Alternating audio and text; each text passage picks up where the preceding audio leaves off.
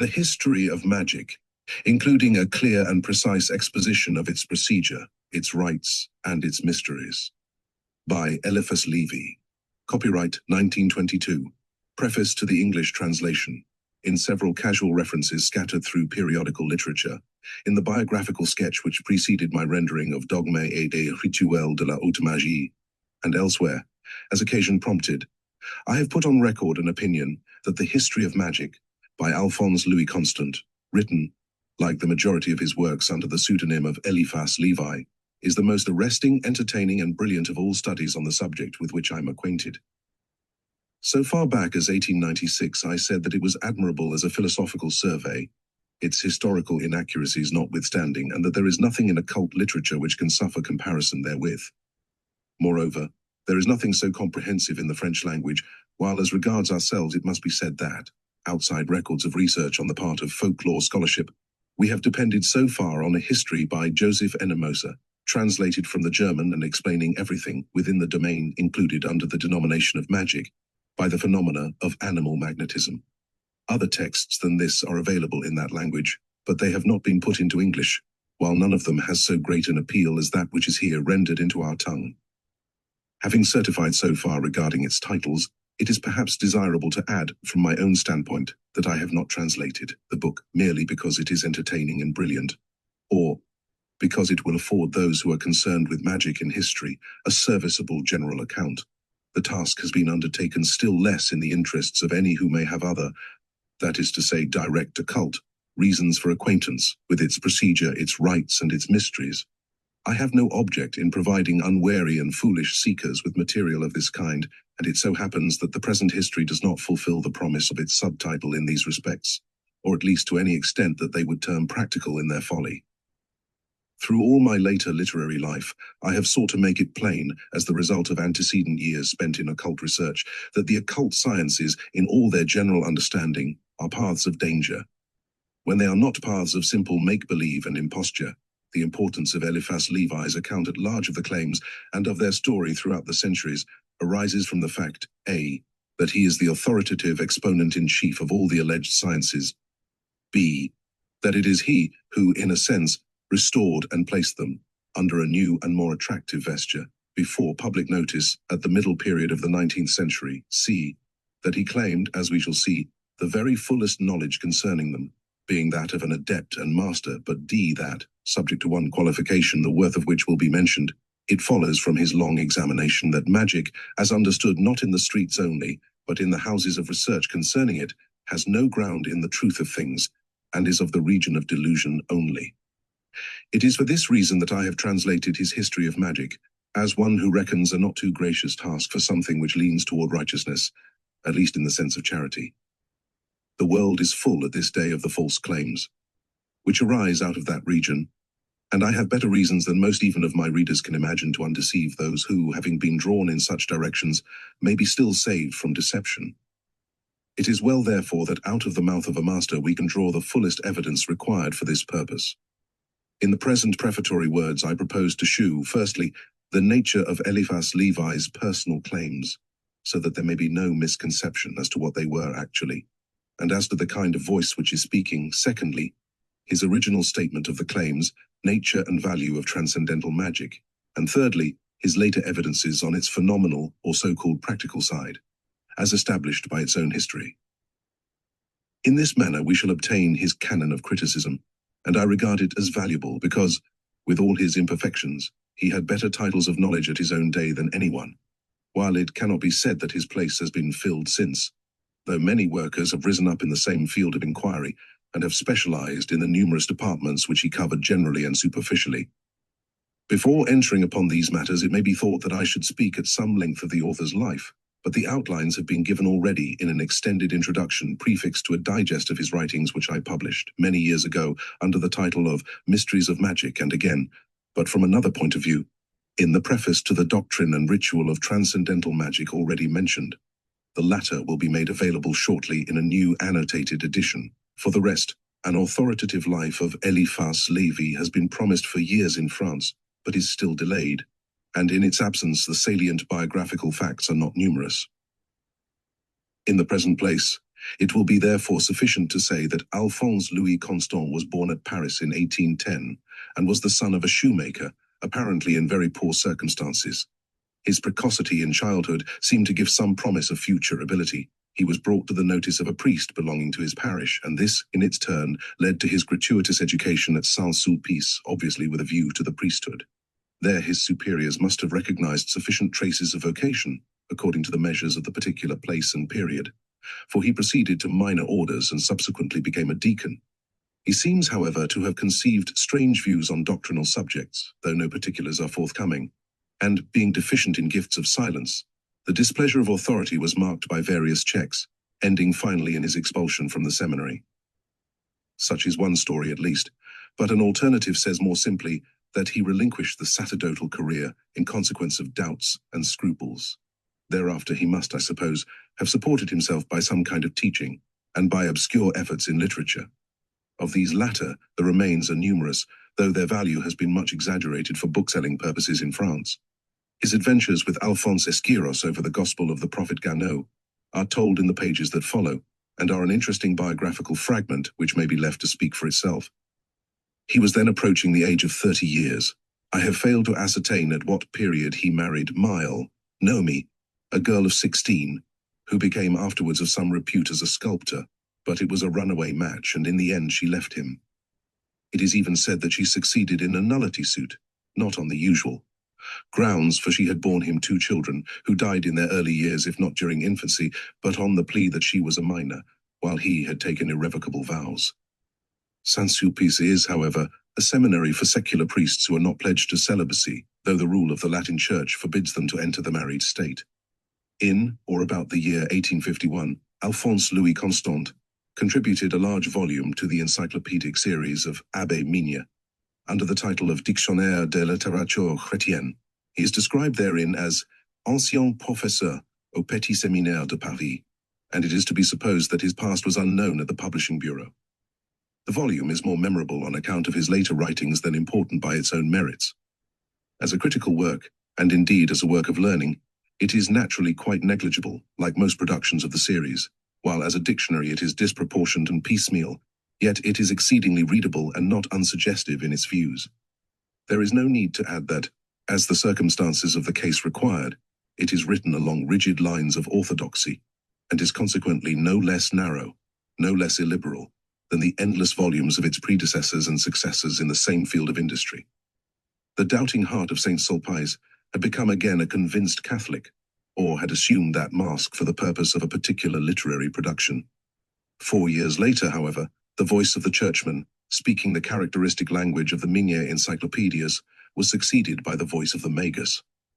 The doctrine of transcendental magic appeared in 1855, the ritual. In 1856, and henceforth Alphonse Louis Constant, under the pseudonym of Eliphas Levi, which has become almost of European celebrity, was known only as Un, exponent of occult science. It is these works which more especially embody his claims in respect of the alleged science and in respect of his own absolute authority thereon and therein. Various later volumes, which followed from his pen in somewhat rapid succession, are very curious when compared with the doctrine and ritual for their apparent submission to church authority and their parade of sincere orthodoxy. I have dealt with this question at length in my introduction to the mysteries of magic, and I shall be dispensed therefore from covering the same ground in the present place. Such discrepancy notwithstanding, Eliphas Levi became, in a private as well as in a public sense, a teacher of occult science and of Kabbalism as its primary source. It was apparently his means of livelihood. He was in Paris during the siege which brought the Franco-German War to its disastrous close, and he died in 1875, fortified by the last rites of the Catholic Church. He left behind him a large sheaf of manuscripts, many of which have been published since, and some await an editor. Passing now to the subject in chief of this preface, it is affirmed as follows in the doctrine and ritual of transcendental magic. 1. There is a potent and real magic, popular exaggerations of which are actually below the truth. 2. There is a formidable secret which constitutes the fatal science of good and evil. 3. It confers on man powers apparently superhuman. 4. It is the traditional science of the secrets of nature which has been transmitted to us from the Magi. 5.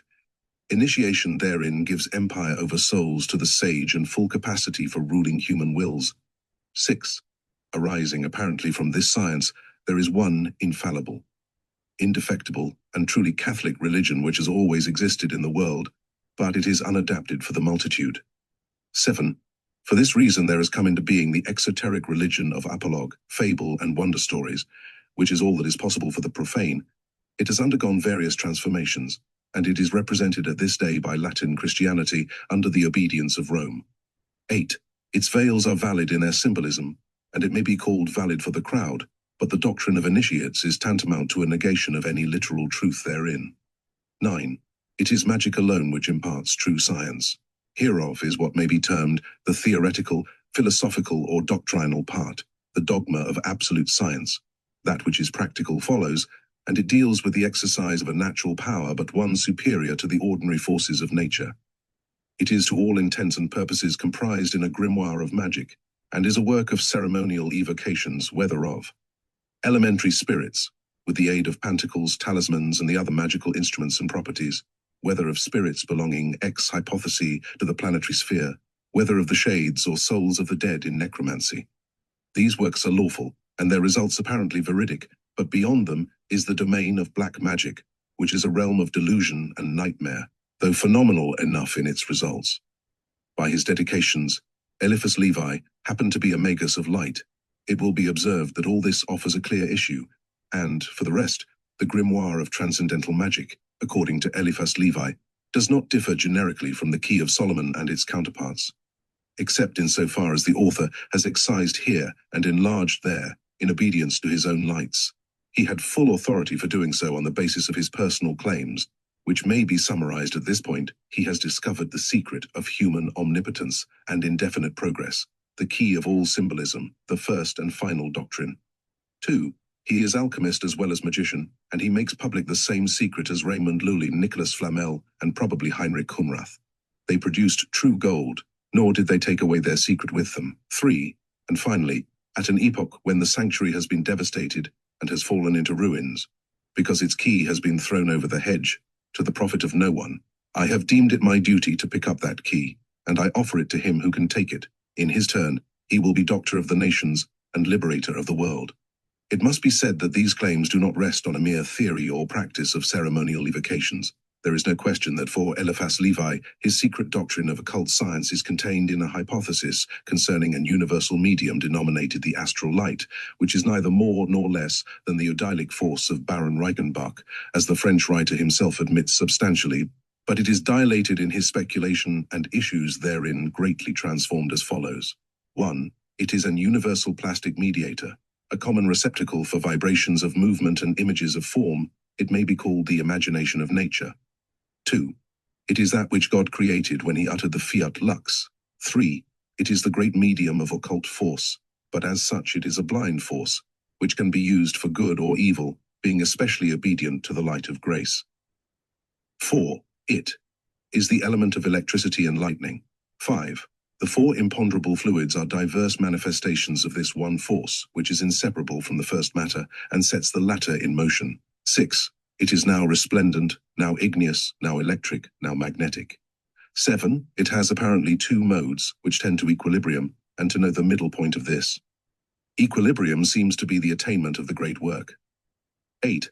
It is ethereal in the infinite, astral in stars and planets, metallic, specific or mercurial in metals, vegetable in plants, vital in animals, magnetic or personal in men.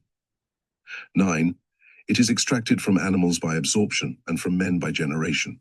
10. In magic it is the glass of visions, the receptacle of all reflections. The seer has his visions therein, the diviner divines by its means, and the magus evokes spirits. 11. When the astral light is fixed about a center by condensation, it becomes the philosophical stone of alchemy, in which form it is an artificial phosphorus, containing the concentrated virtues of all generative heat. 12. When condensed by a triple fire, it resolves into oil, and this oil is the universal medicine.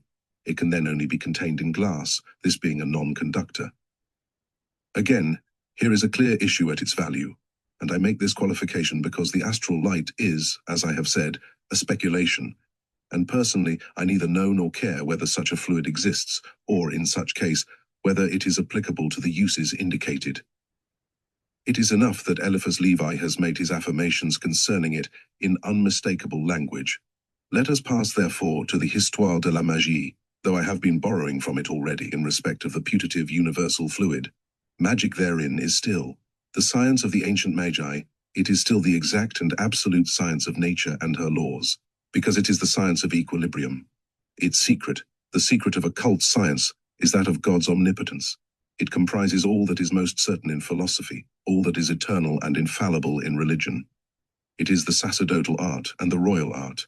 Its chief memorial is found in Kabbalism, but it derives apparently from primeval Zoroastrian doctrine, of which Abraham seems to have been a depository. This doctrine attained its perfection in Egypt. Thereafter, on its religious side, the succession appears to have been A. from Egypt to Moses, B. from Moses to Solomon, through certain custodians of the secret law in Jewry, C. from the temple at Jerusalem to St. Peter's at Rome, though the method of transition is obscure, as that which was affirmed previously is still maintained, namely, that Rome has lost the Kabalistic keys. It is naturally left to our conjecture as to when the Church possessed them, from Eliphas Levi's point of view, perhaps in the days of Dionysius, perhaps in those of Synesius, but not from my standpoint, and so the question remains. Now, if these things do not differ specifically from the heads of the previous testimony, on the surface and in the letter thereof, it is no less certain that there is a marked distinction alike in general atmosphere and inward spirit. About this all can satisfy themselves who will compare the two texts, and I need not insist on it here. What, however, in the Histoire de la Magie, has befallen that practical side which, after all the dreamings, the high and decorative philosophy, the adornments now golden, now meretricious, was the evidence, term and crown of the previous work. Those who are reading can again check me, but my answer is this: whether the subject of the moment is the art of evoking spirits, whether it is old cases of possession, whether it is witchcraft or necromancy, whether it is modern phenomena like direct writing, table rapping, and the other occurrences of spiritism, as they were known to the writer and his period, they have one and all fallen under the ban of unreserved condemnation.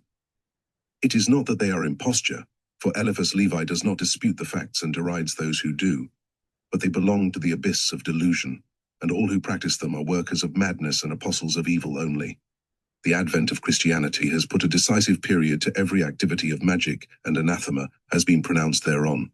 It is from this point of view that Levi takes the disciple through each century of the subject, sometimes indeed explaining things from the standpoint of a complete skeptic, sometimes as Joseph Enemosa might himself have explained them, but never, no, not once like the authorized exponent of practical magic who has tried the admirable and terrifying experiments, who returns to say that they are true and real, which is the testimony of the doctrine and ritual if these volumes can be held to signify anything. Necromancy as a science of the abyss, spiritism as the abyss, giving up every form of delusion, sorcery, witchcraft, as rich indeed in testimony, but to human perversity alone, apart from intervention of diabolism belonging to the other world. I testify with my whole heart to the truth of these accusations, though I do not believe that the unseen world is so utterly cut off from the world of things manifest as Eliphas Levi considered in his own paradoxical moods.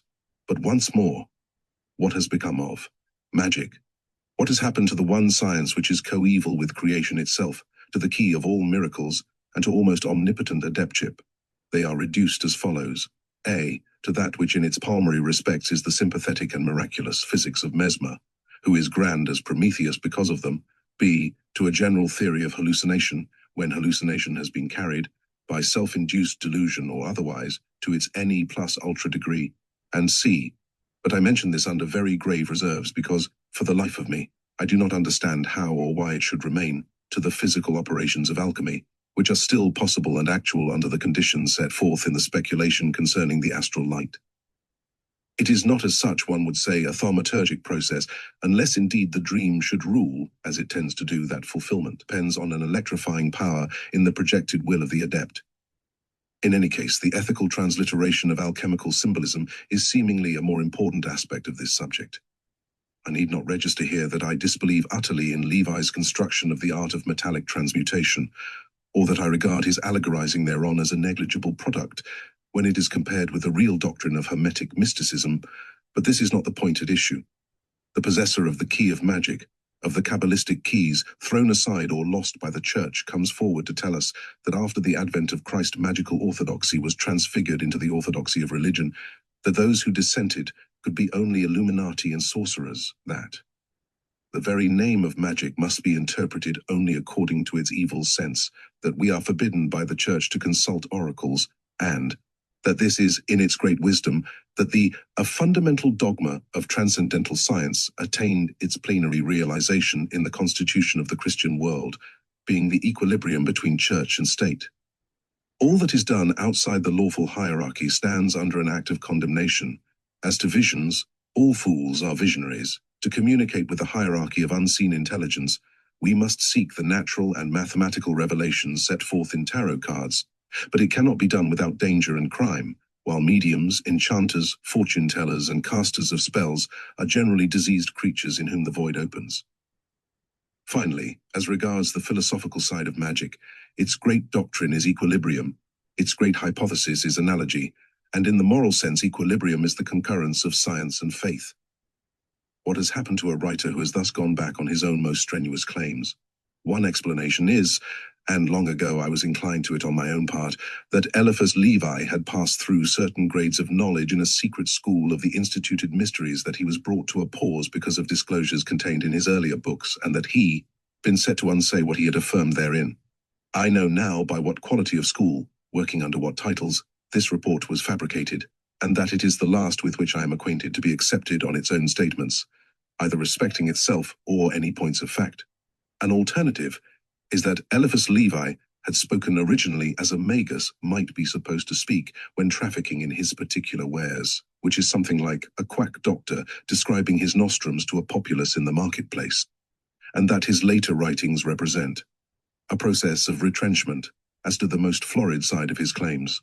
This notion is apart from all likelihood, because it offers no reason for the specific change in policy, while, if it be worthwhile to say so, I do not regard Levi as comparable to a quack doctor.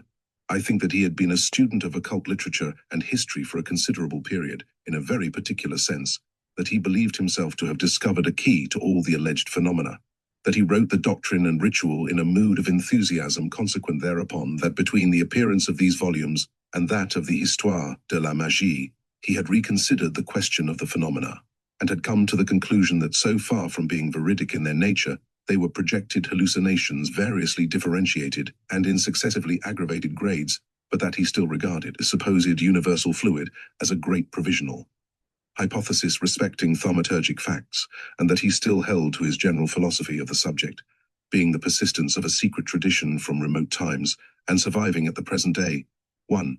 in the tenets of Kabbalism, and 2. in the pictorial symbols of the tarot. It is no part of my province in the present connection to debate his views either on the fact of a secret tradition or on the alleged modes of its perpetuation. My standpoint is known otherwise and has been expressed fully elsewhere. But in the explanation just given, I feel that I have saved the sincerity of one who has many titles to consideration, who is still respected by many, and for whom my own discriminating sympathy has been expressed frequently in no uncertain way. I have saved it so far, at least, as can be expected. One does not anticipate that a Frenchman, an occultist, and a magus is going to retract distinctly under the eye of his disciples, more especially when he has testified so much. I feel further that I have justified the fact of the present translation of a work which is memorable in several respects, but chiefly as the history of a magic which is not magic, as a testimony which destroys indeed the whole imputed basis of its subject. It does not follow that Levi's explanation of physical phenomena, especially of the modern kind, is always or generally correct. But some of it is workable in its way, and my purpose is more than served if those who are drawn toward the science of the mystics may be led hereby to take warning as to some of the dangers and false seemings which fringe that science. A few things remain to be said. Readers of his history must be prepared for manifold inaccuracies which are to be expected in a writer like Eliphas Levi. Those who know anything of Egypt, the antiquities of its religion and literature, will have a bad experience with a chapter on Hermetic magic. Those who know Eastern religion on its deeper side will regard the discourse on magic in India as title deeds of all incompetence, while in respect of later Jewish theosophy, I have had occasion in certain annotations to indicate that Levi had no extensive knowledge of those Kabalistic texts. on the importance of which he dwells so much, and about which he claims to speak with full understanding. He presents, however, some of their lesser aspects. As regards the religion of his childhood, I feel certainly that it appealed to him strongly through all his life, and in the revulsion which seems to have followed the doctrine and ritual, he was drawn back towards it, but rather as to a great hierarchic system and a great sequence of holy pageants, of living symbolism. Respecting the root matter of its teachings, probably he deceived himself better than he fooled his readers. In a multitude of statements and in the spirit of the text throughout, it is certain that the Histoire de la Magie offers negation of dogma on its absolute side. We obtain a continual insight into free subsurface opinions, ill-concealed under external conformity to the Church, and we get also useful sidelights on the vanity of the author's sham submissions. In this manner, we know exactly what quality of sentiment led him to lay all his writings at the foot of the seat of Peter, for Peter to decide thereon. It is needless to add that his constructions of doctrine throughout are of the last kind that would be commended to the custodians of doctrine. At the same time, there is very little doubt that he believed genuinely in the necessity of a hierarchic teaching, that, in his view, it reposed from a very early period in certain sanctuaries of initiation, that the existence of these is intimated in the records of the Mosaic dispensation, that they were depositories of science rather than revelation, that Kabalistic literature is one of their witnesses, but that the sanctuaries were everywhere in the world, Egypt and Greece included. Of all these, the Church of Christ is the heir, and though it may have lost the keys of knowledge, though it mistakes everywhere the sign for the thing signified, it is, from his standpoint, entitled to our respect as a witness and at least a qualified obedience. I think that Eliphas Levi has said true things and even great things on the distinctions and analogies between science and faith, but the latter he understood as aspiration, not as experience. A long essay on the mystics, which is perhaps his most important contribution to the Dictionnaire de littérature chrétienne, indicates that. He was thinly acquainted with the mind of Suso, St. John of the Cross, St. Teresa, and St. Francis of Sales. Accordingly, he has a word here and there on the interior life and its secrets, but of that which remains for the elect in the heights of sanctity, he had no consciousness whatever. For him, the records of such experience are literature and mystic poetry, and as he is far from the term herein, so is he remote also when he discourses of false mystics, meaning Gnostic sects, Albigensian sects, Illuminati so-called, and members of secret heretical societies representing reformed doctrine. As the religion of the mystics is my whole concern in literature, let me add that the true idea of religion is not constituted by universal suffrage, but by the agreement of those who have attained in the divine experience that which is understood by attainment. In conclusion, after we have set aside, on the warrants of this history, the phenomenal side of magic, that which may be held to remain in the mind of the author is transcendental magic, referred to when I spoke of a qualification earlier in these remarks. But by this is to be understood so much of the old philosophical systems as had passed within his consciousness and had been interpreted therein. It will be unacceptable to most readers at this day, but it has curious aspects of interest and may be left to stand at its value. A.E.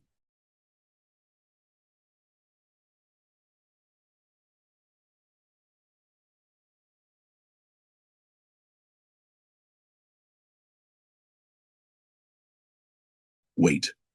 Introduction. Magic has been confounded too long with the jugglery of mountebanks, the hallucinations of disordered minds, and the crimes of certain unusual malefactors. There are otherwise many who would promptly explain magic as the art of producing effects in the absence of causes, and on the strength of such a definition, it will be said by ordinary people, with the good sense which characterizes the ordinary, in the midst of much injustice, that magic is an absurdity. But it can have no analogy, in fact, with the descriptions of those who know nothing of the subject. Furthermore, it is not to be represented as this or that by any person whomsoever. It is that which it is, drawing from itself only, even as mathematics do, for it is the exact and absolute science of nature and her laws. Magic is the science of the ancient Magi, and the Christian religion, which silenced the counterfeit oracles and put a stop to the illusions of false gods, does, this notwithstanding, revere those mystic kings who came from the east, led by a star, to adore the Savior of the world in his cradle.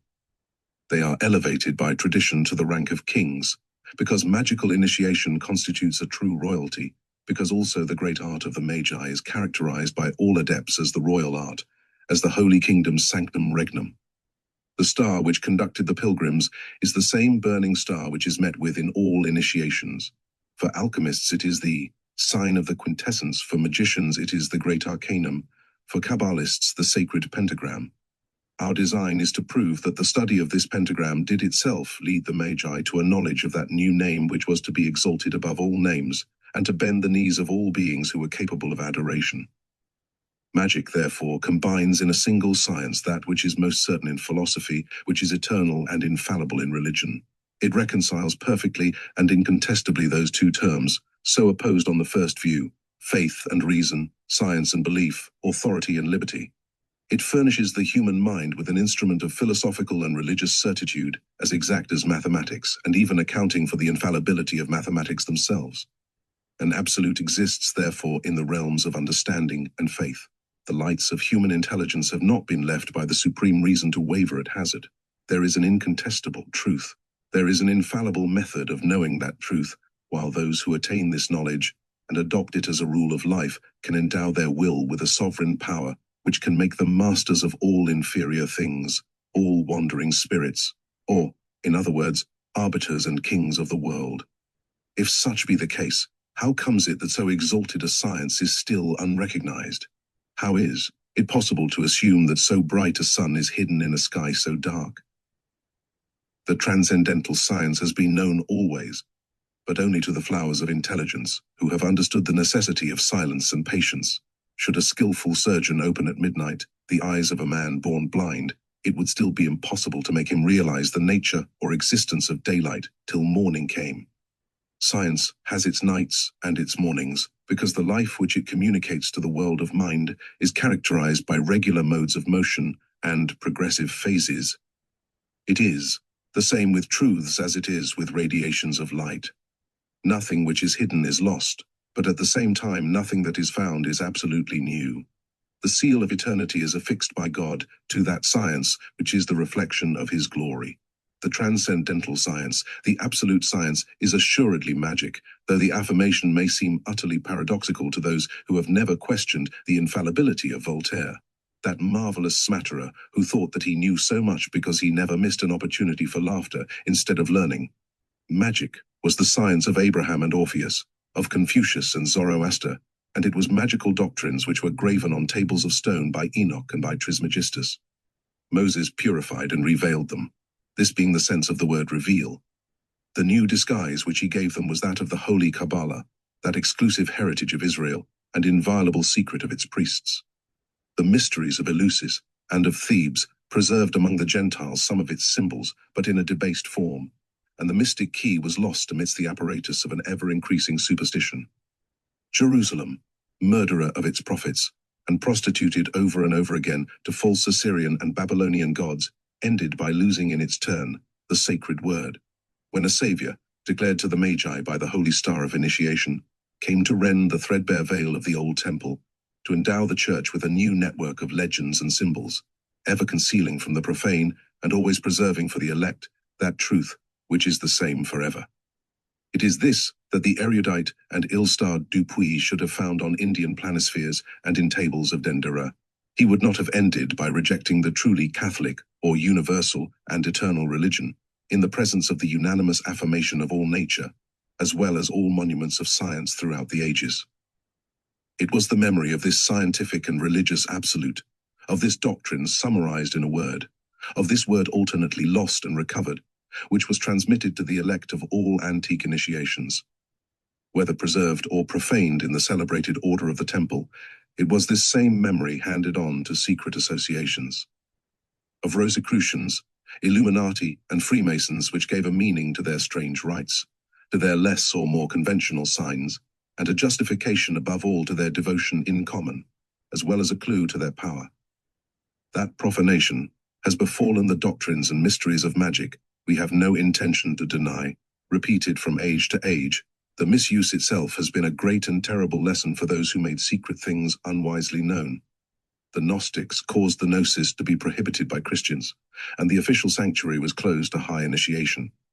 The hierarchy of knowledge was thus compromised by the intervention of usurping ignorance, while the disorders within the sanctuary were reproduced in the state, for, willingly or otherwise, the king always depends from the priest, and it is towards the eternal additum of divine instruction that earthly powers will ever look for consecration and for energy to ensure their permanence. The key of science has been thrown to children, as might have been expected. It is now therefore mislaid and practically lost. This notwithstanding, a man of high intuitions and great moral courage, Count Joseph de Maistre, who was also a resolute Catholic, acknowledging that the world was void of religion and could not so remain, turned his eyes instinctively towards the last sanctuaries of occultism and called with heartfelt prayers for that day when the natural affinity which subsists between science and faith should combine them in the mind of a single man of genius. "This will be grand," said he. "It will finish that 18th century which is still with us. We shall talk then of our present stupidity as we now dilate on the barbarism of the Middle Ages." The prediction of Count Joseph de Maistre is in course of realization. The alliance of science and faith, accomplished long since, is here in fine made manifest, though not by a man of genius. Genius is not needed to see the sun, and moreover, it has never demonstrated anything but its rare greatness, and its lights inaccessible to the crowd. The grand truth demands only to be found, when the simplest will be able to comprehend it and to prove it also at need. At the same time, that truth will never become vulgar, because it is hierarchic and because anarchy alone humors the bias of the crowd. The masses are not in need of absolute truths. Were it otherwise, progress would be arrested and life would cease in humanity. The ebb and flow of contrary ideas, the clash of opinions, the passions of the time, ever impelled by its dreams, are necessary to the intellectual growth of peoples. The masses know it full well, and hence they desert so readily the chair of doctors to collect about the rostrum of mountebanks. Some even who are assumed to be concerned in philosophy, and that perhaps especially, too often resemble the children playing at charades, who hasten to turn out those who know.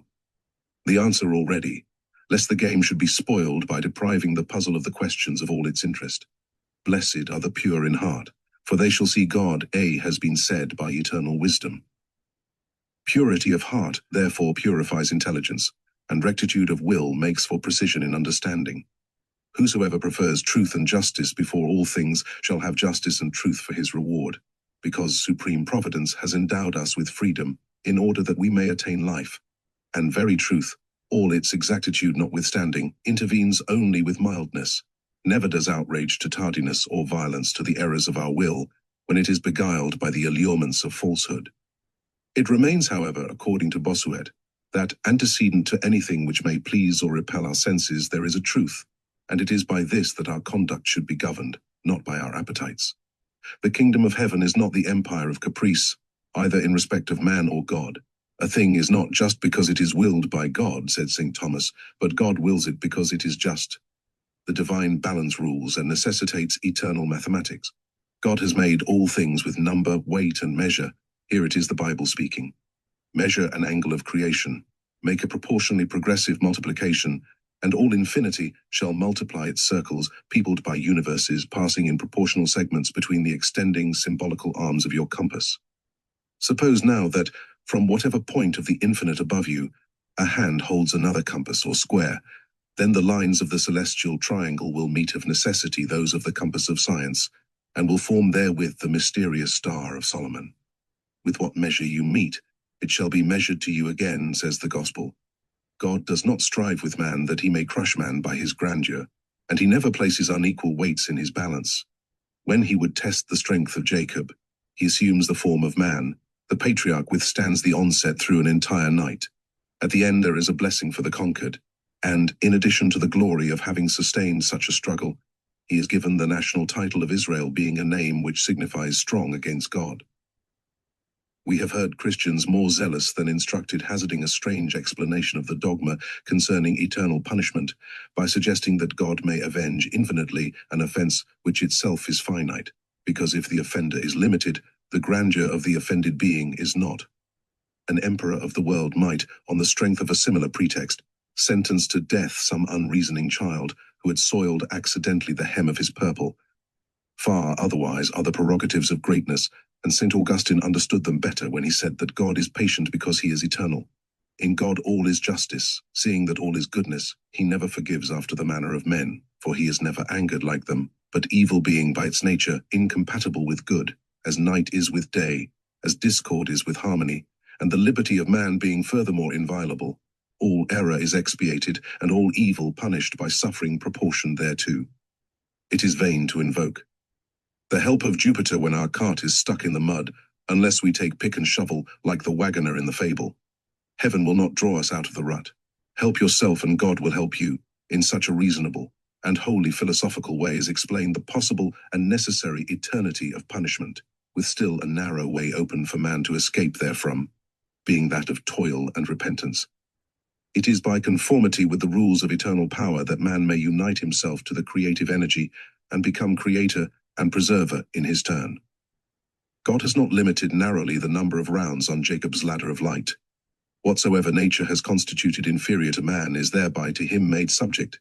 It is for man to extend his domain in virtue of continual ascent, length, and even perpetuity of life, the field of air and its storms, the earth and its metallic veins, light and its wondrous illusions, darkness and the dreams thereof, death and its ghosts. All these do therefore obey the royal scepter of the Magi, the shepherd's staff of Jacob, and the terrible wand of Moses. The adept becomes king of the elements, transmuter of metals, interpreter of visions, controller of oracles, master of life in fine, according to the mathematical order of nature and conformably to the will of the supreme intelligence. This is magic in all its glory. But is there anyone who in these days will dare to give credence to such words? The answer is, those who will study loyally and attain knowledge frankly. We make no attempt to conceal truth under the veil of parables or hieroglyphical signs. The time has come when everything should be told, and we propose to tell everything. It is our intention, in short, to unveil that ever-secret science which, as we have indicated, is hidden behind the shadows of ancient mysteries, which the Gnostics betrayed clumsily, or rather disfigured unworthily, which is recognized dimly under the darkness shrouding the pretended crimes of Templars, which is met with once again beneath the now impenetrable enigmas of high-grade Masonic rites. We purpose further to bring into open day the fantastic king of the Sabbath, to expose the very roots of black magic and its frightful realities, long since surrendered to the region of the grandchildren of Voltaire. For a great number of readers, magic is the science of the devil, even as the science of light is identified with that of darkness. We confess boldly at the outset that we are not in terror of the devil. My fear is for those who fear him, said Santa Teresa. But we testify also that he does not prompt our laughter, and that the ridicule of which he is often the object seems to us exceedingly misplaced. However this may be, it is our intention to bring him before the light of science. But the devil and science, the apposition of two names so strangely incongruous, must seem to have disclosed the whole intent in view. If the mystic personification of darkness be thus dragged into light, is it not to annihilate the phantom of falsehood in the presence of truth? Is it not to dispel in the day all formless monsters of the night? Superficial persons will think so, and will condemn without hearing.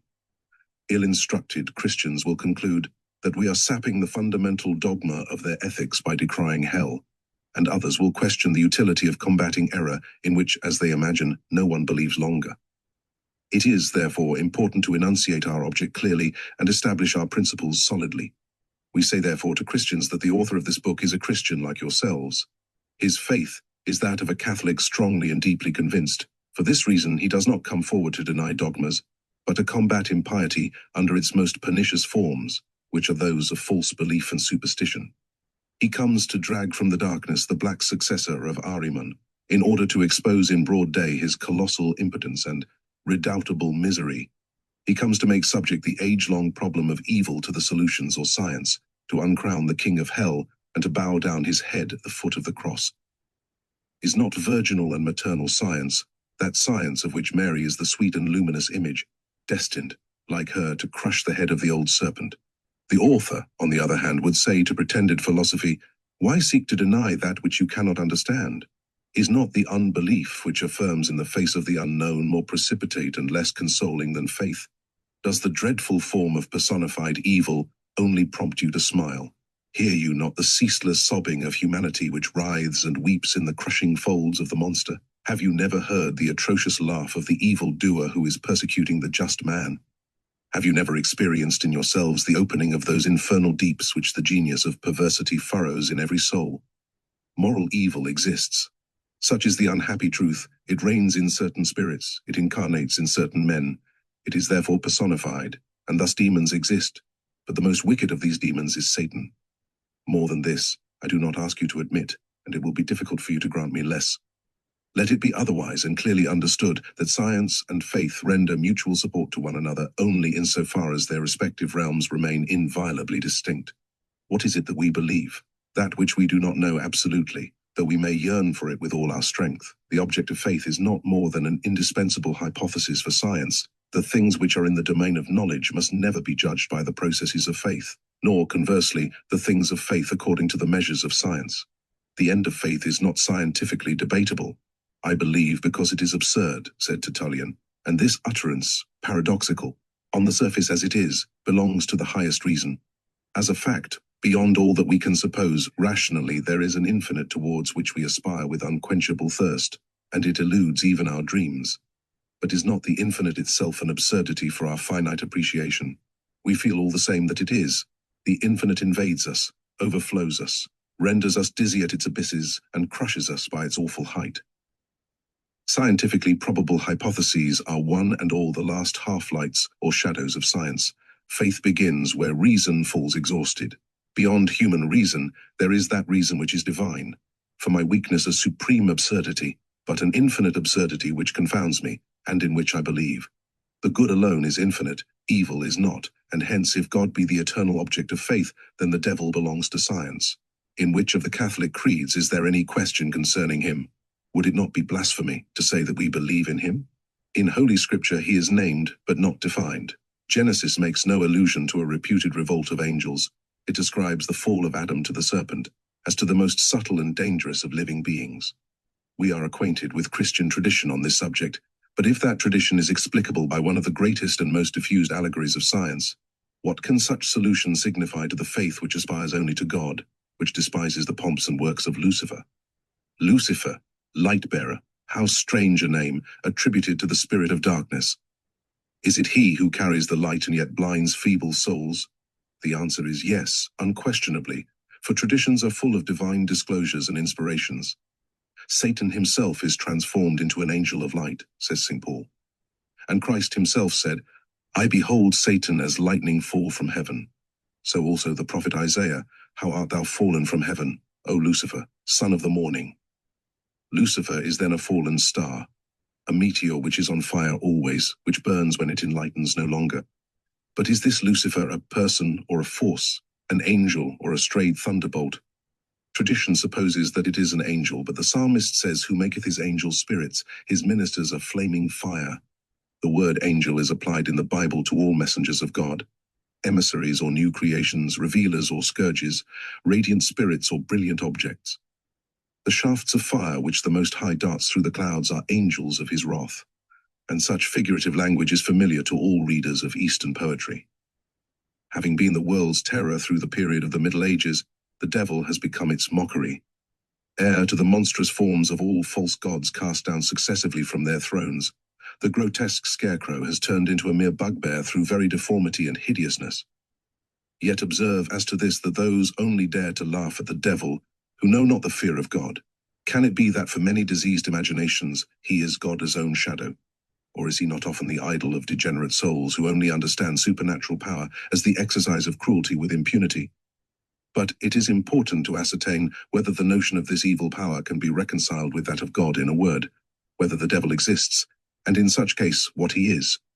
There is no longer any question of superstition or of ridiculous invention. It is a question of religion alone, and hence of the whole future, with all the interests of humanity. Strange reasoners indeed are we. We call ourselves strong-minded when we are indifferent to everything, except material advantages, as for example money, and we leave to their own devices the ideas which are mothers of opinions, and may, or at least can, by their sudden veering, upset all fortunes. A conquest of science is much more important than the discovery of a gold mine. Given science, gold is utilized in the service of life. Given ignorance, wealth furnishes only destroying weapons. For the rest, it is to be understood absolutely that our scientific revelations pause in the presence of faith, that, as Christian and Catholic, our work is submitted entirely to the supreme judgment of the Church. This said, to those who question the existence of a devil, We would point out that whatsoever has a name exists. Speech may be uttered in vain, but in itself it cannot be vain, and it has a meaning invariably. The word is never void, and if it be written that it is in God, as also that it is God, this is because it is the expression and the proof of being and of truth. The devil is named and personified in the gospel, which is the word of truth. He exists therefore and can be considered as a person. But here it is the Christian who differs. Let science or reason speak, these two are one. Evil exists. It is impossible to doubt it. We can work good or evil. There are beings who work evil knowingly and willingly. The spirit which animates these beings and prompts them to do ill is bewrayed, turned aside from the right road, and thrown across the path of good as an obstacle. This is the precise meaning of the Greek word diabolos, which we render as devil. The spirits who love and perform evil are accidentally bad. There is therefore a devil who is the spirit of error, willful ignorance, vertigo. There are beings under his obedience who are his envoys, emissaries, angels, and it is for this reason that the gospel speaks of an eternal fire which is prepared, and in a sense predestined, for the devil and his angels. These words are themselves a revelation, so let us search their meaning, giving, in the first place, a concise definition of evil. Evil is the absence of rectitude in being. Moral evil is falsehood in action, as the lie is a crime in speech. Injustice is of the essence of lying, and every lie is in injustice. When that which we utter is just, there is no falsity. When that which we do is equitable and true in mode, there is no sin. Injustice is the death of moral being, as lying is the poison of intelligence. The false spirit is therefore a spirit of death. Those who hearken to him become his dupes, and are by him poisoned. But if we had to take his absolute personification seriously, he would be himself absolutely dead and absolutely deceived, which means that the affirmation of his existence must imply a patent contradiction. Jesus said that the devil is a liar like his father.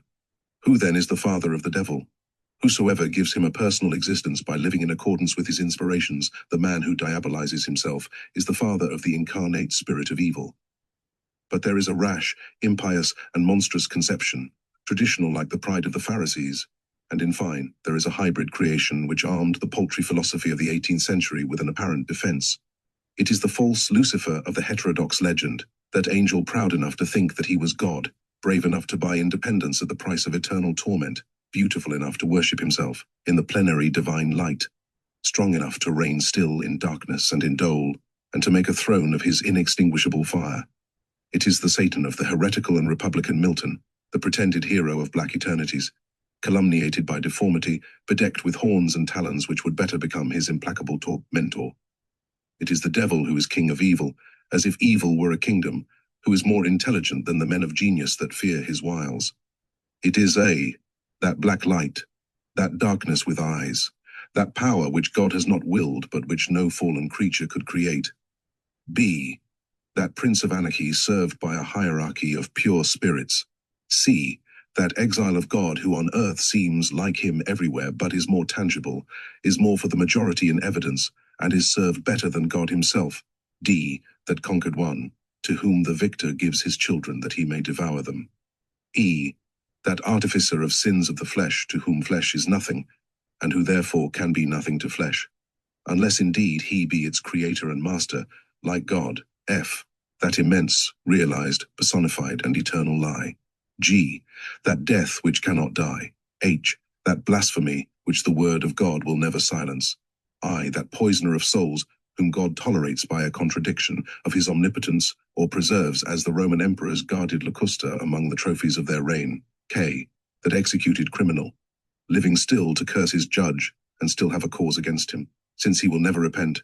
L, that monster accepted as executioner by the sovereign power, and who, according to the forcible expression of an old Catholic writer, may term God the God of the devil by describing himself as a devil of God. Such is the irreligious phantom which blasphemes religion. Away with this idol which hides our Saviour, down with the tyrant of falsehood, the black god of Manichaeans, the Ahriman of old idolaters. Live God and his word incarnate, who saw Satan fall from heaven. And live Mary, the divine mother, who crushed the head of the infernal serpent. So cry with one voice the traditions of saints, and so cry faithful hearts. The attribution of any greatness whatsoever to a fallen spirit is a slander on divinity. The ascription of any royalty whatsoever to the rebel spirit is to encourage revolt and be guilty, at least in thought, of that crime which the horror of the Middle Ages termed sorcery. For all the offences visited with death on the old sorcerers were real crimes, and were indeed the greatest of all. They stole fire from heaven. Like Prometheus, they rode winged dragons and the flying serpent, like Medea. They poisoned the breathable air, like the shadow of the manchineal tree. They profaned sacred things, and even used the body of the Lord in works of destruction and malevolence. How is all this possible? Because there is a composite agent, a natural and divine agent, at once corporeal and spiritual, an universal plastic mediator, a common receptacle for vibrations of movement and images of form, a fluid and a force which may be called, in a sense at least, the imagination of nature. By the mediation of this force, every nervous apparatus is in secret communication together.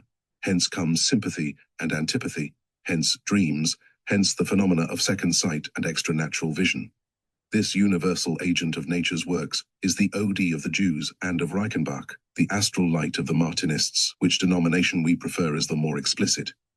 The existence and possible employment of this force constitute the great secret of practical magic. It is the wand of thaumaturgy and the key of black magic. It is the Edenic serpent who transmitted to Eve the seductions of a fallen angel. The astral light warms, illuminates, magnetizes, attracts, repels, vivifies, destroys, coagulates, separates, breaks and conjoins everything, under the impetus of powerful wills. God created it on the first day when he said, "Let there be light." This force of itself is blind but is directed by egregores, that is, by chiefs of souls, or, in other words, by energetic and active spirits. Herein is the complete explanatory theory of prodigies and miracles, how, as a fact, could good and bad alike compel nature to reveal her hidden forces. How could there be divine and diabolical miracles? How could the reprobate and bewrayed spirit have more power in certain ways and cases than the just spirit, which is, in truth, so powerful in simplicity and wisdom, unless we postulate an instrument which all can use upon certain conditions, but some for the great good and others for the great evil? Pharaoh's magicians accomplished at first the same miracles as Moses. The instrument which they used was therefore the same. The inspiration alone differed when they confessed themselves conquered. They proclaimed that for them, human powers had reached their limit, and that there must be something superhuman in Moses. This took place in Egypt, that mother of magical initiations, that land where it was all cult science, hierarchic and sacred instruction. Was it, however, more difficult to make flies appear than frogs? No, assuredly, but the magicians knew that the fluidic projection by which the eyes are biologized cannot proceed beyond certain bounds, and these had been passed already by Moses. A particular phenomenon occurs when the brain is congested or overcharged by astral light. Sight is turned inward instead of outward. Night falls on the external and real world, while fantastic brilliance shines on the world of dreams. Even the physical eyes experience a slight quivering and turn up inside the lids. The soul then perceives by means of images the reflection of its impressions and thoughts. This is to say that the analogy subsisting between idea and form attracts in the astral light a reflection representing that form, configuration being the essence of the vital light. It is the universal imagination, of which each of us appropriates a lesser or greater part according to our grade of sensibility and memory. Therein is the source of all apparitions, all extraordinary visions, and all the intuitive phenomena peculiar to madness or ecstasy. The appropriation or assimilation of the light by clairvoyant sensibility is one of the greatest phenomena which can be studied by science. It may be understood in a day to come that seeing is actually speaking, and that the consciousness of light is a twilight of eternal life in being. The word of God himself, who creates light, and is uttered by all intelligence that conceives of forms and seeks to visualize them. Let there be light. Light in the mode of brightness exists only for eyes which look thereon, and the soul enamored with the pageant of universal beauty, and fixing its attention on that luminous script of the endless book which is called Things Manifest, seems to cry on its own part, as God at the dawn of the first day, the sublime and creative words, Fiat lux. We do not all see with the same eyes, and creation is not for all the same in color and form. Our brain is a book printed within and without, and with the smallest degree of excitement, the writing becomes blurred, as occurs continually in cases of intoxication and madness. Dream then triumphs over real life and plunges reason in a sleep which knows no waking. This condition of hallucination has its degrees. All passions are intoxications. All enthusiasms are comparative and graduated manias. The lover sees only infinite perfections encompassing that object by which he is fascinated. But unhappy infatuation of voluptuaries, tomorrow this odor of wine which allures him will become a repugnant reminiscence, causing 1,000 loathings and 1,000 disgusts. To understand the use of this force, but never to be obsessed and never overcome thereby, is to trample on the serpent's head, and it is this which we learn from the magic of light. In such secrets are contained all mysteries of magnetism, which name can indeed be applied to the whole practical part of antique transcendental magic. Magnetism is the wand of miracles, but it is this for initiates only, for rash and uninstructed people who would sport with it, or make it subserve their passions. It is as dangerous as that consuming glory which, according to the allegorical fable, destroyed the too ambitious Semele in the embraces of Jupiter. One of the great benefits of magnetism is that it demonstrates by incontestable facts the spirituality, unity, and immortality of the soul, and these things once made certain, God is manifested to all intelligences and all hearts.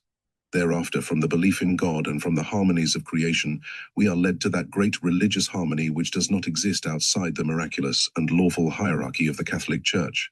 For this alone has preserved all traditions of science and faith. The primal tradition of the one and only revelation has been preserved under the name of Kabalah by the priesthood of Israel.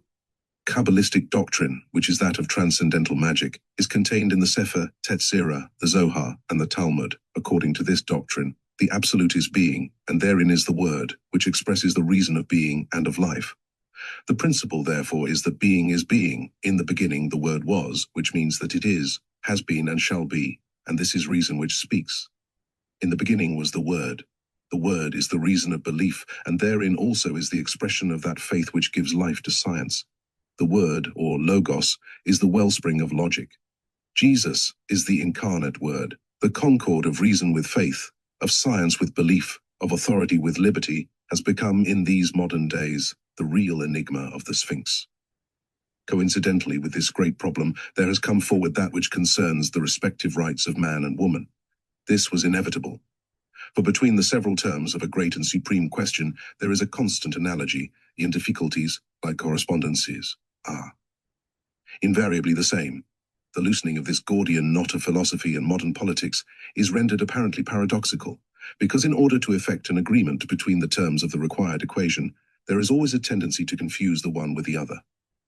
If there is anything that deserves to be called supreme absurdity, it is to inquire how faith becomes a reason a belief and liberty an authority, or reciprocally, how the woman becomes a man and the man a woman. The definitions themselves intervene against such confusion, and it is by maintaining a perfect distinction between the terms and so only that we can bring them into agreement.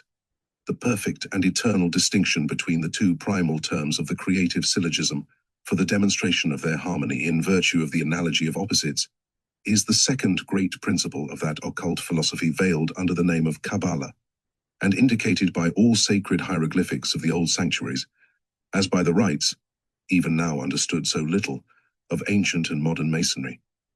We read in scripture that Solomon erected 2 brazen columns before the door of his temple, one of them being called Jachin, and the other Boaz, meaning the strong and the weak.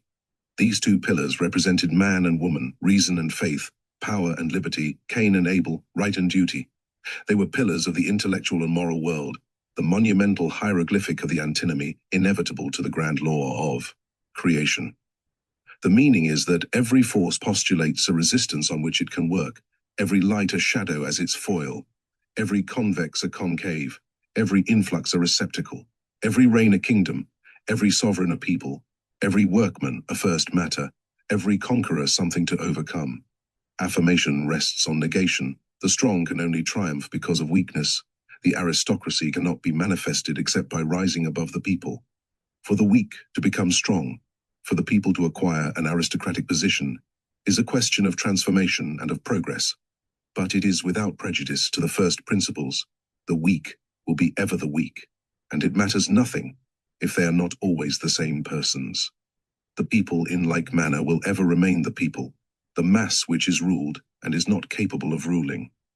In the vast army of inferiors, every personal emancipation is an automatic desertion, which happily is imperceptible because it is replaced, also automatically. A king nation, or a people of kings, would presuppose the slavery of the world and anarchy in a single city, outside all discipline, as at Rome in the days of its greatest glory. A nation of sovereigns would be inevitably as anarchic as a class of experts, or of scholars who deemed that they were masters. There would be none to listen. All would dogmatize and all give orders at once. The radical emancipation of womanhood falls within the same category. If, integrally and radically, the woman leaves the passive and enters the active condition, she abdicates her sex and becomes man, or rather, as such a transformation is impossible physically, she attains affirmation by a double negation, placing herself outside both sexes, like a sterile and monstrous androgyne. These are strict consequences of the great Kabalistic dogma, respecting that distinction of contraries which reaches harmony by the analogy of their proportions. This dogma once recognized, and the application of its results being made universally by the law of analogies, will mean a discovery of the greatest secrets concerning maternal sympathy and antipathy. It will mean also a discovery of the science of government in things political, in marriage, in all branches of occult medicine, whether magnetism, homeopathy, or moral influence. Moreover, and as it is intended to explain, the law of equilibrium in analogy leads to the discovery of an universal agent, which was the grand secret of alchemists and magicians in the Middle Ages. It has been said that this agent is a light of life, by which animated beings are rendered magnetic, electricity being only its accident and transient perturbation, so to speak. The practice of that marvelous Kabalah, to which we shall turn shortly, for the satisfaction of those who look, in the secret sciences, after emotions rather than wise teachings, reposes entirely in the knowledge and use of this agent. The religion of the Kabbalists is at once hypothesis and certitude, for it proceeds from known to unknown by the help of analogy. They recognize religion as a need of humanity, as an evident and necessary fact, and it is this alone which for them is divine, permanent, and universal revelation.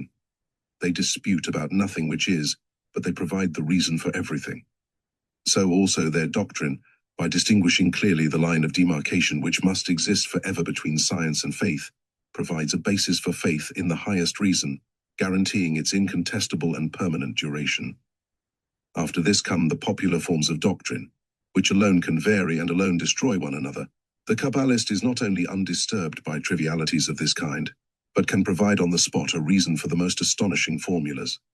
It follows that his prayer can be joined to that of humanity at large, to direct it by illustrations from science and reason, and draw it into orthodox channels. If Mary be mentioned, he will revere the realization in her of all that is divine in the dreams of innocence, all that is adorable in the sacred enthusiasm of every maternal heart. It is not he who will refuse flowers to adorn the altars of the Mother of God, or white banners for her chapels, or even tears for her ingenuous legends. It is not he who will mock at the newborn God weeping in the manger or the wounded victim of Calvary. He repeats, nevertheless, from the bottom of his heart, like the sages of Israel and the faithful believers of Islam, there is no God but God. For the initiates of true science, this signifies, there is but one being, and this is being. But all that is expedient and touching in beliefs, but the splendor of rituals, the pageant of divine creations, the grace of prayers, the magic of heavenly hopes, are not these the radiance of moral life in all its youth and beauty? Could anything alienate the true initiate from public prayers and temples? Could anything raise his disgust or indignation against religious forms of all kinds? It would be the manifest unbelief of priests or people, want of dignity in the ceremonies of the cultus. In a word, the profanation of holy things. God is truly present when he is worshipped by recollected souls and feeling hearts. He is absent, sensibly and terribly, when discussed without light or zeal, that is to say, without understanding or love. The adequate conception of God, according to instructed Kabbalism, is that which was revealed by St. Paul when he said that to attain God we must believe that he is, and that he recompenses those who seek him out. So is there nothing outside the idea of being, in combination with the idea of goodness and justice? These alone are absolute. To say that there is no God or to define what he is constitutes equal blasphemy. Every definition of God hazarded by human intelligence is a recipe of religious empiricism, out of which superstition will subsequently extract a devil. In Kabalistic symbolism, the representation of God is always by a duplicated image, one erect, the other reversed, one white, and the other black. In such manner did the sages seek to express the intelligent and vulgar conceptions of the same idea, that of the god of light and the god of shadow. To the miscomprehension of this symbol must be referred the Persian Ahriman, that black but divine ancestor of all demons. The dream of the infernal king is but a false notion of God.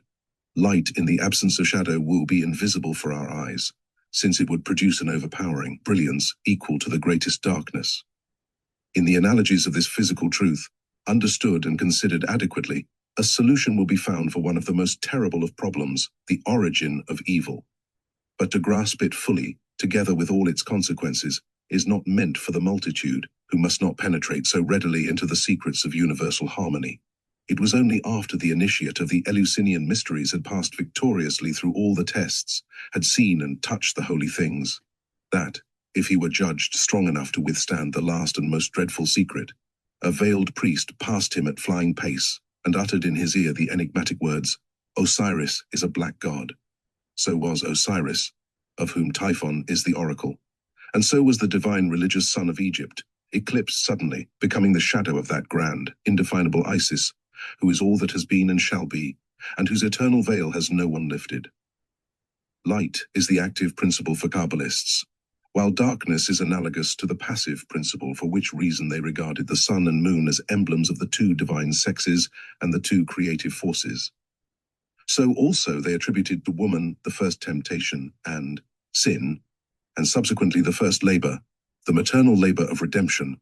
It is from the bosom of the dark itself that light is reborn.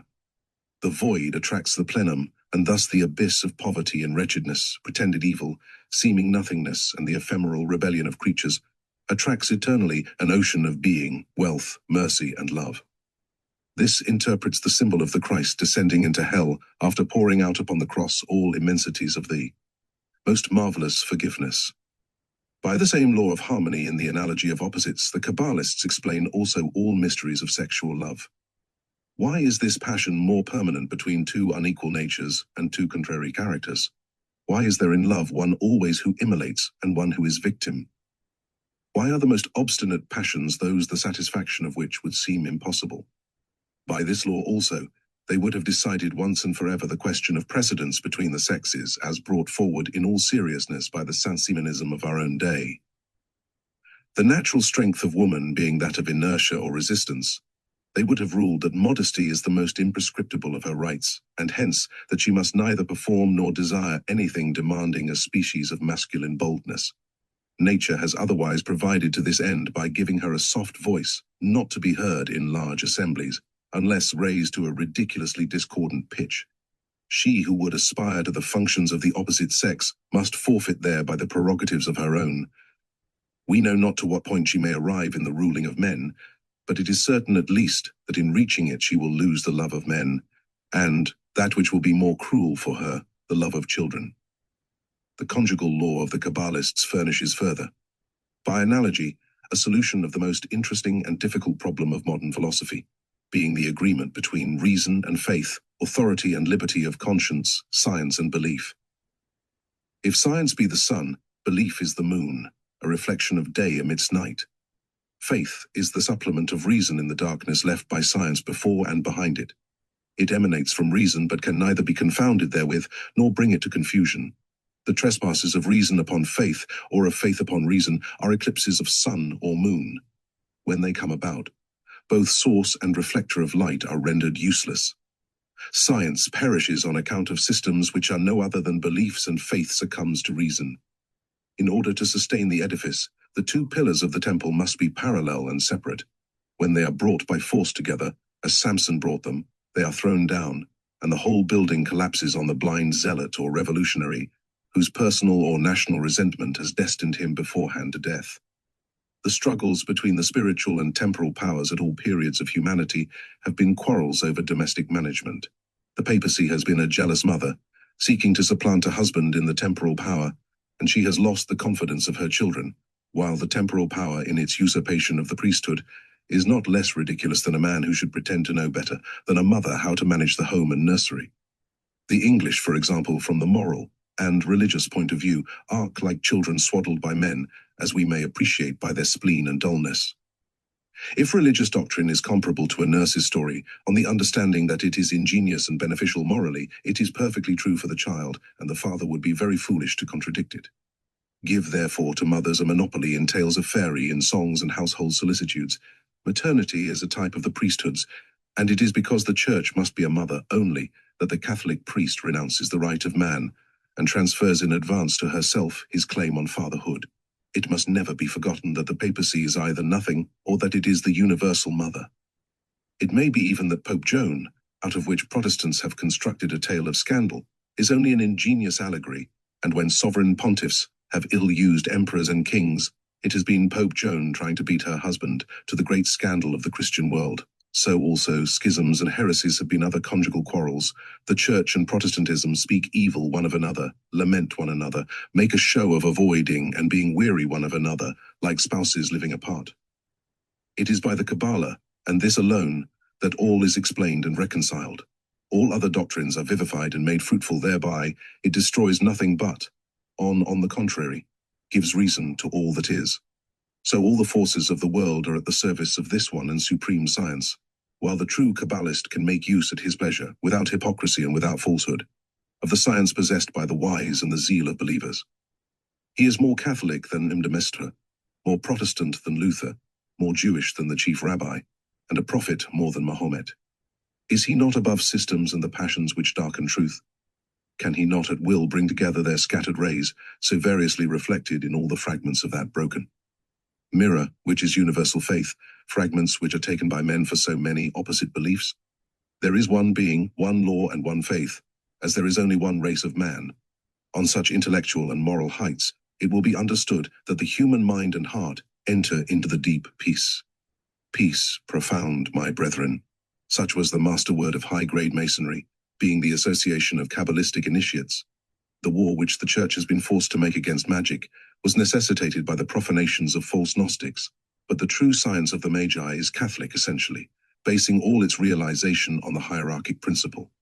Now, the only serious and absolute hierarchy is found in the Catholic Church, and hence true adepts have always shown for it the deepest respect and obedience. Henry Cunrath alone was a resolute Protestant, but in this he was a German of his period rather than a mystic citizen of the eternal kingdom. The essence of anti-Christianity is exclusion and heresy.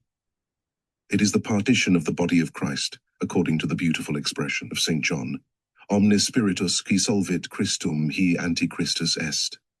The reason is that religion is charity, and that there is no charity in anarchy.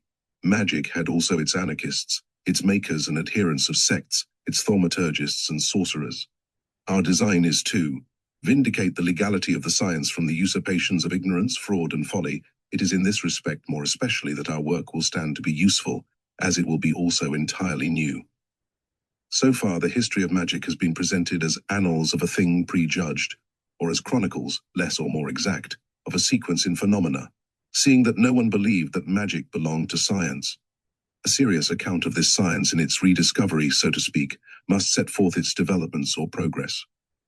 We are walking in open sanctuary instead of among ruins, and we find that the holy places, so long buried under the debris of 4 civilizations, have been preserved more wonderfully than the mummified cities which excavation has unearthed, in all their dead beauty and desolate majesty, beneath the lava of Vesuvius. Bossuet, in his magnificent work, has shown US religion bound up everywhere with history. But what would he have said had he known that a science which, in a sense, was born with the world, provides an explanation of primeval dogmas, belonging to the one and universal religion, in virtue of their combination with the most incontestable theorems of mathematics and reason? Dogmatic magic is the key of all secrets as yet unfathomed by the philosophy of history, while practical magic alone opens the secret temple of nature to that power of human will which is ever limited, yet ever progressive. We are far from any impious pretense of explaining the mysteries of religion by means of magic, but our intention is to indicate after what manner science is compelled to accept and revere those mysteries. It shall be said no longer that reason must humble itself in the presence of faith. On the contrary, it must do honor to itself by believing, since it is faith which saves reason from the horrors of the void on the brink of the abyss, and it is its bond of union with the infinite. Orthodoxy in religion is respect for the hierarchy as the sole guardian of unity. Let us therefore not fear to repeat that magic is essentially the science of the hierarchy, remembering clearly that, before all things else, it condemns anarchic doctrines, while it demonstrates, by the very laws of nature, that harmony is inseparable both from power and authority. The chief attraction of magic for the great number of curious persons is that they see therein an exceptional means for the satisfaction of their passions. The unbeliever's horizon is of the same order. The avaricious would deny that there is any secret of Hermes corresponding to the transmutation of metals, for otherwise they would buy it and so enjoy wealth. But they are fools who believe that such a secret is sold. Of what use would be money to those who could make gold? That is true, says the skeptic. But if you, Eliphas Levi, possessed it, would you not be richer than we are? Who has told you that I am poor? Have I asked for anything at your hands? Where is the sovereign in the world who can boast that he has acquired from me any secret of science?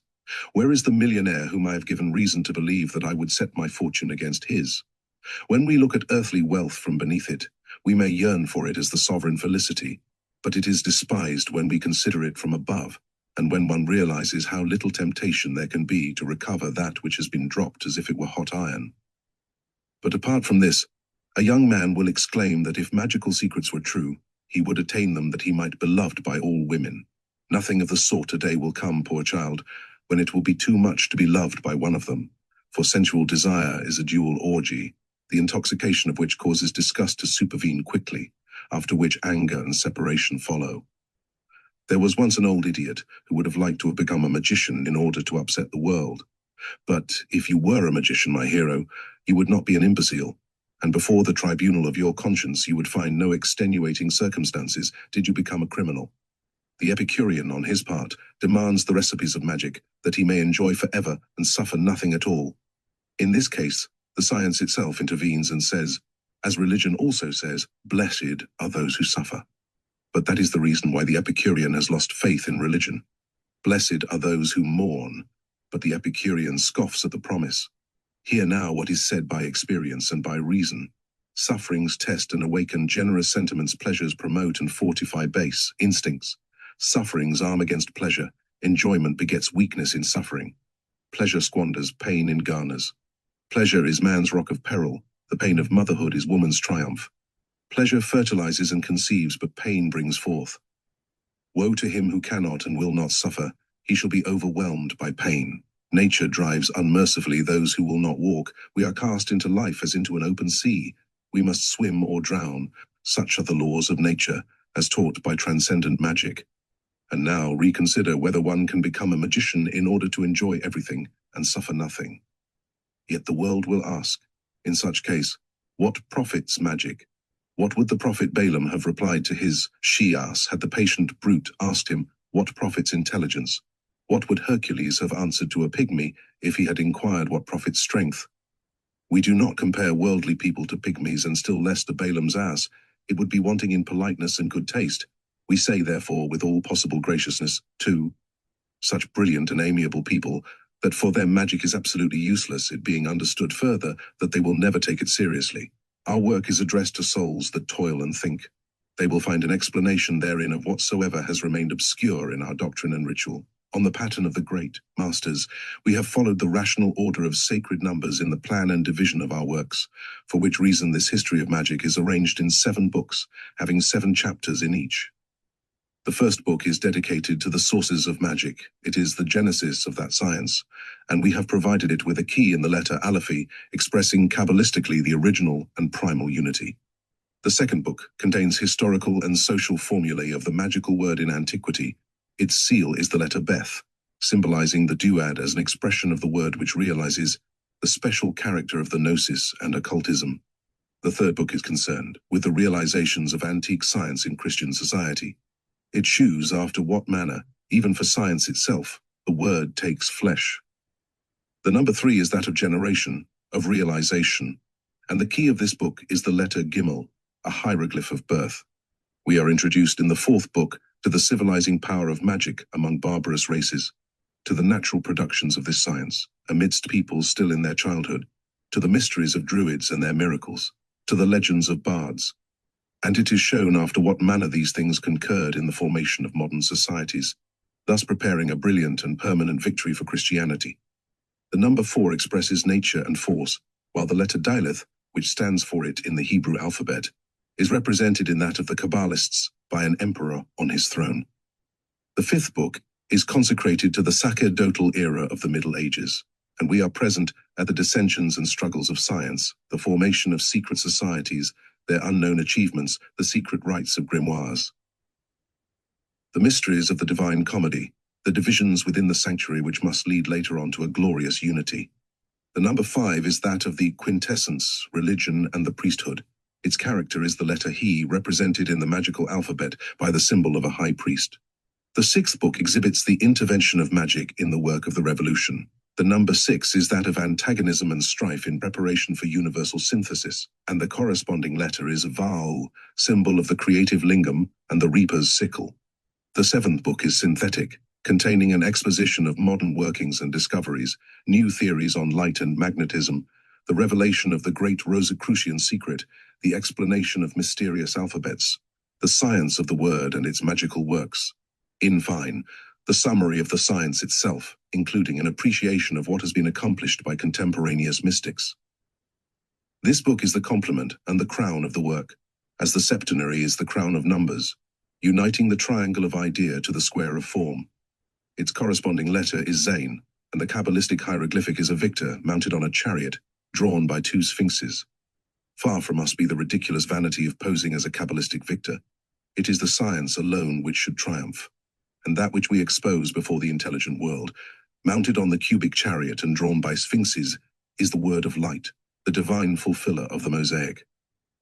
Kabalah, the human son of the gospel, that man-God who has come once as Savior and will manifest soon as Messiah, that is, as definitive and absolute King of temporal institutions. It is this thought which animates our courage and sustains our hope. But now it remains to submit all our conceptions, all our discoveries, and all our labors to the infallible judgment of the hierarchy. To the authorized men of science be that which belongs to science, but the things which connect with religion are set apart to the Church alone, and to that one hierarchic Church, the preserver of unity, which has been Catholic, Apostolic, and Roman, from the days of Christ Jesus to our own. To scholars our discoveries, to bishops our aspirations and beliefs. Woe to the child who believes himself wiser than his parents, to the man who acknowledges no masters, to that dreamer who thinks and prays by himself. Life is an universal communion, and in such communion do we find immortality. He who isolates himself is given over to death thereby, and an eternity of isolation would be eternal death. Eliphas Levi. Book 1, The Derivations of Magic. Book 1, The Derivations of Magic. Aleph. Chapter 1. Fabulous sources. The apocryphal Book of Enoch says that there were angels who consented to fall from heaven that they might have intercourse with the daughters of earth. For in those days the sons of men having multiplied, there were born to them daughters of great beauty. And when the angels, or sons of heaven, beheld them, they were filled with desire, wherefore they said to one another, Come, let us choose wives from among the race of man, and let us beget children. Their leader Samyasa answered thereupon and said, Perchance you will be wanting in the courage needed to fulfill this resolution, and then I alone shall be answerable for your fall. But they swore that they would in no wise repent, and that they would achieve their whole design. Now there were 200 who descended on Mount Ammon, and it was from this time that the mountain received its designation, which signifies Mount of the Oath. Hereinafter follow the names of those angelic leaders who descended with this object: Samyasa, chief among all, Urakabaramil, Azabil, Tamiel, Ramuel, Danel, Azalsil, Sarakuyal, Asael, Armas, Batral, Ananes, Avabe, Samsavil, Etrai, Turel, Jomiel, Araziel. They took wives with whom they had intercourse, to whom also they taught magic, the art of enchantment, and the diverse properties of roots and trees. Amazarak gave instruction in all secrets of sorcerers. Barkayal was the master of those who study the stars. Akabil manifested signs, and Azaradel taught the motions of the moon. This legend of the Kabalistic Book of Enoch is a variant account of the same profanation of mysteries which we meet with under another form of symbolism in the history of the sin of Adam.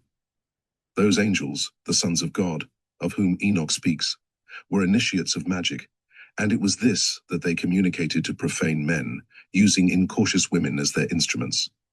They split upon the rock of sense attraction, becoming enamored of the female sex, and the secrets of royalty and priesthood were extracted from them unawares.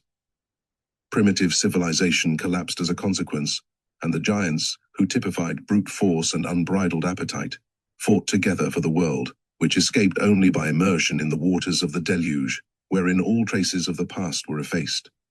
This deluge symbolized that universal confusion into which humanity is brought of necessity when it ignores and does outrage to the harmonies of nature. There is kinship between the fall. Of Samyasa and that of Adam, the lure of sense seduced both. Both profaned the tree of knowledge, and both were driven far away from the tree of life. It is needless here to discuss the views, or rather the simplicity, of those who take everything literally and believe that knowledge and life were once manifested under the form of trees. Let us confess rather, and only to the deep meaning of sacred symbols. The tree of knowledge does actually inflict death when its fruit is eaten. That fruit is the adornment of this world. Those golden apples are the glitter of earth. In the Arsenal Library, there is a very curious manuscript entitled The Book of the Penitence of Adam, and herein Kabalistic tradition is presented under the guise of legend to the following effect. Adam had two sons, Cain, who signifies brute force, and Abel, the type of intelligence and mildness. Agreement was impossible between them. They perished at each other's hands, and their inheritance passed to a third son named Seth. Here is the conflict of two opposing forces diverted to the advantage of a synthetic and united force. Now Seth, who was just, was permitted to approach as far as the entrance of the earthly paradise without being threatened by the cherub and his flaming sword. In other words, Seth represented primeval initiation. It came to pass in this manner that Seth beheld the tree of knowledge and the tree of life, incorporated together after such a manner that they formed but a single tree, signifying the harmony of science and religion in the transcendental Kabalah. And the angel gave him 3 seeds containing the vital power of the said tree. The reference is here to the Kabbalistic triad. When Adam died, Seth, in obedience to the directions of the angel, placed the 3 seeds in the mouth of his father, as a token of eternal life. The saplings which sprang up from these became the burning bush, in the midst of which God communicated to Moses his eternal name, signifying he who is and is to come. Moses plucked a triple branch of the sacred bush and used it as his miraculous wand. Although separated from its root, the branch continued to live and blossom, and it was subsequently preserved in the ark. King David planted the branch on Mount Zion, and Solomon took wood from each section of the triple trunk to make the 2 pillars, Jachin and Boaz, which were placed at the entrance of the temple. They were covered with bronze, and the 3rd section was inserted at the threshold of the chief gate. It was a talisman which hindered things unclean from entering within. But certain nefarious Levites removed during the night this obstacle to their unholy freedom and cast it, loaded with stones, at the bottom of the temple reservoir. From this time forward, an angel of God troubled the waters of the pool, imparting to them a miraculous value, so that men might be distracted from seeking the tree of Solomon in its depths. In the days of Jesus Christ, the pool was cleansed, and the Jews, finding the beam of wood, which in their eyes seemed useless, carried the latter outside the town and threw it across the brook Cedron. It was over this bridge that our Saviour passed after his arrest at night in the Garden of Olives. His executioners cast him from it into the water, and then in their haste to prepare the instrument and chief of his passion, they took the beam. With them, which was made of 3 kinds of wood, and formed the cross therewith. This allegory embodies all the great traditions of the Kabalah and the secret Christian doctrine of St. John, which is now utterly unknown. It follows that Seth, Moses, David, Solomon, and Christ obtained from the same Kabbalistic tree their royal scepters and pontifical crooks. We can understand in this manner why the Christ was adored in his manger by the Magi. Let us recur, however, to the Book of Enoch, as greater authority attaches to it than can be attributed to an unknown manuscript. The former is cited in the New Testament by the Apostle St. Jude. Tradition refers the invention of letters to Enoch, and it is to him that we must therefore trace back the teachings embodied in the Sefer Tetzirah, which is the elementary work of the Kabalah. Its compiler, according to the rabbins, being the patriarch Abraham as the heir of the secrets of Enoch and as the father initiation in Israel. Enoch would seem in this manner to be identical with the Egyptian Hermes Trismegistus, while the famous Book of Thoth, written throughout in hieroglyphics and in numbers, would be that occult Bible, anterior to the Book of Moses and full of mysteries, to which the initiated William Postel alludes so frequently throughout his works, under the title of the Genesis of Enoch. The Bible says that Enoch did not die, but that God translated him from one life to another. He is to return and confound Antichrist at the end of time, when he will be one of the last martyrs, or witnesses of truth, mentioned in the Apocalypse of St. John. That which is said of Enoch in this respect has been said also of all the great initiators recorded in Kabbalism.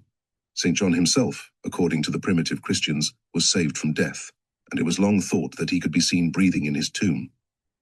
The explanation is that the absolute science of life preserves against death, as the instinct of the people has always led them to divine. However this may be, the extant memorials of Enoch are contained in two books, one of which is hieroglyphic, and the other of the nature of allegory.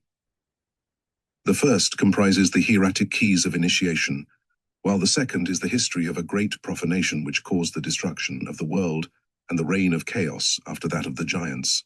Saint Methodius, a bishop in the early days of Christianity, whose writings are found in the collection of the Fathers of the Church, has left a prophetic apocalypse which unfolds the world's history in a series of visions.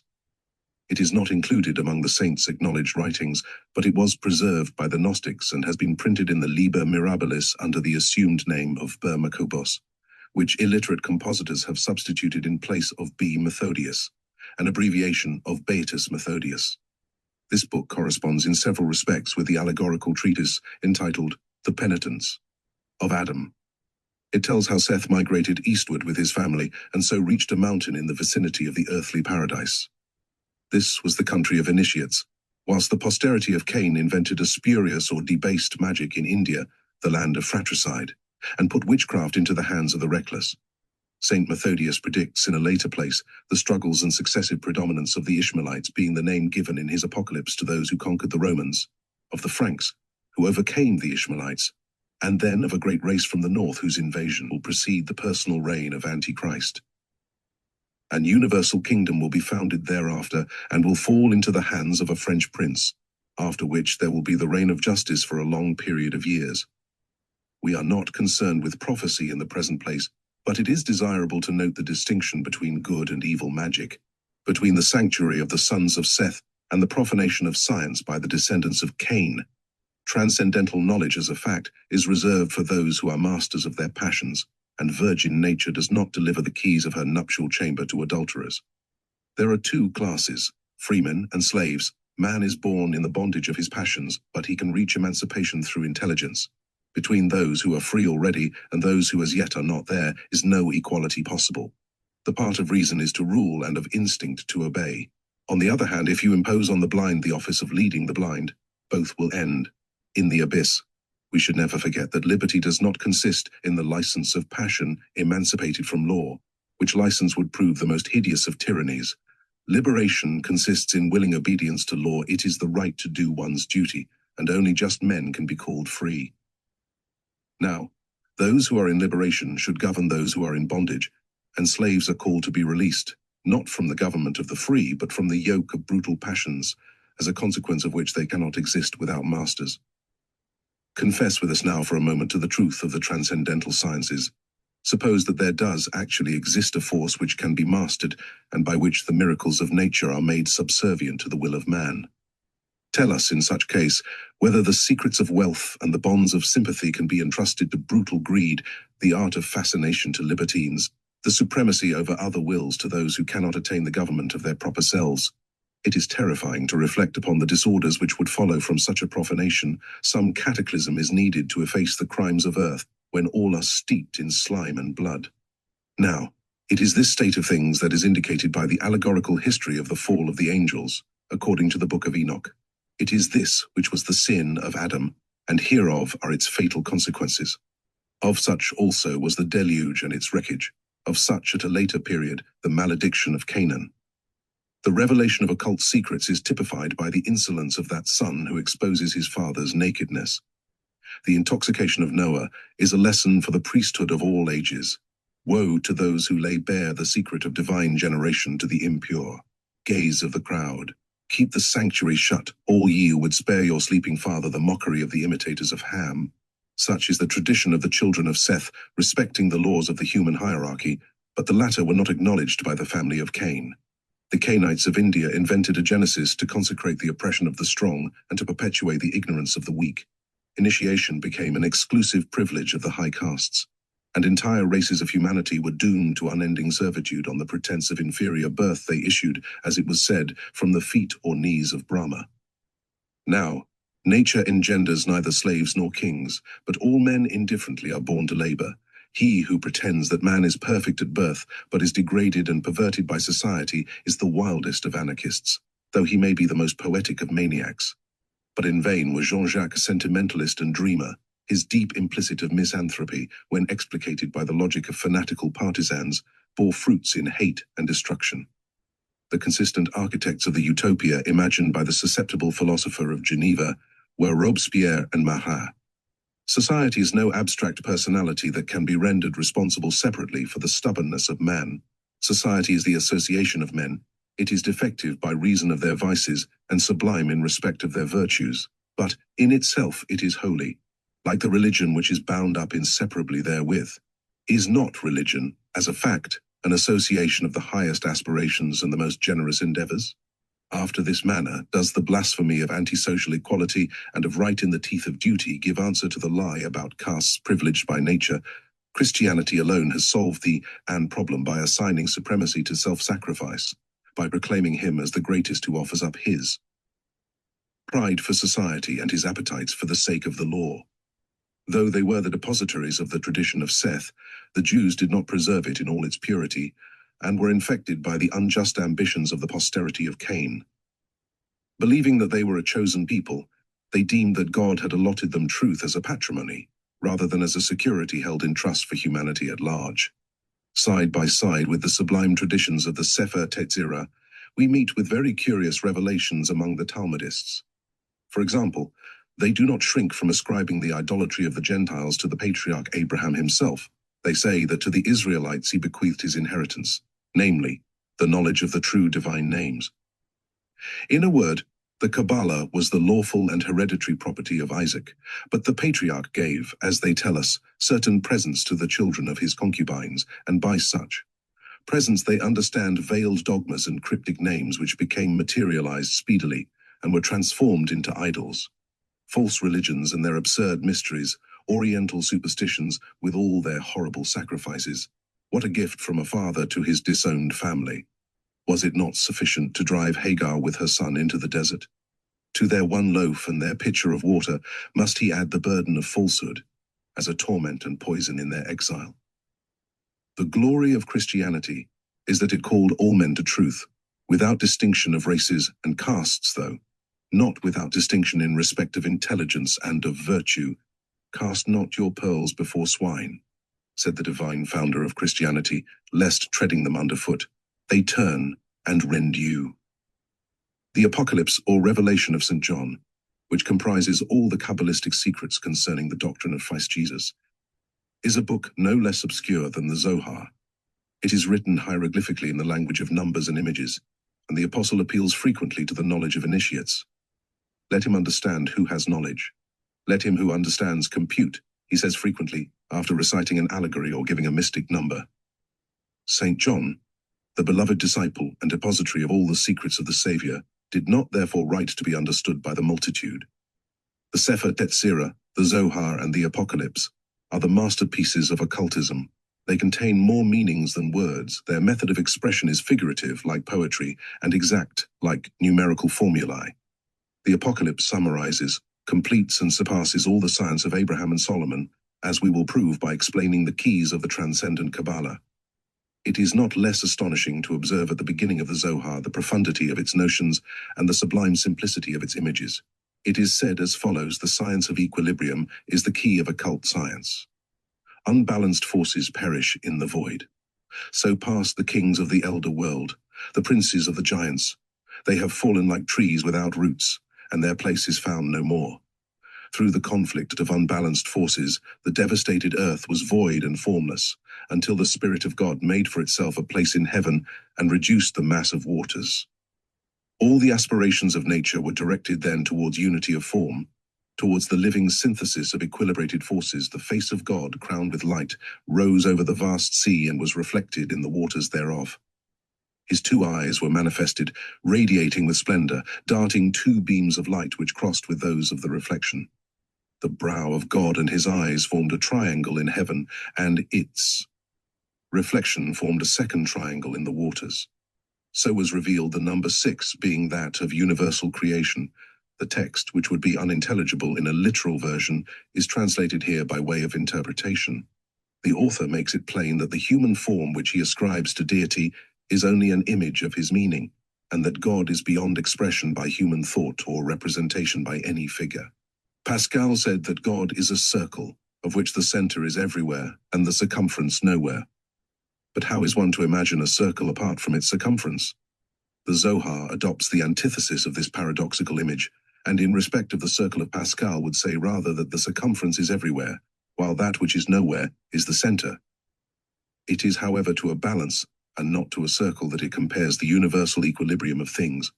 It affirms that equilibrium is everywhere, and so also is that central point where the balance hangs in suspension. We find that the Zohar is thus more forcible and more profound than Pascal. Its author continues as follows his sublime dream. That synthesis of the word, formulated by the human figure, ascended slowly and emerged from the water, like the sun in its rising. When the eyes appeared, light was made. When the mouth was manifested, there was the creation of spirits, and the word passed into expression. The entire head was revealed, and this completed the first day of creation. The shoulders, the arms, the breast arose, and thereupon work began. With one hand the divine image put back the sea, while with the other it raised up continents and mountains. The image grew and grew, the generative organs appeared, and all beings began to increase and multiply. The form stood at length erect, having one foot upon the earth and one upon the waters. Beholding itself at full length in the ocean of creation, it breathed on its own reflection and called its likeness into life. It said, "Let us make man," and thus man was made. There is nothing so beautiful in the masterpiece of any poet as this vision of creation accomplished by the prototype of humanity. Hereby is man but the shadow of a shadow, and yet he is the image of divine power. He also can stretch forth his hands from east to west. To him is the earth given as a dominion. Such is Adam Kadmon, the primordial Adam of the Kabalists. Such is the sense in which he is depicted as a giant. And this is why Swedenborg, haunted in his dreams by reminiscences of the Kabalah, says that entire creation is only a titanic man, and that we are made in the image of the universe. The Zohar is a genesis of light. The Sefer Tetzirah is a ladder of truth. Therein are expounded the 32 absolute symbols of speech, being numbers and letters. Each letter produces a number, an idea, and a form, so that mathematics are applicable to forms and ideas, even as to numbers, in virtue of an exact proportion in perfect correspondence. By the science of the Sefer Tetzirah, the human mind is rooted in truth and in reason. It accounts for all progress possible to intelligence by means of the evolution of numbers. Thus does the Zohar represent absolute truth, while the Sefer Tetzirah furnishes the method of its acquisition, its discernment and application. Chapter 2. Magic of the Magi. It is within probability that Zoroaster is a symbolical name, like that of Thoth or Hermes. According to Eudoxus and Aristotle, he flourished 6,000 years before the birth of Plato, but others say that he antedated the siege of Troy by about 500 years. He is sometimes represented as a king of the Bactrians, but the existence of 2 or 3 distinct Zoroasters is also one of the speculations. Eudoxus and Aristotle alone would seem to have realized that his personality was magical, and this is why they have placed the Kabalistic epoch of an entire world between the birth of his doctrine and the theurgic reign of Platonic philosophy. As a fact, there are 2 Zoroasters, that is to say, 2 expounders of mysteries, one being the son of Ormuzd and the founder of an enlightened instruction, the other being the son of Ahriman and the author of a profanatory unveiling of truth.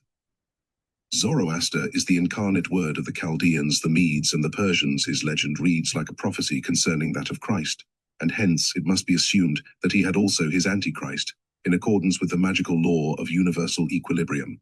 To the false Zoroaster must be referred the cultus of material fire and that impious doctrine of divine dualism which produced at a later period the monstrous gnosis of Manes and the false principles of spurious masonry. The Zoroaster in question was the father of that materialized magic which led to the massacre of the Magi and brought their true doctrine at first into proscription and then oblivion. Ever inspired by the spirit of truth, the Church was compelled to condemn, under the names of magic, Manichaeanism, Illuminism, and Masonry, all that was in kinship, remote or approximate, with the primitive profanation of the mysteries. One signal example is the history of the Knights Templar, which has been misunderstood to this day. The doctrines of the true Zoroaster are identical with those of pure Kabbalism, and his conceptions of divinity differ in no wise from those of the Fathers of the Church. It is the names only that vary. For example, the triad of Zoroaster is the trinity of Christian teaching, and when he postulates that triad as subsisting without diminution or division in each of its units, he is expressing in another manner that which is understood by our theologians as the circumcision of the divine persons. In his multiplication of the triad by itself, Zoroaster arrives at the absolute reason of the number 9 and the universal key of all numbers and forms. But those whom we term the three divine persons are called the three depths by Zoroaster. The first, or that of the Father, is the source of faith. The second, being that of the Word, is the well, while the third, or creative action, is the font of love. To check what is here advanced, the reader may consult the commentary of Salic on the doctrine of the ancient Assyrians. It may be found in the work of Franciscus Patricius on philosophical magic, of the Hamburg edition, which appeared in 1593. Zoroaster established the celestial hierarchy and all the harmonies of nature on his scale of 9 degrees. He explains by means of the triad whatsoever emanates from the idea, and by the tetrad all that belongs to form, thus arriving at the number 7 as the type of creation. Here ends the first initiation, and the scholastic hypotheses begin. Numbers are personified, and ideas pass into emblems, which at a later period become idols. The Synoches, the Teletarchy and the Fathers, ministers of the triple Hecate, the three Amelictes, and the threefold visage of Hypizokos, all these intervene, the angels follow in their order, the demons and lastly human souls. The stars are images and reflections of intellectual splendors. The material sun is an emblem of the sun of truth, which itself is a shadow of that first source whence all glory springs. This is why the disciples of Zoroaster saluted the rising day, and so passed as sun-worshippers among barbarians. Such were the doctrines of the Magi, but they were the possessors in addition of secrets which gave them mastery over the occult powers of nature. The sum of these secrets might be termed transcendental pyrotechny, for it was intimately related to the deep knowledge of fire and its ruling. It is certain that the Magi were not only familiar with electricity, but were able to generate and direct it in ways that are now unknown. Numa, who studied their rites and was initiated into their mysteries, possessed, according to Lucius Pison, the art of producing and controlling the lightning. This sacerdotal secret, which the Roman initiator would have reserved to the kings of Rome, was lost by Tullus Hostilius, who mismanaged the electrical discharge and was destroyed. Pliny relates these facts on the authority of an ancient Etruscan tradition and mentions that Numa directed his battery with success against a monster named Volta, which was ravaging the district about Rome. In reading this story, one is almost tempted to think that Volta, the discoverer, is himself a myth, and that the name of voltaic piles goes back to the days of Numa. All Assyrian symbols connect with this science of fire, which was the great secret of the Magi. On every side we meet with the enchanter who slays the lion and controls the serpents. That lion is the celestial fire, while the serpents are the electric and magnetic currents of the earth. To this same great secret of the Magi are referable all marvels of Hermetic magic, the extant traditions of which still bear witness that the mystery of the great work consists in the ruling of fire. The learned Patricius published in his Philosophical Magic the Oracles of Zoroaster, collected from the works of Platonic writers, from Proclus on Theurgy, from the commentaries on the Parmenides, commentaries of Hermias on the Phaedrus, and from the notes of Olympiodorus on the Philebos and Phaedon. These oracles are firstly a clear and precise formulation of the doctrine here stated, and secondly, the prescriptions of magical ritual expressed in such terms as follow. Demons and sacrifices. We are taught by induction from nature that there are incorporeal demons, and that the germs of evil which exist in matter turn to the common good and utility. But these are mysteries which must be buried in the recesses of thought. Forever agitated and ever leaping in the atmosphere, the fire can assume a configuration like that of bodies. Let us go further and affirm the existence of a fire which abounds in images and reflections. Term it, if you will, a superabundant light which radiates, which speaks, which goes back into itself. It is the flaming courser of light, or rather it is the stalwart child who overcomes and breaks in that heavenly steed. Picture him as vested in flame and emblazoned with gold, or think of him naked as love and bearing the arrows of Eros. But if thy meditation prolongeth itself, thou wilt combine all these emblems under the form of the lion. Thereafter, when things are no longer visible, when the vault of heaven and expanse of the universe have dissolved, when the stars have ceased to shine and the lamp of the moon is veiled, when the earth trembles and the lightning plays around it, invoke not the visible phantom of nature's soul, for thou must in no wise behold it until thy body has been purified by the holy ordeals.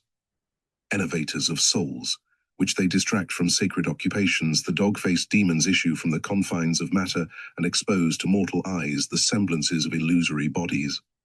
Labor round the circles described by the rhombus of Hecate. Change thou. Nothing in the barbarous names of evocation, for they are pantheistic titles of God. They are magnetized by the devotion of multitudes, and their power is ineffable. When after all the phantoms thou shalt behold the shining of that incorporeal fire, that sacred fire, the darts of which penetrate in every direction through the depths of the world, hearken to the words of the fire. These astonishing sentences, which are taken from the Latin of Patricius, embody the secrets of magnetism and of things far deeper which it has not entered into the heart of people like Dupotet and Mesmer to conceive. We find A, the astral light described perfectly, together with its power of producing fluidic forms, of reflecting language, and echoing the voice. B, the will of the adept, signified by the stalwart child mounted on a white horse. A symbol met with in an ancient tarot card. Preserved in the Bibliothèque Nationale. C, the dangers of hallucination arising from misdirected magical works. D, the raison d'être of enchantments accomplished by the use of barbarous names and words. E, the magnetic instrument termed romhos, which is comparable to a child's humming top. F, the term of magical practice, which is the stilling of imagination and of the senses into a state of complete somnambulism and perfect lucidity. It follows from this revelation of the ancient world that clairvoyant ecstasis is a voluntary and immediate application of the soul to the universal fire, or rather, to that light, abounding in images, which radiates, which speaks and circulates about all objects and every sphere of the universe. This application is operated by the persistence of will liberated from the senses and fortified by a succession of tests. Herein consisted the beginning of magical initiation. Having attained the power of direct reading in the light, the adept became a seer or prophet. Then, having established communication between this light and his own will, he learned to direct the former, even as the head of an arrow is set in a certain direction. He communicated at his pleasure either strife or peace to the souls of others. He established intercourse at a distance with those fellow adepts, who were his peers, and, in fine, he availed himself of that force which is represented by the celestial lion. Herein lies the meaning of those great Assyrian figures which hold vanquished lions in their arms. The astral light is otherwise represented by gigantic sphinxes, having the bodies of lions and the heads of Magi. Considered as an instrument made subject to magical power, the astral light is that golden sword of Mithra used in his immolation of the sacred bull, and it is the arrow of Phoebus which pierced the serpent Python. Let us now reconstruct in thought the great metropolitan cities of Assyria, Babylon, and Nineveh. Let us restore to their proper place the granite colossi. Let us formulate the massive temples held up by elephants and sphinxes. Let us raise once more those obelisks from which dragons look down with shining eyes and wings outspread. Temples and palaces tower above these wondrous piles, forever concealed, but manifested also forever by the fact of their miracles. The priesthood and the royalty, like visible divinities of earth, abide therein. The temple is surrounded with clouds or glows with supernatural brilliance at the will of the priests. Now it is dark in the daylight, and again the night is enlightened. The lamps of the temple spring of themselves into flame, the gods are radiant, the thunders roll, and woe to that impious person who may have invoked on his own head the malediction of initiates. The temples protect the palaces and the king's retainers do battle for the religion of the Magi. The monarch himself is sacred. He is a god on earth. The people lie prone as he passes, and the maniac who would attempt to cross the threshold of his palace falls dead immediately by the intervention of an invisible hand, and without stroke of mace or sword. He is slain as if by the bolt, blasted by fire from heaven. What religion and what power! How mighty are the shadows of Nimrod, of Belus, of Semiramis! What can surpass these almost fabulous cities where such mighty royalties were enthroned? These capitals of giants, capitals of magicians, of personalities identified by tradition with angels and still termed sons of God or princes of heaven. What mysteries have been put to sleep in these sepulchres of past nations, and are we better than children when we exalt our enlightenment and our progress, without recalling these startling memorials?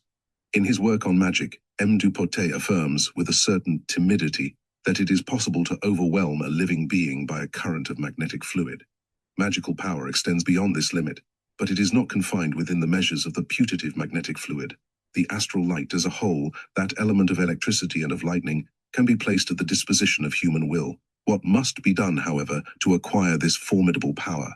Zoroaster has just told us, we must know those mysterious laws of equilibrium which subjugate the very powers of evil to the empire of good. We must have purified our bodies by sacred trials, must have conquered the phantoms of hallucination and taken hold bodily of the light, imitating Jacob in his struggle with the angel. We must have vanquished those fantastic dogs which howl in the world of dreams. In a word, and to use the forcible expression of the oracle, we must have heard the light speak. We are then its masters, and can direct it, as Numa did, against the enemies of the holy mysteries. But if, in the absence of perfect purity, and if under the government of some animal passion, by which we are still subjected to the fatalities of tempestuous life, we proceed to this kind of work, the fire which we kindle will consume ourselves. We shall fall victims to the serpent which we unloose, and shall perish like Tullus Hostilius. It is not in conformity with the laws of nature for man to be devoured by wild beasts. God has armed him with the power of resistance. His eyes can fascinate them, his voice restrain, his sign bring them to a pause. We know, indeed, as a literal fact, that the most savage animals quail before a steady human glance and seem to tremble at the human voice. The explanation is that they are paralyzed and awe-stricken by projections of the astral light. When Daniel was accused of imposture and false magic, both he and his accusers were subjected by the king of Babylon to an ordeal of lions. Such beasts attack those only who fear them or of whom they are themselves afraid. It is utterly certain that the tiger will recede before the magnetic glance of a brave man, although the latter may be disarmed. The Magi utilized this power, and the kings of Assyria kept tigers, leopards, and lions in their gardens in a state of docility. Others were reserved in vaults beneath the temples for use in the ordeals of initiation. The symbolic bas-reliefs are the proof. They depict trials of strength between men and animals, and the adept, clothed in his priestly garb, controls the brutes by a glance of his eye and stays them with his hand. When such animals are depicted in one of the forms ascribed to the Sphinx, they are doubtless symbolical. But in other representations, the brute is of the natural order, and then the struggle seems to illustrate a theory of actual enchantment. Magic is a science. To abuse is to lose it, and it is also to destroy oneself. The kings and priests of the Assyrian world were too great to be free from this danger, if ever they fell. As a fact, pride did come upon them, and they did therefore fall. The great magical epoch of Chaldea is anterior to the reigns of Semiramis and Ninus. At this time, religion had begun already to materialize and idolatry to prevail. The cultus of Astarte succeeded that of the heavenly Venus, and royalty arrogated to itself divine attributes under the names of Baal and of Bel, or Belus. Semiramis made religion subservient to politics and conquests, replacing the old mysterious temples by ostentatious and ill-advised monuments. This notwithstanding, the magical idea continued to prevail in art and science, sealing the constructions of that epoch with the characteristics of inimitable power and grandeur. The palace of Semiramis was a building synthesis of entire Zoroastrian dogma, and we shall recur to it in explaining the symbolism of those 7 masterpieces of antiquity which are called the wonders of the world. The priesthood became secondary to the empire as the result of an attempt to materialize its own power. The fall of the one was bound to involve the other, and it came to pass under the effeminate Sardanapalus. This prince, abandoned to luxury and indolence, reduced the science of the Magi to the level of one of his courtesans. What purpose did marvels? Serve if they failed in ministration to pleasure? Compel, O enchanters, compel the winter to produce roses, double the savor of wine. Apply your power over the light to make the beauty of women shine like that of divinities. The Magi obeyed, and the king passed from intoxication to intoxication. But it came about that war was declared, and that the enemy was already on the march. That enemy might signify little to the Sybarite steeped in his pleasures, but it was ruin, it was infamy, it was death. Now Sardanapalus did not fear death, since for him it was an endless sleep, and he knew how to avoid the toils and humiliations of servitude. The last night came, the victor was already upon the threshold. The city could stand out no longer, the kingdom of Assyria must end on the morrow. The palace of Sardanapalus was illuminated and blazed with such splendor that it lightened all the consternated city. Amidst piles of precious stuffs, amidst jewels and golden vessels, the king held his final orgy. His women, his favorites, his accomplices, his degenerate priests surrounded him. The riot of drunkenness mingled with the music of 1,000 instruments. The tame lions roared, and a smoke of perfumes going up from the vaults of the palace enveloped the whole edifice in a heavy cloud. But tongues of fire began to penetrate the cedar paneling. The frenzied songs were replaced by cries of terror and groans of agony. The magic which, in the hands of its degraded adepts, could not safeguard the empire of Ninus, did at least mingle its marvels to emblazon the terrible memories of this titanic suicide. A vast and sinister splendor, such as the night of Babylon had never seen, seemed suddenly to set back and enlarge the vault of heaven. A noise, like all the thunders of the world pealing together, shook the earth, and the walls of the city collapsed. Thereafter, a deeper night descended. The palace of Sardanapalus melted, and when the morrow came, his conqueror found no trace of its riches, no trace even of the king's body and all his luxuries. So ended the first empire of Assyria, and the civilization founded of old by the true Zoroaster. Thus also ended magic, properly so called, and the reign of the Kabalah began. Abraham, on coming out from Chaldea, carried its mysteries with him. The people of God increased in silence, and we shall meet before long with Daniel confounding the miserable enchanters of Nebuchadnezzar and Belshazzar. Chapter 3. Magic in India. We are told by Kabalistic tradition that India was peopled by the descendants of Cain, and thither at a later period migrated the descendants of Abraham and Keturah. In any case, it is, above all others, the country of Goetia and illusionary wonders. Black magic has been perpetuated therein, as well as the original traditions of fratricide imposed by the powerful on the weak, continued by the dominant castes and expiated by the pariahs. It may be said of India that she is the wise mother of all idolatries. The dogmas of her gymnosophists would be keys of highest wisdom if they did not open more easily the gates leading to degradation and death. The astounding wealth of Indian symbolism seems to suggest that it is anterior to all others, and this is supported by the primeval freshness of its poetic conceptions. But the root of its tree seems to have been devoured by the infernal serpent. That deification of the devil against which we have already entered an energetic protest is displayed in all its grossness. The terrible Trimurti of the Brahmins comprises a creator, a destroyer, and a preserver. Their Adinari, who represents the divine mother or celestial nature, is called also Bohani, to whom the thugs or stranglers make votive offerings of their murders. Vishnu, the preserver, incarnates only to destroy an inferior devil, who is always brought back to life by the intervention of Siva or Rudra, the god of death. One is conscious that Siva is the apotheosis of Cain, but there is nothing in all this mythology which recalls the mildness of Abel.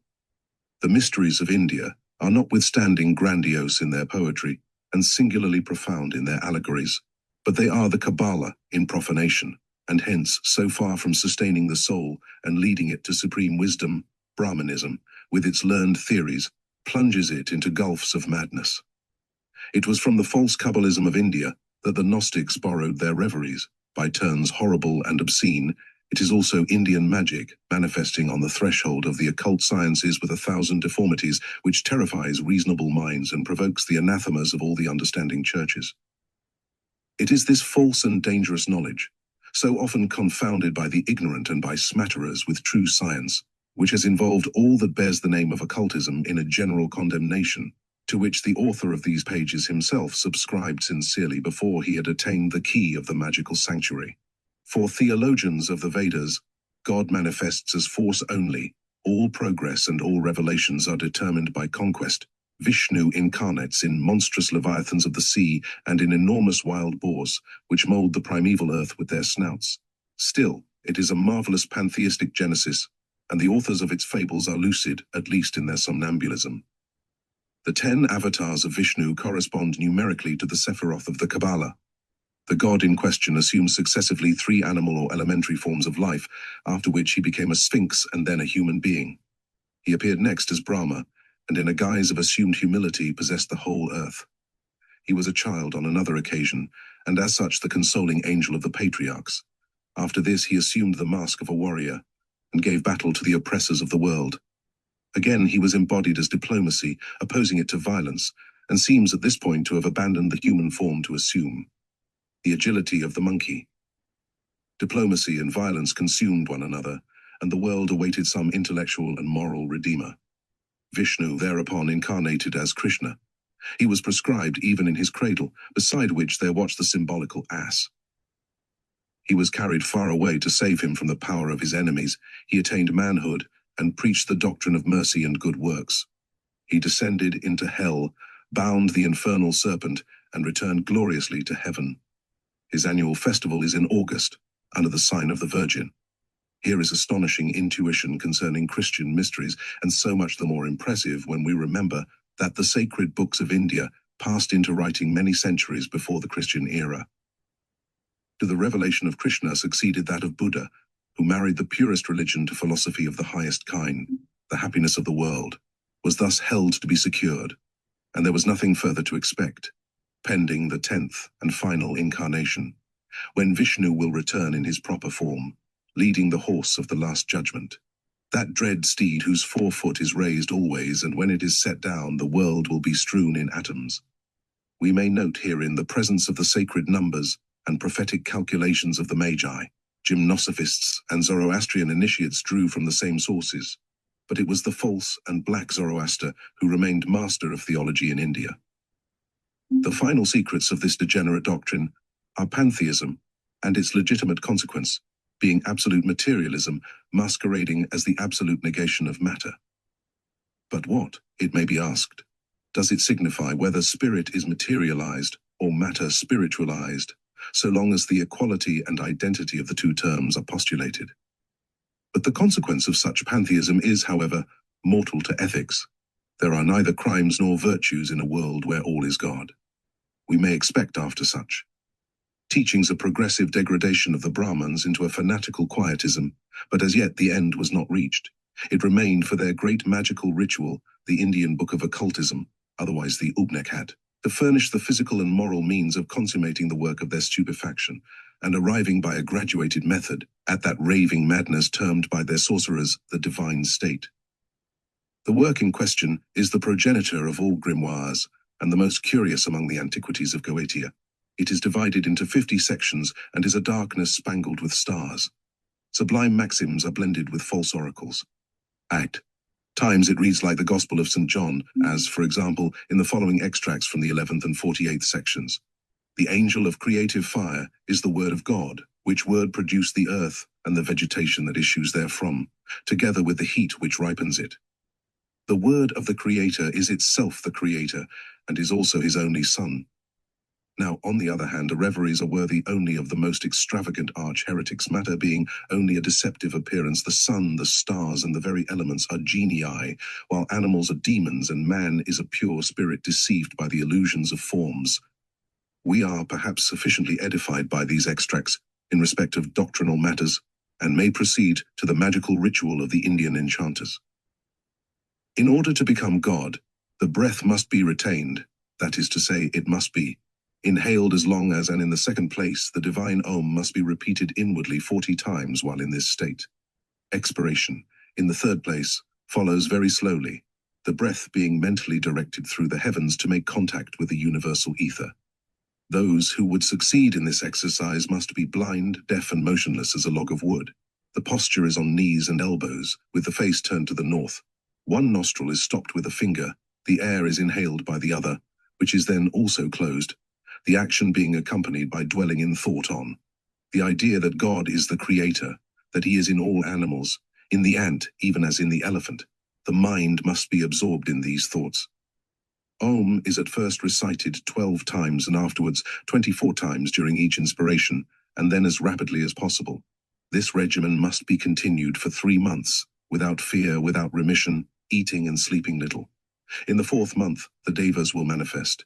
In the 5th, you will have acquired all qualities of the devatas. In the 6th, you will be saved and will have become God. What seems certain is that in the 6th month, the fanatic who is sufficiently imbecile to persevere in such a practice will be dead or insane. If, however, he should really survive this exercise in mystic breathing, the Upnek hat does not leave him in the happy position mentioned, but makes him pass to other experiences. With the end of one finger, close the anus, and then draw the breath from below upwards on the right side, make it circulate 3 times round the 2nd center of the body, then bring it to the navel, which is the 3rd center, then to the 4th, which is the middle of the heart, subsequently to the throat, which is the 5th, and finally to the 6th, which is the root of the nose. There retain the breath. It has become that of the universal soul. This seems simply an auto-hypnotic method of inducing a certain cerebral congestion. But the author of the treatise continues, "Think therefore of the great Om, which is the name of the Creator, and is that universal, pure and indivisible voice which fills all things. This voice is the Creator himself, who becomes audible to the contemplative after 10 manners. The first sound is like that of a little sparrow. The second is twice the first in volume. The third is like the sound of a cymbal. The 4th is as the murmur of a great shell. The 5th is comparable to the song of the Indian lyre. The 6th is like the sound of the instrument called tal. The 7th resembles the sound of a bakahu flute, held close to the ear. The 8th is like that of the instrument called pakauj, which is struck with the hand. The 9th is like the sound of a little trumpet, and the 10th like that of a thundercloud. At each of these sounds, the contemplative passes through different states, and at the 10th, he becomes God. At the first sound, the hairs of his whole body rise erect.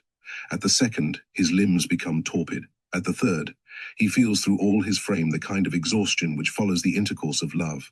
At the 4th, his head swims and he is as one intoxicated. At the 5th, the life force flows back into his brain. At the 6th, this force descends into him and he is nourished thereon. At the 7th, he becomes the master of vision, can see into the hearts of others, and hears the most distant voices. At the 9th, he becomes so ethereal that he can pass wheresoever he will, and can see without being seen. Like the angels at the 10th, he becomes the universal and indivisible voice. He is the great Creator, the eternal being, exempt from all, and having become the perfect peace, he dispenses peace to the world. What is noticeable in these most curious extracts is their exhaustive description of phenomena which characterize lucid somnambulism combined with a complete practice of auto-hypnosis. It is the art of inducing ecstasy by tension of the will and fatigue of the nervous system. We recommend, therefore, to mesmerists a careful study of the mysteries of the Upnek hat. The graduated use of narcotics and of a scale of colored discs will produce effects analogous to those described by the Indian sorcerer. M. Ragon has provided the recipe in his work on La Magonerie Occulte. The Upnek hat gives a simpler method of losing consciousness and arriving at ecstasy. It is to look with both eyes at the end of the nose and to maintain this act, or rather this grimace, until paralysis of the optic nerve supervenes. All such practices are equally painful, dangerous and ridiculous. We are far from recommending them to anyone. But we do not question that in a shorter or longer time, according to the sensibility of the subjects, they will induce ecstasy, catalepsy, and even a dead swoon. In order to obtain vision and the phenomena of second sight, a state must be reached which is akin to that of sleep, death, and madness. It is in this that the Indians excel, and it is perhaps to their secrets that we must refer the strange power of certain American mediums. Black magic may be defined as the art of inducing artificial mania in ourselves and in others, but it is also, and above all, the science of poisoning. What is, however, generally unknown, and the discovery in our days is due to M. Dupotet, is that it is possible to destroy life by the sudden congestion or withdrawal of the astral light. This may take place when, through a series of almost impossible exercises, similar to those described by the Indian sorcerer, our nervous system, having been habituated to all tensions and fatigues, has become a kind of living galvanic pile, capable of condensing and projecting powerfully that light which intoxicates or destroys. We are not, however, at the end of the Upnek hat, and its magical wonders, there is a final arcanum, which the darksome Hierophant entrusts to his initiates as the supreme secret of all. It is actually the shadow and reverse side of the great mystery of transcendent magic. Now, the latter is the absolute in morality, and consequently in the direction of activity and in freedom. On the other hand, that of the Upnekat is the absolute in immorality, in fatality, and in deadly. Quietism. It is expressed as follows by the author of the Indian work. It is lawful to lie in order to facilitate marriages, to exalt the virtues of a Brahmin or the good qualities of a cow. God is truth, and in him shadow and light are one. Whosoever is acquainted with this truth never lies, for his very falsehood turns true. Whatever sin he commits, whatever evil he performs, he is never guilty. If he committed a double parricide, if he killed a Brahmin, initiated into the mysteries of the Vedas, in a word, whatever he did, his light would not be impaired. For God says, I am the universal soul. In me are good and evil, which are moderated one by the other. He who knows this cannot sin, for he is universal even as myself. Such doctrines are incompatible with civilization, and furthermore, by stereotyping its social hierarchy, India has embedded anarchy in the castes, whereas social life is a question of exchange. Now, exchange is impossible when everything belongs to a few and nothing to others. What do social gradations signify in a putative civil state wherein no one can fall or rise? Herein is the long-delayed punishment of the fratricide. It is one which involves his entire race and condemns it to death. Should some alien, proud, and egotistic nation intervene, it will sacrifice India, even as Oriental legends tell us that Cain was killed by Lamech. Woe, notwithstanding to the murder of Cain, so say the sacred oracles of the Bible. Chapter 4. Hermetic Magic. It is in Egypt that magic attains the grade of completion as an universal science and is formulated as a perfect doctrine. As a summary of all the dogmas which obtained in the ancient world, nothing surpasses, and indeed nothing equals those few paragraphs graven on precious stone by Hermes and denominated the Emerald Tablet.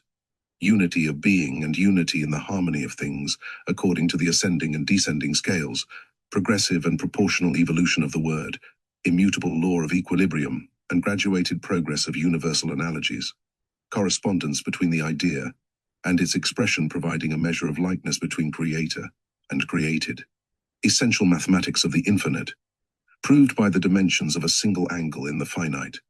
All this is expressed by the one proposition: that which is above is like that which is below, and that which is below is like that which is above, for the fulfillment of the wonders of the one thing. Hereunto are added the revelation and illuminating description of the creative agent, the pantomorphic fire, the great medium of occult force, in a word, the astral light. The sun is its father, and the moon its mother. The wind has borne it in the belly thereof. It follows that this light has emanated from the sun, and has received form and rhythmical movement from the influences of the moon, while the atmosphere is its receptacle and prison. The earth is its nurse. That is to say, it is equilibrated and set in motion by the central heat of the earth. It is the universal principle, the telesma of the world. Hermes goes on to set forth in what manner this light, which is also a force, can be applied as a lever, as an universal dissolvent, and as a formative and coagulative agent, how also this light must be extracted from the bodies in which it lies latent, in order to imitate all the artifices of nature by the aid of its diverse manifestations as fire, motion, splendor, radiant gas, scalding water, or finally igneous earth. The Emerald Tablet contains all magic in a single page. The other works attributed to Hermes, such as the divine Pymunda, Asclepius, Minerva of the world, ANC, are generally regarded by critics as productions of the school of Alexandria, but they contain notwithstanding the Hermetic traditions which were preserved in theurgic sanctuaries. For those who possess the keys of symbolism, the doctrines of Hermes can never be lost. Amidst all their ruin, the monuments of Egypt are as so many scattered leaves which can be collected, and the book of those doctrines thus reconstructed entirely. In that vast book, the capital letters are temples, and the sentences are cities punctuated with obelisks and by the Sphinx. The physical division of Egypt was itself a magical synthesis, and the names of its provinces corresponded to the ciphers of sacred numbers. The realm of Sesostris was divided into 3 parts. Of these, Upper Egypt, or the Thebaid, was a type of the celestial world and the land of ecstasy. Lower Egypt was the symbol of earth, while Middle or Central Egypt was the land of science, and of high initiation. Each of these parts was subdivided into 10 provinces called nomes, and was placed under the particular protection of a god. There were therefore 30 gods, and they were grouped by threes, giving symbolical expression in this manner to all possible conceptions of the triad within the decad, or otherwise to the threefold material, philosophical, and religious significance of absolute ideas attached primitively to numbers. We have thus the triple unity, or the first triad, the triple binary formed by the first triad, and its reflection, being the Star of Solomon, the triple triad, or the complete idea under each of its three forms, the triple quaternary, being the cyclic number of astral revolutions, and so onward. The geography of Egypt under Sesostris is therefore a pantical or symbolical summary of the entire magical dogma originating with Zoroaster and rediscovered or formulated more precisely by Hermes. In this manner did the land of Egypt become as a great volume, and the instructions contained therein were multiplied by translation into pictures, sculptures, architecture, through the length and breadth of the towns and in all temples. The very desert had its eternal teachings, and its word of stone was set squarely on the foundations of the pyramids. The pyramids themselves stood like boundaries of the human intelligence, in the presence of which the colossal Sphinx meditated age after age, sinking by insensible degrees into the desert sand. Even at this day, its head, defaced by the work of time, still emerges from its sepulchre, as if waiting expectantly the signal for its complete entombment at the coming of a human voice, revealing to a new world the problem of the pyramids. Egypt, from our standpoint, is the cradle of science and of wisdom, for it clothed with images the antique dogma of the first Zoroaster more exactly and more purely, if not more richly, than those of India. The sacerdotal art and the royal art made adept by initiation in Egypt, and such initiation was not restricted within the egotistic limits of caste. We know that a Jewish bondsman himself attained not only initiation but the rank of minister-in-chief, perhaps even of Grand Hierophant, for he espoused the daughter of an Egyptian priest, and there is evidence that the priesthood in that country tolerated no misalliance. Joseph realized in Egypt the dream of communism.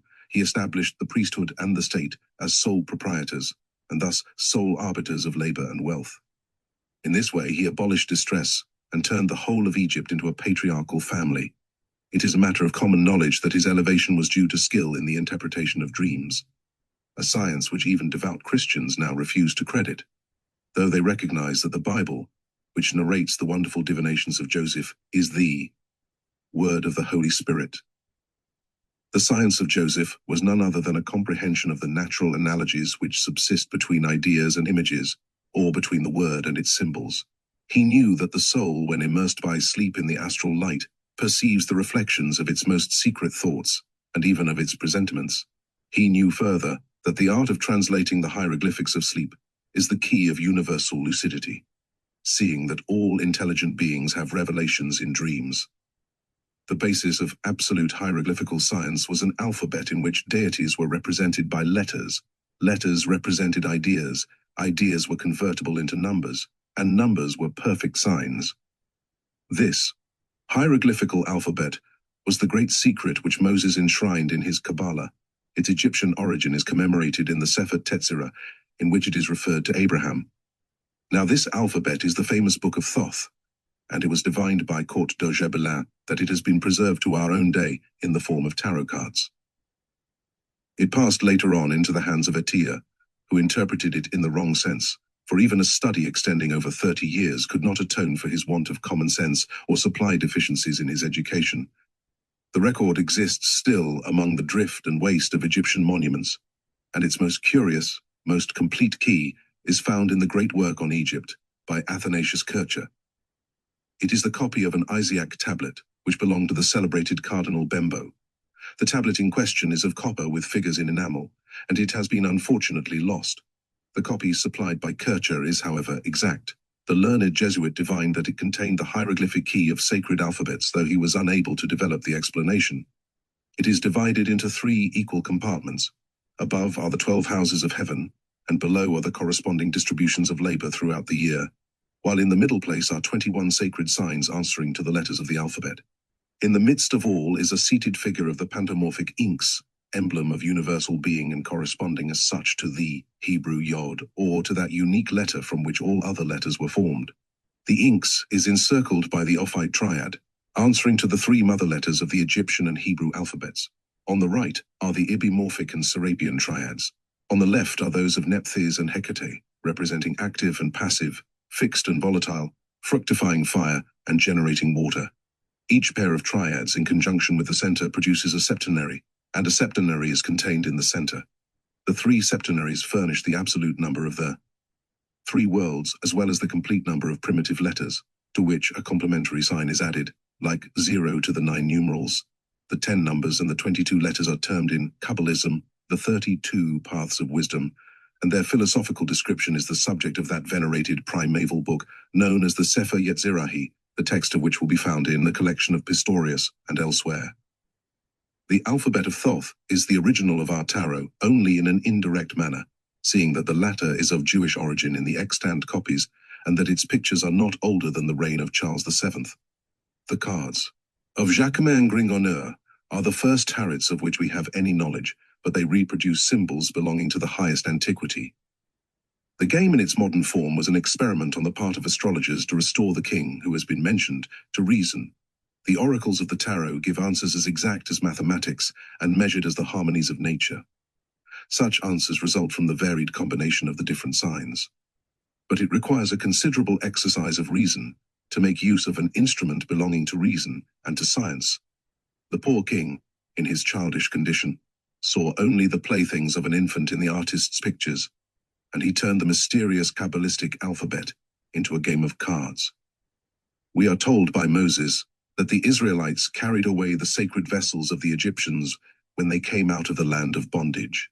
The account is allegorical, for the great prophet would scarcely have encouraged his people in an act of theft. The sacred vessels in question were the mysteries of Egyptian knowledge acquired by Moses himself at the court of Pharaoh. We are by no means suggesting that the miracles of this man of God are referable to magic, but we know on the authority of the Bible that Yan and Mambre, who were the magicians of Pharaoh and consequently grand hierophants of Egypt, began by performing in virtue of their art wonders which were similar to those of Moses. They transformed wands into serpents and serpents again into wands, which might be explicable by prestige or fascination. They changed water into blood. They produced a swarm of frogs in a moment, but they could not cause flies to appear or other parasitic insects, for reasons which we have explained already, as also the manner in which they were forced to confess themselves vanquished. Moses triumphed and led the Israelites out of the land of bondage. It was at this period that true science became lost to Egypt, for the priests, abusing the implicit confidence of the people, allowed that knowledge to degenerate into brutalizing idolatry. Such is the rock of peril for esoteric science. The truth must be veiled, yet not hidden from the people. Symbolism must not be disgraced by a lapse into absurdity. The sacred veil of Isis must be preserved in its beauty and dignity. It was over this that the Egyptian priesthood failed.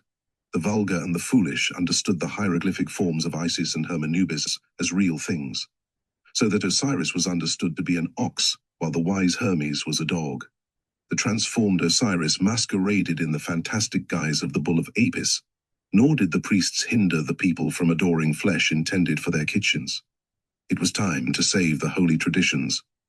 Moses established a new nation and forbade all worship of images, but the people unfortunately had dwelt long among idolaters, and memories of the bull of Apis remained with them in the desert.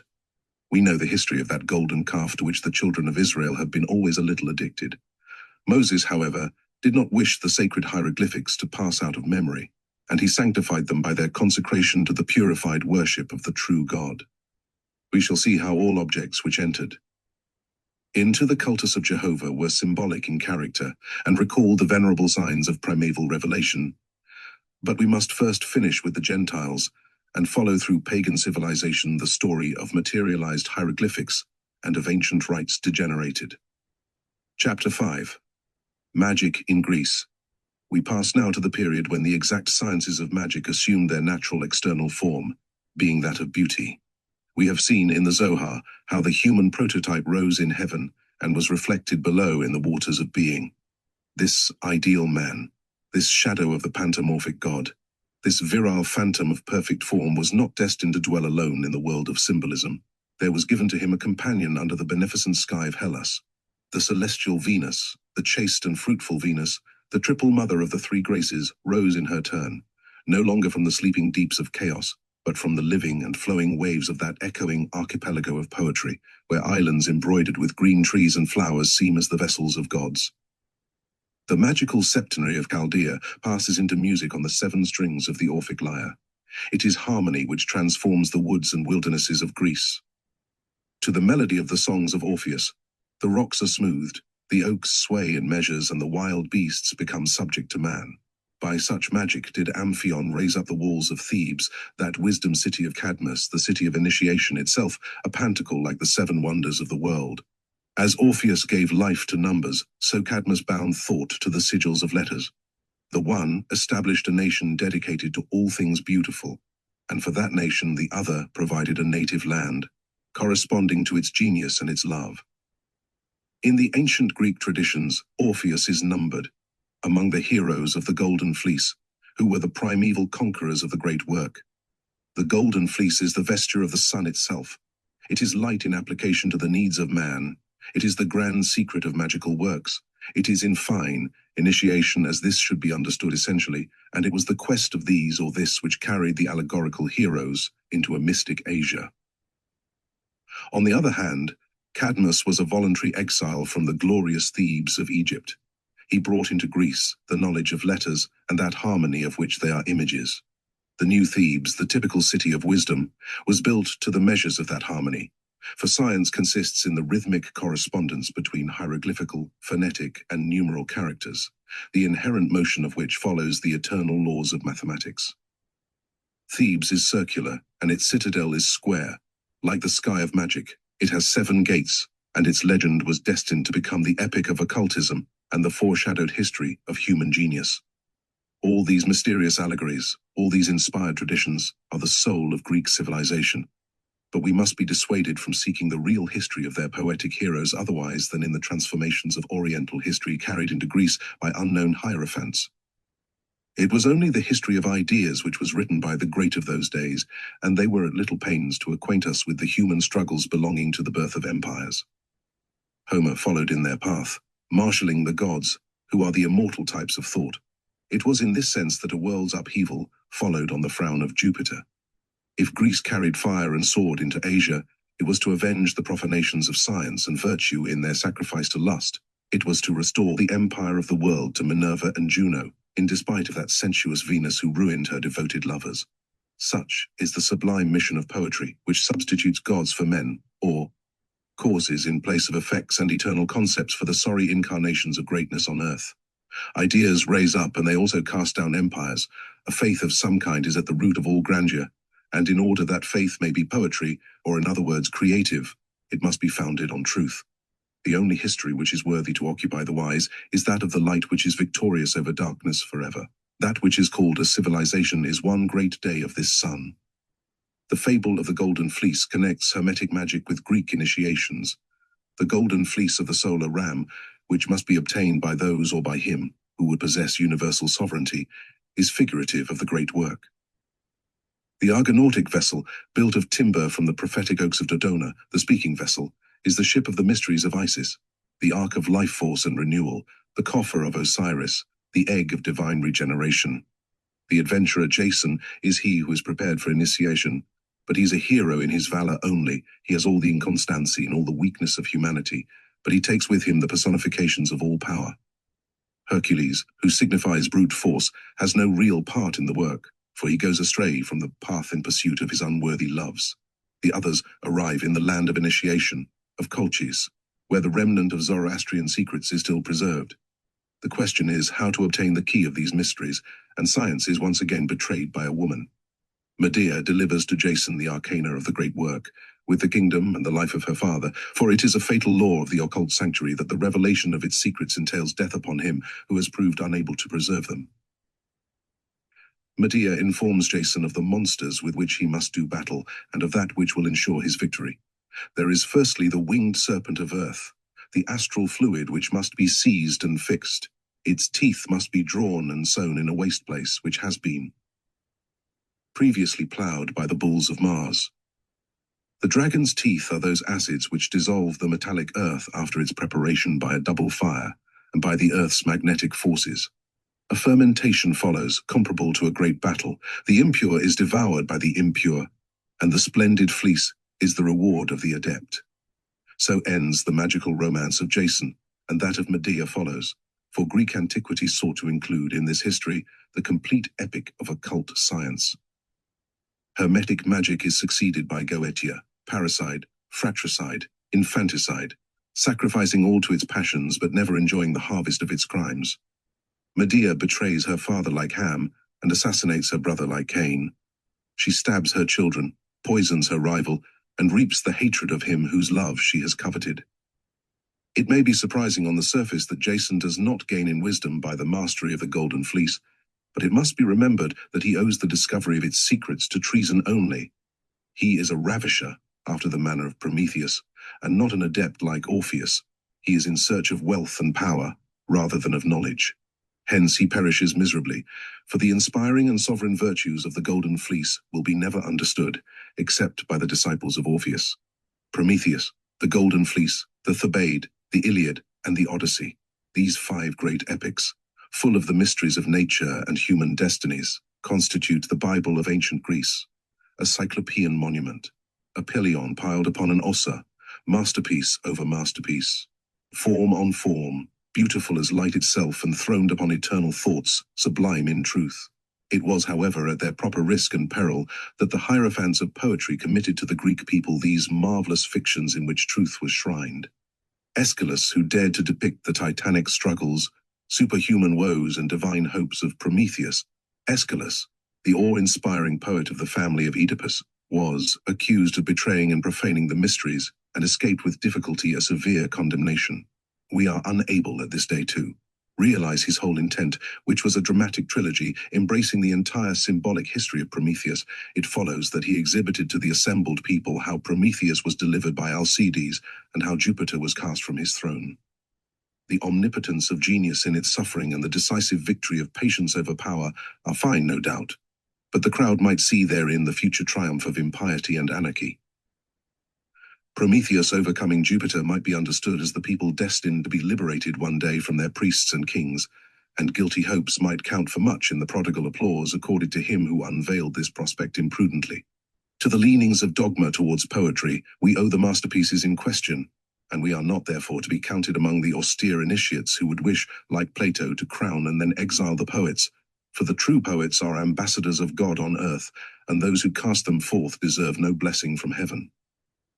The great Greek initiator, and he who civilized it first, was also its first poet, for even in allowing that Orpheus was a mystical or fabulous personality, we must believe in the existence of Musaeus, and attribute to him the verses which pass under the name of his master. It matters little to us otherwise whether one of the Argonauts was called Orpheus or not, for the poetic creator has done more than live, he lives in immortality forever. The Orphic fable is a complete dogma, a revelation of priestly destinies, a new ideal form of the worship of beauty. The regeneration and redemption of love are indicated already therein. Orpheus descends into hell, seeking Eurydice, and must bring her back without seeing her. So must the pure man create his companion, raise her to himself by devotion, and not by desire of her. It is in renouncing the object of passion that we deserve to possess the object of true love. We are already in the atmosphere of the pure dreams of Christian chivalry. But the Hierophant is still a man, he falters, questions and looks. Ah, misera Eurydice, she is lost, the error is committed, the expiation must now begin. Orpheus is widowed and remains as such in purity. The marriage with Eurydice had not attained consummation, and as the widower of one who was a virgin, he rested himself in virginity. The poet is not two-hearted, and children of the race of gods love once and once alone. Paternal inspirations, yearnings for an ideal which shall be found beyond the tomb. Widowhood made holy in its consecration to the sacred muse. What a revelation in advance of inspirations yet to come. Orpheus, bearing in his heart a wound that nothing but death shall heal, becomes a doctor of souls and bodies. He dies at length, the victim of his chastity. The death which he suffers is that of initiators and prophets. He perishes proclaiming the unity of God and the unity also of love. This at a later period was the root of the Orphic mysteries. Having shown himself raised so far above his own epoch, Orpheus earned in due course the reputation of a sorcerer and enchanter. To him, as to Solomon, were attributed the knowledge of simples and minerals, of celestial medicine and the philosophical stone. With these he was doubtless acquainted, since he personifies primitive imitation, fall, and reparation in his legend, the three divisions of the great work of humanity. Orphic initiation may, according to Ballanche, be summarized in the following manner. Made subject in the first place to the influence of the elements, man's own influence must afterwards govern these. Creation is the act of a divine magism which is continuous and eternal. True being resides for man in self-knowledge. Responsibility is for him a conquest, and the very penalty of sin is another occasion for victory. All life is founded on death, and palingenesis is the law of reparation. Marriage is the reproduction in humanity of the great cosmogonical mystery. It should be one, as God and nature are one. It is the unity of the tree of life, while debauch is division and death. Astrology is a synthesis, because the tree of life is a single tree, and because its branches, spread through heaven and bearing flowers of stars, are in correspondence with its roots, which are hidden in earth. The knowledge of the medical and magical virtues resident in plants, metals, and bodies endowed with varying degrees of life is also a synthetic knowledge. The capacities for organization in their various grades are revealed by a synthesis. The aggregations and affinities of metals, like the vegetative soul of plants, and like all powers of assimilation, are also made known by a synthesis. It has been said that the beautiful is the splendor of the true, and it is therefore to this great light of Orpheus that we must ascribe the perfection or form which was manifested for the first time in Greece. To him also, as to a source, is referable the school of divine Plato, that pagan father of all high Christian philosophy. From him did Pythagoras and the Illuminati of Alexandria alike derive their mysteries. Initiation does not suffer vicissitude, it is one and the same, wheresoever we meet with it through the ages. The last disciples of Martine Pasquale are still the children of Orpheus, but they adore the realizer of antique philosophy, who is the incarnate word of Christians. We have said that the first part of the fable concerning the Golden Fleece embodies the secrets of Orphic magic, and that the second part is dedicated to judicious warnings against the abuses of Goetia, or the magic of darkness. False or Goetic magic, known at the present day under the name of sorcery, can never rank as a science. It is the empiricism of fatality. All excessive passion produces a factitious force of which will cannot be the master, but that force is obedient to the tyranny of passion. This is why Albertus Magnus counsels us to curse no one in our wrath. It is the story of the malediction of Hippolytus by Theseus. Excessive passion is real madness, and the latter in its turn is an intoxication or congestion of astral light. This is why madness is contagious, and why passions in general operate as a veritable witchcraft. Women are superior to men in sorcery because they are more easily transported by excess of passion. The word sorcerer clearly designates victims of chance and, so to speak, the poisonous mushrooms of fatality. Greek sorcerers, but especially those of Thessaly, put horrible precepts to the proof and were given over to abominable rites. They were mostly women wasted by desires which they could no longer satisfy, antiquated courtesans, monsters of immorality and ugliness. Jealous of love and life, those wretched creatures found lovers only in the tombs, or rather they violated sepulchres to devour with foul caresses the icy bodies of young men. They stole children and stifled their cries by pressing them to their dangling breasts. They were known as Lamii, Striges, Empusae. Children were the objects of their envy and thus of their hatred, and they sacrificed them for this reason. Some, like that Canidia who is mentioned by Horace, buried them as far as the head and left them to die of hunger, surrounded with food which they could not reach. Others cut off the heads, hands, and feet, boiled their fat and grease in copper basins to the consistence of an ointment, which they afterwards mixed with the juice of henbane, belladonna, and black poppies. With this unguent they anointed the organ which was irritated unceasingly by their detestable desires. They rubbed also their temples and armpits, and then fell into a lethargy full of unbridled and luxurious dreams. There is need to speak plainly. These are the origins, and this is the traditional practice of black magic. These are the secrets which were handed down to the Middle Ages, and such, in fine, are the pretended innocent victims whom public execration, far more than the sentence of inquisitors, condemned to the flames. It was in Spain and in Italy above all that the race of Striges, Lamii, and Empusi abounded. Even at a late period, those who doubt should consult the most experienced criminologists of these countries. Digested by Franciscus Torreblanca, royal advocate of the Chancellery of Granada, in his Epitome Delictorum. Medea and Circe are the types of malefic magic among the Greeks. Circe is the vicious female who bewitches and debases her lovers. Medea is the brazen poisoner who dares everything and makes nature itself the abettor of her crimes. There are actually creatures who enchant like Circe and whose proximity defiles. They can inspire nothing but brutal passions. They exhaust and then disdain you. They must be treated according to the policy of Ulysses, by compelling them to obedience through fear, and by being able to leave them in the end without regret. They are beautiful, heartless monsters, and their vanity is their whole life. They were depicted by antiquity in the form of sirens. As to Medea, she is perversity incarnate, willing and working evil. She is capable of love and does not yield to fear, but her love is more terrible than her hate. She is a bad mother and the destroyer of children. She loves the night, and under the rays of the moon she gathers noxious herbs for the brewing of poisons. She magnetizes the air, brings dole to earth, infects water, and makes even the fire venomous. Reptiles provide her with their skins. She mutters frightful words. The track of blood follows her, and mutilated limbs fall from her hands. Her counsels madden, her caresses beget horror. Such is the woman who has sought to rise beyond the duties of her sex by familiarity with forbidden sciences. Men avoid her. Children hide when she passes. She is devoid of reason, devoid of true love, and the stratagems of nature in revolt against her are the ever-renewing torment of her pride. Chapter 6. Mathematical Magic of Pythagoras. He who initiated Numa, and of whose proficiency in magic something has been said already, was a personage known as Tarchon, himself the disciple of a Chaldean named Tages. Science had then its apostles who went to and fro in the world, making priests and kings therein.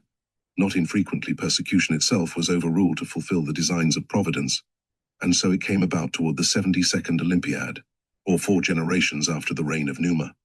Pythagoras of Samos sought a refuge in Italy from the tyranny of Polycrates. The great promoter of the philosophy of numbers had visited all the sanctuaries of the world and had even been in Judea, where he suffered circumcision as the price of his admission into the mysteries of the Kabalah, communicated to him, though not without a certain reserve, by the prophets Ezekiel and Daniel. Subsequently, but again not without difficulty, he obtained Egyptian initiation, being recommended by the king Amasis. The capacities of his own genius supplemented the imperfect revelations of the Hierophants, so that he became himself a master and one who expounded the mysteries. Pythagoras defined God as a living and absolute. Truth clothed in light, he defined the word as number manifested by form, and he derived all things from the tetractes, that is to say, the tetrad. He said also that God is supreme music, the nature of which is harmony. Religion was, according to him, the highest expression of justice. Medicine was the most perfect practice of science. The beautiful was harmony, force, reason, felicity, perfection, while truth in application consisted in distrusting the weakness and perversity of men. When he made his dwelling at Crotona, the magistrates of that city, seeing that he exercised so great an influence over minds and hearts, were at first in some anxiety concerning him, but ultimately they sought his advice. Pythagoras counseled them to cultivate the muses and maintain the most perfect accord among themselves, because feuds between masters fomented rebellion among servants. Thereafter he imparted to them his grand religious, political and social precept: there is no evil which is not to be preferred before anarchy, an axiom of universal application and almost infinite depth, though one which even our own age is not as yet sufficiently enlightened to understand. Outside the traditions of his life, the remains of Pythagoras are his golden verses and his symbols, of which the former have passed into commonplaces of popular morality. So great has been their success through the ages. They have been rendered as follows: first, worship the immortal gods, as they are established and ordained by the law. Reverence the oath, and next the heroes, full of goodness and light. Honor likewise thy parents, and those most nearly related to thee. Of all the rest of mankind, make him thy friend who distinguishes himself by his virtue. Always give ear to his mild exhortations, and take example from his virtuous and useful actions. Avoid as much as possible hating thy friend for a slight fault. Understand that power is a near neighbor to necessity. Overcome and vanquish these passions: gluttony, sloth, sensuality, and anger. Do nothing evil, neither in the presence of others nor privately, and above all things respect thyself. In the next place, observe justice in thy actions and in thy words. The goods of fortune are uncertain. As they may be acquired, so may they likewise be lost. Always make this reflection: that it is ordained by destiny that all men shall die. Support with patience thy lot, be it what it may, and never repine at it, but endeavour what thou canst to remedy it. Consider that fate does not send the greatest portion of these misfortunes to good men. Let no man by his words or by his deeds seduce thee, nor entice thee to say or to do what is not profitable for thyself. Consult and deliberate before thou act, that thou mayst not commit foolish actions, for it is the part of a miserable man to speak and to act without reflection, but do that which will not afflict thee afterwards, nor oblige thee to repentance. Never do anything which thou dost not understand, but learn all that thou oughtest to know, and by that means thou wilt lead a very pleasant life. In no wise neglect the health of thy body, but give it drink and meat in due measure, and also the exercise of which it has need. Accustom thyself to a way of living that is neat and decent without luxury. Do only the things which cannot hurt thee, and deliberate before thou dost them.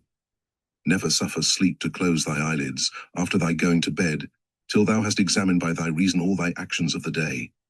Wherein have I done amiss? What have I done? What have I omitted that I ought to have done? Up to this point, the golden verses seem to be only the instructions of a schoolmaster. They bear, however, a very different construction. They are the preliminary laws of magical initiation, which constitute the first part of the great work, that is to say, the creation of the perfect adept. This is proved by the following verses. I swear by him who has transmitted into our souls the sacred quaternion, the source of nature, whose cause is eternal. Never begin to set thy hand to any work, till thou hast prayed the gods to accomplish what thou art going to begin. When thou hast made this habit familiar to thee, thou wilt know the constitution of the immortal gods and of men, even how far the different beings extend, and what contains and binds them together, and nothing in this world shall be hid from thee. O Jupiter, our Father, if thou wouldst deliver men from all the evils that oppress them, show them of what daemon they make use.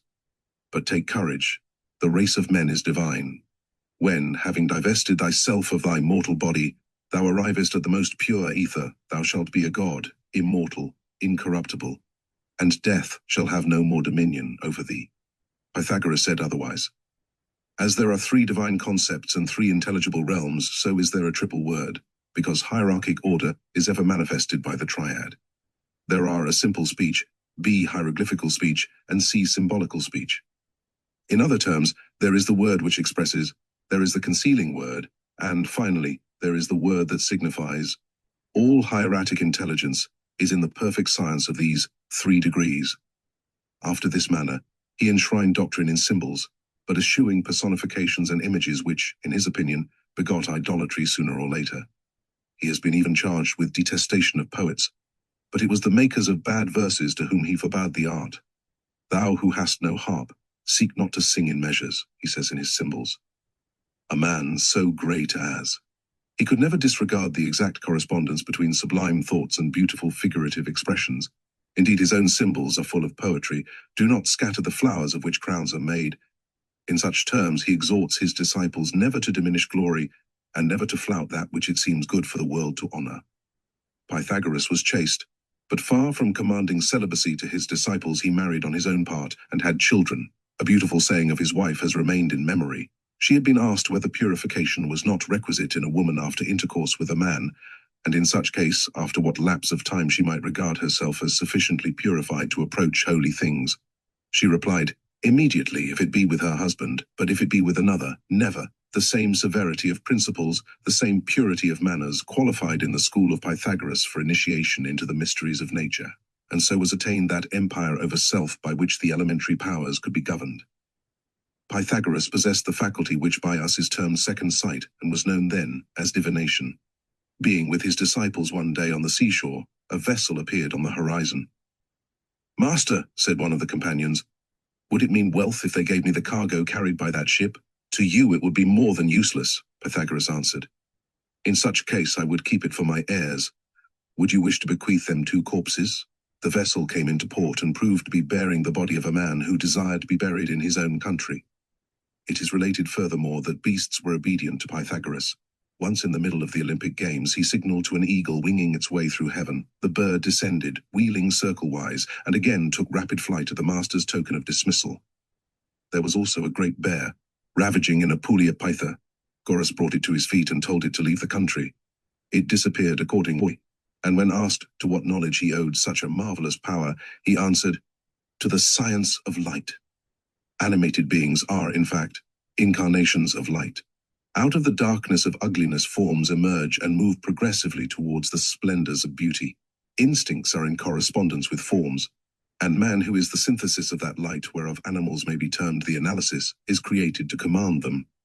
It has come about, however, that in place of ruling as their master, he has become their persecutor and destroyer, so that they fear and have rebelled against him. In the presence of an exceptional will which is at once benevolent and directing, they are completely magnetized, and a host of modern phenomena both can and should enable us to understand the possibility of miracles like those of Pythagoras. Physiognomists have observed that the majority of men have a certain facial resemblance to one or another animal. It may be a matter of imagination only, produced by the impression to which various physiognomies give rise, and revealing some prominent personal characteristics. A morose man is thus reminiscent of a bear, a hypocrite has the look of a cat, and so of the rest.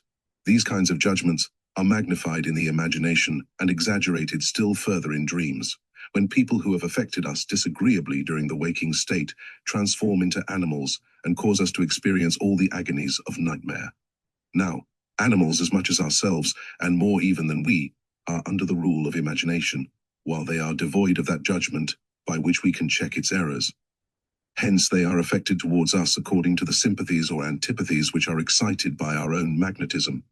They are, moreover, unconscious of that which underlies the human form, and they regard us only as other animals by whom they are dominated, the dog taking his master for a dog more perfect than himself.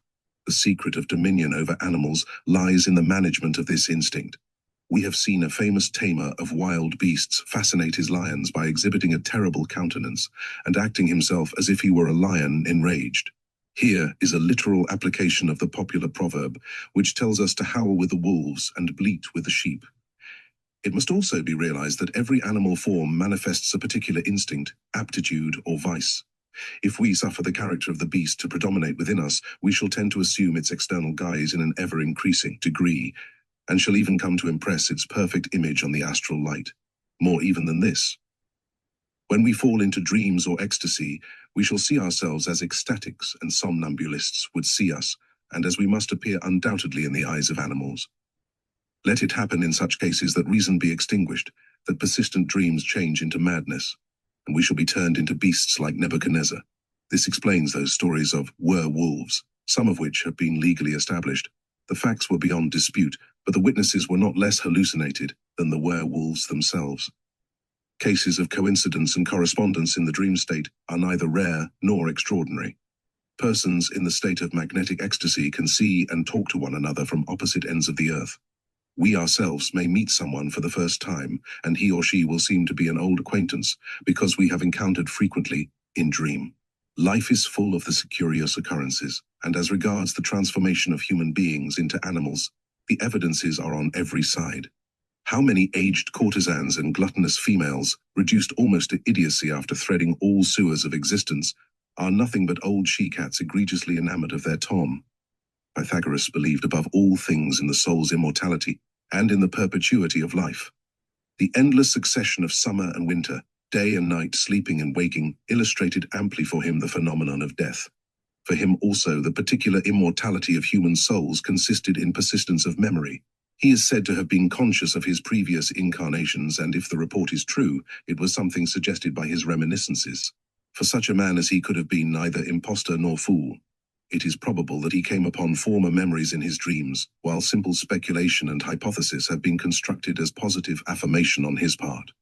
However this may be, his thought was great, for the real life of our individuality consists in memory alone. Those waters of Lethe, pictured by the ancients, were the true philosophical type of death. The Bible appears to impart a divine sanction to this idea when it is said in the book of Psalms that the just shall be in everlasting remembrance. Chapter 7, the Holy Kabalah. Let us now have recourse to the origin of true science by recurring to the Holy Kabalah, or tradition of the children of Seth, taken from Chaldea by Abraham, communicated by Joseph to the Egyptian priesthood, garnered by Moses, concealed by symbols in the Bible, revealed by the Savior to St. John, and embodied in its fullness in hieratic images, analogous to those of all antiquity, in the apocalypse of this apostle. Whatsoever was in kinship with idolatry was held in detestation by the Kabbalists, which notwithstanding, God is represented by them under a human figure, but it is purely hieroglyphical. For them he is the intelligent, the loving, the living infinite. He is neither the totality of all beings, nor being in abstraction, nor a being who is philosophically definable. He is in all things, being more and greater than all. His very name is ineffable, and yet this name gives expression only to the human ideal of his divinity. It is not possible for man to understand God in himself. He is the absolute of faith, but the absolute of reason is being. Being is self-existent, and is because it is. The cause of being is being itself. It is matter of legitimate speculation why this or that exists, but it would be absurd to inquire why being is, for it would be to postulate being as antecedent to being. It is demonstrated by reason and science that the modes of existence in being are equilibrated in accordance with harmonious and hierarchic laws. Now the hierarchy is graduated on an ascending scale, becoming more and more monarchic. At the same time, reason cannot pause in the presence of one absolute chief without being overwhelmed by the heights which it discerns above this supreme king. It takes refuge, therefore, in silence and gives place to adoring faith.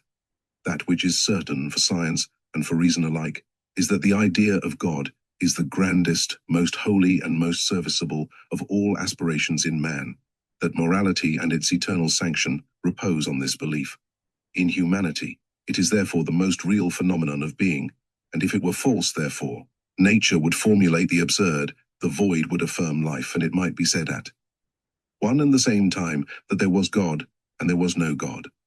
It is to this philosophical and incontestable reality, or otherwise the notion of deity, that the Kabbalists give a name, and all other names are contained therein. The ciphers of this name produce all numbers, and the hieroglyphical forms of its letters give expression to all laws of nature, with all that is therein. We shall not recur in this place to that which has been dealt with already as regards the divine tetragram in the doctrine of transcendental magic, but it may be added that the Kabbalists inscribe it in 4 chief ways. 1, as JHVH, which is spelt but not pronounced. The consonants are Yod, He, Vau, He, and they are rendered as Jehovah by us in opposition to all analogy, for the tetragrammaton so disfigured is composed of 6 letters. 2, a DNI, meaning Lord and pronounced by us Adonai. 3, Ahi, which signifies being and is pronounced by us Iyi. 4, a Galah, pronounced as it is written and comprising hieroglyphically all mysteries of the Kabalah. The letter Aleph is the first of the Hebrew alphabet, and expressing as it does unity, it represents hieroglyphically the dogma of Hermes. That which is above is analogous to that which is below. In consonance with this, the letter has 2 arms, one of which points to earth, and the other to heaven with an identical gesture. The letter Gimel is 3rd in the alphabet. It expresses the triad numerically, and hieroglyphically it signifies childbirth, fruitfulness. Lamed is the 12th letter, and is an expression of the perfect cycle. Considered as a hieroglyphical sign, it represents the circulation of the perpetual movement and the relation of the radius to the circumference. The duplicated Aleph represents the synthesis. Therefore, the name AGLA signifies 1, unity, which accomplishes by the triad the cycle of numbers, leading back to unity. 2, the fruitful principle of nature, which is one therewith. 3, the primal truth, which fertilizes science and restores it to unity. 4, synlepsis, analysis, science, and synthesis. 5, the 3 divine persons who are one God, the secret of the great work, which is the fixation of the astral light by a sovereign act of will, and is represented by the adepts as a serpent pierced with an arrow, thus forming the letter Aleph. 6, the 3 operations of dissolution, sublimation, and fixation, corresponding to the 3 essential substances: salt, sulfur, and mercury, the whole being expressed by the letter Gimel. 7, the 12 keys or Basil Valentine, represented by Lamed. 8, finally, the work accomplished in conformity with its principle and reproducing the said principle. Herein is the origin of that Kabalistic tradition which comprises all magic in a single word. To know how this word is read and how also is pronounced, or literally to understand its mysteries and translate the knowledge into action, is to have the key of miracles. In pronouncing the word Agi-Elah, it is said that one must turn to the east, which means union of intention and knowledge with Oriental tradition. It should be remembered further that, according to Kabalah, The perfect word is the word realized by acts, whence comes that expression which recurs frequently in the Bible, facere verbum, to make a word. That is, in the sense of performing an act. To pronounce the word agla Kabalistically is therefore to pass all tests of initiation and accomplish all its works. It has been said in the doctrine of transcendental magic that the name Jehovah resolves into 72 explicatory names called Shemahampharash. The art of employing these 72 names and discovering therein the keys of universal science is the art which is called by Kabbalists the keys of Solomon. As a fact, at the end of the collections of prayers and evocations which bear this title, there are found usually 72 magical circles, making 36 talismans, or 4 times 9, being the absolute number multiplied by the tetrad. Each of these talismans bears 2 of the 2 and 70 names, the sign emblematical of their number and that of the 4 letters of tetragrammaton to which they correspond. From this have originated the 4 emblematical tarot suits: the wand, representing the yod, the cup, answering to the he, the sword, referable to the vow, and the pentacle, in correspondence with the final he. The complement of the deanery has been added in the tarot, thus repeating synthetically the character of unity. The popular traditions of magic affirm that he who possesses the keys of Solomon can communicate with spirits of all grades and can exact obedience on the part of all natural forces. These keys, so often lost and as often again recovered, are no other than the talismans of the 72 names and the mysteries of the 32 hieroglyphical paths reproduced by the tarot.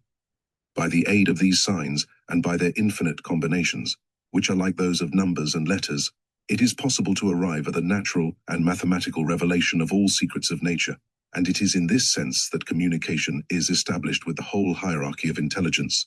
The Kabbalists in their wisdom were on their guard against the dreams of imagination and hallucinations of the waking state.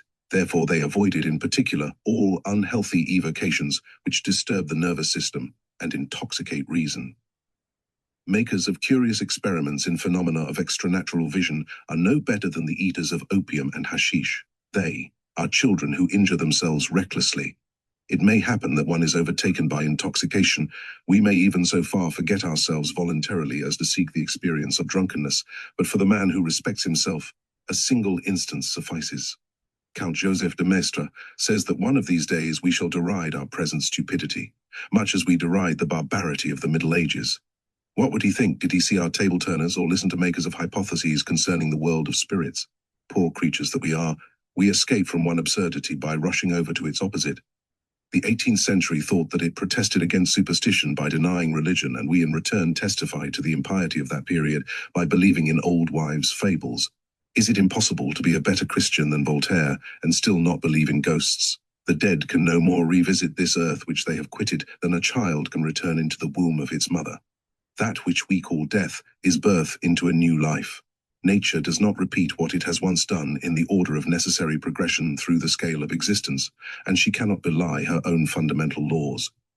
Limited by its organs and served by these, the human soul can enter into communication with things of the visible world only by the intermediation of these organs. The body is an envelope adjusted to the physical environments in which the soul abides here. By confining the action of the soul, it makes her activity possible. In the absence of body, the soul would be everywhere, and yet in so attenuated a sense that it could act nowhere, but, lost in the infinite, would be swallowed up and annihilated in God.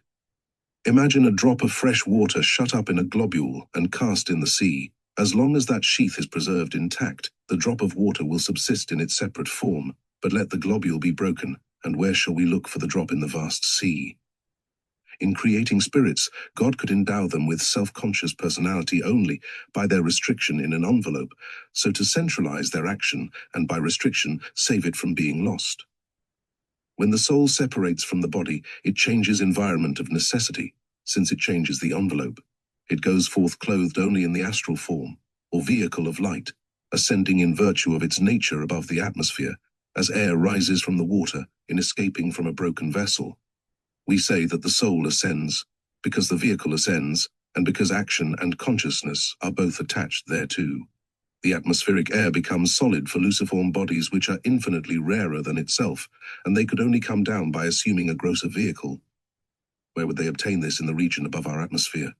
They could only return to Earth by means of another incarnation, and such return would be a lapse, for they would be renouncing the state of free spirit and renewing their novitiate.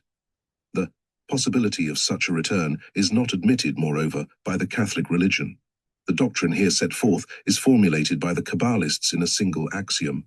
The spirit clothes itself to come down and unclothes itself to go up. The life of intelligence is ascensional. In the body of its mother, the child has a vegetative life and draws nourishment through a cord to which it is attached, as the tree is attached to the earth by its root and is also nourished thereby. When the child passes from vegetative to instinctive and animal life, the cord breaks and henceforth he has free motion. When the child becomes man, he escapes from the trammels of instinct and can act as a reasonable being. When the man dies, he is liberated from the law of gravitation, by which he has been previously bound to earth. When the soul has expiated its offenses, it grows strong enough to emerge from the exterior darkness of the terrestrial atmosphere and mount towards the sun. The unending ascent of the sacred ladder begins therein, for the eternity of the elect cannot be a state of idleness. They pass from virtue to virtue, from bliss to bliss, from victory to victory, from glory to glory. There is no break in the chain, and those of the superior degrees can still exercise an influence on those who are below, but it is in harmony with the hierarchic order, and after the same way that a king who rules wisely does good to the humblest of his subjects. From stage to stage, the prayers arise and the graces pour down, never mistaking the path. But spirits who have once gone up cannot again come down, for in proportion to their ascent, the zones solidify below them.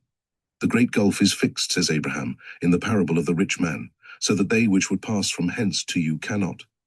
Ecstasy may so exalt the powers of the star body that it can draw the material body after it, thus proving that the destiny of the soul is to ascend. The stories of aerial levitation are possible, but there is no instance of a man being able to live under the earth or in water. It would be not less impossible for a soul in separation from the body to subsist for a single moment in the density of our atmosphere. Therefore, departed beings are not about us, as spiritists suppose. Those whom we love may see us, and to us may still manifest, but only by mirage and reflection in the common mirror of the astral light. Furthermore, they can take interest no longer in mortal things. They hold to us only by that which is highest in our feelings, and is in correspondence with their eternal mode. Such are the revelations of Kabbalism as embedded in the mysterious book of the Zohar. For science they are of course hypothetical, but they rest on a series of exact inductions, and these inductions are drawn from facts uncontested by science. We are brought at this point into touch with one of the most dangerous secrets in the domain of magic, being the more than probable hypothesis concerning the existence of those fluidic larvae known in ancient theurgy under the name of elementary spirits. Something has been said upon the subject in the doctrine. A ritual of transcendental magic, and the ill-starred Abbé de Villars, who jested with these terrible revelations, paid for his imprudence with his life. The reason that the secret is dangerous is because it verges on the great magical arcanum. The truth is that the evocation of elementary spirits implies power to coagulate fluids by a projection of the astral light, and this power, so directed, can produce only disorders and misfortunes, as will be shewn at a later stage. Meanwhile, the grounds of the hypothesis and the evidence of its probability follow. Spirit is everywhere, and is that which animates matter. It overcomes the force of gravity by perfecting the vehicle which is its form. We see everywhere around us how form develops with instincts, till intelligence and beauty are attained.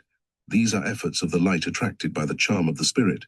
They are part of the mystery of progressive and universal generation. The light is the efficient agent of forms and life, because it is both motion and heat.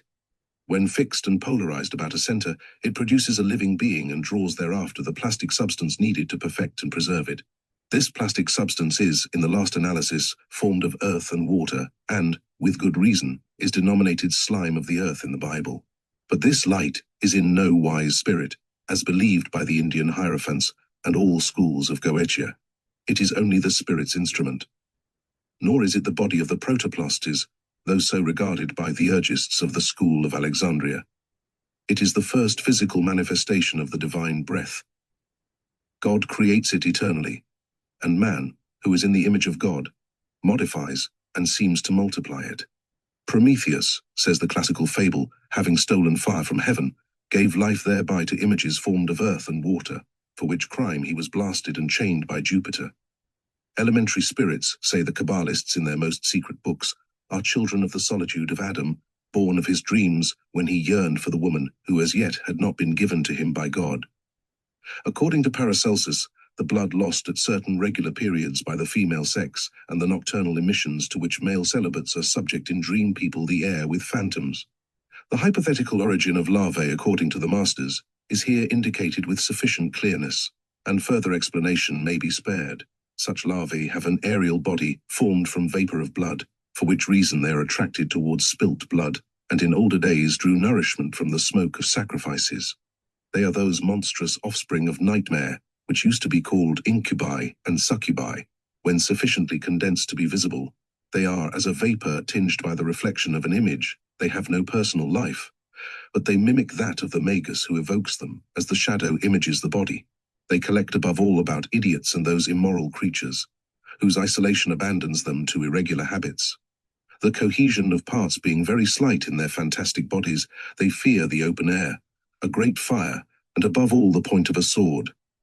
They become, in a manner, as vaporous appendages to the real bodies of their parents, since they live only by drawing on the life either of those who have created them, or those who appropriate them by their evocation. It may come about in this manner that if these shadows of bodies be wounded, their parent may be maimed in real earnest, even as the unborn child may be hurt and disfigured by the imaginations of its mother. The world is full of such phenomena. They justify these strange revelations and can only be explained thereby. Such larvae draw the vital heat of persons in good health, and they drain those who are weak rapidly. Hence come the histories of vampires, things of terrific reality which have been substantiated from time to time, as it is well known. This explains also why in the neighborhood of mediums, who are persons obsessed by larvae, one is conscious of a cooling in the atmosphere. Seeing that their existence is due to the illusions of imagination and divagation of the senses, such creatures never manifest in the presence of a person who can unveil the mystery of their monstrous birth. Book 2, Formation and Development of Dogmas. Book 2, Formation and Development of Dogmas. Beth. Chapter 1, Primitive Symbolism of History. To explain Holy Scripture from the religious and dogmatic standpoint forms no part of our warrant. Subject above all things to the hierarchic order, we surrender theology to the doctors of the Church, and we render to human science whatsoever is included in the domain of experience and reason. Therefore, on those occasions when we may appear to be risking a new application of some biblical passage, it is always with proper respect for ecclesiastical decisions. We do not dogmatize on our own part, and we submit our observations and researches to the lawful authorities. On reading the earliest history of the human race in the sacred work of Moses, that which strikes one at once is the description of the earthly paradise, which is summarized in the figure of a perfect pantacle. It is circular or square, since it is watered equally by 4 rivers arranged in the form of a cross, while in the center are found 2 trees representing knowledge and life, stable intelligence and progressive motion, wisdom and creation. The serpent of Asclepios and Hermes is coiled about the tree. Beneath its shadow are the man and woman, active and passive, intelligence and love. The serpent, symbolizing the primal attraction and the central fire of the earth, tempts her who is the weaker, and she causes the man to succumb, yet to the serpent she yields only in order that she may overcome it subsequently. One day she will crush the head of it by giving a savior to the world. All science is represented in this admirable scene. The man abdicates the realm of intelligence by yielding to the solicitations of the sensitive part. He profanes the fruit of knowledge, which should be the sustenance of the soul. By applying it to the uses of unjust and material satisfaction, he loses in consequence the sense of harmony and of truth. He is clothed thereafter with the skin of a beast, because the physical form takes shape sooner or later, and invariably in correspondence to moral dispositions. He is cut of the circle, which is watered by the 4 rivers of life, and a cherub, armed with an ever-moving, burning sword, prevents his return into the domain of unity. As we have observed in the doctrine of magic, Voltaire discovered that the Hebrew word for cherub signifies a bull, and was highly amused at the story. He might have been less entertained had he recognized in the angel with the head of a bull the image of an obscure symbolism, and in the revolving sword of fire those flashes of ill-understood and illusory truth, which provided, after the fall, a pretext to the idolatry of nations. The burning sword typified also that light which man knew no longer how to direct, so that, instead of governing its force, he was made subject to its fatal influence. The great magical work, understood in an absolute sense, is the conquest and erection of the burning sword, and the cherub is the angel or soul of the earth, represented invariably under the figure of a bull in the ancient mysteries. Hence, in Mithraic symbolism, the Master of Light is seen vanquishing the bull of earth and plunging into his flank that sword which sets free the life, represented by drops of blood. The first consequence of Eve's sin is the death of Abel. By separating love from understanding, she separated it also from power, and this, reduced to blindness and in the bondage of earthly desires, became jealous of love and slew it. The children of Cain perpetuated the crime of their father. The daughters whom they brought into the world were disastrously beautiful, but, being void of love, they were born for the damnation of angels and for the scandal of the descendants of Seth. After the deluge, and as a sequel to the prevarication of Ham, some part of the mystery of which has been already indicated, the children of men attempted to realize an insensate project by constructing an universal pantacle and palace. It was a vast experiment in socialistic equality, and the phalansterium of Fourier is a sorry conception in comparison with the Tower of Babel.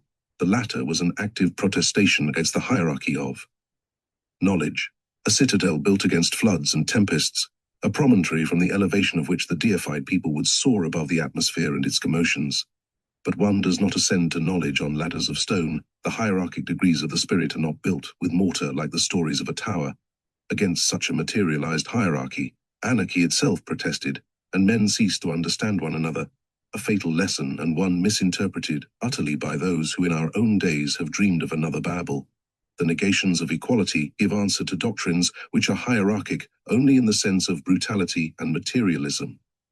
Whenever the human race builds such a tower, the summit will be contested and the multitude will desert the base. To satisfy all ambitions, the summit must be broader than the base, and the result an unstable edifice which will collapse at the smallest shock. The scattering of men was the first result of the curse pronounced against the profane descendants of Ham, but the race of Canaan bore in a particular manner the burden of the malediction in question, which at a later period made all their posterity anathema. That chastity, which is the guardian of the family, is also the distinctive character of hierarchic initiations. Profanation and revolt are always unclean.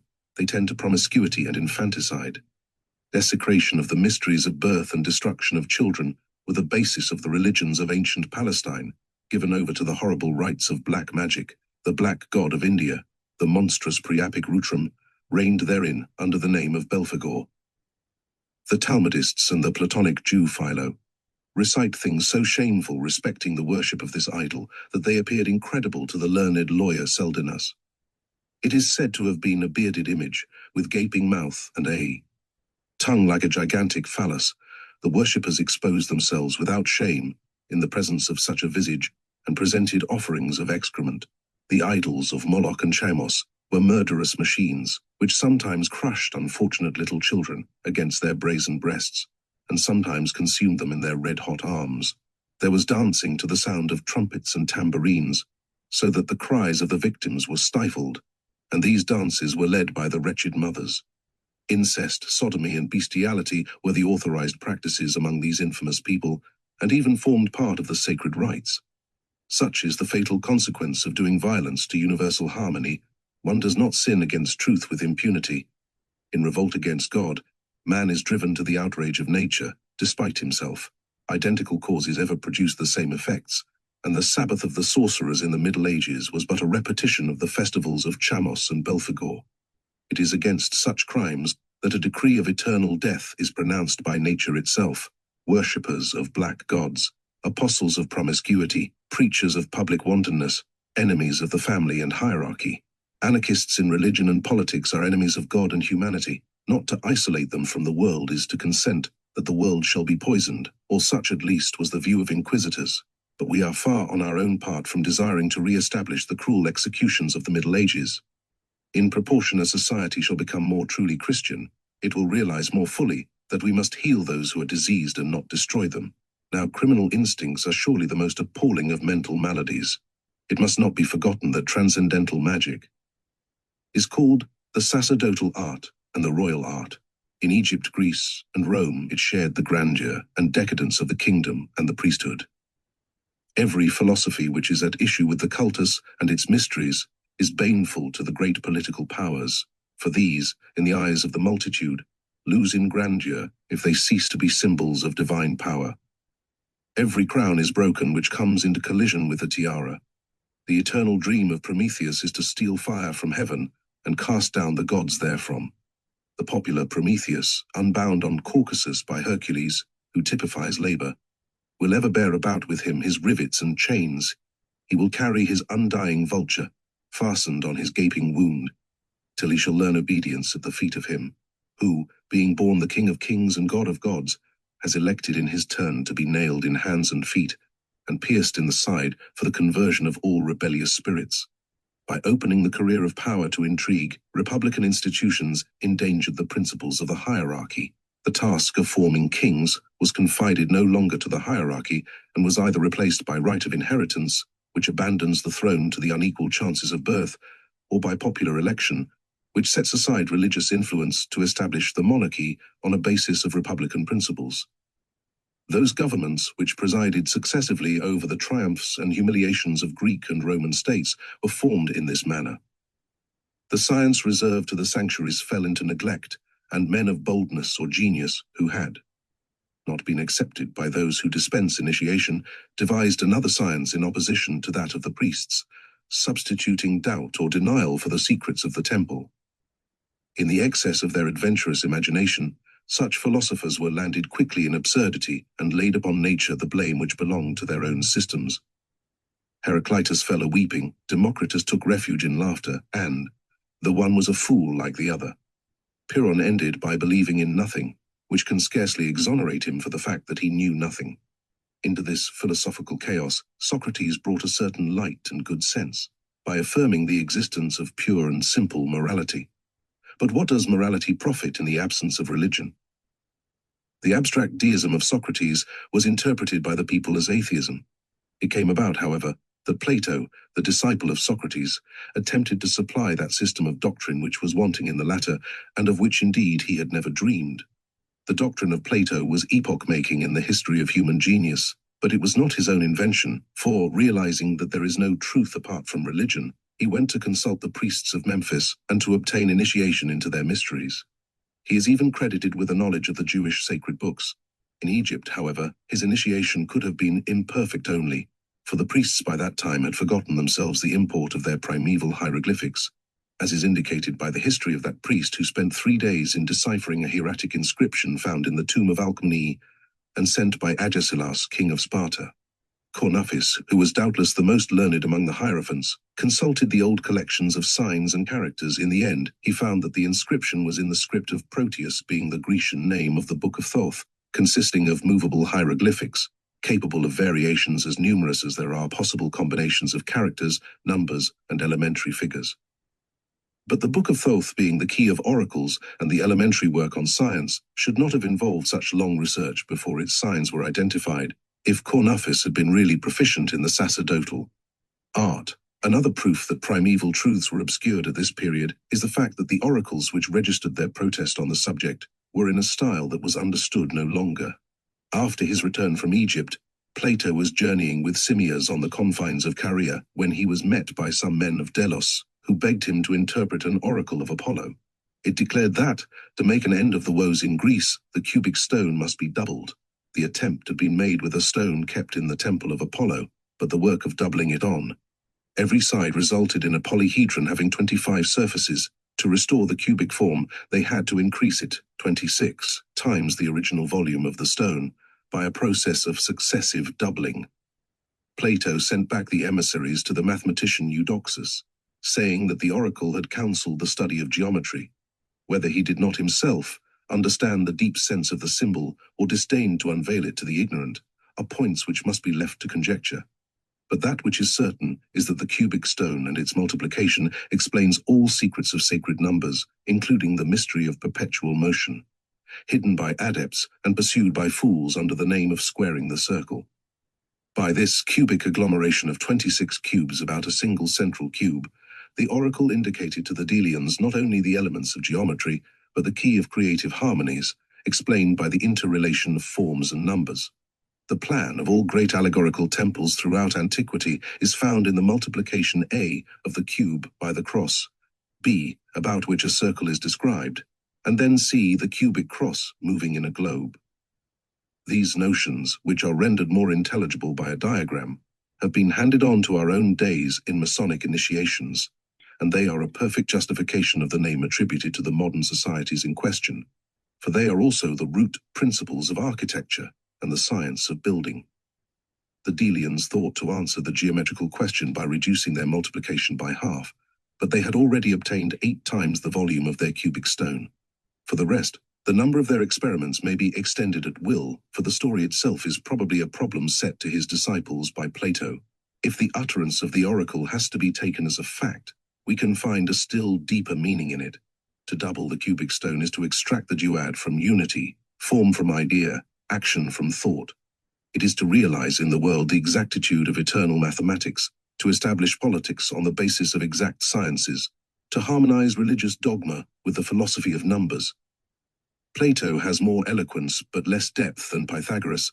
He aspires to reconcile the philosophy of logicians with the immutable dogmas of seers.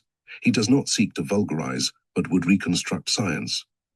So was his philosophy destined at a later date to provide dawning Christianity with theories prepared beforehand and with vivifying doctrines. Notwithstanding, however, that he based his theorems on mathematics, Plato was poet rather than geometrician. He was rich in harmonious forms and was prodigal of marvelous hypotheses. Aristotle, who was a calculating genius exclusively, referred everything to debate. In the schools he made everything subject to the demonstrations of numeral evolutions and the logic of calculations. Excluding the faith of Platonism, he sought to prove all and likewise to comprehend all in his categories. He turned the triad into syllogism and the binary into enthymeme. For him, the chain of being became a sorites. He reduced everything to an abstraction and reasoned on everything. Being itself passed into an abstraction in his process and was lost amidst the hypotheses of ontology. Plato was destined to inspire the fathers of the church, Aristotle to be the master of medieval scholastics. God knows what clouds gathered about this logic, which had no faith in anything and yet set out to explain all. A second Babel was in plan, and another confusion of tongues was at no far distance.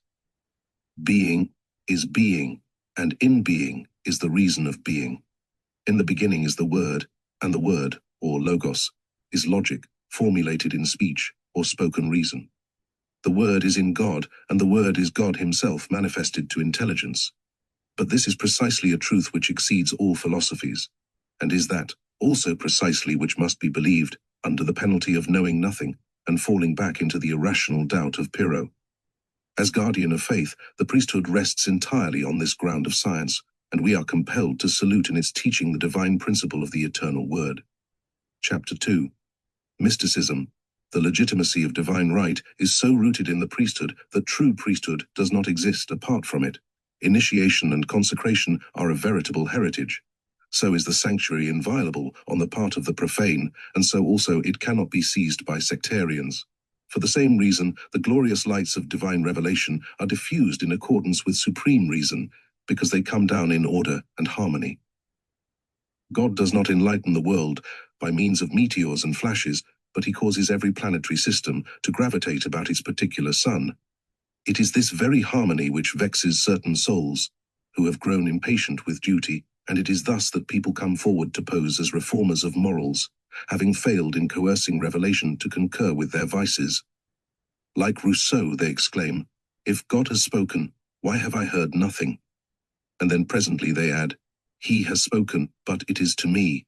Such is their dream, and they end by believing it themselves. So do the makers of sects begin, and these are fomenters of religious anarchy. We would by no means condemn them to the flames, but it is certainly desirable to intern them as sepulturers from contagious folly. It is precisely in this manner that those mystic schools were founded, which brought about the profanation of science. We have seen how the Indian fakirs attained their so-called uncreated light, that is to say, by the help of erism and cerebral congestion. Egypt had also its sorcerers and enchanters, while Thessaly in the days of Greece swarmed with conjurations and witchcraft. To enter into direct communication with deities is to suppress the priesthood and subvert the basis of the throne, a fact which is realized keenly by the anarchic instinct of pretended illuminism. It was by the allurement of license that such conspirators looked to recruit disciples, giving absolution beforehand to every scandal in manners, on the condition of strictness in revolt and energy in protestation against sacerdotal legitimacy. The Bacchantes, who dismembered Orpheus, believed themselves inspired by a god, and they sacrificed the great Hierophant to their deified drunkenness. The orgies of Bacchus were mystical tumults. The apostles of mania have always had recourse to deoderid movements, frenetic agitations, and horrible convulsions. From the effeminate priesthood of Bacchus to the Gnostics, from whirling dervishes to epileptics at the tomb of Paris the Deacon, the characteristics of superstition and fanatic exaltation have been always the same. It has been invariably under the pretext of purifying doctrine and in the name of an exaggerated spiritualism that the mystics of all times have materialized the symbols of the cultus. It has been the same precisely with those who have profaned the science of the Magi, for transcendental magic, as it is needful to remember, is the primeval priestly art. It condemns all that is done outside the lawful hierarchy, and it justifies the condemnation, though not the torture, of sectarians and sorcerers. The two classes are here connected intentionally because all heretics have been evokers of spirits and phantoms whom they have foisted upon the world as gods. All have arrogated to themselves the power of working miracles in support of their falsehoods. On these evidences they were all practices of goetic, that is to say, of black magic. Anarchy being the point of departure and the primary characteristic of dissident mysticism, religious concord is impossible between sectarians, and yet they are in astonishing unanimity upon a single point, being the hatred of hierarchic and lawful authority. This, in reality, is the whole root of their religion, as it is the sole bond which links them one to another. It is ever the crime of Ham, contempt of the family principle, and outrage offered to the father, whose nakedness and shame they expose with sacrilegious mirth. All the anarchic mystics confuse the intellectual with the astral light. They worship the serpent instead of doing honor to that dutiful and pure wisdom which crushes its head. So are they intoxicated by vertigo, and so fall inevitably into the abyss of folly. All fools are visionaries, and may no doubt believe sincerely that they work wonders. Indeed, hallucination is contagious, and things inexplicable occur, or seem to occur, frequently enough in their vicinity. Moreover, the phenomena of the astral light in the excess of its attraction or projection are themselves of a kind to confuse those who are half-educated.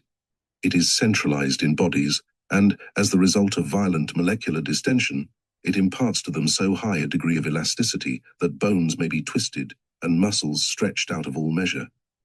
It forms whirlpools and waterspouts, so to speak, which levitate the heaviest bodies and can sustain them in the air for a length of time proportionate to the force of the projection. The sufferers feel on the point of bursting and cry for compression or percussion to relieve them. The most violent blows and the utmost constriction, being counterpoised by the fluidic tension, cause neither bruises nor wounds and relieve instead of crushing the patient. As fools hold physicians in horror, so the hallucinated mystics detest wise men. They flee them in the first place, and afterwards persecute them blindly, as if against their own will. Insofar as they are mild and indulgent, it is in respect of vices. Towards reason in submission to authority they are implacable. The most tolerant of heretics in appearance will be seized with fury and hatred, if conformity and the hierarchy are mentioned. Hence, heresies have led to disturbances invariably. The false prophet must slay if he cannot pervert. He clamors for tolerance towards himself, but takes good care in what sense it shall be extended to others. Protestants were loud in their outcries against the faggots and pyres of Rome at the very time that John Calvin, on the warrant of his private judgment, condemned Servetus to be burnt. The crimes of the Donatists, circumcisionists, and others too many for enumeration, drove Catholic rulers into excess, and caused the Church to abandon those who were guilty to the secular arm. Would it not be thought that Vaudois, Albigensians, and Hussites were lambs if one gave heed to the groans of irreligion? Where was the innocence of those darksome Puritans of Scotland and England who brandished the dagger in one hand and their Bible in the other, while preaching the extermination of Catholics? One only church, in the midst of so many reprisals and horrors, has always postulated, and in principle at least has maintained its hatred of blood. This is the hierarchic and legitimate church. Now, in admitting the possibility and actuality of diabolical miracles, that church recognizes the existence of a natural force which can be applied for good or evil, and hence it has decided in its great wisdom that although sanctity of doctrine can legalize miracle, the latter of itself can never authorize novelties in religious teaching. To say that God, whose laws are perfect and never falsify, themselves makes use of a natural instrument to produce effects which to us seem supernatural, this is to affirm the supreme reason and immutable power of God. It is to exalt our notion of his providence, and sincere Catholics should realize that such view by no means challenges his intervention in those marvels which operate in favor of truth. The false miracles caused by astral congestions have invariably an anarchic and immoral tendency, because disorder invokes disorder. So also the gods and familiars of heretics are athirst for blood, and commonly extend their protection at the price of murder. The idolaters of Syria and Judea drew oracles from the heads of children torn from the bodies of the poor little victims. They dried these heads and, having placed beneath the tongues a golden lamen bearing unknown characters, they fixed them in the hollows of walls, built up a kind of body beneath them, composed of magical plants secured by bands, lighted a lamp at the foot of the frightful idols, burnt incense before them, and proceeded to their religious consultation. They believed that the heads spoke, and the anguish of the last cries had doubtless distracted their imaginations. Moreover, as said already, blood attracts larvae. The ancients, in their infernal sacrifices, were accustomed to dig a pit, which they filled with warm and smoking blood. Then from all the deep places of the night they beheld feeble and pallid shadows ascending, descending, creeping and swarming about the cavity. With a sword's point steeped in the same blood, they traced the circle of evocation and kindled fire of laurel, alder and cypress wood, on altars crowned with asphodel and vervain. The night seemed to grow colder and still more dark. The moon was hidden behind clouds, and they heard the feeble rustling of phantoms crowding about the circle, while dogs howled piteously over the countryside. All must be dared in order to achieve all. Such was the axiom of enchantments and their associated horrors. The false magicians were banded together by crime, and believed that they could intimidate others when they had contrived to terrify themselves. The rites of black magic have remained revolting. Like the impious worships it produced, this was the case indifferently in the association of criminals who conspired against the old civilizations and among the barbaric races. There was always the same passion for darkness, there were the same profanations, the same sanguinary processes. Anarchic magic is the cultus of death. The sorcerer devotes himself to fatality, abjures reason, renounces the hope of immortality, and then sacrifices children. He forswears marriage and is given over to barren debauch. On such conditions he enjoys the plenitude of his mania, is made drunk with iniquity till he believes that evil is omnipotent, and converting his hallucinations into reality, he thinks that his mastery has power to evoke at pleasure all death and Hades. Barbarian words and signs unknown, or even utterly unmeaning, are the best in black magic. Hallucination is ensured more readily by ridiculous practices and imbecile evocations than by rites or formula, which keep intelligence in a waking state. Duportet says that he has tested the power of certain signs on ecstatics, and those which are published in his occult book with precaution and mystery are in analogy, if not absolutely identical, with pretended diabolical signatures found in old editions of the Grand Grimoire. The same causes always produce the same effects, and there is nothing that is new beneath the moon of sorcerers, any more than under the sun of sages. The state of permanent hallucination is death or abdication of consciousness, and one is then surrendered to all the chances comprised by the fatality of dreams. Every remembrance begets its own reflection. Every evil desire creates an image. Every remorse breeds a nightmare. Life becomes that of an animal, but of a peevish and tormented animal. The sense of morality and of time is alike absent. Realities exist no longer. It is a general dance in the whirlpool of insensate forms. Sometimes an hour seems protracted over centuries, and again years may fly with an hour's swiftness, rendered phosphorescent by the astral light, Our brains swarm with innumerable reflections and images. We close our eyes, and it may happen that some brilliant, somber, or terrific panorama will unroll beneath our eyelids. He who is sick of a fever will scarcely close them through the night without being dazzled by an intolerable brightness. Our nervous system, which is a perfect electrical apparatus, concentrates the light in the brain, being the negative pole of that apparatus, or projects it by the extremities, which are points designed for the circulation of our vital fluid.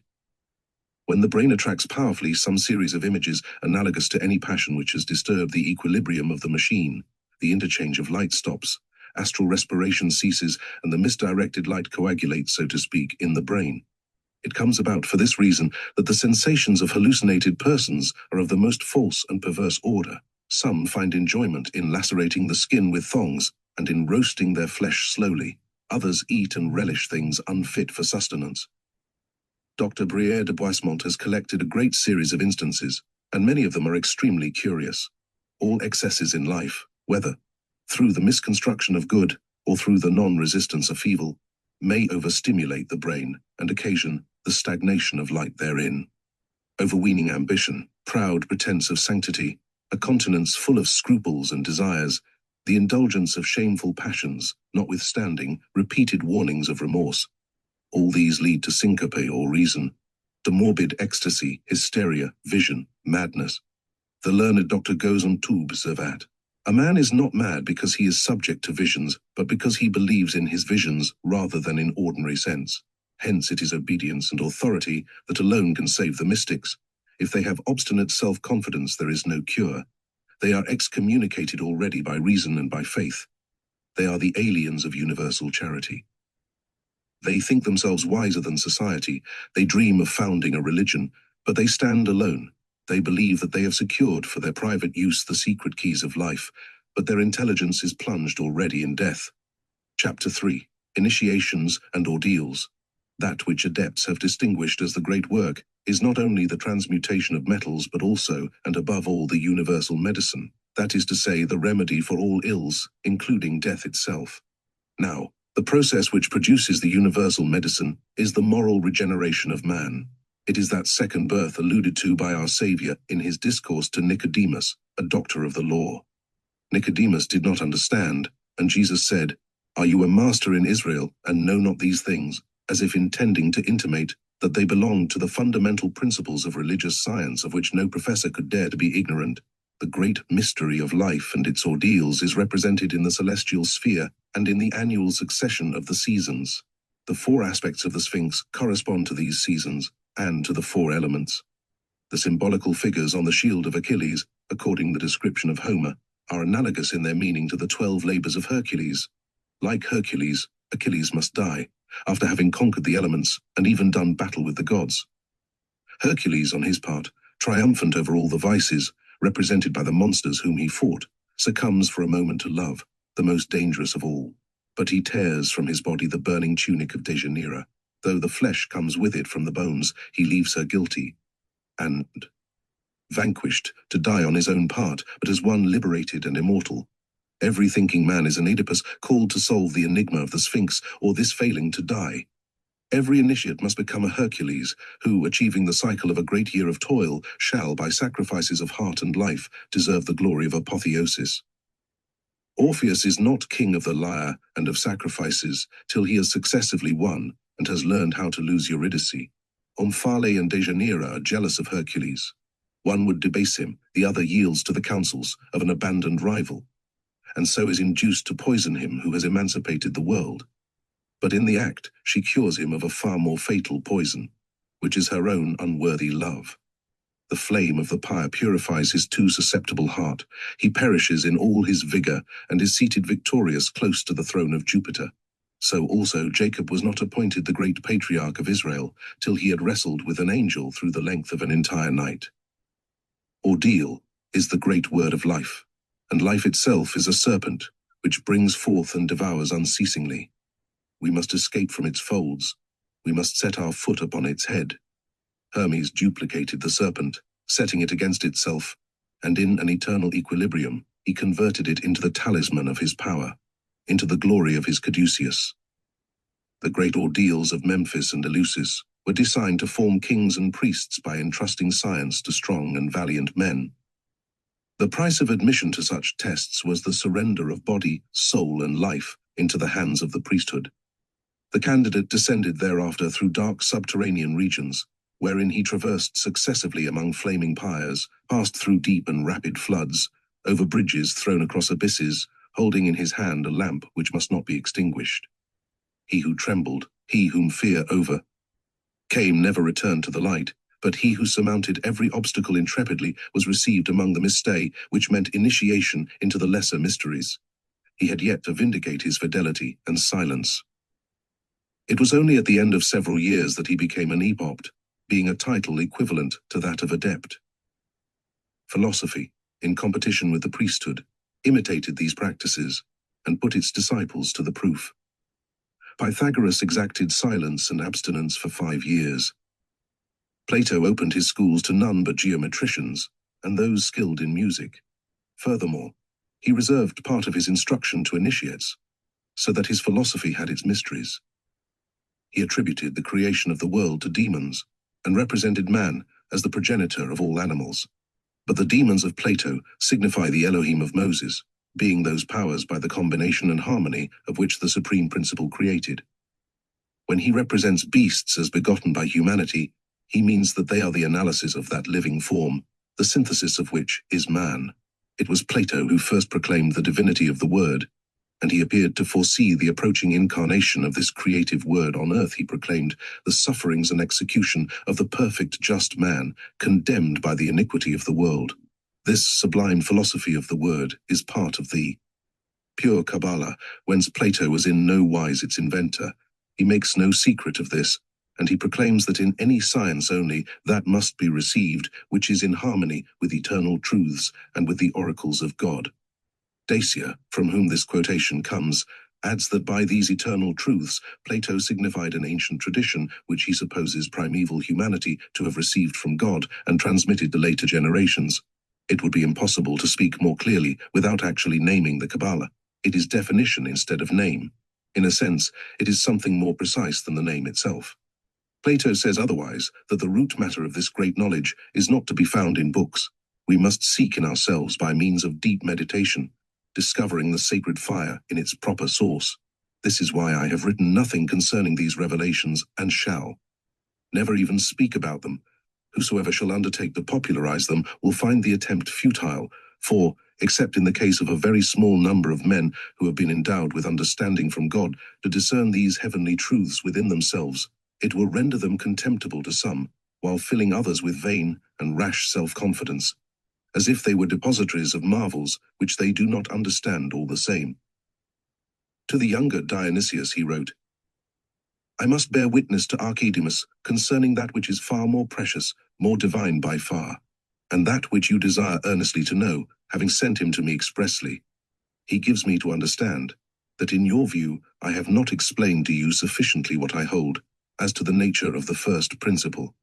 I can only write in enigmas, so that if my letter be intercepted on land or water, he who may read it shall understand nothing.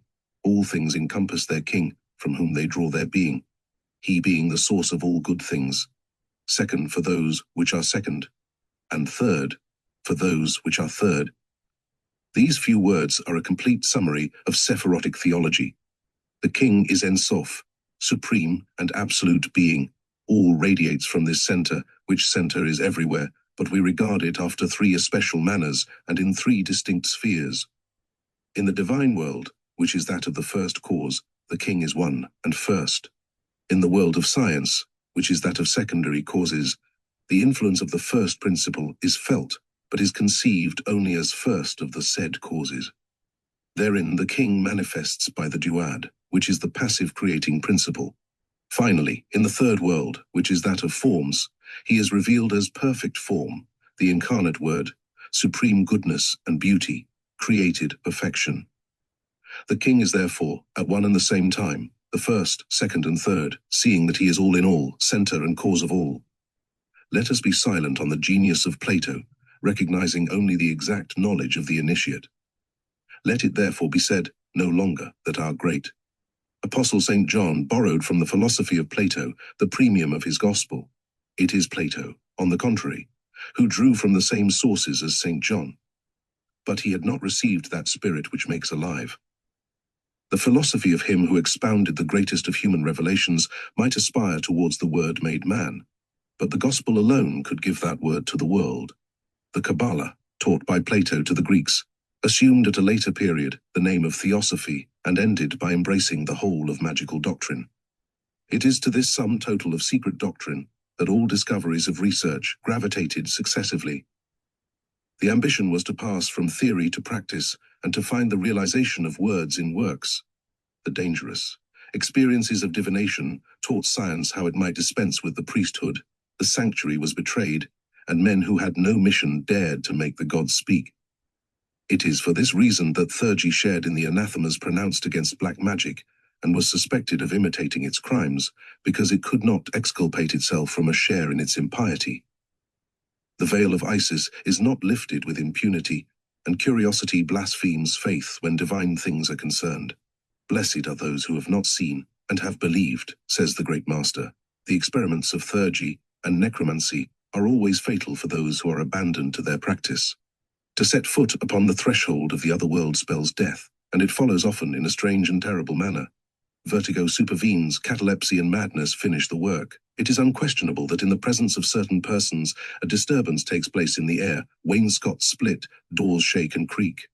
Fantastic signs, and even stains, as of blood, seem to impress themselves on virgin parchment or on linen.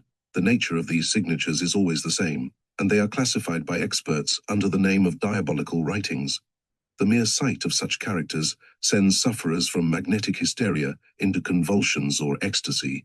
They believe that they behold spirits, and Satan, or the genius of error, is transfigured for them into an angel of light. The pretended spirits require, as the condition of their manifestation, some kind of contact between the sexes, the putting of hand in hand, foot to foot, breathing face to face, and even immodest embraces. Devotees are besotted by this kind of intoxication.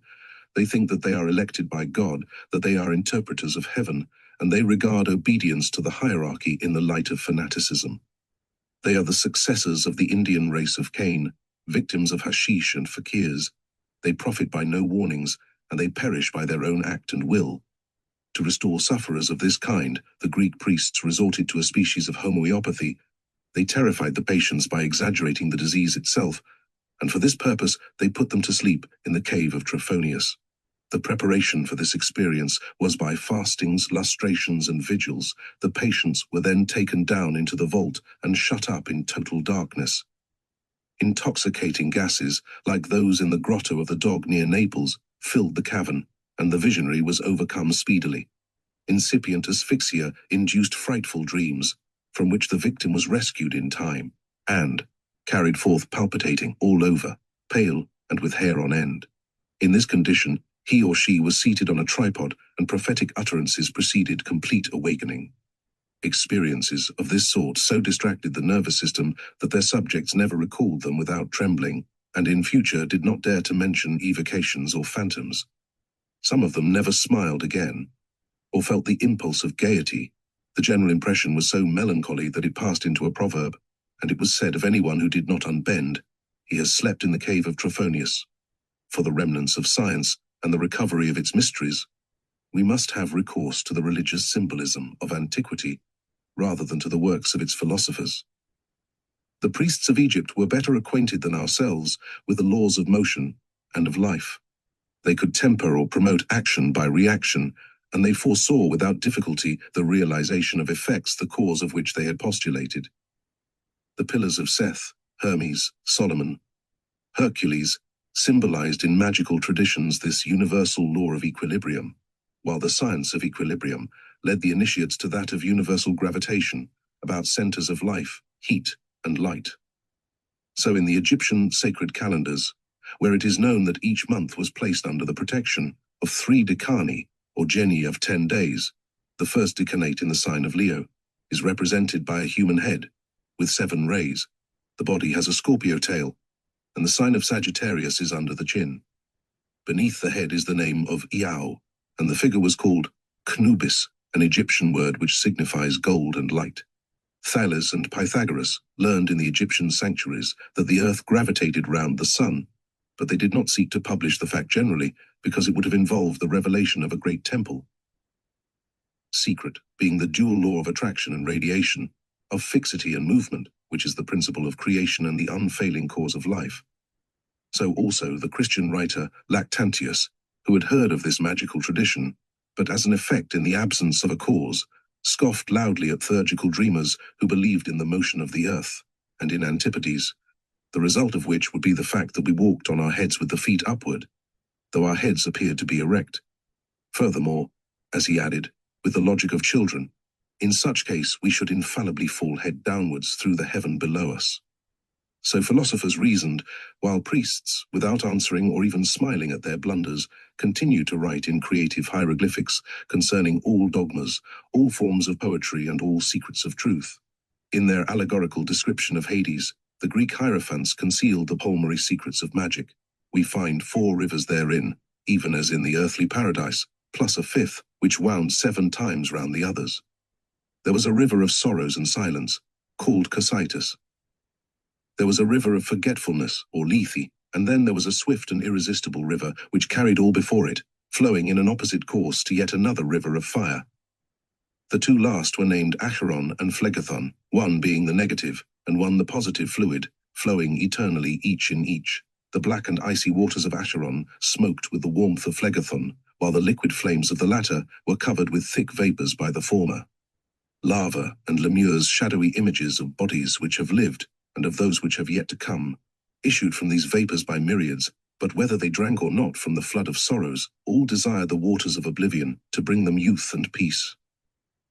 The wise alone do not seek to forget, for memory is their reward already, so also they only are truly deathless, since they only are conscious of their immortality. The tortures of Tenerus are truly divine pictures of the vices and their eternal chastisement. The greed of Tantalus, the ambition of Sisyphus, will never be expiated, since they can never be satisfied. Tantalus is athirst in the water. Sisyphus rolls a stone towards the top of a mountain, hoping to take his seat thereon, but it falls back continually and drags him down into the abyss. Ixion, unbridled in license, would have violated the Queen of Heaven, and was scourged by infernal furies. He did not consummate his crime, for he embraced only a phantom. The phantom may have condescended in appearance to his love, and may have ministered to his passion, but when he disowned duty, when his satisfaction was at the price of sacrilege, that which he thought was love proved hatred in a mask of flowers. It is not from beyond the tomb, it is rather in life itself that we must seek the mysteries of death. Salvation or condemnation begin here below, and this earth has also its heaven and hell. Virtue is ever rewarded, vice is ever punished. If the wealth of the wicked incline us at times to think that they enjoy impunity, that instrument of good and evil seeming to be given them by chance, there is woe notwithstanding to the unjust. They may possess the key of gold, but for them it opens only the gate of the tomb and hell. All true initiates have recognized the immense value of toil and suffering. A German poet tells us that sorrow is the dog of that unknown shepherd which leads the flock of humanity. Learn how to suffer and learn also to die. Such are the gymnastics of eternity, and such is the immortal novitiate. This is the moral lesson of Dante's Divine Comedy, and it was outlined in the allegorical table of Cebes, which belongs to the time of Plato. An account of it has been preserved, and many painters of the Middle Ages reconstructed the picture therefrom. It is at once a philosophical and magical monument, a perfect moral synthesis, and moreover the most audacious demonstration ever attempted of that great arcanum or secret, the revelation of which must subvert heaven and earth. Our readers will unquestionably expect us to furnish its explanation, but he who has solved this enigma knows that it is inexplicable by its nature, and is a sentence of death to those who take it by surprise, even as to those who reveal it. This secret is the royalty of the sage, and the crown of that initiate who is represented, coming down as a victor, from the Mount of Ordeal in the beautiful allegory of Cebes. The great arcanum has made him master of gold and light, which fundamentally are one thing. He has solved the quadrature of the circle. He directs perpetual motion, and he possesses the philosophical stone. Those who are adepts will understand me. There is neither interruption in the process of nature, nor a blank space in its work. The harmonies of heaven are in correspondence with those of earth, and eternal life fulfills its evolutions in accordance with the same laws which rule in the life of a day. The Bible says that God disposes all things according to weight, number, and measure, and this luminous doctrine was also that of Plato. In the Phaedon, he represents Socrates as discoursing on the destinies of the soul in a manner which is quite in conformity with Kabalistical traditions. Spirits purified by trial are emancipated from the laws of weight, and they soar above the atmosphere of tears. Others grovel in darkness and are those who manifest the weak or criminal. All who are liberated from the miseries of material life come back no more to contemplate its crimes or share its errors. Once is truly enough. The care taken by the ancients over the burial of the dead protested strongly against necromancy, and those who disturbed the sleep of the grave were always regarded as impious. To call back the dead would condemn them to a second death, and the dread of earnest people belonging to old religions, lest they should remain without burial after death, was in view of the possibility that the corpse might be profaned by striges and used in witchcraft. After death, the soul belongs to God, and the body to the common mother, which is earth. Woe to those who dare to invade these asylums. When the sanctuary of the tomb was disturbed, the ancients offered sacrifices to the angry manes, and a holy thought lay at the root of this practice. As a fact, were it permitted anyone to attract, by means of conjurations, the souls floating in darkness but aspiring towards the light, such a person would be begetting retrograde and posthumous children whom he must nourish with his own blood and with his own soul. Necromancers are makers of vampires, and they deserve no pity if they die devoured by the dead. Chapter 4. The Magic of Public Worship. Forms are the product of ideas, and they in their turn reflect and reproduce ideas. So far as sentiments are concerned, these are multiplied by association in the union of those who share them, so that all are charged with the enthusiasm common to all. It comes about in this manner that if one or another individual be deceived easily on questions of the just and the beautiful, the people at large will, this notwithstanding, continue to exalt in their minds whatsoever things are sublime, and they will do it with a longing which is itself sublime. These two great laws of nature were known to the ancient Magi, and led them to see the necessity of a public worship which should be one in its nature, imposed on all, hierarchic and symbolic in character, like all religion, splendid as truth, rich and varied as nature, starry as heaven, odoriferous as earth, a worship in fact of the kind established afterwards by Moses, realized in all its glory by Solomon, and once again transfigured, centralized today in the great metropolis of St. Peter at Rome. Humanity, as a fact, has never known more than one religion and one worship. This universal light has had its uncertain reflections and its shadows, but ever after the dark night of error we behold it emerge, one and pure like the sun. The magnificence of the cultus is the life of religion, and if Christ chose poor ministers, his sovereign divinity did not demand poor altars. Protestants have failed to understand that ritual constitutes an instruction and that a sordid or negligible God must not be created in the imagination of the multitude. The English, who lavish so much wealth on their own homes, who also affect to prize the Bible highly, would find their particular churches exceedingly cold and bare, if they remembered the unparalleled pomp of Solomon's temple. But that which withers their forms of worship is the dryness of their own hearts. And with a cultus devoid of magic, splendor, and pathos, how shall their hearts be ever informed with life? Look at their meeting houses, which resemble town halls, and look at those honest ministers, dressed like ushers or clerks, and who can do otherwise in their presence than regard religion as formalism and God as a justice of the peace.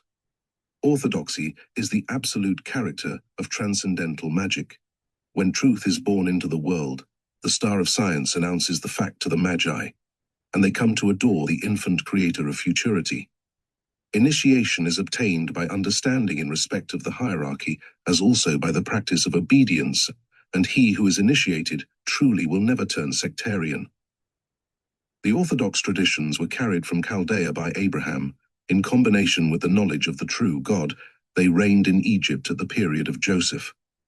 Kangso sought to establish them in China, but the imbecile mysticism of India, under the idolatrous form of the Fo cultus, was destined to prevail in that great empire. As by Abraham out of Chaldea, so was orthodoxy taken out of Egypt by Moses, And in the secret traditions of the Kabalah, we find a theology at once complete, perfect, unique, and comparable to our own, at its grandest when seen under the light of its interpretation by the fathers and doctors of the Church, a perfect whole, including lights which it is not given to the world yet to understand. The Zohar, which is the head and crown of the Kabbalistic sacred books, unveils furthermore all depths and enlightens all obscurities of ancient mythologies and of sciences concealed in the sanctuaries of Eld.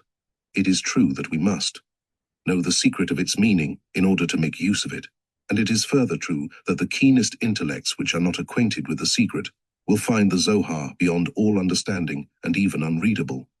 It is to be hoped that careful students of our works on magic will attain the secret for themselves, that they will come in their turn to decode, and thus be able to read the book which explains so many mysteries. Initiation being the necessary consequence of that hierarchic principle which is the basis of realization in magic, it follows that the profane, after striving vainly to force the doors of the sanctuary, have been driven to raise altar against altar, and to oppose ignorant disclosures of schism to the reticence of orthodoxy. Horrible histories were circulated concerning the Magi, sorcerers, and vampires cast upon them the responsibility of their own crimes. They were represented as feasting on infants and drinking human blood. Such attacks of presumptuous ignorance against the prudence of science have invariably met with success sufficient to perpetuate their use. Has not some miserable creature set forth, in I knew not what pamphlet, how he has heard with his own ears, and within the precincts of a club, the author of this book, demanding the blood of the wealthy to make it into puddings for the nourishment of starving people? The more monstrous the calumny, the greater the impression that it produces in the minds of fools. Those who slandered the Magi committed themselves, the enormities of which they accused them, and were abandoned to all the excesses of shameless sorcery.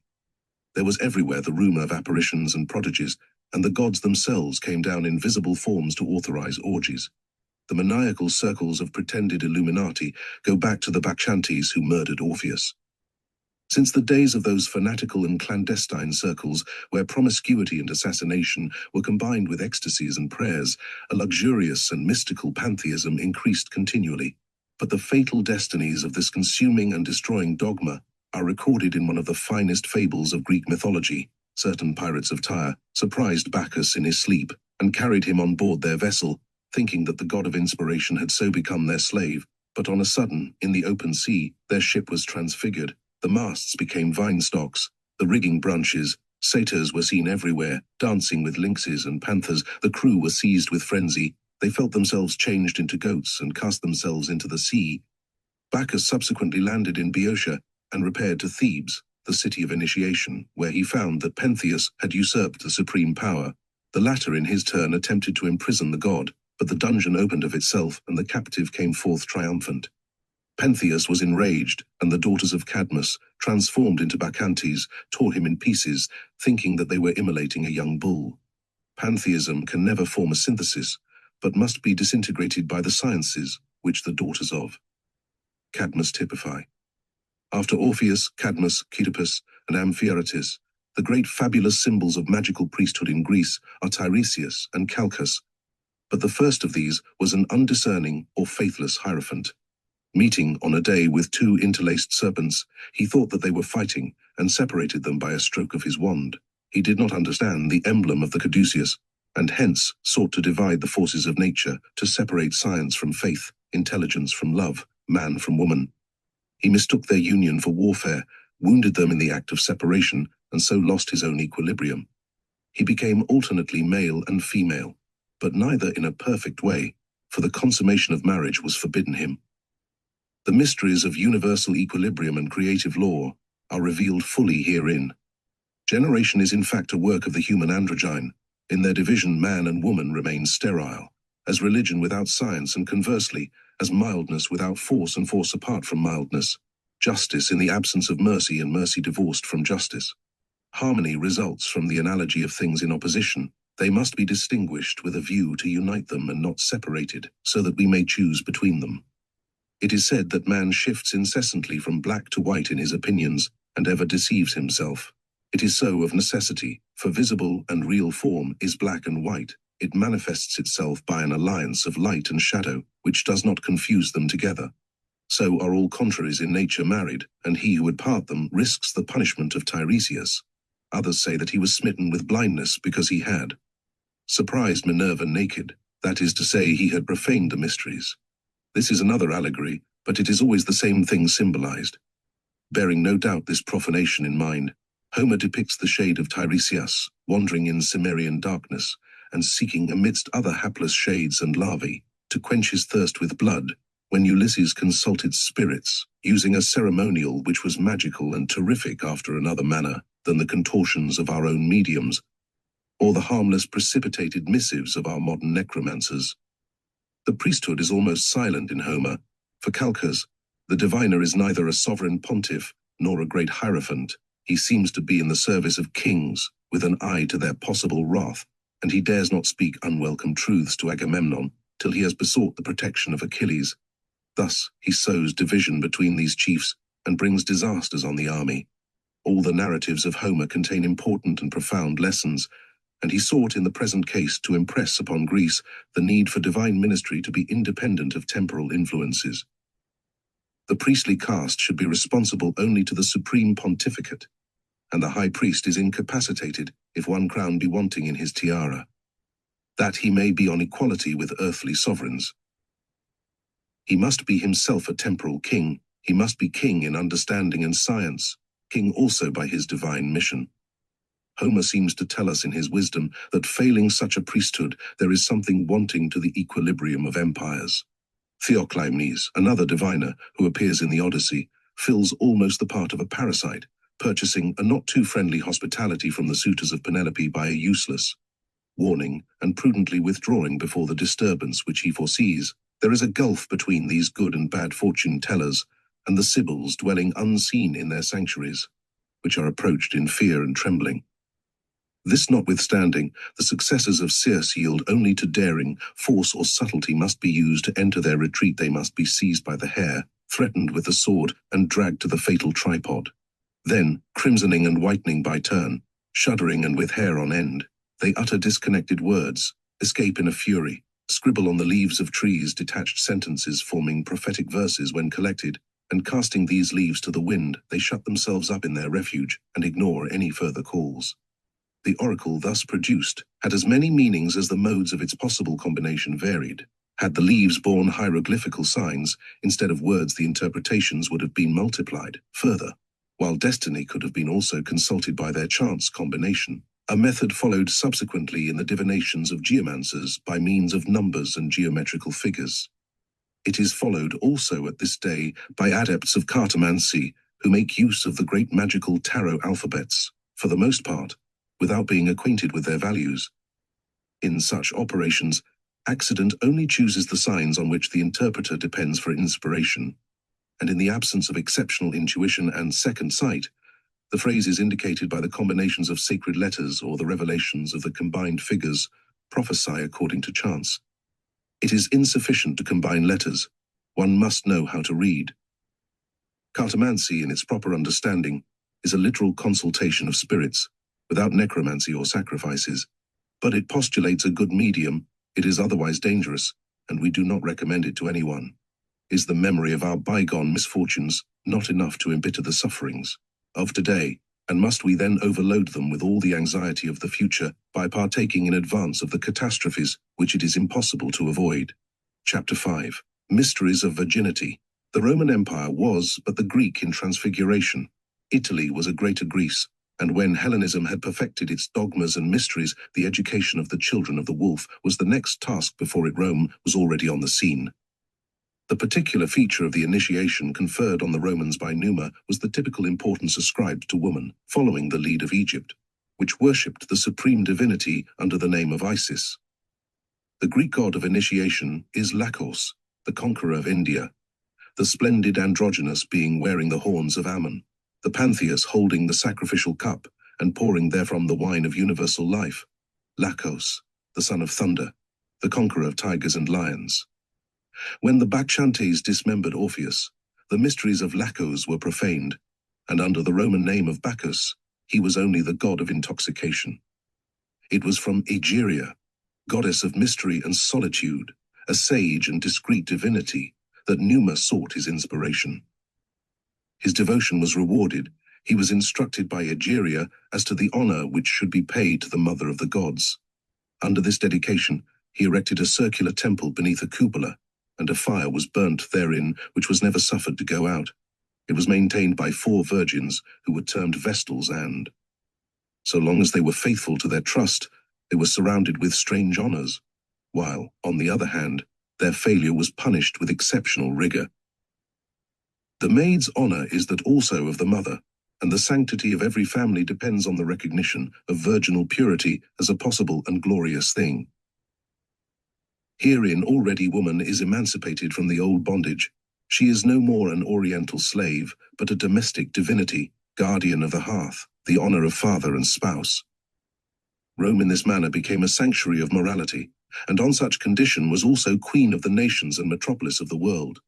The magical tradition of all ages attributes a certain supernatural and divine quality to the virgin state. Prophetic inspirations adorn it, while it is the hatred of innocence and virginity which prompted Goetic magic to sacrifice children, whose blood was regarded notwithstanding as having a sacred and expiatory virtue. To withstand the allurement of generation is to graduate in the conquest of death, and supreme chastity was the most glorious crown set before hierophants. To expend life in human embraces is to strike roots in the grave. Chastity is a flower which is so loosely bound to earth that when the sun's caresses draw it upwards, it is detached without effort and takes flight like a bird. The sacred fire of the Vestals was a symbol of faith and of pure love. It was an emblem also of that universal agent, the terrible and electric nature of which Numa could produce and direct.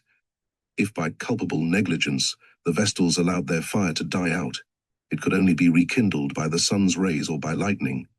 It was renewed and consecrated at the beginning of each year, a custom perpetuated and observed among us on Easter Eve. Christianity has been wrongly accused of taking over all that was beautiful in anterior forms of worship. It is the last transfiguration of universal orthodoxy, and as such it has preserved whatsoever belonged to it, while rejecting dangerous practices and idle superstitions. Furthermore, the sacred fire represented love of country and the religion of the hearth. To this religion, and to the inviolability of the conjugal sanctuary, Lucretia offered herself in sacrifice. Lucretia personifies all the majesty of ancient Rome. She could doubtless have escaped outrage by abandoning her memory to slander, but good repute is a noblesse qui oblige.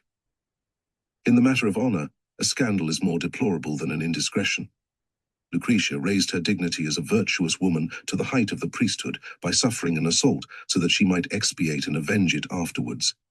It was in memory of this illustrious Roman lady that high initiation in the cultus of the fatherland and the hearth was entrusted to women, men being excluded. It was for them to learn in this manner that true love is that which inspires the most heroic sacrifices. They were taught that the real beauty of man is heroism and grandeur, that the woman capable of betraying or forsaking her husband blasts both her past and future, and is branded on the forehead with the ineffaceable stain of a retrospective prostitution, aggravated further by perjury. To cease loving him to whom the flower of her youth has been given is the greatest woe which can afflict the heart of a virtuous woman, but to publish it abroad is to falsify past innocence, to renounce probity of heart and integrity of honor. It is the last and most irreparable shame. Such was the religion of Rome. To the magic of such a moral code she owed all her greatness, and when marriage ceased to be sacred in her eyes, her decadence was at hand. In the days of Juvenal, the mysteries of the Bona Dea are said to have been mysteries of impurity, which it may perhaps be possible to question, seeing that as women alone were admitted to these pretended orgies, they must have betrayed themselves. But on the assumption that the charge is true, because anything seems possible after the reigns of Nero and Domitian, we can only conclude that the clean reign of the Mother of the Gods was over, and was giving place to the popular, universal and purer worship of Mary, the Mother of God. Initiate of magical laws, and knowing the magnetic influences of communal life, Numa instituted colleges of priests and augurs, living under prescribed rules. This was the first idea of conventual institutions, which are one of the great powers of religion. Long anterior to this, the Jewish prophets were joined in sympathetic bonds, having prayer and inspiration in common. It would seem that Numa was acquainted with the traditions of Judea.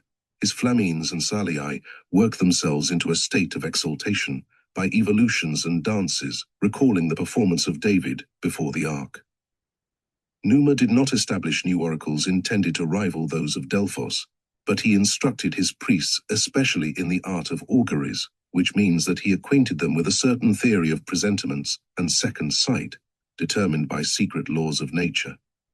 We despise nowadays the art of soothsaying and portents because we have lost the profound science of light and the universal analogies of its reflections. In his charming tale of Zadig, Voltaire delineates, with light and unserious touch, a purely natural science of divination, but it is not for that less wonderful, presupposing as it does an exceptional fineness of observation, and that power of deduction which escapes habitually the limited logic of the vulgar. It is said that Parmenides, the master of Pythagoras, having tasted the water of a certain spring, predicted an approaching earthquake. The circumstance is not extraordinary, for the presence of a bituminous and sulphurous flavor in water may well have advised the philosopher of subterranean activities in the district. Even the water itself may have been unusually disturbed. However this may be, the flight of birds is still considered premonitory of severe winters, and it may be possible to foresee some atmospheric influences by inspecting the digestive and respiratory apparatus of animals. Now, physical disturbances of the air have not infrequently a moral cause. Revolutions are translated therein by the phenomena of great storms. The deep breathing of nations moves heaven itself. Success proceeds coincidently with electric currents, and the hues of the living light reflect the motions of thunder. There is something in the air, says the crowd, with its particular prophetic instinct. Soothsayers and augurs knew how to read the characters which the light inscribes everywhere and how to interpret the sigils of astral currents and revolutions. They knew why birds wing their flight in isolation or in flocks, under what influences they turn to north or south, to east or west, which is just what we cannot explain, though we scoff now at the augurs. It is so very easy to scoffs, and it is so difficult to learn thoroughly. It was owing to such predetermined disparagement and to denial of what is not understood that men of parts, like Fontenelle, and men of learning, as Kircher, have written such intemperate things concerning the ancient oracles. Everything is craft and jugglery for strong minds of this order. They suppose automatic statues, concealed speaking trumpets and artificial echoes in the vaults of every temple. Why this eternal slander of the sanctuary? Has there been nothing but roguery in the priesthoods? Would it have been impossible to find men of uprightness and conviction among the hierophants of Ceres or Apollo? Or were these deceived like the rest? And in such case, how did it happen that the impostors continued their traffic for centuries without ever betraying themselves, individual rogues not being gifted with immortality? Recent experiments have shown us that thoughts can be transferred, translated into writing, and printed by the unaided force of the astral light. Mysterious hands still write on our walls, as at the feast of Belshazzar. Let us not forget the wise observation of a scholar who assuredly cannot be accused either of fanaticism or credulity. Outside pure mathematics, said Arago, he who pronounces the word impossible is wanting in caution. The religious calendar of Numa is based upon that of the Magi. It is a sequence of feasts and mysteries, recalling throughout the secret doctrine of initiates and perfectly adapting the public enactments of the cultus to the universal laws of nature. Its arrangement of months and days has been preserved by the conservative influence of Christian regeneration. Even as the Romans under Numa, we still hallow by abstinence the days consecrated to the commemoration of birth and death. But for us the day of Venus is sanctified by the expiations of Calvary. The gloomy day of Saturn is that during which our incarnate God sleeps in his tomb, but he will rise up, and the life which he promises will blunt the scythe of Kronos. That month which Romans dedicated to Maya, the nymph of youth and flowers, the young mother who smiles upon the year's first fruits, is consecrated by us to Mary, the mystical rose, the lily of purity, the heavenly mother of the Savior. So are our religious observances ancient as the world. Our feasts are like those of our forefathers, for the Redeemer of Christendom came to suppress none of the symbolic and sacred beauties of old initiation. He came, as he said himself, in reference to the figurative law of Israel, to realize and fulfill all things. Chapter 6. Superstitions. Superstitions are religious forms surviving the loss of ideas. Some truth no longer known, or a truth which has changed its aspect, is the origin and explanation of all. Their name, from the Latin superstes, signifies that which survives. They are the dead remnants of old knowledge or opinion. Ever governed by instinct rather than by thought, the common people cleave to ideas through the mediation of forms, and it is with difficulty that they modify their habits. The attempt to destroy superstitions impresses them always as an attack on religion itself, and hence St. Gregory, one of the greatest popes in Christendom, did not seek to suppress the old practices. He recommended his missionaries to purify and not destroy the temples, saying that so long as a people have their old places of worship, they will frequent them by force of habit, and will thus be led more easily to the worship of the true God. He said also, "The Bretons have fixed days for feasts and sacrifices. Leave them their feasts, and do not restrain their sacrifices. Leave them the joy of their festivals. But from the state of paganism, draw them gently and progressively into the estate of Christ." It came about in this manner that older pious observances were replaced by holy mysteries, with scarcely a change of name. There was, for example, the yearly banquet called Charislia, to which ancestral spirits were invited, so making an act of faith in universal and immortal life. The Eucharist, or supernal Charistia, has replaced that of antiquity, and we communicate Easter by Easter with all our friends in heaven and on earth. Far from maintaining the old superstitions by such adaptations, Christianity has breathed soul and life into the surviving signs of universal beliefs. That science of nature which is in such close consanguinity with religion, seeing that it initiates men into the secrets of divinity, that forgotten science of magic still lives undivided in hieroglyphical signs, and to some extent in the living traditions or superstitions which it has left outwardly untouched. For example, the observation of numbers and days is a blind reminiscence of primitive magical dogma. As a day consecrated to Venus, Friday was always considered unlucky because it signified the mysteries of birth and death. No enterprise was undertaken on Friday by the Jews, but they completed thereon the work which belonged to the week, seeing that it preceded the Sabbath, or day of compulsory rest. The number 13, being that which follows the perfect cycle of 12, also represents death, succeeding the activities of life, and in the Jewish symbolism the article relating to death is numbered 13. The partition of the family of Joseph into 2 tribes brought 13 guests to the first Passover of Israel in the Promised Land, meaning 13 tribes to share the harvests of Canaan. One of them was exterminated, being that of Benjamin, youngest of the children of Jacob. Hence comes the tradition that when there are 13 at table, the youngest is destined to die quickly. The Magi abstained from the flesh of certain animals and touched no blood. Moses raised this practice into a precept, on the ground that it is unlawful to partake of the soul of animals, which soul is in the blood. It remains therein after their slaughter, like a phosphorus of coagulated and corrupted astral light, which may be the germ of many diseases. The blood of strangled animals digests with difficulty and predisposes to apoplexy and nightmare.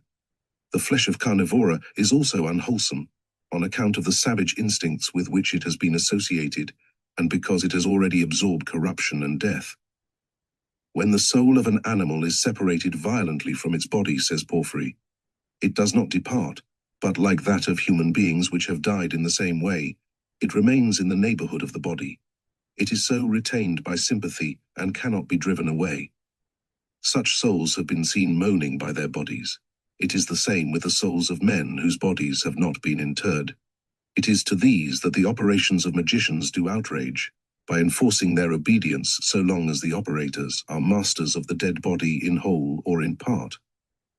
Theosophers who are familiar with these mysteries, with the sympathy of animal souls for the bodies from which they are separated, and with their pleasure in approaching these, have rightly forbidden the use of certain meats, so that we may not be infected by alien souls. Porphyry adds that prophecy may be acquired by feeding on the hearts of ravens, moles, and hawks. Here the Alexandrian theurgist betakes himself to the processes of the little Albert, but though he lapses so quickly into superstition, it is by entering a wrong path, for his point of departure was science. To indicate the secret properties of animals, the ancients said that at the epoch of the War of the Giants, various forms were assumed by the gods with a view to concealment, and that they resumed these subsequently at pleasure. Thus, Diana changed into a she-wolf, the sun into a bull, lion, dragon, and hawk, Hecate into a horse, lioness, and bitch. The name of Pheribates was, according to several theosophers, assigned to Proserpine because she lived upon turtle doves. and these birds were the usual offering which the priestesses of Maya made to that goddess, who is the Proserpine of earth, daughter of the fair Ceres, and foster mother of the human race. The initiates of Eleusis abstained from domestic birds, fish, beans, peaches, and apples. They abstained also from intercourse with a woman in childbed, as well as during her normal periods. Porphyry, from whom this information is derived, adds as follows: "Whosoever has studied the science of visions knows that one must abstain from all kinds of birds in order to be liberated from the bondage of terrestrial things and find a place among the celestial gods. But the reason he does not give."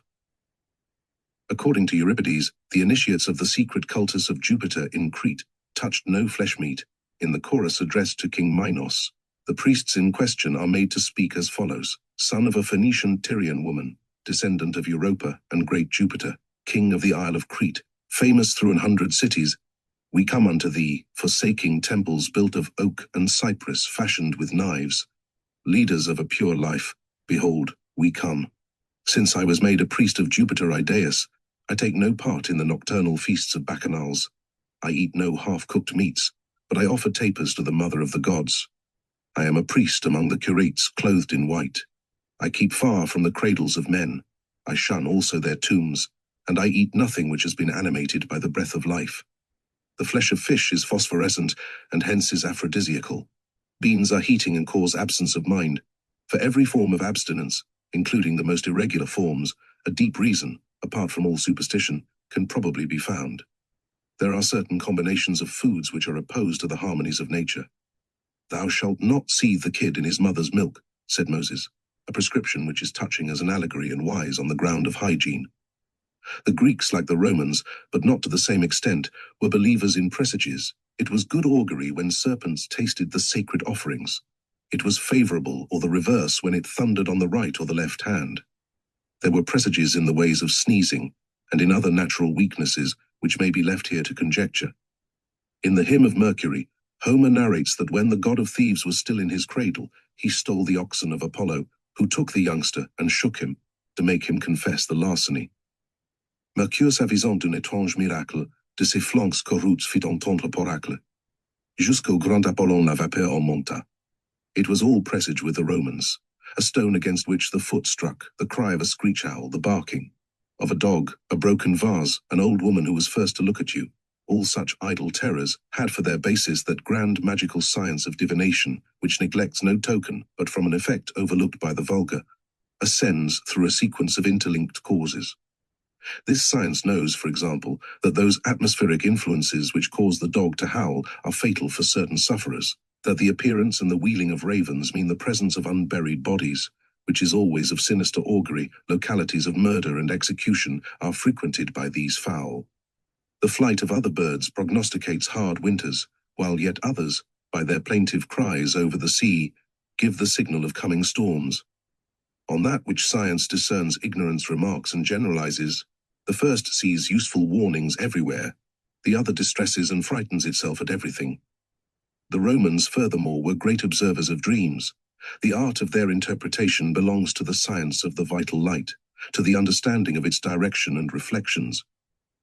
Men versed in transcendental mathematics are well aware that there can be no image in the absence of light, be it direct, reflected, or refracted, and by the direction of the ray, the return under the fold of which they know how to find, they arrive by an exact calculation, and invariably at the source of light, and can estimate its universal or relative force.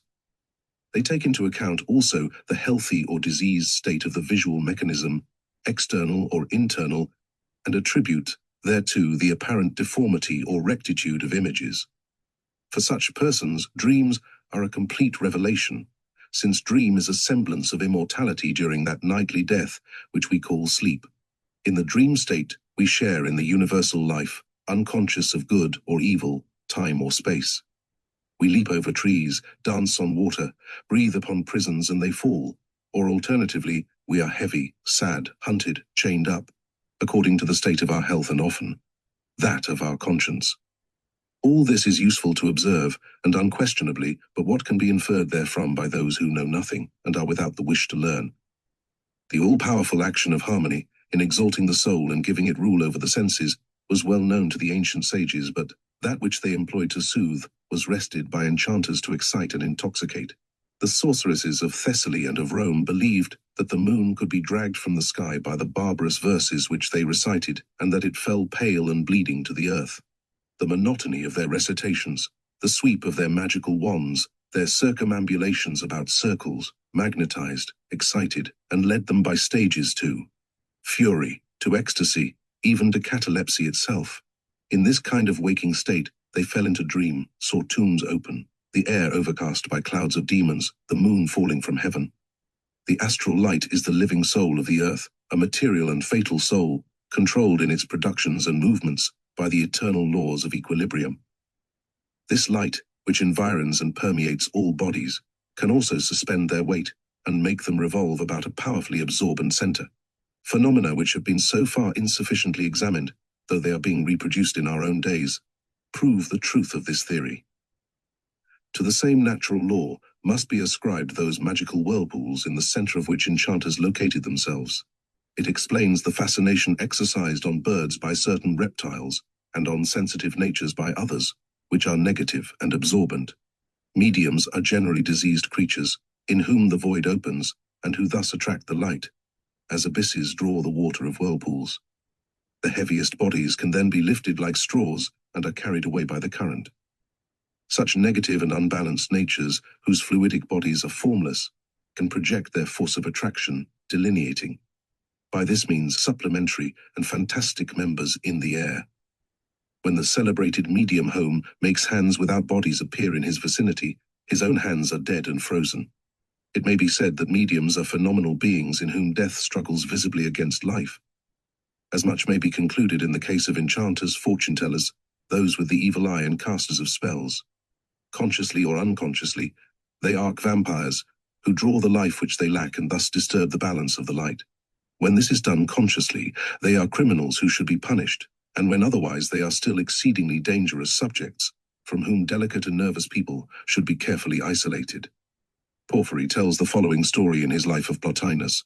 Among those who professed philosophy, there was a certain Olympius, who was of Alexandria and for a time disciple of Ammonius. He treated Plotinus with disdain, being ambitious to surpass him in repute. He sought also to injure him by magical ceremonies, but having found that the attempt reacted on himself, he admitted to his friends that the soul of Plotinus must be one of great power, since it could turn back on his enemies their own evil designs. Plotinus was conscious of the hostile attempts of Olympius, and there were times when he said suddenly, "Now he is having convulsions." This kind of thing being repeated, and finding that he was afflicted himself with the evils which he would have wrought on Plotinus, Olympius ceased to persecute. Equilibrium is the great law of the vital light projected with force and repelled by a nature more balanced than our own. It comes back upon ourselves with equal violence. Woe therefore to those who would employ natural powers in the service of injustice, since nature is just and her reactions are terrible. Chapter 7. Magical Monuments. We have said that Egypt of old was itself a pantacle, and as much might be affirmed concerning the elder world at large. In proportion as the great hierophants were at pains to conceal their absolute science, they sought more and more to extend and multiply its symbols. The triangular pyramids, with their square bases, represented metaphysics grounded on the science of nature, and the symbolical key of this science assumed the gigantic form of that wonderful Sphinx, which, in its age-long vigil at the foot of the pyramids, has hollowed for itself so deep a bed in the sand. Those 7 great monuments called the wonders of the world were sublime commentaries on the pyramids, and on the 7 mysterious gates of Thebes.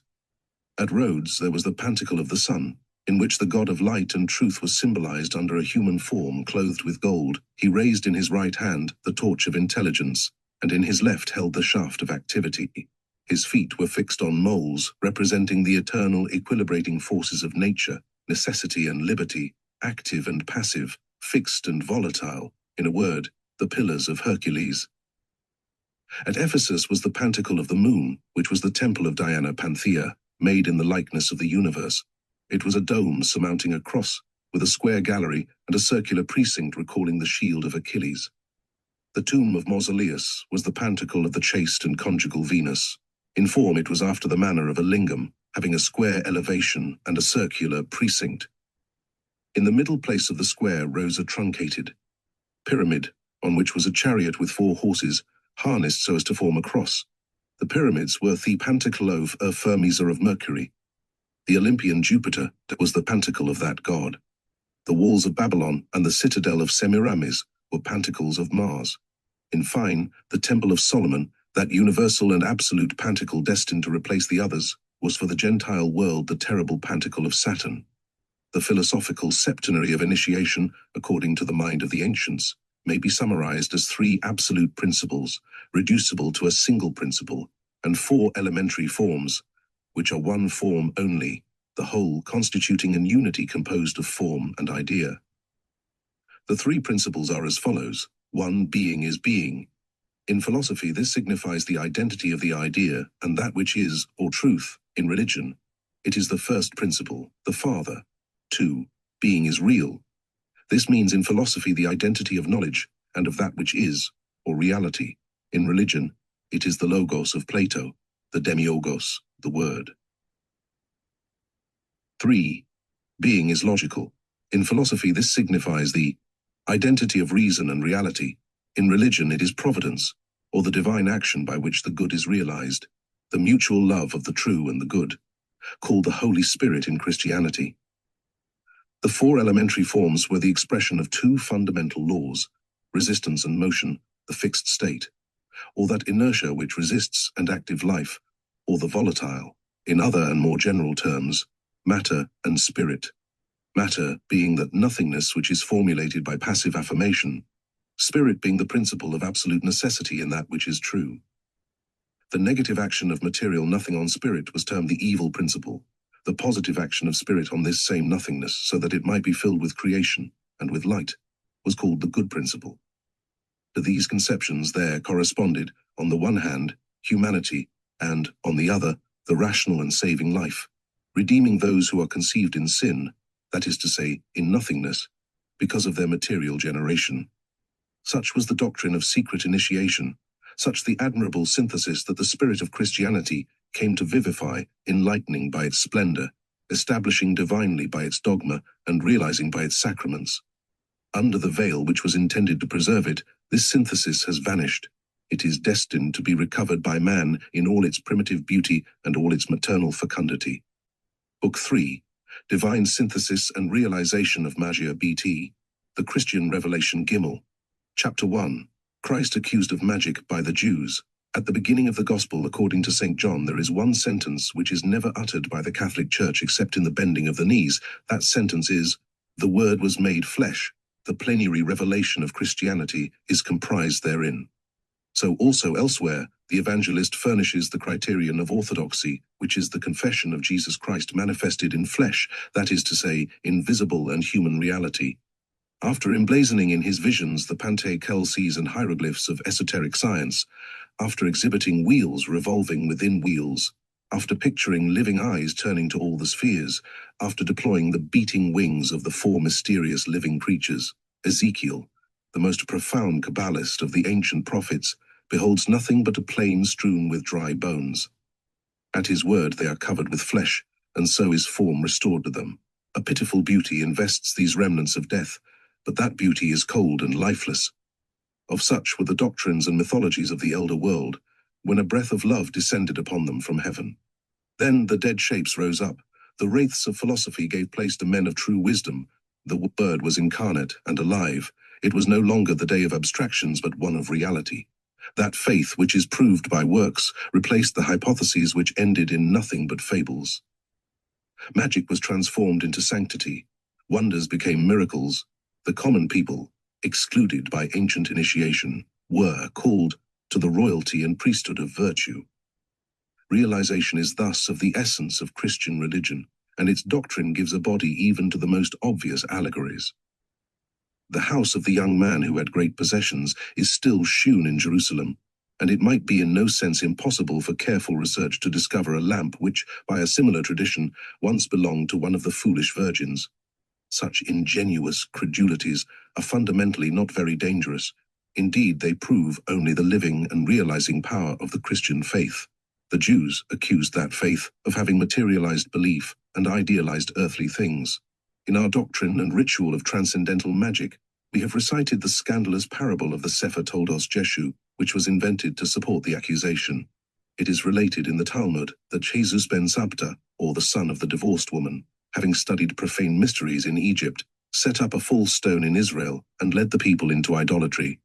It was acknowledged, notwithstanding, that the Jewish priesthood did wrong when it cursed him with both hands. And it is in this connection that we find in the Talmud one beautiful precept, which is destined hereafter to unite Christendom and Israel: never curse with both hands, so that one of them may always be free to forgive and to bless. As a fact, the priesthood was guilty of injustice towards that peace-bringing master who counseled his disciples to obey the constituted hierarchy. They are in the seat of Moses, the Saviour said. Do therefore that which they tell you, but not as they do themselves.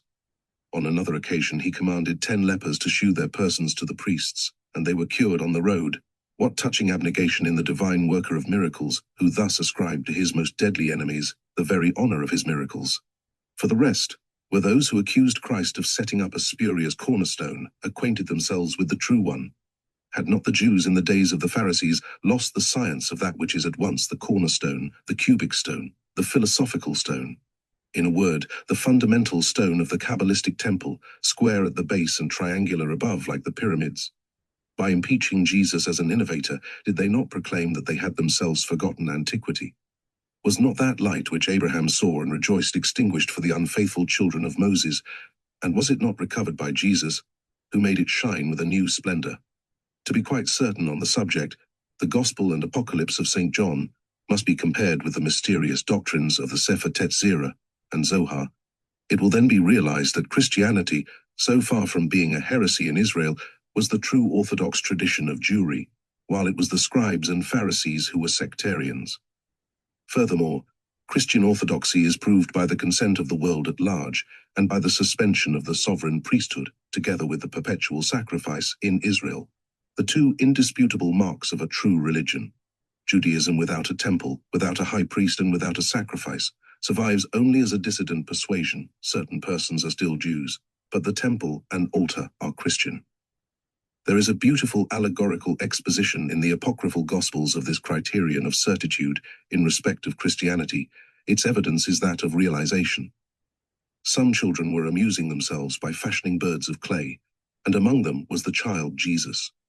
Each little artist praised his own work, and only Jesus said nothing but when he had molded his birds, he clapped his hands, telling them to fly, and they flew. So did Christian. Institutions shew their superiority over those of the ancient world. The latter are dead, but Christianity is alive, considered as the fully realized and vital express scion of the Kabalah, that is to say, of primitive tradition. Christianity is still unknown, and hence that Kabalistic and prophetic book called the Apocalypse yet remains to be explained, being incomprehensible without the Kabalistic keys. The traditional interpretation was long preserved by the Johannites, or disciples of St. John, but the Gnostics intervened, to the total confusion and loss of everything, as will be made clear at a later stage. We read in the Acts of the Apostles that St. Paul at Ephesus collected all the books which treated of things curious and burnt them in public. The reference is no doubt to the old Goetic texts or works of necromancy. The loss is regrettable assuredly, since even from the memorials of error there may shine some rays of truth, while information may consequently be derived which will prove precious to science. It is a matter of general knowledge that at the advent of Christ Jesus, the oracles were silenced everywhere, and a voice went wailing over the sea, crying, "Great Pan is dead." A pagan writer, who takes exception to the report, declares on his own part that the oracles did not cease, but in a little, while no one was found to consult them.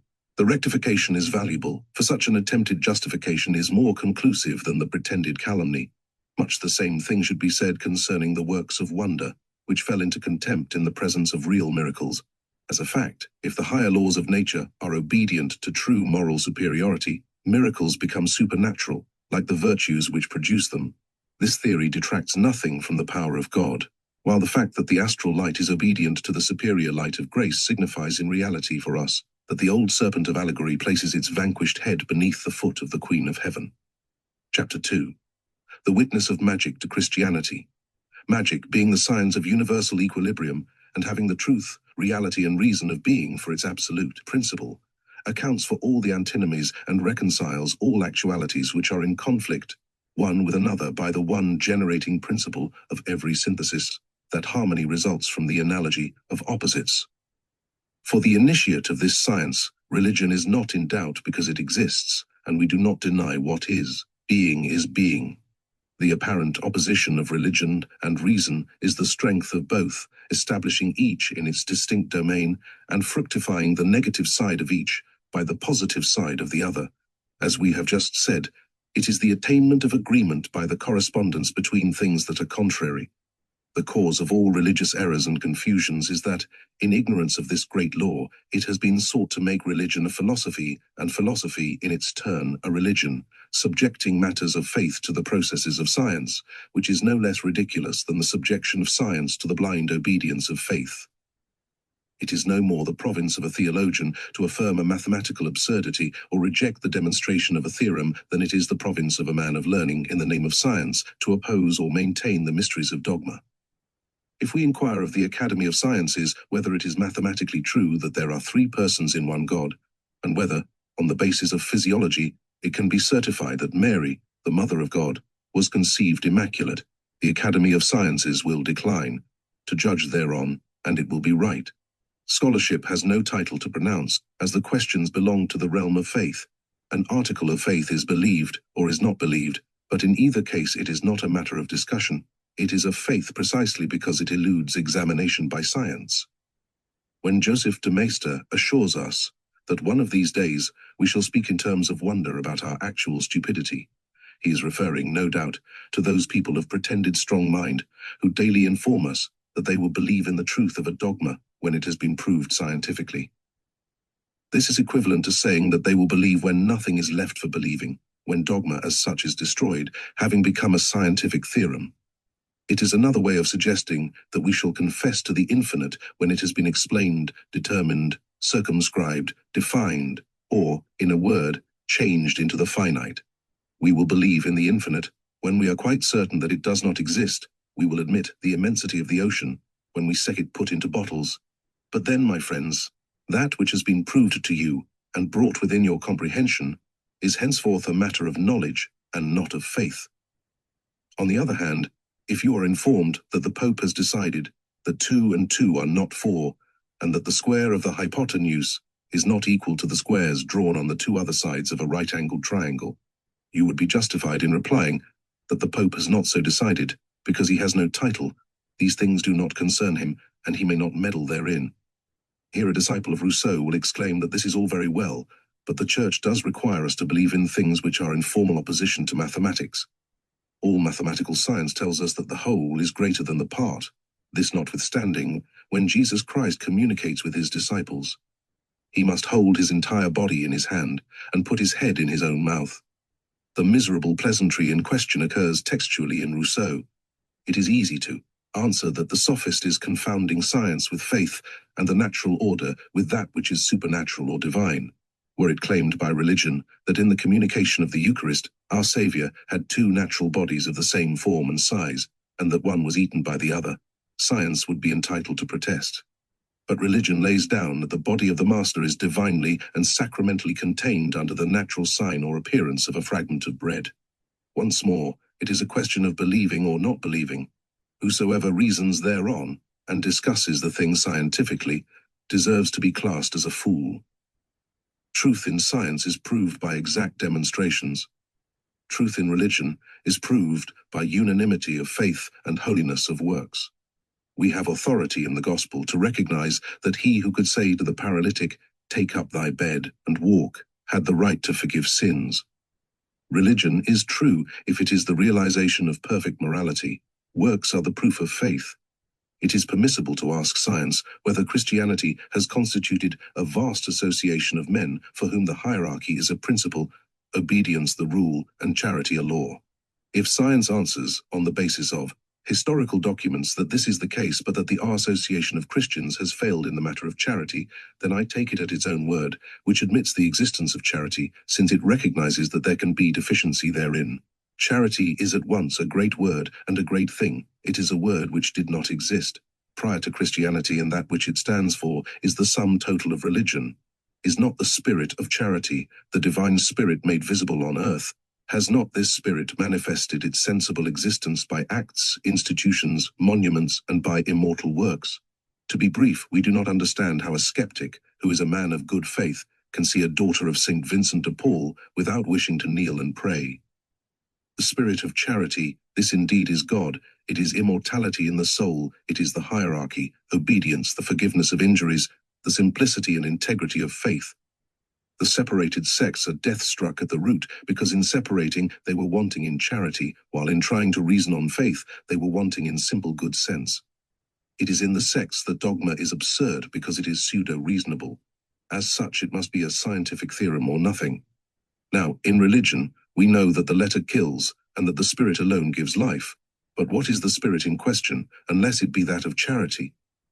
The faith which moves mountains and withstands martyrdom, the generosity which gives all, the eloquence which speaks with the tongue of men and angels. All this, says St. Paul, is nothing without charity. He adds that knowledge may vanish away and prophecy may cease, but charity is eternal. Charity in its works, hereof, is the reality in religion. Now true reason never denies reality, for it is the demonstration of that being which is truth. It is in this manner that philosophy extends a hand to religion, but without ever wishing to usurp its domain, and, on this condition, religion blesses, encourages and enlightens philosophy by its loving splendors. Charity is the mysterious bond which, according to the dream of Greek initiates, must reconcile Eros and Anteros. It is that coping of the door of Solomon's temple which unites the two pillars, Jachin and Boaz. It is the common guarantee between rights and duties, between authority and liberty, between the strong and weak, between the people and the government, man also and woman. It is the divine sentiment which is requisite for life in human science. It is the absolute of good, as the triple principle being reality, reason, is the absolute of the true. These elucidations have been necessary for the proper interpretation of that beautiful symbol of the Magi adoring the Saviour in the manger. The kings are three, one white, one tawny, and one black. They offer gold, frankincense, and myrrh. Their conciliation of opposites is expressed by this double triad, and it is precisely that which we have just been seeking to explain. Christianity, as expected by the Magi, was in effect the consequence of their secret doctrine, but this, Benjamin of ancient Israel, caused, by the fact of its birth, the death of its mother. The magic of light, that of the true Zoroaster, of Melchizedek and Abraham, came to an end with the advent of the great fulfiller. Henceforth, in a world of miracles, mere prodigies could be nothing more than a scandal, and magical orthodoxy was transfigured into the orthodoxy of religion. Those who dissented could be only Illuminati and sorcerers. The very name of magic could be interpreted only according to its evil sense, and it is under this inhibition that we shall follow hereafter its manifestations through the centuries. The first arch-heretic mentioned in the traditions of the Church was Simon the magician. His legend embodies a multitude of marvels. It is an integral part of our subject, and we shall endeavor to separate its basis from the cloud of fables by which it is surrounded. Simon was by nationality a Jew, and is believed to have been born in the Samaritan town of Gittin. His master in magic was a sectarian named Dositheus, who gave out that he was sent by God, and was the Messiah foretold by the prophets. Under his tuition, Simon not only acquired the illusory arts, but also certain natural secrets which belong really to the tradition of the Magi. He possessed the science of the astral fire, and could attract great currents thereof, making himself seem impassible and incombustible. He had also the power to rise and remain in the air. Feats of this kind have been performed frequently in the absence of science, and, so to speak, accidentally, by enthusiasts intoxicated with astral light, as for example the convulsionaries of St. Medard, and the phenomena recur at the present day in the mediumistic state. Simon magnetized at a distance those who believed in him, and appeared to them under various figures. He produced images and visible reflections, for example everyone, on a certain occasion, thinking that they could see fantastic trees in a bare country. Moreover, objects which are normally inanimate were moved in his vicinity, as furniture is now moved within the atmosphere of home, the American. And, finally, when he intended to enter or leave a house, the doors creaked, shook, and ended by opening of their own accord. Simon performed these wonders before the chief people of Samaria, and as his actual achievements were in due course exaggerated, the thaumaturgist passed for a divine being. It came about also that, as he owed his power to states of excitement by which reason is disturbed, so he came to regard himself as such an exceptional being that he did not hesitate to claim divine honors, and dreamed modestly of usurping the worship of the whole world. His crises or ecstasies produced extraordinary physical results. Sometimes he appeared pale, withered, broken, like an old man at the point of death. Sometimes the luminous fluid revitalized his blood, so that his eyes shone, his skin became smooth and soft, and he appeared regenerated and renewed suddenly. The Easterns have great capacity for the amplification of wonders. They claim to have seen Simon passing from childhood to decrepitude, and again at his will returning from decrepitude into childhood. His miracles were noised abroad everywhere, till he became not only the idol of Jewish Samaria, but also of the neighboring countries. However, the worshippers of marvels are generally hungry for new emotions, and they did not fail to get weary of that which at first had astonished them. The apostle St. Philip, having reached Samaria to preach the gospel therein, a new current of enthusiasm was thus started, with a result that Simon lost all his prestige.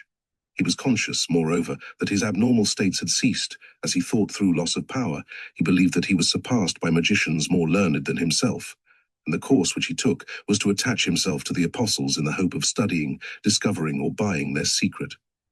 Simon was certainly not an initiate of transcendental magic, which would have told him that wisdom and sanctity are needful for those who would direct the secret forces of nature without being broken thereby, that to play with such terrible weapons without understanding them was the act of a fool, and that swift and terrible death awaits those who profane the sanctuary of nature. Simon was consumed by an unquenchable thirst, like that of a drunkard. The suspension of his ecstasy was the loss of all his happiness, and made ill by past excesses, he thought to regain health in renewed intoxication. One does not willingly come back to the state of a simple mortal after posing as a god. To recover that which he had lost, Simon submitted, therefore, to all the rigors of apostolic austerity. He watched, he prayed, he fasted, but the viands did not return. Then he reflected that between Jews it might be possible to reach an understanding, and he offered money to St. Peter. The chief of the apostles drove him indignantly away, and he who received so willingly the contributions of his disciples was now at the end of his resources. He abandoned forthwith the society of men who had shewn such disinterestedness, and with the money which St. Peter disdained, he purchased a female slave named Helena. Mystical vagaries are always akin to debauch. Simon became passionately enamored of his servant. That passion, at once weakening and exalting, restored his cataleptic states and the morbid phenomena which he termed his gift of wonders. A mythology full of magical reminiscences, combined with erotic dreams, issued fully armed from his brain. He undertook pilgrimages like the apostles, carrying Helena with him, dogmatizing and shewing himself to those who were willing to worship and doubtless also to pay him. According to Simon, the first manifestation of God was by means of a perfect splendor which produced its reflection immediately. He was himself this son of souls, and the reflection was Helena, whom he affected to call Selene, being the name of the moon in Greek. Now the moon of Simon came down at the beginning of the ages on that earth, which the Magus had mapped out in his perpetual dreams. There she became a mother, impregnated by the thought of his son, and she brought into the world angels, whom she reared by herself without speaking of them to their father. The angels rebelled against her and imprisoned her in a mortal body. It was then that the splendor of God was compelled to descend in its turn, that it might redeem Helena, and so the Jew Simon was manifested on earth. There he had to overcome death and carry his Helena through the air, followed by the triumphant choir of the elect, while the rest of mankind was abandoned on earth to the eternal tyranny of the angels. Thus the arch-heretic, imitating Christianity but in the reverse sense, affirmed the eternal reign of revolt and evil, represented the world as created or at least completed by demons, destroyed the order and the hierarchy, to pose alone with his concubine as the way, the truth, and the life. Here was the doctrine of Antichrist, and it was not to perish with Simon, for it has been perpetuated to our own days. Indeed, prophetic traditions of Christianity speak of his transitory reign and triumph to come as heralding the most terrible calamities. Simon claimed the title of saint, and, by a curious coincidence, the chief of a modern Gnostic sect, which recalls all the sensuous mysticism of the first arch-heretic, the inventor of the free woman, is also named Saint Simon. Cainism is the name which might be given to all the false revelations issued from this impure source. They are dogmas of malediction and of hatred against universal harmony and social order. They are disordered passions, affirming license in the place of duty, sensual love instead of chaste and devoted love, the prostitute in place of the mother, and Helena, concubine of Simon, in place of Mary, the mother of the Saviour. Simon became a notoriety and repaired to Rome, where the emperor, attracted by all extraordinary spectacles, was disposed to welcome him. This emperor was Nero. The illuminated Jew astonished the crowned fool by a trick which is common in jugglery. He was decapitated, but afterwards saluted the emperor, his head being restored to his shoulders. He caused furniture to move and doors to open. In a word, he acted as a veritable medium and became sorcerer in ordinary at the orgies of Nero and the banquets of Trimalcion. According to the legend makers, it was to rescue the Jews of Rome from the doctrine of Simon that Saint Peter himself visited that capital of the world. Nero, by means of his inferior spies, was informed speedily that a new worker of Israelitish wonders had arrived to make war on his own enchanter, and he resolved to bring them together for his amusement.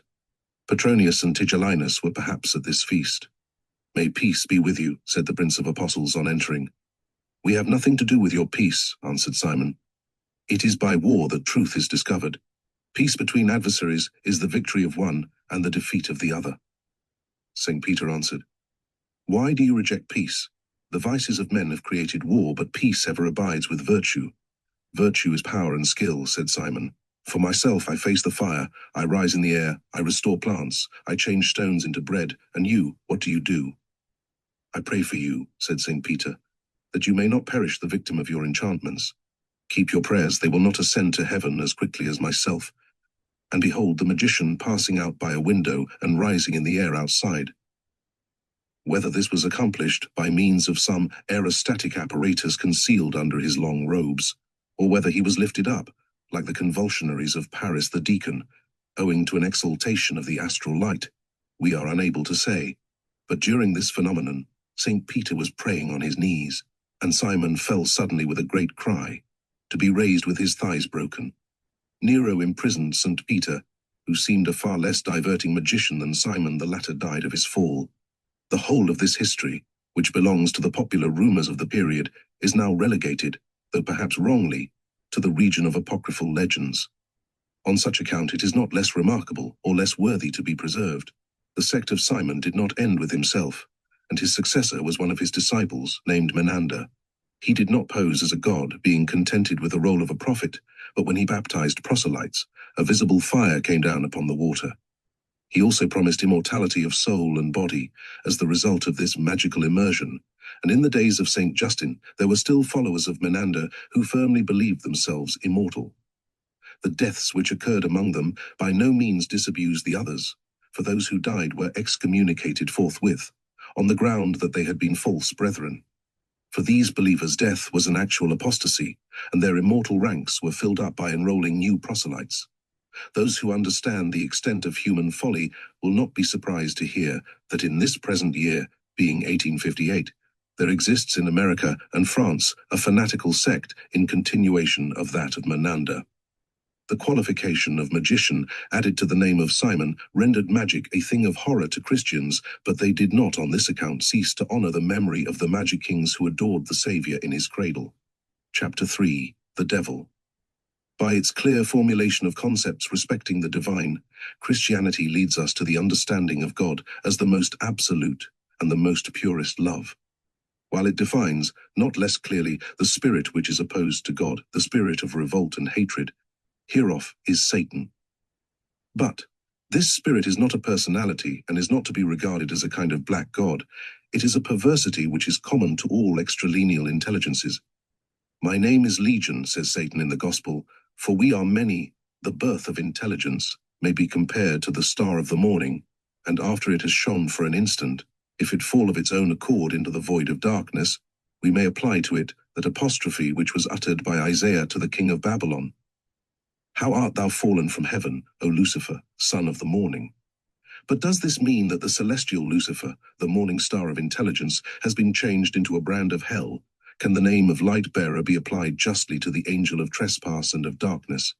We think not, more especially if it be understood, as we understand, who have the magical tradition behind us, that the hell personified by Satan, and symbolized by the old serpent, is that central fire which encompasses the earth, consuming all that it produces and devouring its own tail, like the serpent of Kronos, in a word, that astral light of which the Almighty spoke to Cain when he said, "If thou doest evil, sin shall be straightway at thy gates." That is to say, disorder will take possession of all thy senses yet. Unto thee I have made subject the lust of death, and it is for thee to rule it. The royal and almost divine personification of Satan is a blunder which goes back to the false Zoroaster, or otherwise to the sophisticated doctrine of the later and materialistic Magi of Persia. It was they who represented the two poles of the intellectual world as deities, making a divinity out of passive force in contradistinction to that force which is active. We have indicated that the same grave error was made by Indian mythology. Ahriman or Siva is the father of the demon, as the latter is understood by superstitious makers of legend, and hence it was said by our Saviour, the devil is a liar like his father. On this question, the Church rests satisfied with the Gospel texts and has published no dogmatic decisions having the definition of the devil as their object. Good Christians avoid even naming him, while religious moralists recommend the faithful to take no concern regarding him, seeking to resist his arts by thinking only of God. We cannot but admire this wise reserve on the part of priestly teaching. Why indeed should the light of doctrine be reflected on him who is intellectual obscurity and darkest night of the heart? Let the spirit which would distract us from the knowledge of God remain unknown by us. It is assuredly not of our intention to perform what the Church has omitted. We certify on such a subject only as to the secret instruction of initiates in the occult sciences. They have said that the great magical agent, accurately termed Lucifer because it is the vehicle of light and the receptacle of all forms, is a mediating force diffused throughout creation, that it serves for creation and destruction, that the fall of Adam was an erotic intoxication which made his race subject to. That fatal light, that all amorous passion which invades the senses is a whirlpool of this light, seeking to draw us down into the gulf of death, that madness, hallucinations, visions, ecstasies constitute an exceedingly dangerous exaltation of this interior phosphorus. Finally, that the light in question is of the nature of fire, that it is warming and vivifying in its prudent use, but that it burns, dissolves, and destroys in its excess. Over this light man is called, on the one hand, to assume a sovereign empire, so earning his immortality, but on the other, he is menaced by the intoxication, absorption, and eternal destruction thereof.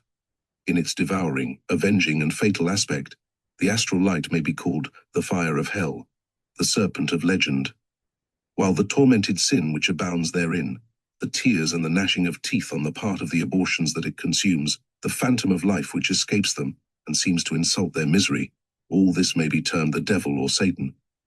Among the pomps and works of hell may be included, in fine, those actions, those illusionary images of pleasure, wealth, and glory, which are misdirected by the vertigo of this light.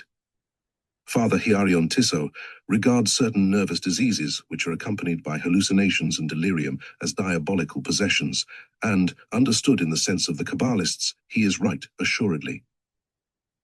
Whatsoever delivers our soul to the fatality of vertigo is truly infernal, since heaven is the eternal reign of order, intelligence, and liberty. The possessed people of the gospel fled away from Jesus Christ. The oracles were silenced in the presence of the apostles, while those who are prey to the disease of hallucination have ever manifested an invincible repugnance for initiates and sages. The suspension of oracles and obsessions proved the triumph of human liberty over fatality. When astral diseases reappear, it is an ominous sign of spiritual innovation, and manifestations of this kind are followed invariably by fatal disorders. The disturbances here referred to continued till the French Revolution, and the fanatics of Saint Medard were the prophets of its sanguinary calamities. The famous criminologist Torreblanca, who had gone to the root of diabolical magic, describes accurately all the phenomena of astral disturbance when classifying the works of the demon. Here are some extracts from the 15th chapter of his work on operative magic.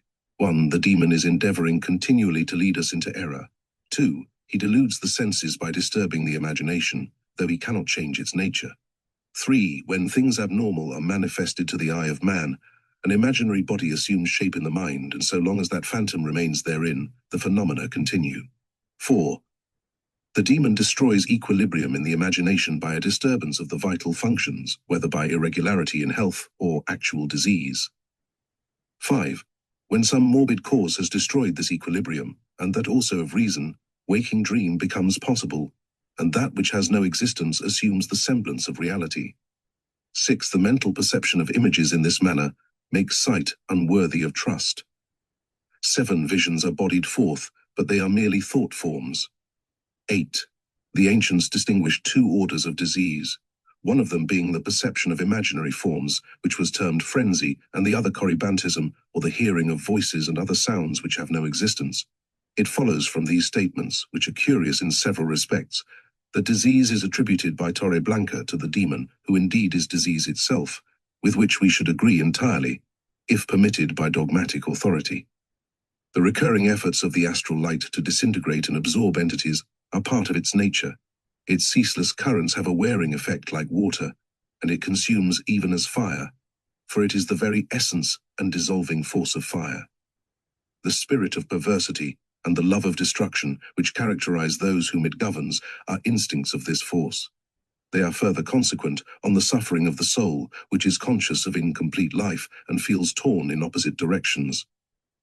The soul yearns to make an end of itself, yet fears to die alone, and therefore would include all creation in its destruction.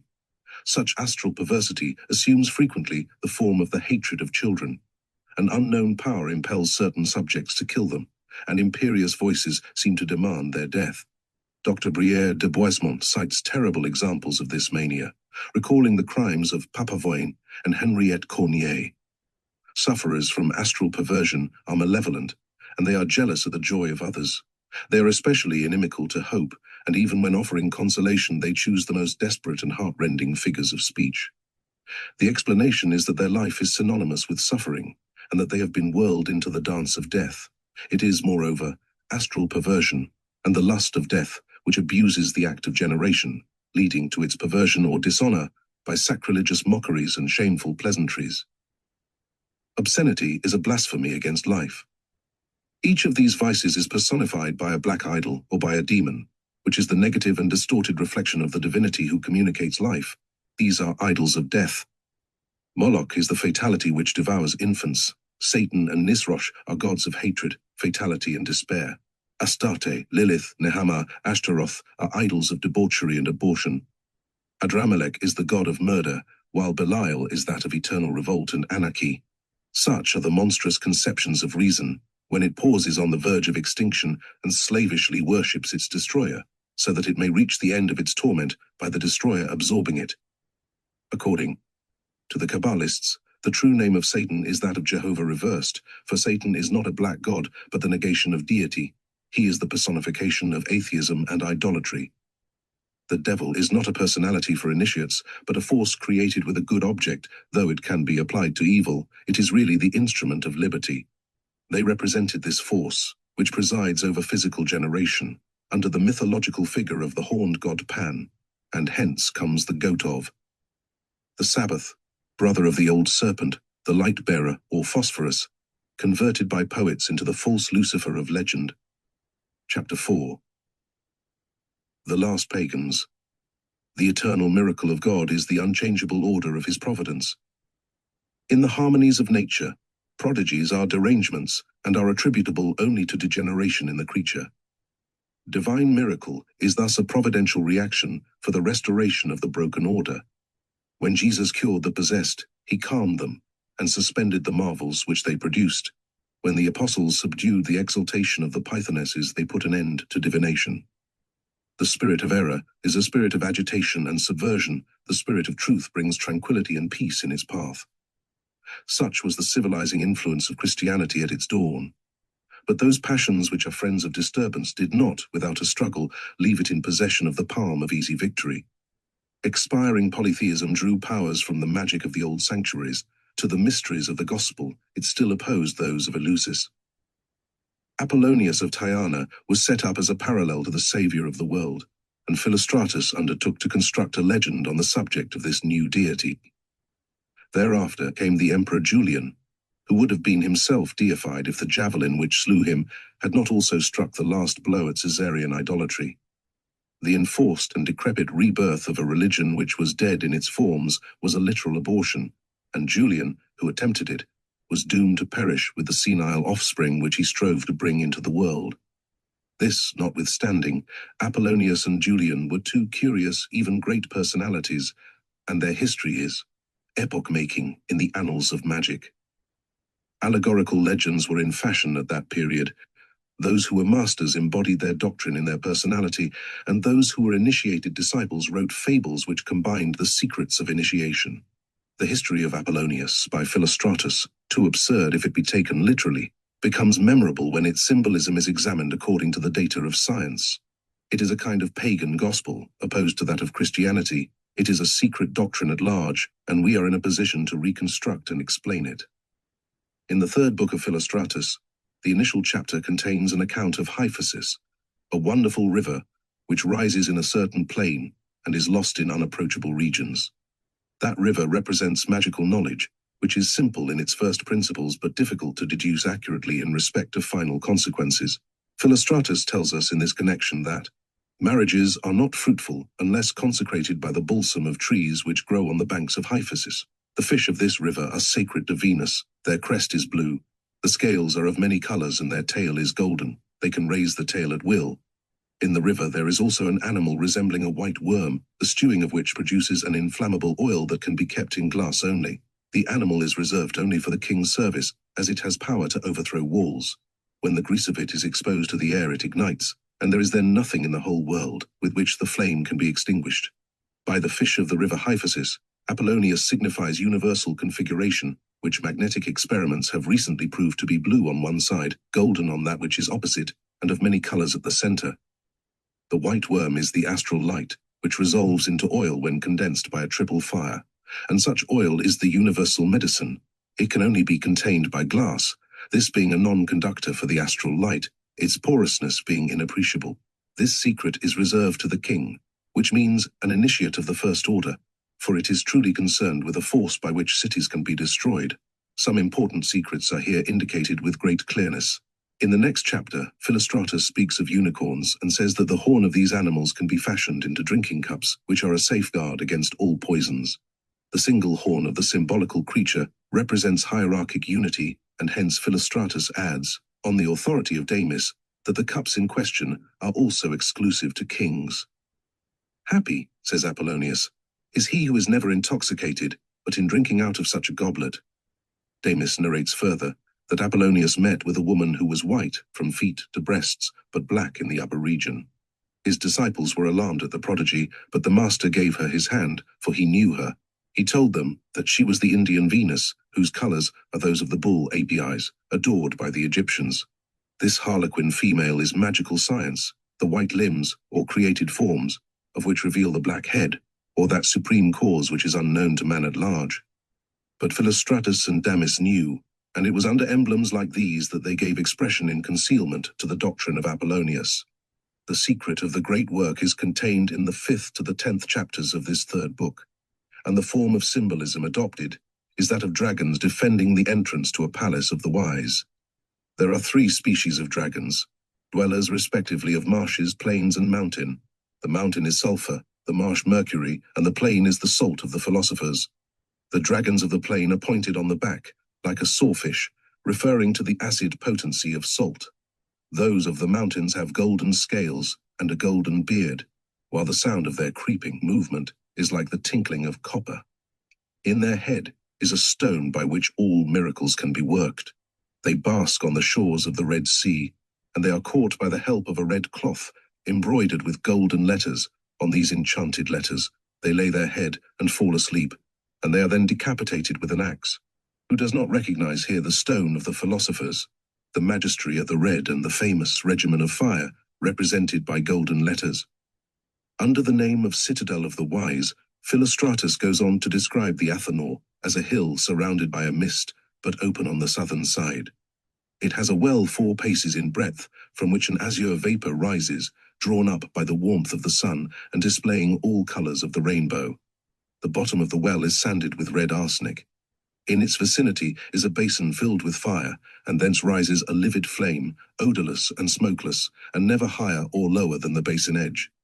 There are also 2 reservoirs of black stone, in one of which rain is stored, and in the other wind. The rain cistern is opened when there is excessive drought, and then clouds come forth which water the whole country. It would be difficult to describe more exactly the secret fire of the philosophers, and that which they term their balneum maris it follows from. This account that the ancient alchemists employed electricity, magnetism, and steam in their great work. Philostratus speaks subsequently of the philosophical stone itself, which he calls indifferently a stone and light. The profane are not permitted to discover it, because it vanishes if not laid hold of according to the processes of the art. It is the wise only who, by means of certain verbal formulae and rites, can attain the pantaba. This is the name of the stone which at night has the appearance of fire, being flaming and sparkling, while in the day it dazzles by its brightness. This light is a subtle matter of admirable virtue, for it attracts all that is near it. The above revelation concerning the secret doctrines of Apollonius proves that the philosophical stone is no other than an universal magnet, formed of the astral light condensed and fixed about a center. It is an artificial phosphorus containing the concentrated virtues of all generative heat, and the multitude of allegories and traditions extant concerning it are as testimonies to its certain existence. The entire life of Apollonius, as recorded by Philostratus, following Demis the Assyrian, is a tissue of apologues and parables, the concealed doctrine of great masters of initiation being written in this manner at the period, as already intimated. We know therefore why the recital embodies fables, and underneath the text of these fables we should expect to find, and may even look to understand, the secret knowledge of the Hierophants. His great science and conspicuous virtues notwithstanding, Apollonius was not a successor in the hierarchic school of the Magi. His initiation had India as its source, and he was addicted to the enervating practices of the Brahmins. Further, he preached rebellion and regicide openly. He was a great character in a wrong path. The figure of the emperor, Julian, seems more poetic and beautiful than that of Apollonius. He maintained on the throne of the world all the austerity of a sage, and he sought to transpose the young sap of Christianity into the enfeebled body of Hellenism. He was a noble maniac, guilty only of too much devotion to the associations of the fatherland and the images of its ancestral gods. As a counterpoise to the realizing efficacy of Christian doctrine, he called black magic to his aid, and plunged into darksome evocations, following the lead of Jamblichus and Maximus of Ephesus. But the gods whom he desired to resuscitate in their youth and beauty appeared before him cold and decrepit, shrinking from life and light, and ready to fly before the sign of the cross. The closing had been taken in full according to the grade of Hellenism, and the Galilean had conquered. Julian died like a hero, without blaspheming him who overcame, as it has been falsely pretended. Ammianus Marcellinus portrays his just moments at length. They were those of a warrior and philosopher. The maledictions of Christian sacerdotalism echoed long over his tomb. Has not the Saviour, that lover of noble souls, pardoned adversaries less interesting and less generous than the unfortunate Julian? On the death of this emperor, magic and idolatry were involved in one and the same universal reprobation. At this time there came into existence those secret associations of adepts to which Gnostics and Manichaeans gravitated at a later period. The societies in question were the depositories of a tradition of errors and truths admixed, but they transmitted, under the seal of terrific pledges, the great arcanum of ancient omnipotence, together with the ever-frustrated hopes of extinct worships and fallen priesthoods. Chapter 5. Legends. The strange narratives embodied in the Golden Legend, how fabulous soever they may be, are referable notwithstanding to the highest Christian antiquity. They are parables rather than histories. The style is simple and Eastern, like that of the Gospels, and their traditional existence proves that a species of mythology had been devised to conceal the Kabalistic mysteries of Johannite initiation. The Golden Legend is a Christian Talmud expressed in allegories and apologues. Studied from this point of view, the newer in proportion as it is more ancient, the work will become of real importance and highest interest. One of the narratives in this legend, so full of mysteries, characterizes the conflict of magic and dawning Christianity in a manner which is equally dramatic and startling. It is like an outline in advance of Chateaubriand's Martyrs and the Faust of Goethe combined. Justina was a young and lovely pagan maiden, daughter of a priest of the idols, after the manner of Simodos. Her window opened on a court which gave upon the Christian church, so that she heard daily the pure and recollected voice of a deacon reading the Holy Gospels aloud. The unknown words touched and stirred her heart, so deeply indeed that when her mother remarked one evening how grave she seemed and sought to be the confidant of her preoccupations, Justina fell at her feet and said, "Bless me, my mother, or forgive me. I am a Christian." The mother wept and embraced her, after which she returned to her husband and related what she had heard. That night in their sleep, the parents were both visited by the same dream. A divine light descended upon them. A sweet voice called them and said, "Come unto me, all ye that are afflicted, and I will comfort you.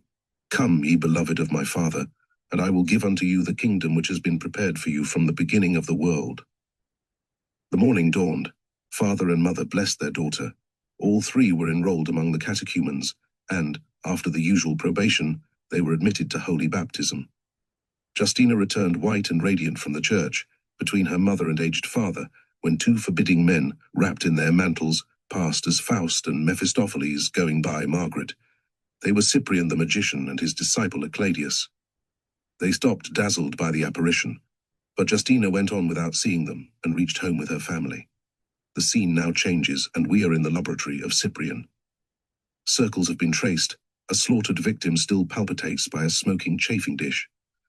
The genius of darkness stands in the presence of the magician, saying, "Thou hast called me, I come. Speak, what dost thou require? I love a virgin. Seduce her. She is a Christian. Denounce her. I would possess and not lose her. Canst thou aid me? I tempted Eve, who was innocent, and conversed daily with God himself. If thy virgin be Christian, know that it is I who caused Jesus Christ to be crucified. Thou wilt deliver her into my hands, therefore. Take this magical unguent, and anoint the threshold of her dwelling. The rest concerns me. And now Justina is asleep in her small and simple room, but Cyprian is at the door, murmuring sacrilegious words and performing horrible rites. The demon creeps to the pillow of the young girl and instills voluptuous dreams full of the image of Cyprian, whom she seems to meet again on issuing from the church. This time, however, she looks at him, she listens, while the things which he whispers fill her heart with trouble. But she moves suddenly. She awakes and signs herself with the cross. The demon vanishes, and the seducer, doing sentinel at the door, waits vainly through the whole night. On the morrow he renews his evocations and loads his infernal accomplice with bitter reproaches. The latter confesses his inability, is driven forth in disgrace, and Cyprian invokes a demon of superior class, who transforms himself by turns into a young girl and a beautiful youth, tempting Justina by advice as well as caresses. She is on the point of yielding, but her good angel helps her. She joins inspiration to the sign of the cross and expels the evil spirit. Cyprian thereupon invokes the king of hell, and Satan arrives in person. He visits Justina with all the woes of Job, and spreads a frightful plague through Antioch. The oracles, at his instigation, declare that it will cease only when Justina shall satisfy Venus and Love, who are alike outraged. Justina, however, prays in public for the people, and the pest ceases. Satan is baffled in his turn. Cyprian compels him to acknowledge the omnipotence of the sign of the cross, and defies him by making it on his own person. He abjures magic, becomes a Christian, is consecrated bishop, and meets with Justina in a convent. They love now. With the pure and lasting love of heavenly charity, persecution befalls both. They are arrested together, put to death on the same day, and ratify in the breast of God their mystical and eternal marriage. According to the legend, Saint Cyprian was bishop of Antioch, but ecclesiastical history says that his seat was that of Carthage. It matters little, for the rest, whether the personalities are the same.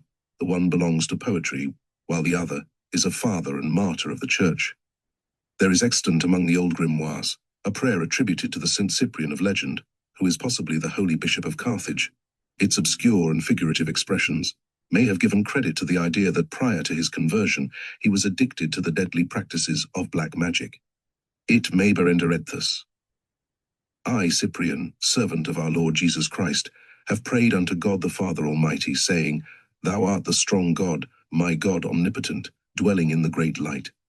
Thou art holy and worthy of praise, and thou hast beheld in the old days the malice of thy servant and the iniquities into which I was plunged by the wiles of the demon. I was ignorant of thy true name. I passed in the midst of the sheep, and they were without a shepherd. The clouds shed no dew on earth, trees bear no fruit, and women in labor could not be delivered. I bound and did not loose. I bound the fishes of the sea, and they were captive. I bound the pathways of the sea, and many evils did I encompass. But now, Lord Jesus Christ, one have known thy holy name. I have loved thee. I am converted with my whole heart, my whole soul, and all my inward being. I have turned from the multitude of my sins, that I may walk in thy love and follow thy commandments, which are henceforth my faith and my prayer. Thou art the word of truth, the sole word of the Father, and I conjure thee now to break the chain of clouds and send down on thy children thy goodly rain like milk, to set free the rivers and liberate those who swim, as also those which fly. I conjure thee to break all the chains and remove all the obstacles by the virtue of thy holy name. The antiquity of this prayer is evident, and it embodies most remarkable reminiscences of primitive types belonging to Christian esotericism during the first centuries of this era. The qualification of golden given to the fabulous legend of allegorical saints is a sufficient indication of its character. Gold, in the eyes of initiates, is condensed light. The sacred numbers of the Kabalah were called golden. The moral instructions of Pythagoras were contained in golden verses, and for the same reason that mysterious work of Apuleius in which an ass has an important role is called the golden ass. The Christians were accused by pagans of worshipping an ass, and the slander in question is not of their own devising. It is referable to the Jews of Samaria, who expressed Kabalistic ideas on the divinity by means of Egyptian symbols. Intelligence was represented in the symbol of a magical star, venerated under the name of Remphan. Science was depicted by the emblem of Anubis, the latter name being altered into Nibas, whilst vulgar faith or credulity appeared in the likeness of Thartak, a god represented holding a book, wearing a mantle, and having the head of an ass. According to the Samaritan doctors, Christianity was the reign of Thartak, or blind faith, and vulgar credulity, set up as an universal oracle, superior to understanding and knowledge. This is why, in their intercourse with Gentiles, and when they heard themselves identified by these with Christians, they protested and begged not to be confounded with the worshippers of an ass's head. The pretended revelation diverted the philosophers, and Tertullian mentions a Roman caricature extant in his days, which exhibited Thartak in all his glory, identified as the god of Christianity, much to the amusement of Tertullian, though he was the author of that famous aphorism, Credo quia absurdum. The Golden Ass of Apuleius is the occult legend of Thartak. It is a magical epic and a satire against Christianity, which the author had doubtless professed for a period, or so at least he appears to intimate under the allegory of his metamorphosis into an ass. The story of the work is as follows. Apuleius was traveling in Thessaly, the country of enchantments. He received hospitality at the house of a man whose wife was a sorceress, and he seduced the servant of his hostess, thinking to obtain in this manner the secrets of her mistress. The maid promised to deliver to her lover a concoction by means of which the sorceress changed herself into a bird, but she made a mistake in the box, and Apuleius was transformed into an ass. She could only console him by saying that to regain his proper form, it would be sufficient to eat roses, the rose being the flower of initiation. The difficulty at the moment being to find roses in the night, it was decided to wait till the morrow, and the servant therefore stabled the ass, but only for it to be taken by robbers and carried off. There was little chance now of coming across roses, which are not intended for asses, and gardeners chased away the animal with sticks. During his long and sad captivity, he heard the history of Psyche related, that marvelous and symbolical legend which was like the soul and poetry of his own experience. Psyche desired to take by surprise the secrets of love. As Apuleius sought those of magic, she lost love, and he the human form. She was an exiled wanderer, living under the wrath of Venus, and he was the slave of thieves. But after having journeyed through hell, Psyche was to return into heaven, and the gods took pity on Lucius. Isis appeared to him in a dream and promised that her priest, warned by a revelation, would give him roses during the solemnities of her coming festival. That festival arrived, and Apuleius describes at great length the procession of Isis. The account is valuable to science, for it gives the key of Egyptian mysteries. Men in disguise come first, carrying grotesque animals. These are the vulgar fables. Women follow strewing flowers, and bearing on their shoulders mirrors which reflect the image of the great divinity. So do men go in front and formulate dogmas, which women embellish, reflecting unconsciously the higher truths, owing to their maternal instincts. Men and women came afterwards in company as light-bearers. They represented the alliance of the two terms, the active and passive generators of science and life. After the light came harmony, represented by young musicians, and, in fine, the images of gods, to the number of 3, followed by the grand Hierophant, carrying, instead of an image, the symbol of great Isis, being a globe of gold surmounted by a caduceus. Lucius Apuleius beheld a crown of roses in the hands of the high priest. He approached, and was not repulsed. He ate the roses, and was restored to human shape. All this is learnedly written and intermingled with episodes which are now heroic, and again grotesque in character, as befitted the double nature of Lucius and the ass. Apuleius was at once the Rabelais and Swedenborg of the old world at the close of the epoch. The great masters of Christianity either failed or refused to understand the mysticism of the golden ass. St. Augustine in the City of God asks in the most serious manner whether one is to believe that Apuleius was metamorphosed literally into an ass, and seems disposed to admit the possibility, but only as an exceptional phenomenon, from which nothing follows as a consequence. If this be an irony on his part, it must be allowed that it is cruel, but if it be ingenuousness, however, St. Augustine, the acute rhetorician of Madura, was scarcely given to being ingenuous. Blind and unfortunate indeed were those initiates of the antique mysteries who ridiculed the ass of Bethlehem without perceiving the infant God who shone upon the peaceful animals in the stable, the child on whose forehead reposed the conciliating star of all the past and future. Whilst philosophy, convicted of impotence, offered insult to victorious Christianity, the fathers of the Church assumed all the magnificence of Plato, and created a new philosophy based upon the living reality of the divine word, ever present in his church, reborn in each of its members, and immortal in humanity. It would be a greater dream of pride than that of Prometheus, were it not at the same time a doctrine which is all abnegation and all devotion, human because it is divine, and divine because it is human. Chapter 6. Some Kabalistic paintings and sacred emblems. In obedience to the Saviour's formal precept, the primitive church did not expose its most holy mysteries to the chance of profanation by the crowd. Admission to baptism and the Eucharist was in virtue of progressive initiations. The sacred books were also held in concealment, their free study, and above all, interpretation being reserved to the priesthood. Moreover, images were fewer and less explicit in character. The feeling of the time refrained from reproducing the figure of Christ himself, and the paintings on the catacombs were, for the most part, Kabalistic emblems. There was the Edenic cross with the 4 rivers, where hearts came to drink. The mysterious fish of Jonah was replaced frequently by a 2-headed serpent. A man rising from a chest recalls pictures of Osiris. All these allegories at a later period fell under proscription, owing to the Gnosticism which misapplied them, materializing and debasing the holy traditions of the Kabalah. The name of Gnostic was not always rejected by the Church.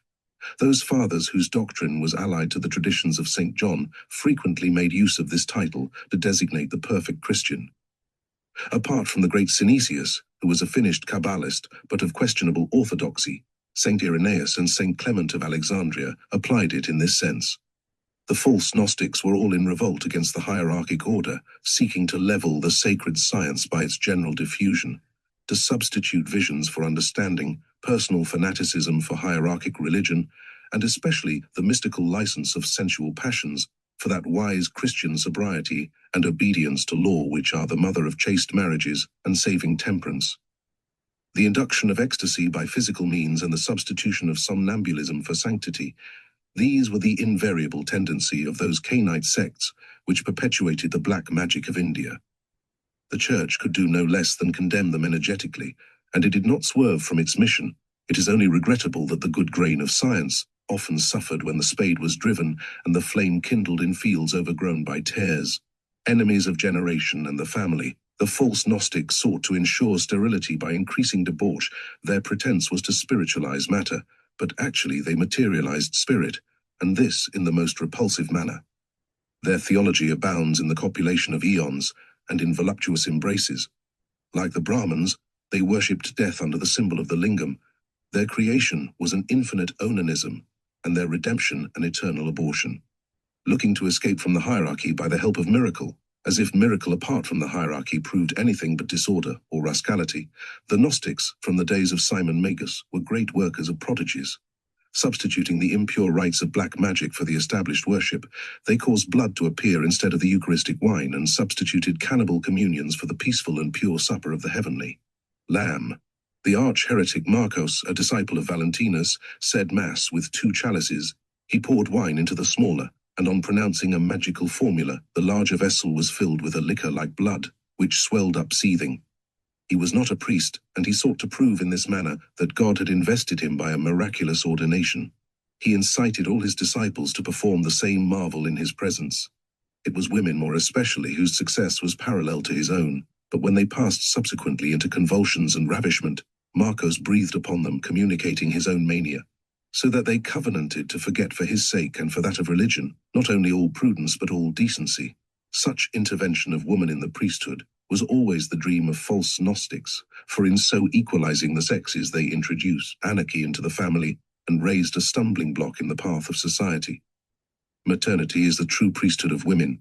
Modesty is the ritual of the fireside and the religion thereto belonging. This the Gnostics failed to understand, or they understood it too well rather, and in misguiding the sacred instincts of the mother they cast down the barrier which stood between them and complete liberty for their desires. The sorry candor of lewdness was not, however, a gift possessed by all. On the contrary, the Montanists, among other Gnostics, exaggerated morality in order to make it impracticable. Montanus himself, whose acrid doctrines inveigled the paradoxical and extremist genius of Tertullian, was given over, with Priscilla and Maximilla, his prophetesses, or, as we should now say, his somnambulists, to all the boundless licentiousness of frenzy and ecstasy. The natural penalty of such excesses was not wanting to their authors. They ended in raving madness and suicide. The doctrine of the Marcosians was a profound and materialized Kabalah. They dreamed that God had created everything by means of the letters of the alphabet, that these letters were as so many divine emanations, having the power of generating beings, that words were all-powerful and worked wonders virtually, as also in literal reality. All this is true in a certain sense, but not in that of the Marcosian heresy. The heretics in question supplemented actualities by hallucinations and believed that they went invisible because they were transported mentally where they wished in the somnambulistic state. In the case of false mystics, life and dream are frequently so confused together that the predominant dream state invades and submerges reality.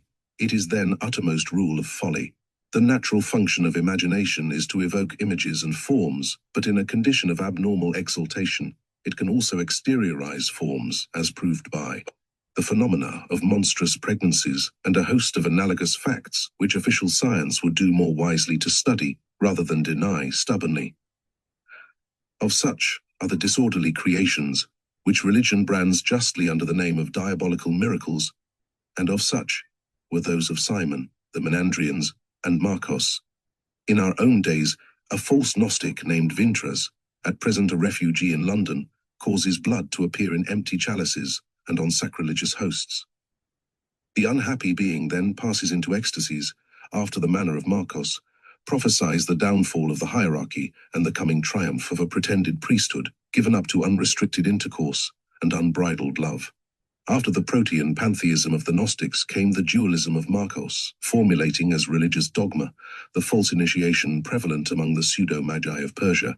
The personification of evil produced a god in competition with God himself, a king of darkness as well as a king of light, and there is referable to this period that pernicious doctrine of the ubiquity and sovereignty of Satan, against which we register our most energetic protest.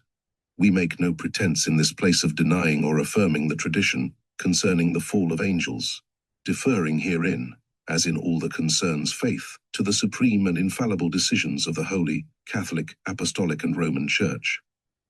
But assuming that the fallen angels had a leader prior to that apostasy, the event in question could not do otherwise than precipitate them into total anarchy, tempered only by the inflexible justice of God, separated from that divinity which is the source of all power, and more guilty by far than the others. The prince of angels in rebellion could be nothing but the last and most impotent of all outcasts. But if there be a force in nature which attracts those who forget God towards sin and death, such force is no other than the astral light, and we do not decline to recognize it as an instrument in subservience to fallen spirits. We shall recur to this subject, prepared with a complete explanation, so that it may be intelligible, in all its bearings, and all its orthodoxy. The revelation of a great secret of occultism, thus effected, will make evident the danger of evocations, all curious experiences, abuses of magnetism, table-turning, and whatever connects with wonders and hallucinations. Arius had prepared the way for Manichaeanism by his hybrid creation of a son of God distinct from God himself. It was equivalent to the hypothesis of dualism in deity, inequality in the absolute, inferiority in supreme power, the possibility of conflict between the Father and the Son, and even its necessity. These considerations, and the disparity between the terms of the divine syllogism, make inevitable the rejection of the notion. Is there any question whether the divine word can be good or evil, can be either God or the devil? But this was the great dilemma, involved by the addition of a diphthong to the Greek word by which it was changed to. In declaring the Son consubstantial with the Father, the Council of Nicaea saved the world, though the truth can be realized only by those who know that principles in reality constitute the equilibrium of the universe. Gnosticism, Arianism, Manichaeanism came out of the Kabalah misconstrued. The Church was therefore right in forbidding to its faithful the study of a science so dangerous. The keys thereof should be reserved solely to the supreme priesthood. The secret tradition would appear as a fact to have been preserved by sovereign pontiffs, at least till the papacy of Leo III, to whom is attributed an occult ritual said to have been presented by him to the Emperor Charlemagne. It contains the most secret characters of the Keys of Solomon. This little work, which should have been kept in concealment, came into circulation later on, necessitating its condemnation by the Church, and it has passed consequently into the domain of black magic. It is known under the name of the Enchiridion of Leo III, and we are in possession of an old copy, which is exceedingly rare and curious. The loss of the Kabalistic keys could not entail that of the infallibility of the Church, which is ever assisted by the Holy Spirit, but it led to great obscurity in exegesis, the sublime imagery of Ezekiel's prophecy and the apocalypse of St. John being rendered completely unintelligible. May the lawful successors of St. Peter accept the homage of this book and bless the labors of their humblest child, who, believing that he has found one of the keys of knowledge, comes to lay it at the feet of those who alone have the right to open, and to shut the treasures of understanding and of faith. Chapter 7. Philosophers of the Alexandrian School.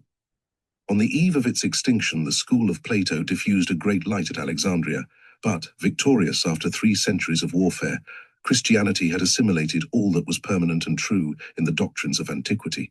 The last adversaries of the new religion attempted to check the progress of men who were alive by galvanizing mummies. The time had come when the competition could be taken seriously no longer, and the pagans of the school of Alexandria, unwillingly and unconsciously, were at work on the sacred monument raised by the disciples of Jesus of Nazareth, to confront all the ages. Ammonius Saccas, Plotinus, Porphyry, Proclus are great names in the annals of science and virtue. Their theology was elevated, their doctrine moral, their own manners were austere. But the chief and most touching figure of this epoch, the brightest star in the whole constellation, was Hypatia, the daughter of Theon, that virginal and learned girl whose understanding and virtues would have taken her to the baptismal font. But she died a martyr for liberty of conscience when they attempted to drag her thereto. Synesius of Cyrene was trained at the school of Hypatia. He became bishop of Ptolemais, and was one of the most instructed philosophers, as well as the best Christian poet of the early centuries. It was he who remarked that the common people always despised things which are of easy understanding, and that what they require is imposture. When it was proposed to confer on him episcopal dignity, he wrote thus in a letter to a friend: "The mind which is drawn to wisdom and to the contemplation of truth at first hand is forced to disguise it, so that it may be rendered acceptable to the multitude." There is a real analogy between light and truth, as between our eyes and ordinary understandings. The sudden communication of a light too brilliant dazzles the material eye, and rays that are moderated by shadow are more serviceable to those whose sight as yet is feeble. So, in my opinion, fictions are necessary for the people, truth being harmful to those who are not strong enough to contemplate it in all its splendor. If therefore the ecclesiastical laws permit reserve in judgment and allegory in mode of expression, I can accept the dignity which is offered me. The condition is, in other words, that I shall remain a philosopher at home, though I shall tell apologues and parables in public. What can there be in common, as a fact, between the vulgar crowd and sublime wisdom? Truth must be kept in secret. The multitude need instruction proportioned to their imperfect reason. It is regrettable that Synesius should write in this strain, as nothing can be more impolitic than to let a reservation appear when one is entrusted with public teaching. As the result of similar indiscretions, there is the common remark of today that religion is necessary for the people. The question is for what people? Seeing that no one will tolerate inclusion in this category when understanding and morality are involved. The most remarkable work of Synesius is a treatise on dreams, in which he unfolds the purest Kabalistic doctrines and appears as a theosophist whose exaltation and obscure style have rendered suspect of heresy, but he had neither the obstinacy nor the fanaticism of sectarians. He died as he had lived in the peace of the church, confessing his doubts frankly but submitting to hierarchic authority. His clergy and his flock asked nothing better at his hands. According to Synesius, the state of dream proves the individuality and immaterial nature of the soul, which in this condition creates for itself a heaven, a country, palaces shining with light, or otherwise darksome caverns, according to its inclinations and desires. Moral progress may be estimated by the tendency of dreams, for in these free will is suspended, while fancy is abandoned entirely to the dominant instincts. Images are produced in consequence, as a reflection or shadow of thought. Presentiments take bodily shape, memories are intermingled with hopes. The book of dreams is inscribed sometimes with radiant and sometimes with dark characters, but accurate rules can be established by which they may be decoded and read. Jerome Cardan wrote a long commentary on the treatise of Synesius, and may even be said to have completed it by a dictionary of all dreams, having their explanation attached. The whole is to be distinguished entirely from the little books of colportage, and it really claims a serious place in the library of occult science. A certain section of criticism has ascribed to Synesius those remarkable works which appear under the name of Dionysius the Areopagite. In any case, these are regarded as apocryphal and belonging to the brilliant period of the school of Alexandria. They are monuments of the conquest of higher Kabbalism by Christianity, and they are intelligible only for those who have been initiated therein. The chief treatises of Dionysius are on divine names and the celestial and ecclesiastical hierarchies. The first explains and simplifies all mysteries of rabbinical theology. According to the author, God is the infinite and indefinable principle. In himself he is one and inexpressible, but we ascribe to him names which formulate our own aspirations towards his divine perfection. The sum of these names and their relation with numbers constitute that which is highest in human thought. Theology is less the science of God than that of our most sublime yearnings. The degrees of the spiritual hierarchy are afterwards established on the primitive scale of numbers, governed by the triad. The angelical orders are 3, and each order contains 3 choirs. It is on this model that the hierarchy should be established on earth, and the church is its most perfect type. Therein are princes, bishops, and lastly simple ministers.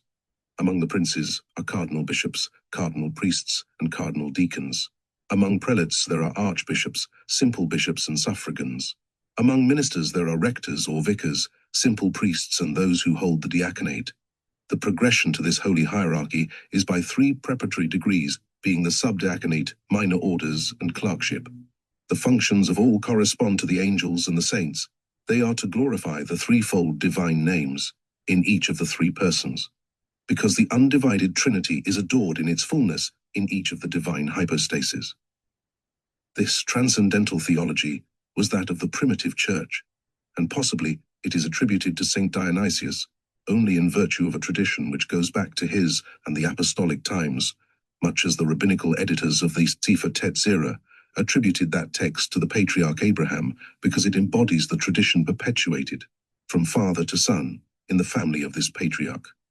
However it may be, the books of Saint Dionysius are precious for science.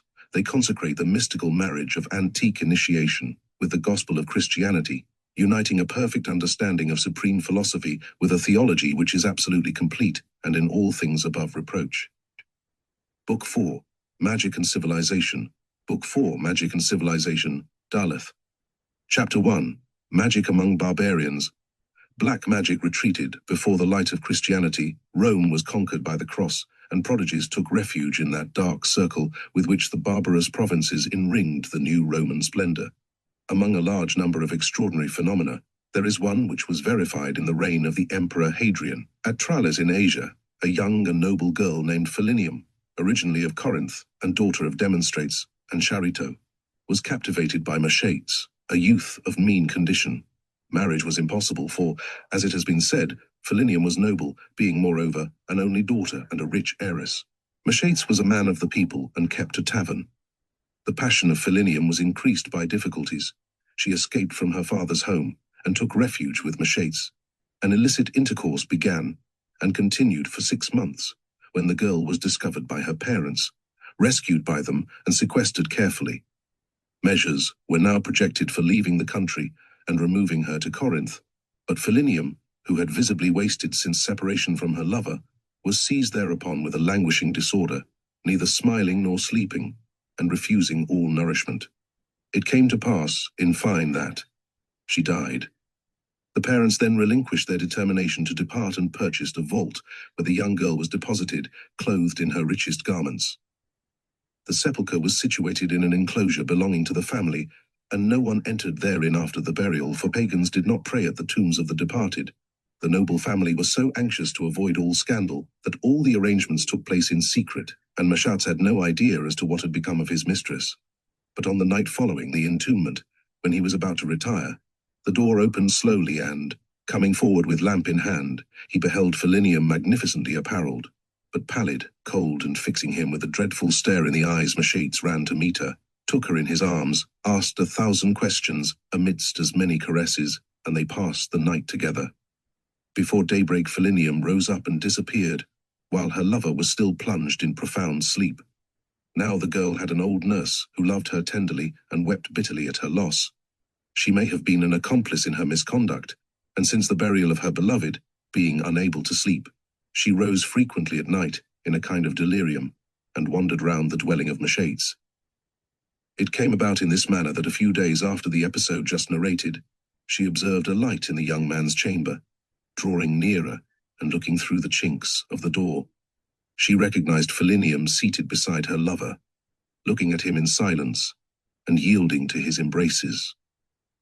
In a state of distraction, the poor woman ran back to awaken the mother and gave account of what she had seen.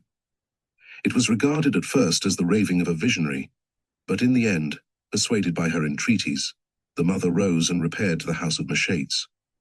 All were asleep therein, and there was no answer to knocking.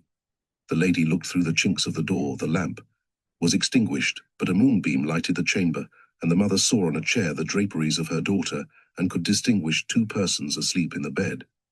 She was seized with fright, returned home trembling, not daring to visit the sepulchre of her child, and passed the rest of the night in agitation and tears. On the morrow she sought the lodging of Machates, and questioned him gently. The young man confessed that Philinium visited him every night. "Why refuse her to me?" he said to the mother. "We are affianced before the gods."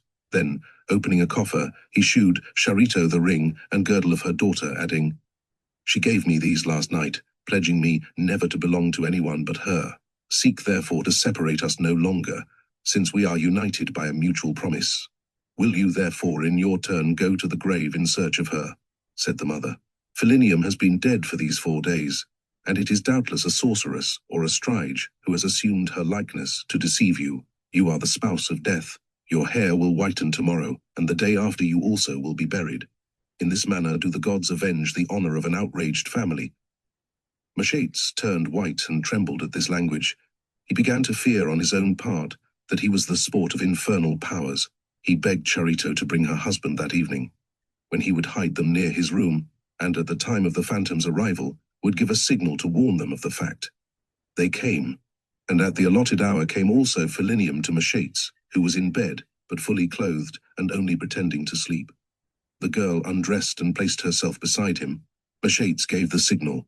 The parents entered with torches and uttered a great cry on recognizing their daughter. Philinium, with pallid face, rose from the bed to her full height, and said in a hollow and terrible voice, "Oh, my father and my mother, why have you been jealous of my happiness, And why have you pursued me even beyond the grave? My love had compelled the infernal gods. The power of death was suspended. 3 days only, and I should have been restored to life. But your cruel curiosity makes void the miracle of nature. You are killing me a second time. After these words she fell back, an inert mass upon the bed. Her countenance faded, a cadaverous odor filled the chamber, and there was nothing now but the disfigured remains of a girl who had been 5 days dead. On the morrow, the whole town was in commotion over this prodigy. People crowded to the amphitheatre, where the history was recounted in public, and the crowd then visited the mortuary vault of Philinium. There was no sign of her presence, but they came upon an iron ring and a gilded cup, which she had received as presents from Machates. The corpse was in the room of the tavern, but the young man had vanished. The diviners were consulted, and they directed that the remains should be interred without the precincts of the town. Sacrifices were offered to the Furies, and to the terrestrial Mercury the celestial manes were conjured, and there were offerings to Jupiter Hospitalis. Phlegon, a freedman of Adrian, who was the ocular witness of these facts, and relates them in a private letter, adds that he had to exercise his authority to calm a place disturbed by so extraordinary an event. And he finishes his story with the following words: "If you think fit to inform the emperor, let me know, that I may send some of those who have been witnesses of these things. The history of Philinium is therefore well authenticated. A great German poet has made it the subject of a ballad which everyone knows under the title of The Bride of Corinth. He supposes that the girl's parents were Christians, and this gives him the opportunity to make a powerful poetic contrast between human passions and the duties of religion. The medieval demonographers have not failed to explain the resurrection, or possibly the apparent death of the young Greek lady, as a diabolical obsession. On our own part, we recognize an hysterical coma, accompanied by lucid somnambulism. The father and mother of Philinium killed her by their rough awakening, and public imagination exaggerated all the circumstances of this history. The terrestrial Mercury, to whom sacrifices were ordained by diviners, is no other than the astral light personified. It is the fluidic genius of the earth, fatal for those who arouse it without knowing how to direct it, is the focus of physical life and the magnetized receptacle of death.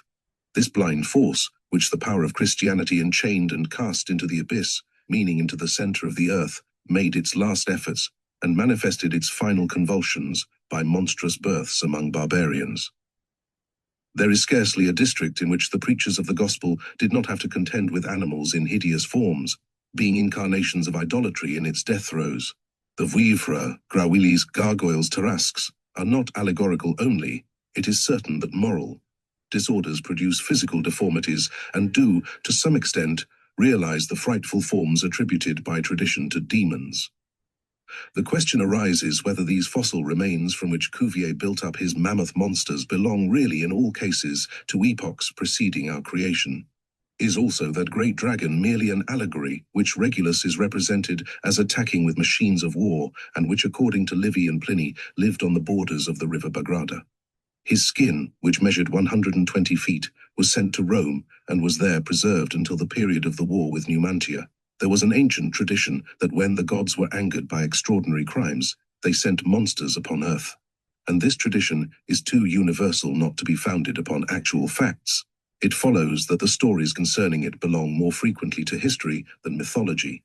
In all memorials of barbarian races, at that epoch, when Christianity conquered them with a view to their civilization, we find, are the last traces of high magical initiation spread formally throughout the world, and b. proofs of the degeneration which had befallen such primitive revelation, together with the idolatrous vileness into which the symbolism of the old world had lapsed. In place of the disciples of the Magi, diviners, sorcerers, and enchanters reigned everywhere. God was forgotten in the deification of men. The example was given by Rome to its various provinces, and the apotheosis of the Khazars familiarized the whole world with the religion of sanguinary deities. Under the name of Irminsul, the Germans worshipped and sacrificed human victims to that Arminius, or Hermann, who caused Augustus to mourn the lost legions of Varus. The Gauls referred to Brennus the attributes of Tyrannus and of Teutas, burning in his honor colossi built of rushes and filled with Romans. Materialism reigned everywhere, idolatry being synonymous therewith, as is also the superstition which is ever cruel because it is always base.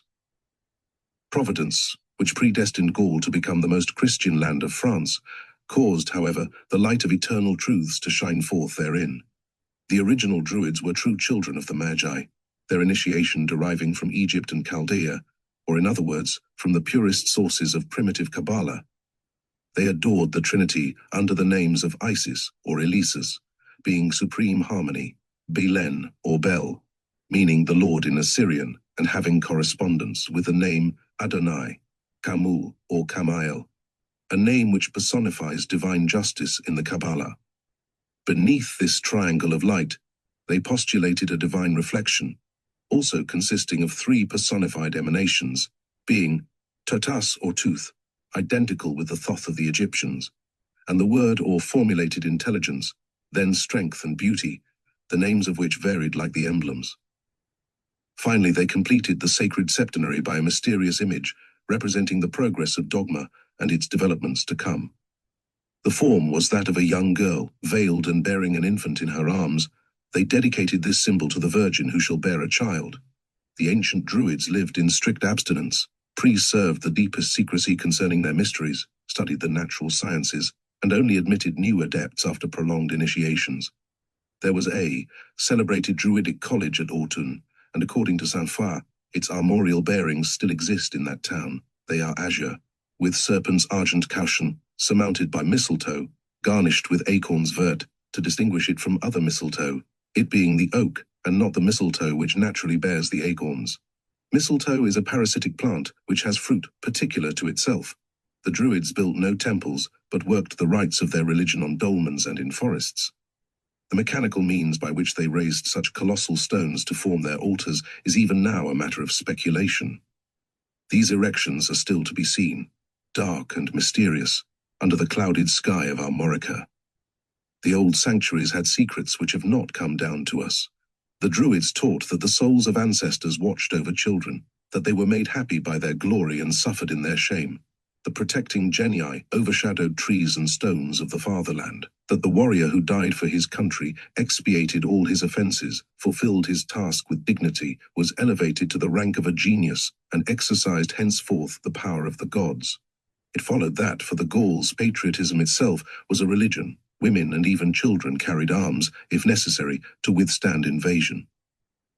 Joan of Arc and Jeanne Hachette of Beauvais only carried on the traditions of these noble daughters of the Gauls. It is the magic of remembrances which cleaves to the soil of the fatherland. The Druids were priests and physicians, curing by magnetism and charging amulets with their fluidic influence. Their universal remedies were mistletoe and serpent's eggs, because these substances attract the astral light in an especial manner. The solemnity with which mistletoe was cut drew down upon this plant the popular confidence and rendered it powerfully magnetic.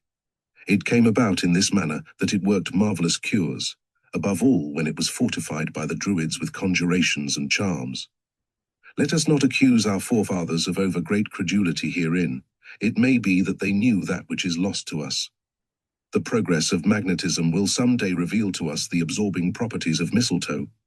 We shall then understand the secret of those spongy growths which draw the unused virtue of plants and become surcharged with tinctures and savors. Mushrooms, truffles, gall on trees, and the different kinds of mistletoe will be employed with understanding by a medical science which will be new because it is old. We shall cease to ridicule Paracelsus, who collected moss, usnea, from the skulls of hanged men, but one must not move quicker than science, which recedes that it may advance the further. Chapter 2. Influence of Women. In imposing upon woman. The severe and tender duties of motherhood providence has entitled her to the protection and respect of man. Made subject by nature itself to the consequence of affections which are her life, she leads her masters by the chains which love provides, and the more fully that she is in conformity with the laws which constitute and also defend her honor, the greater is her sway, and the deeper that respect which belongs to her in the sanctuary of the family. To revolt is for her to abdicate, and to tempt her by a pretended emancipation is to recommend her divorce by condemning her beforehand to sterility and disdain. Christianity alone has the power to emancipate woman by calling her to virginity and the glorious sacrifice. Numa foresaw this mystery when he instituted the Vestals, but the Druids forestalled Christianity by giving ear to the inspirations of virgins and paying almost divine honors to the priestesses of the island of Seine. In Gaul, women did not prevail by their coquetry and their vices, but they ruled by their counsels. Apart from their concurrence, neither peace nor war were made. The interests of the hearth and family were thus pleaded by mothers, and the national pride shone in the light of justice when it was tempered by the maternal love of country. Chateaubriand calumniated Veleda by representing her as yielding to the love of Eudorus. She lived and died a virgin. When the Romans invaded Gaul, she was already advanced in years and was a species of Pythia, who prophesied amidst great solemnities and whose oracles were preserved with veneration. She was clothed in a long black vestment, having no sleeves. Her head was covered by a white veil, which came down to her feet. She wore a vervain crown, and a sickle was placed in her girdle. Her scepter was in the form of a distaff. Her right foot was shod with a sandal, and her left foot wore a kind of chaussure poulaine. At a later period, the statues of Veleda were taken for those of BCR the Grand Pede.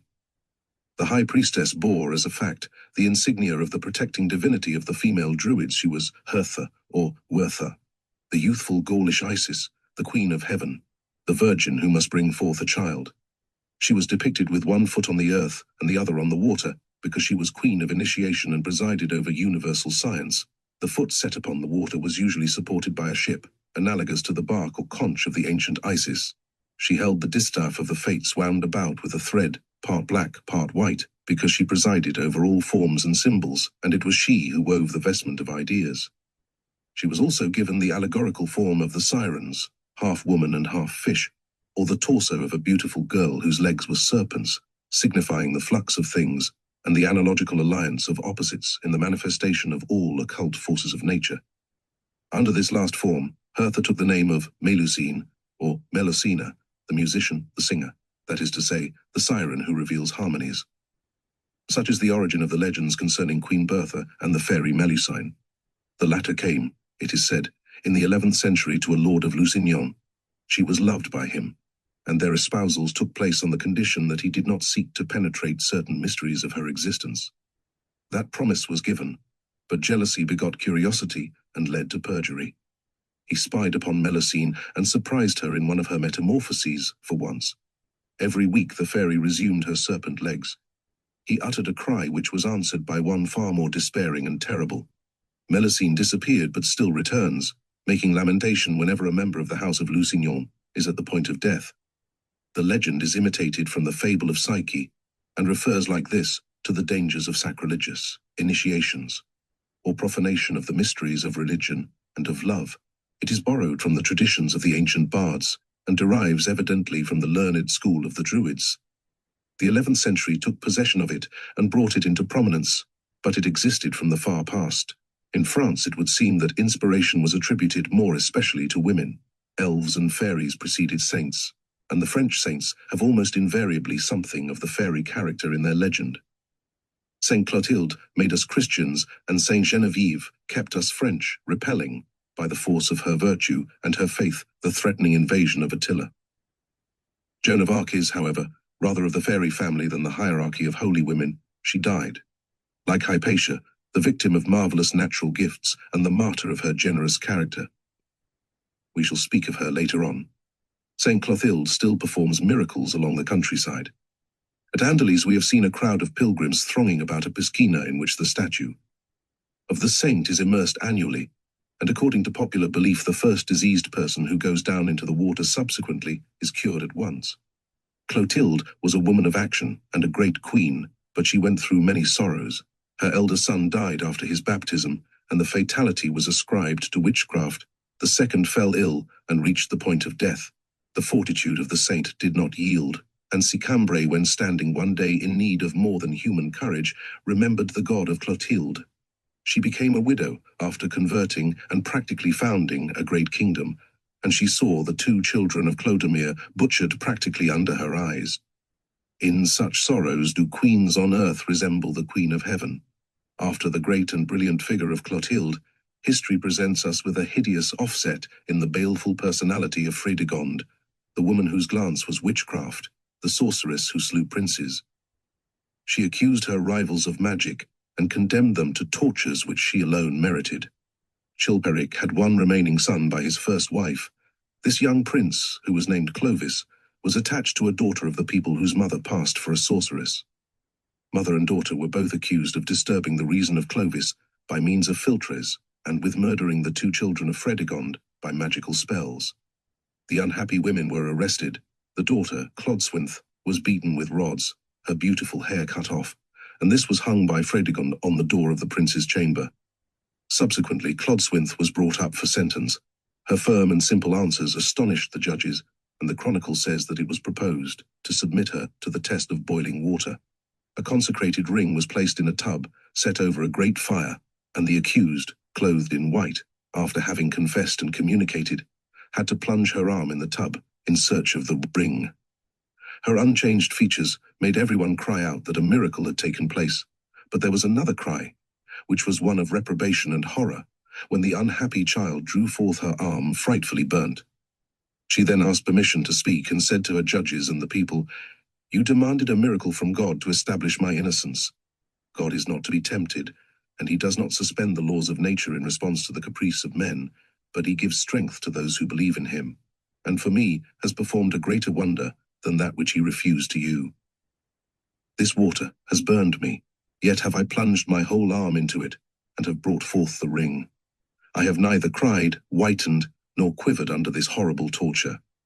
Had I been a magician, as you say, I should have resorted to witchcraft so that I might not be burnt, but I am a Christian, and God has given me grace to prove it by the constancy of martyrs." Such logic was not of the kind that they understood at that barbarous epoch. Clodswinth was sent back to prison, there to await execution, but God took pity upon her, and the chronicle from which the account is drawn says that he called her to himself. If it be a legend only, it must be allowed that it is beautiful and deserves to be kept in memory. Fredegond lost one of her victims, but not the other two. The mother was put to the torture, and overcome by her sufferings, she confessed whatever was required, including the guilt of her daughter and the complicity of Clovis.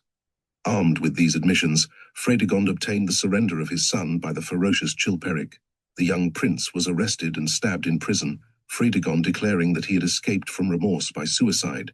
The corpse of the unhappy Clovis was shewn to his father, with a dagger still in the wound. Chilperic looked on coldly. He was entirely under the rule of Fredegond, who dishonored him, with effrontery among the officers of the palace, taking so little pains at concealment that the evidence was before his eyes, almost despite himself. Instead of slaying the queen and her accomplice, he departed on a hunt in silence. He might have concluded to suffer the outrage through his fear of displeasing Fredegond, but the latter was ashamed on his account, and did him the honor of believing in his wrath, that she might have a pretext for his assassination. He had glutted her with crimes and meanness. She killed him out of disgust. Fredegond, who destroyed on the pretext of sorcery the women whose sole guilt was to have displeased her, experimented herself in black magic and protected some of those whom she thought were skilled therein. Ageric, Bishop of Verdun, had a Pythoness arrested who made a great deal of money by recovering stolen objects and identifying the thieves. She was probably a somnambulist. The woman was examined, but the demon refused to go out of her as long as she was chained. If the Pythoness were left in a church, unguarded and unwatched, he agreed to leave her. They fell into the trap. It was the woman herself who went out to take refuge with Fredegond, who hid her in the palace and ended by saving her from being further exorcised, as also probably from the stake. On this occasion, therefore, she did good without meaning it, yet it was rather through her pleasure in evil. Chapter 3. The Salic Laws against Sorcerers. Under the rule of the first French kings, the crime of magic did not entail death save for those of exalted position, while there were some who were proud to die for an offense by which they were raised above the vulgar crowd, and became formidable even in the sight of kings. There was the General Momol, for example, who, on the rack by the orders of Fredegond, declared that he experienced nothing, who provoked more frightful tortures and died braving the executioners, while the latter were moved to forgive him at the sight of such extra-natural fortitude. Among the Salic laws, supposed to have been enacted in 474 and attributed to Pharamond by Sigebert, the following ordinances are found. If anyone shall testify that another has acted as a heriberge or strioport, titles applied to those who carry the copper vessel to the spot where the vampires perform their enchantments. And if he shall fail to convict him, he shall be condemned hereby to a forfeit of 7,500 deniers, being 181 half sous. If anyone shall charge a free woman as a vampire or as a prostitute, and shall fail to prove his words, he shall forfeit 2,500 deniers, being 62 1/2 sous. If a vampire shall devour a man and be found guilty, she shall forfeit 8,000 deniers, being 200 sous. It will be seen that in those times, cannibalism was possible on terms, and moreover, that the market price of human flesh was not at a premium. It cost 181 half sous to slander a man, but for a modicum above that sum he could be killed and eaten, which was at once more honest and thorough. This remarkable legislation recalls an equally curious Talmudic recital, being one which was interpreted after a memorable manner by the famous Rabbi Jehiel in the presence of a certain queen who is not named in the book. It was most likely Queen Blanche, for Rabbi Jehiel lived in the reign of St. Louis. He had been called upon to answer the objections of a converted Jew named Douin, who had received at baptism the Christian name of Nicholas. After various discussions on texts of the Talmud, they came to the following passage: "If anyone shall offer any blood of his children to Moloch, let him die the death." The Talmud annotates thus: "He therefore who shall offer not a modicum of blood alone, but the whole blood and the whole flesh of his children, does not come under the judgment of the law, and no penalty is declared against him." Those who took part in the debate clamored at a construction which passed all understanding. Some laughed in pity, some quivered with indignation. Rabbi Jehiel could scarcely obtain a hearing, and when he succeeded at last, there was every mark of disfavor, to indicate that he was condemned beforehand. "With us," said he, "the penalty of death is an atonement, and consequently a reconciliation, not an act of vengeance. All who die by the law of Israel die in the peace of Israel. They partake of peace in death, and they sleep with their fathers. No malediction descends with them into the grave. They abide in the immortality of the house of Jacob. Death is therefore a crowning. Grace, it is the cure of a poisoned wound by the hot iron. But we do not apply the iron to those who are past cure. We have no jurisdiction over those the extent of whose transgression has cut them off forever from Israel. Such are as now dead, and it is not therefore for us to shorten the term of their reprobation on earth. They are delivered over to the wrath of God. Man is warranted to wound only that he may heal, and we do not apply remedies to those who are beyond recovery.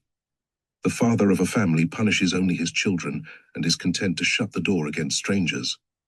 Those great criminals upon whom our law pronounces no sentence are thereby excommunicated forever, which is a penalty greater than death.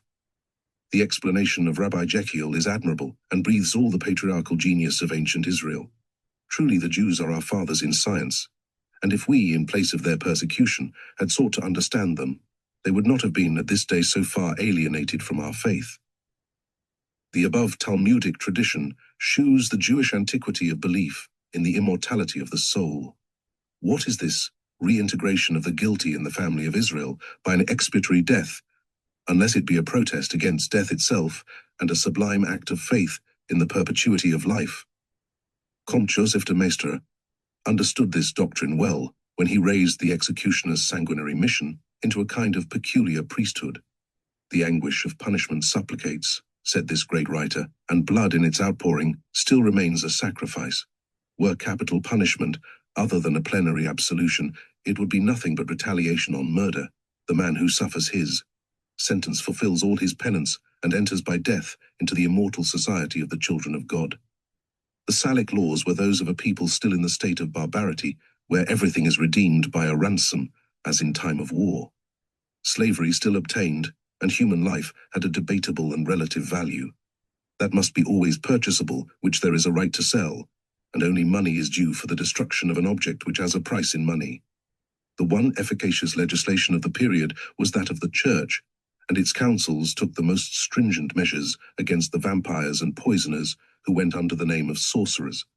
The Council of Agde in Lower Languedoc, held in 506, pronounced excommunication against them. The First Council of Orleans, convened in 541, condemned divinatory operations. That of Narbonne, in 589, not only visited sorcerers with the greater excommunication, but ordained that they should be sold as slaves for the benefit of the poor. The same council decreed public whipping for amatores diaboli, meaning no doubt those who were concerned about him, feared him, evoked him, and attributed to him power which was in any wise like that of God.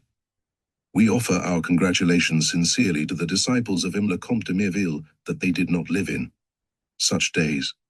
While these events were passing in France, an Eastern visionary was engaged in founding a religion which was also an empire. Was Mahomet an impostor, or was he hallucinated? For the Muslims he is still a prophet, and for Arabic scholars the Quran will be always a masterpiece. An unlettered man, a simple camel driver, he created notwithstanding the most perfect literary monument of his country.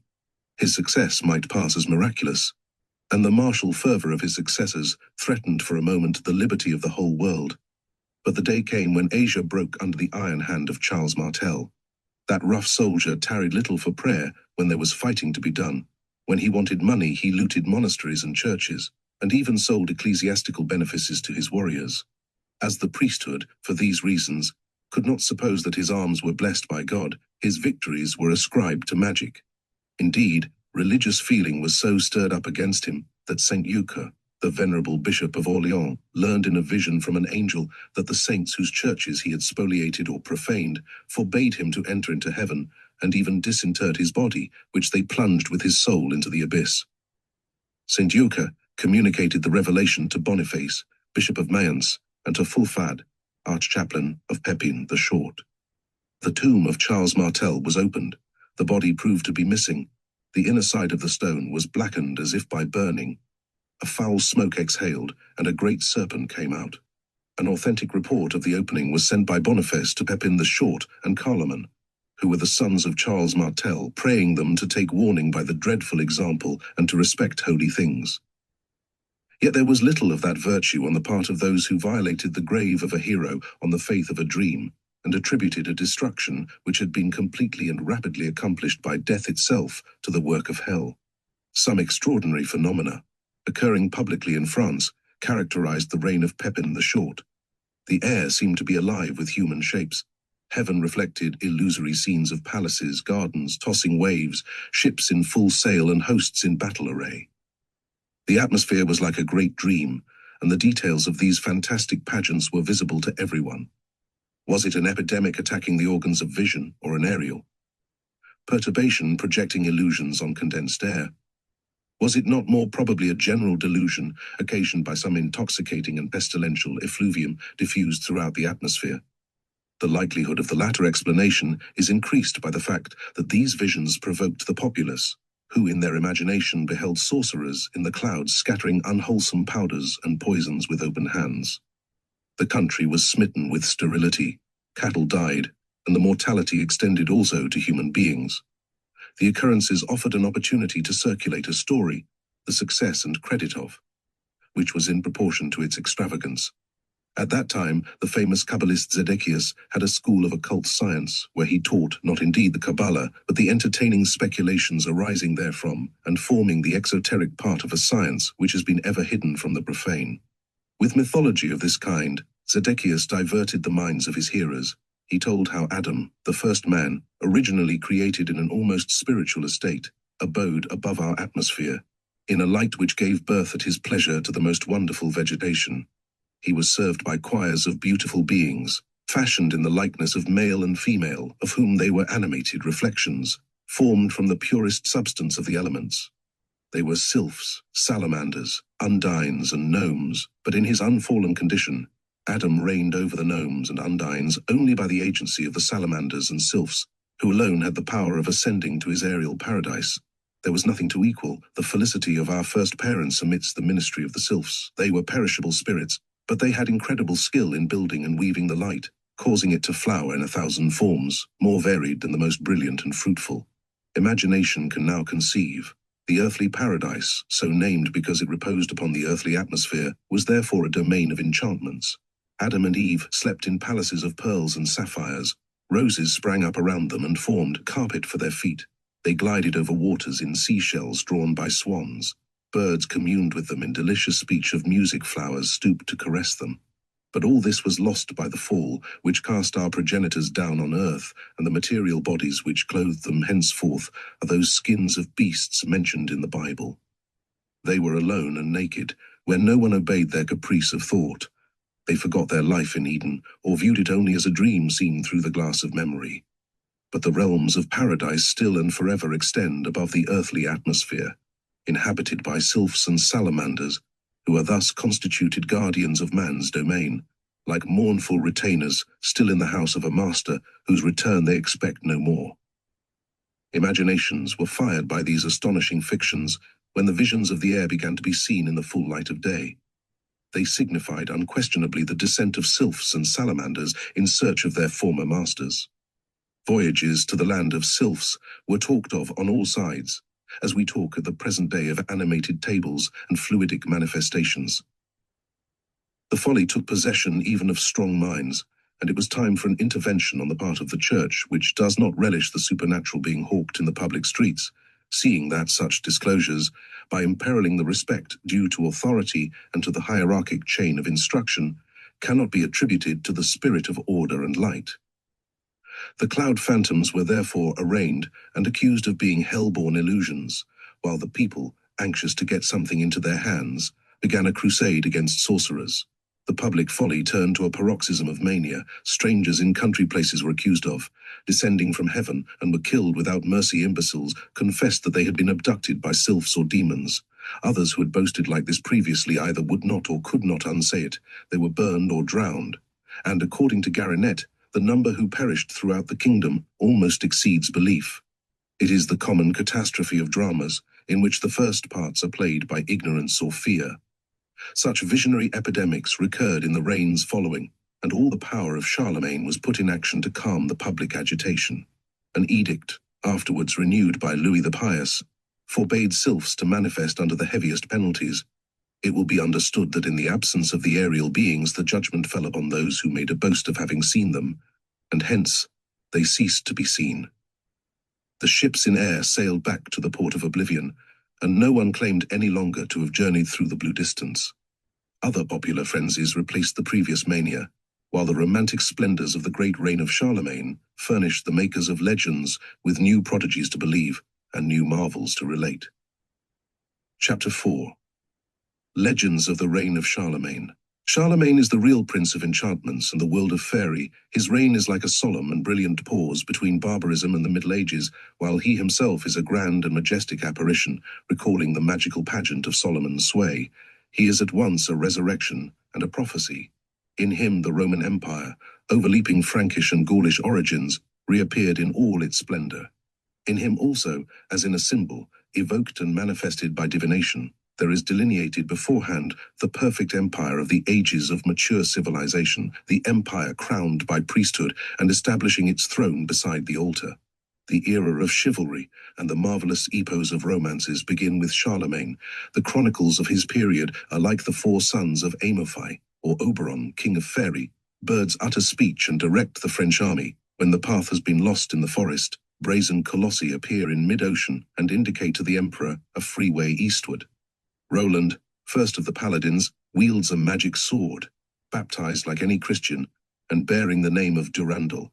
The hero addresses this sword, which seems to understand him, and nothing can resist its supernatural onset.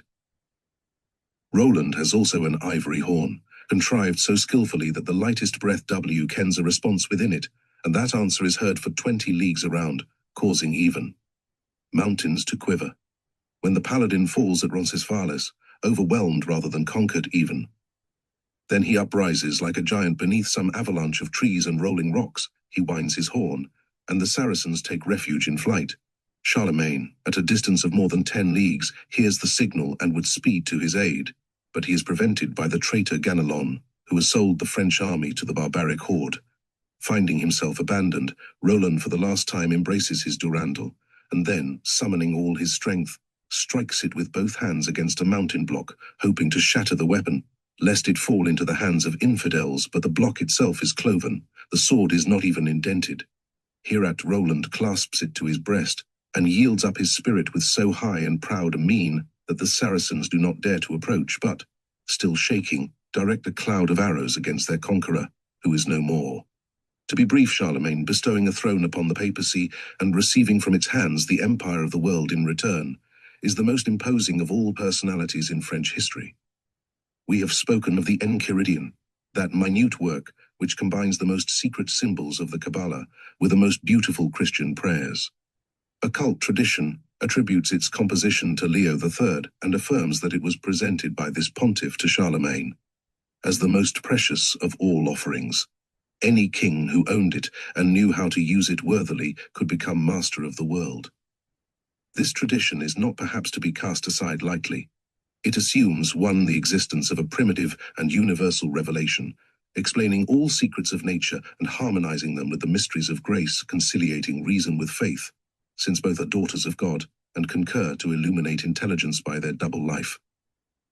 Two, the necessity which imposes itself of concealing this revelation from the multitude, lest the same be abused by those who do not understand it, and lest they turn against faith not only the power of reason, but that of faith itself, to the confusion of reason, which is never too well within the comprehension of the vulgar.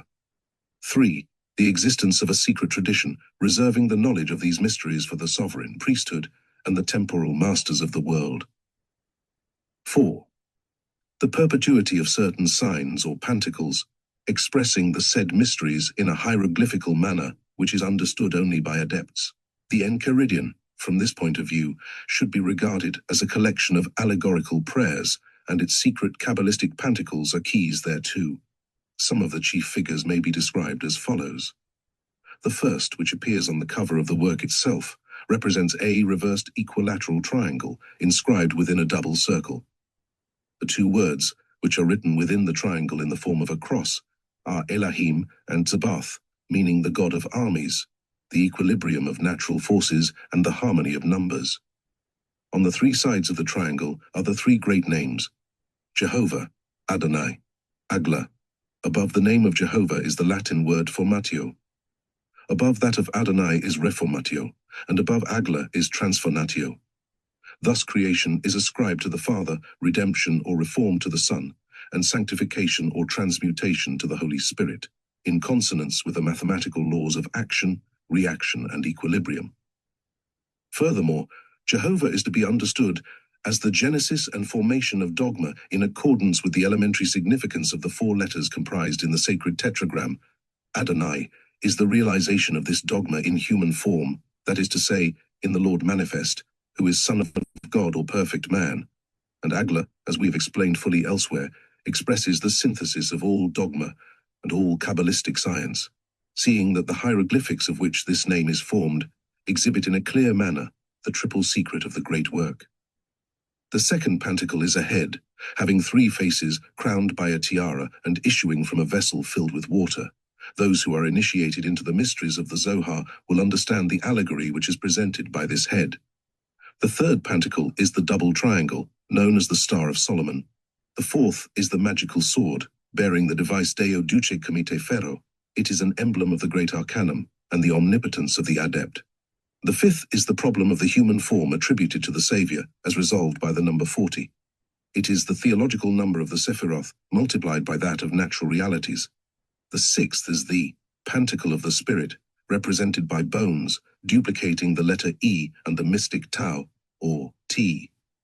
The seventh, and most important, is the great magical monogram, interpreting the keys of Solomon, the tetragram, the sign of the labarum, and the master word of adeptship.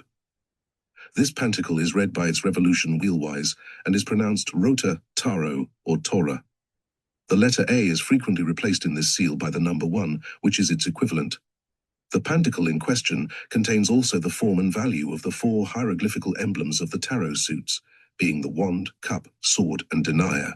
These elementary hieroglyphics recur everywhere on the sacred monuments of Egypt, while Homer also depicts them on the shield of Achilles, placing them in the same order as the author of the Enchiridion. The proofs of these explanations, if offered in the present place, would divert us from our immediate subject and would moreover demand a special study which we hope to undertake and make public at some future time.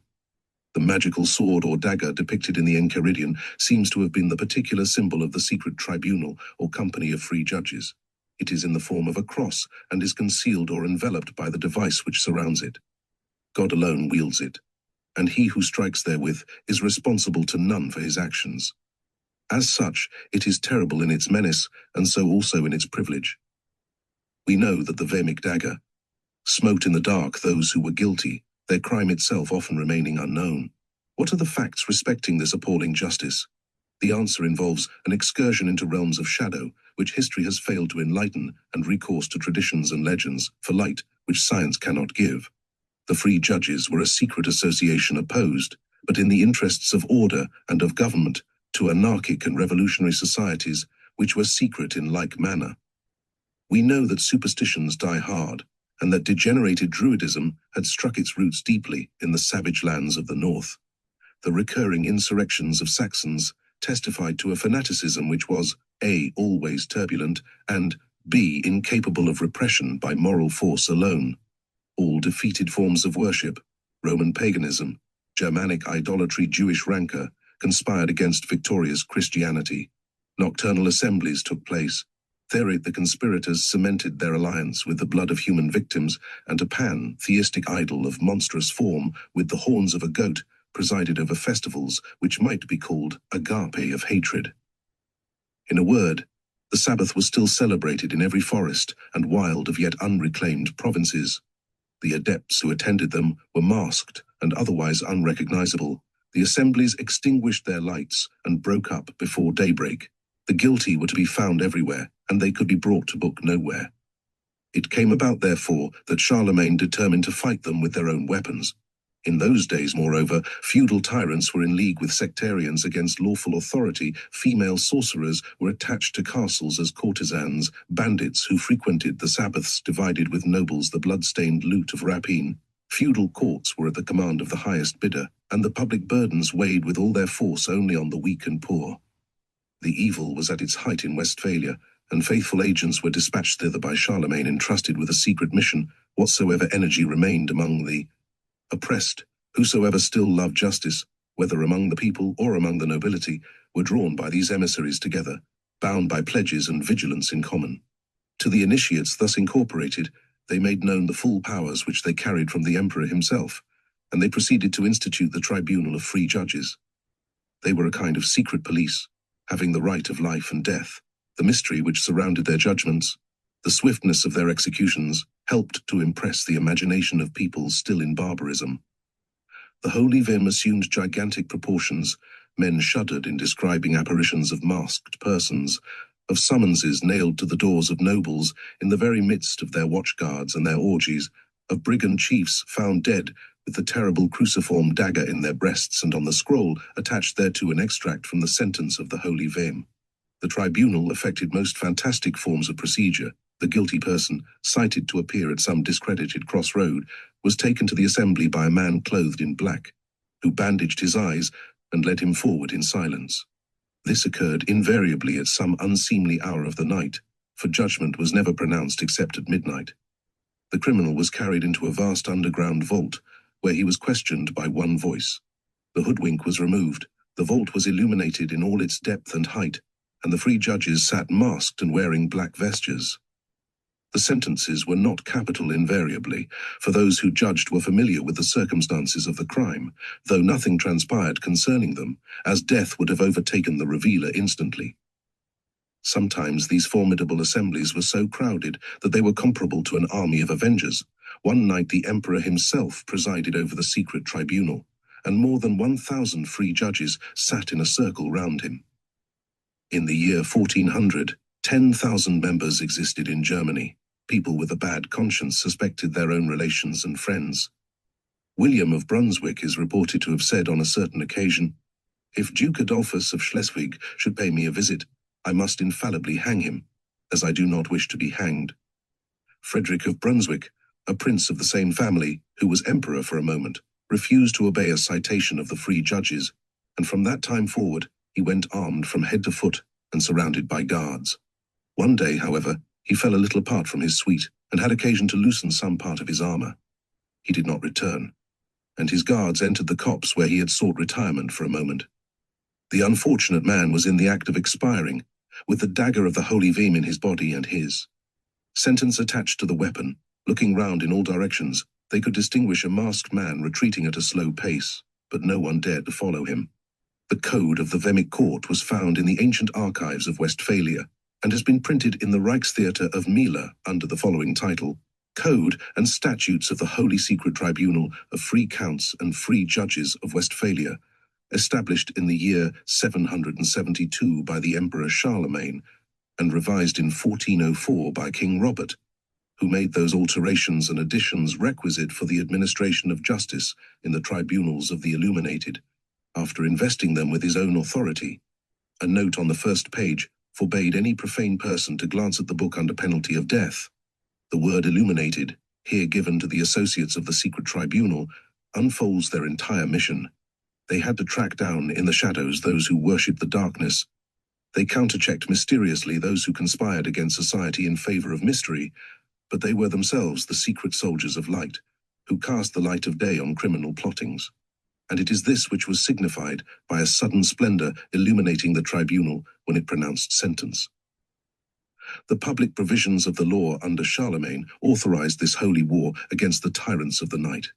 The records may be consulted to ascertain the penalties inflicted on sorcerers, diviners, enchanters, noueurs d'aiguillette, and those who administered poison in the guise of love philtre.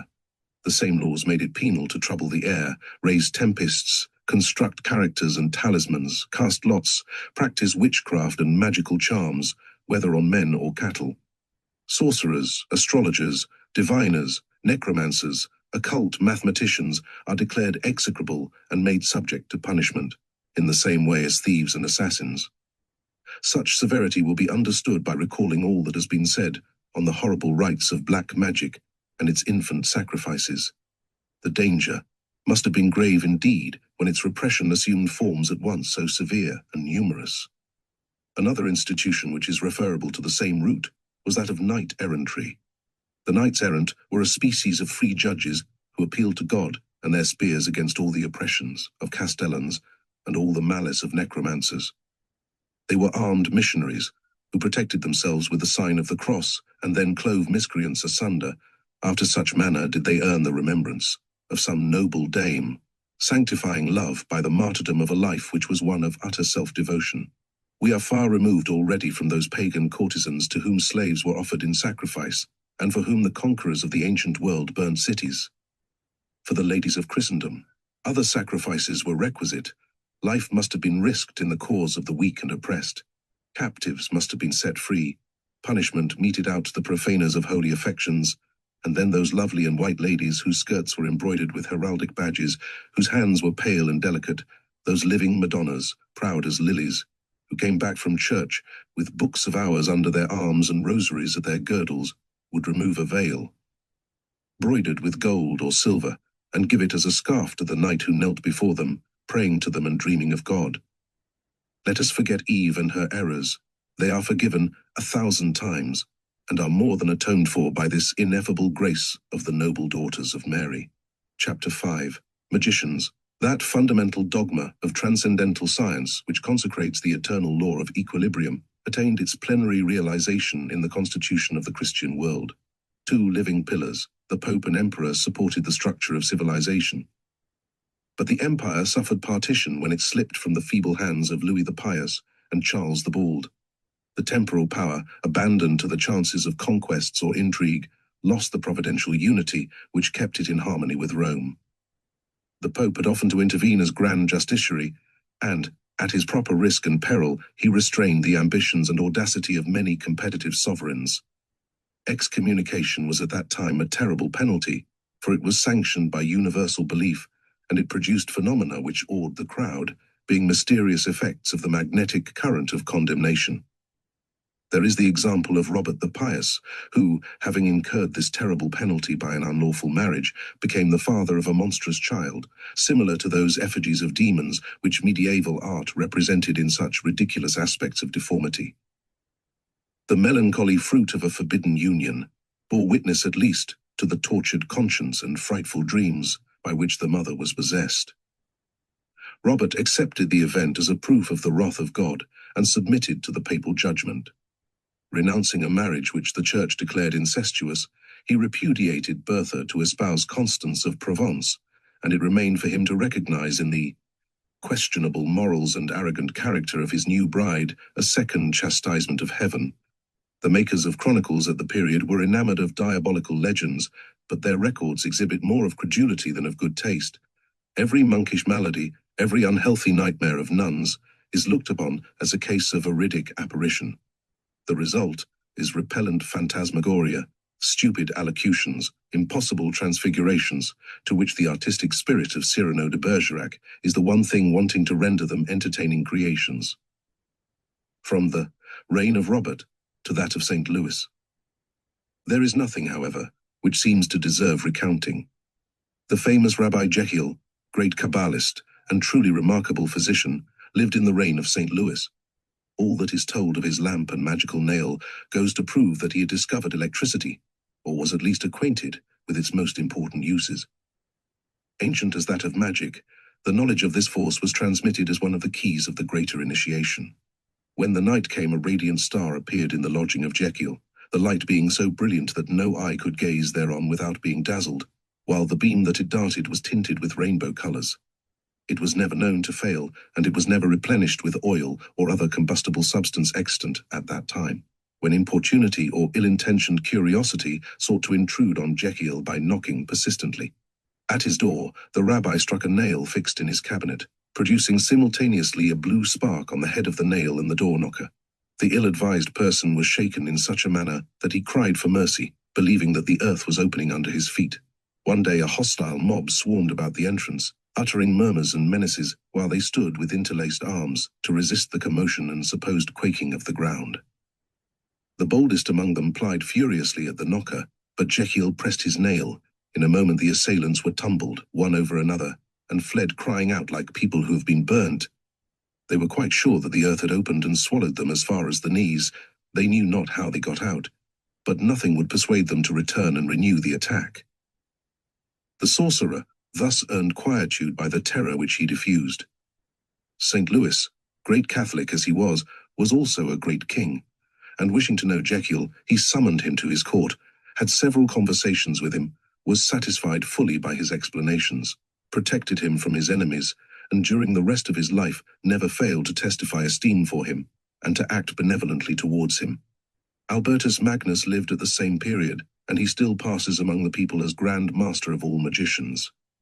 Historians of the time affirm that he possessed the philosophic stone, and that after studying for 30 years, he had succeeded in solving the problem of the android. In other words, that he had fabricated an artificial man who was endowed with life and speech, who could, in fact, answer questions with such precision and subtlety that St. Thomas Aquinas, infuriated at being unable to silence the image, broke it with a blow of his stick. Such is the popular fable.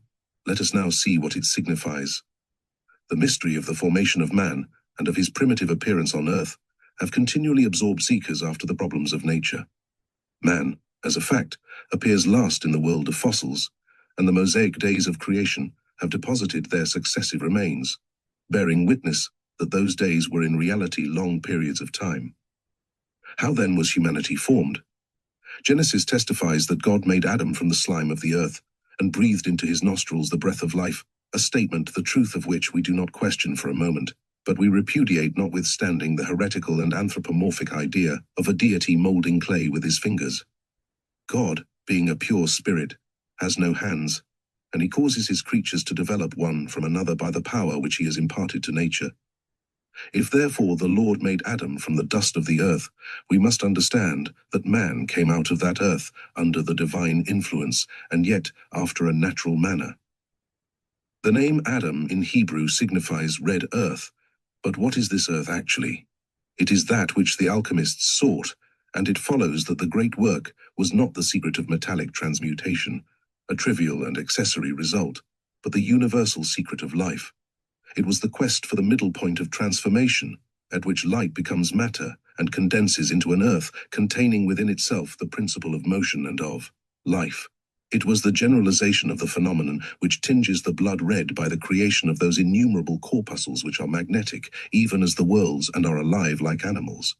For disciples of Hermes, the metals were the coagulated blood of earth, passing, like that of man, from white to black and from black to crimson, following the work of the light.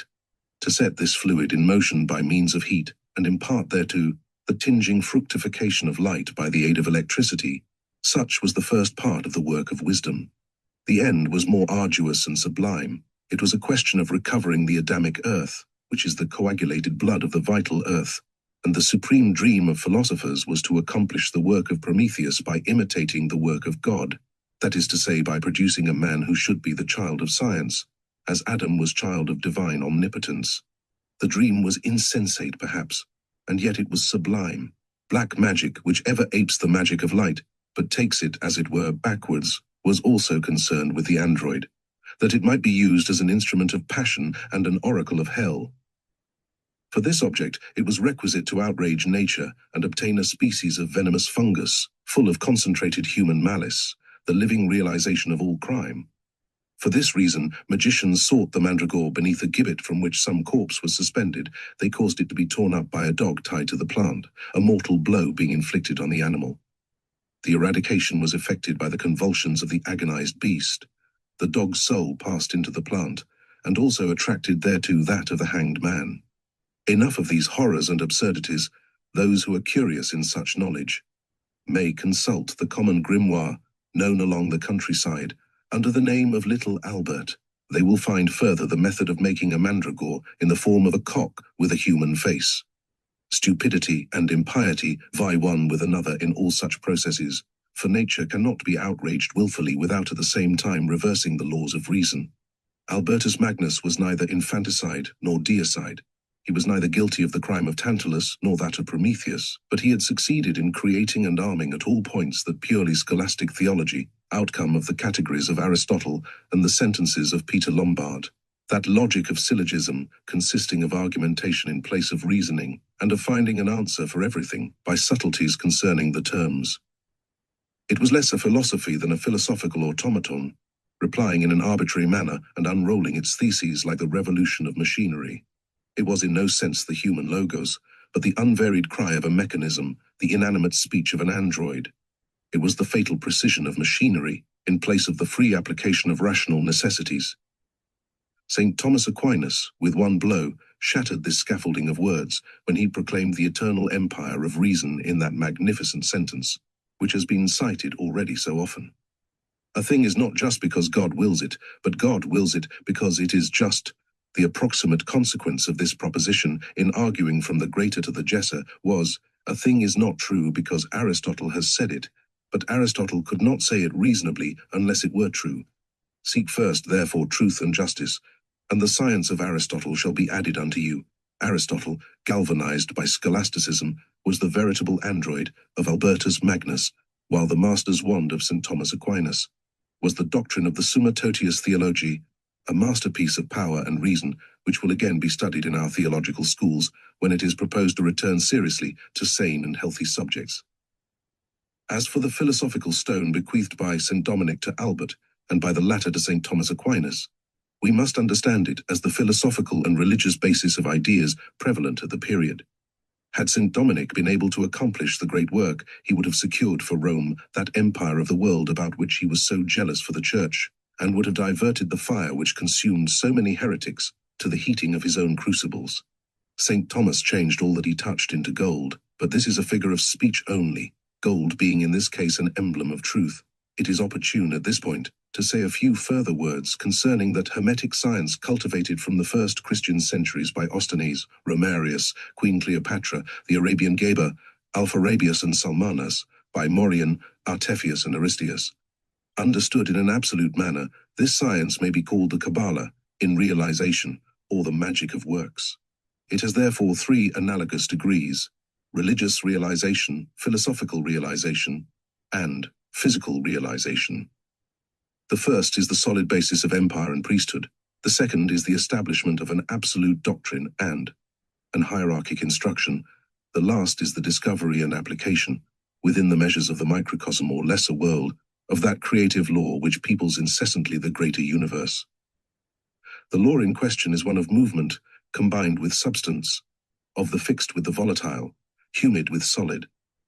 Its principle is divine impulsion, its instrument the universal light ethereal in the infinite, astral in stars and planets, metallic, specific or mercurial in metals, vegetable in plants, vital in animals, magnetic or personal in men.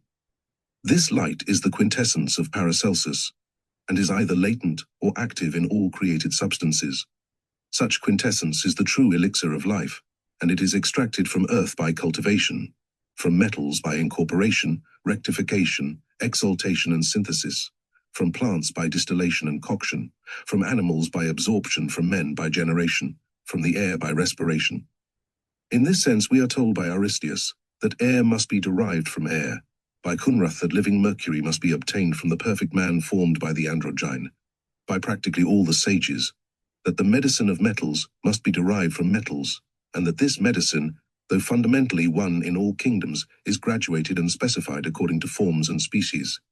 Its use is threefold, by sympathy, repulsion, or equilibrium. The graduated quintessence was only the auxiliary of forces.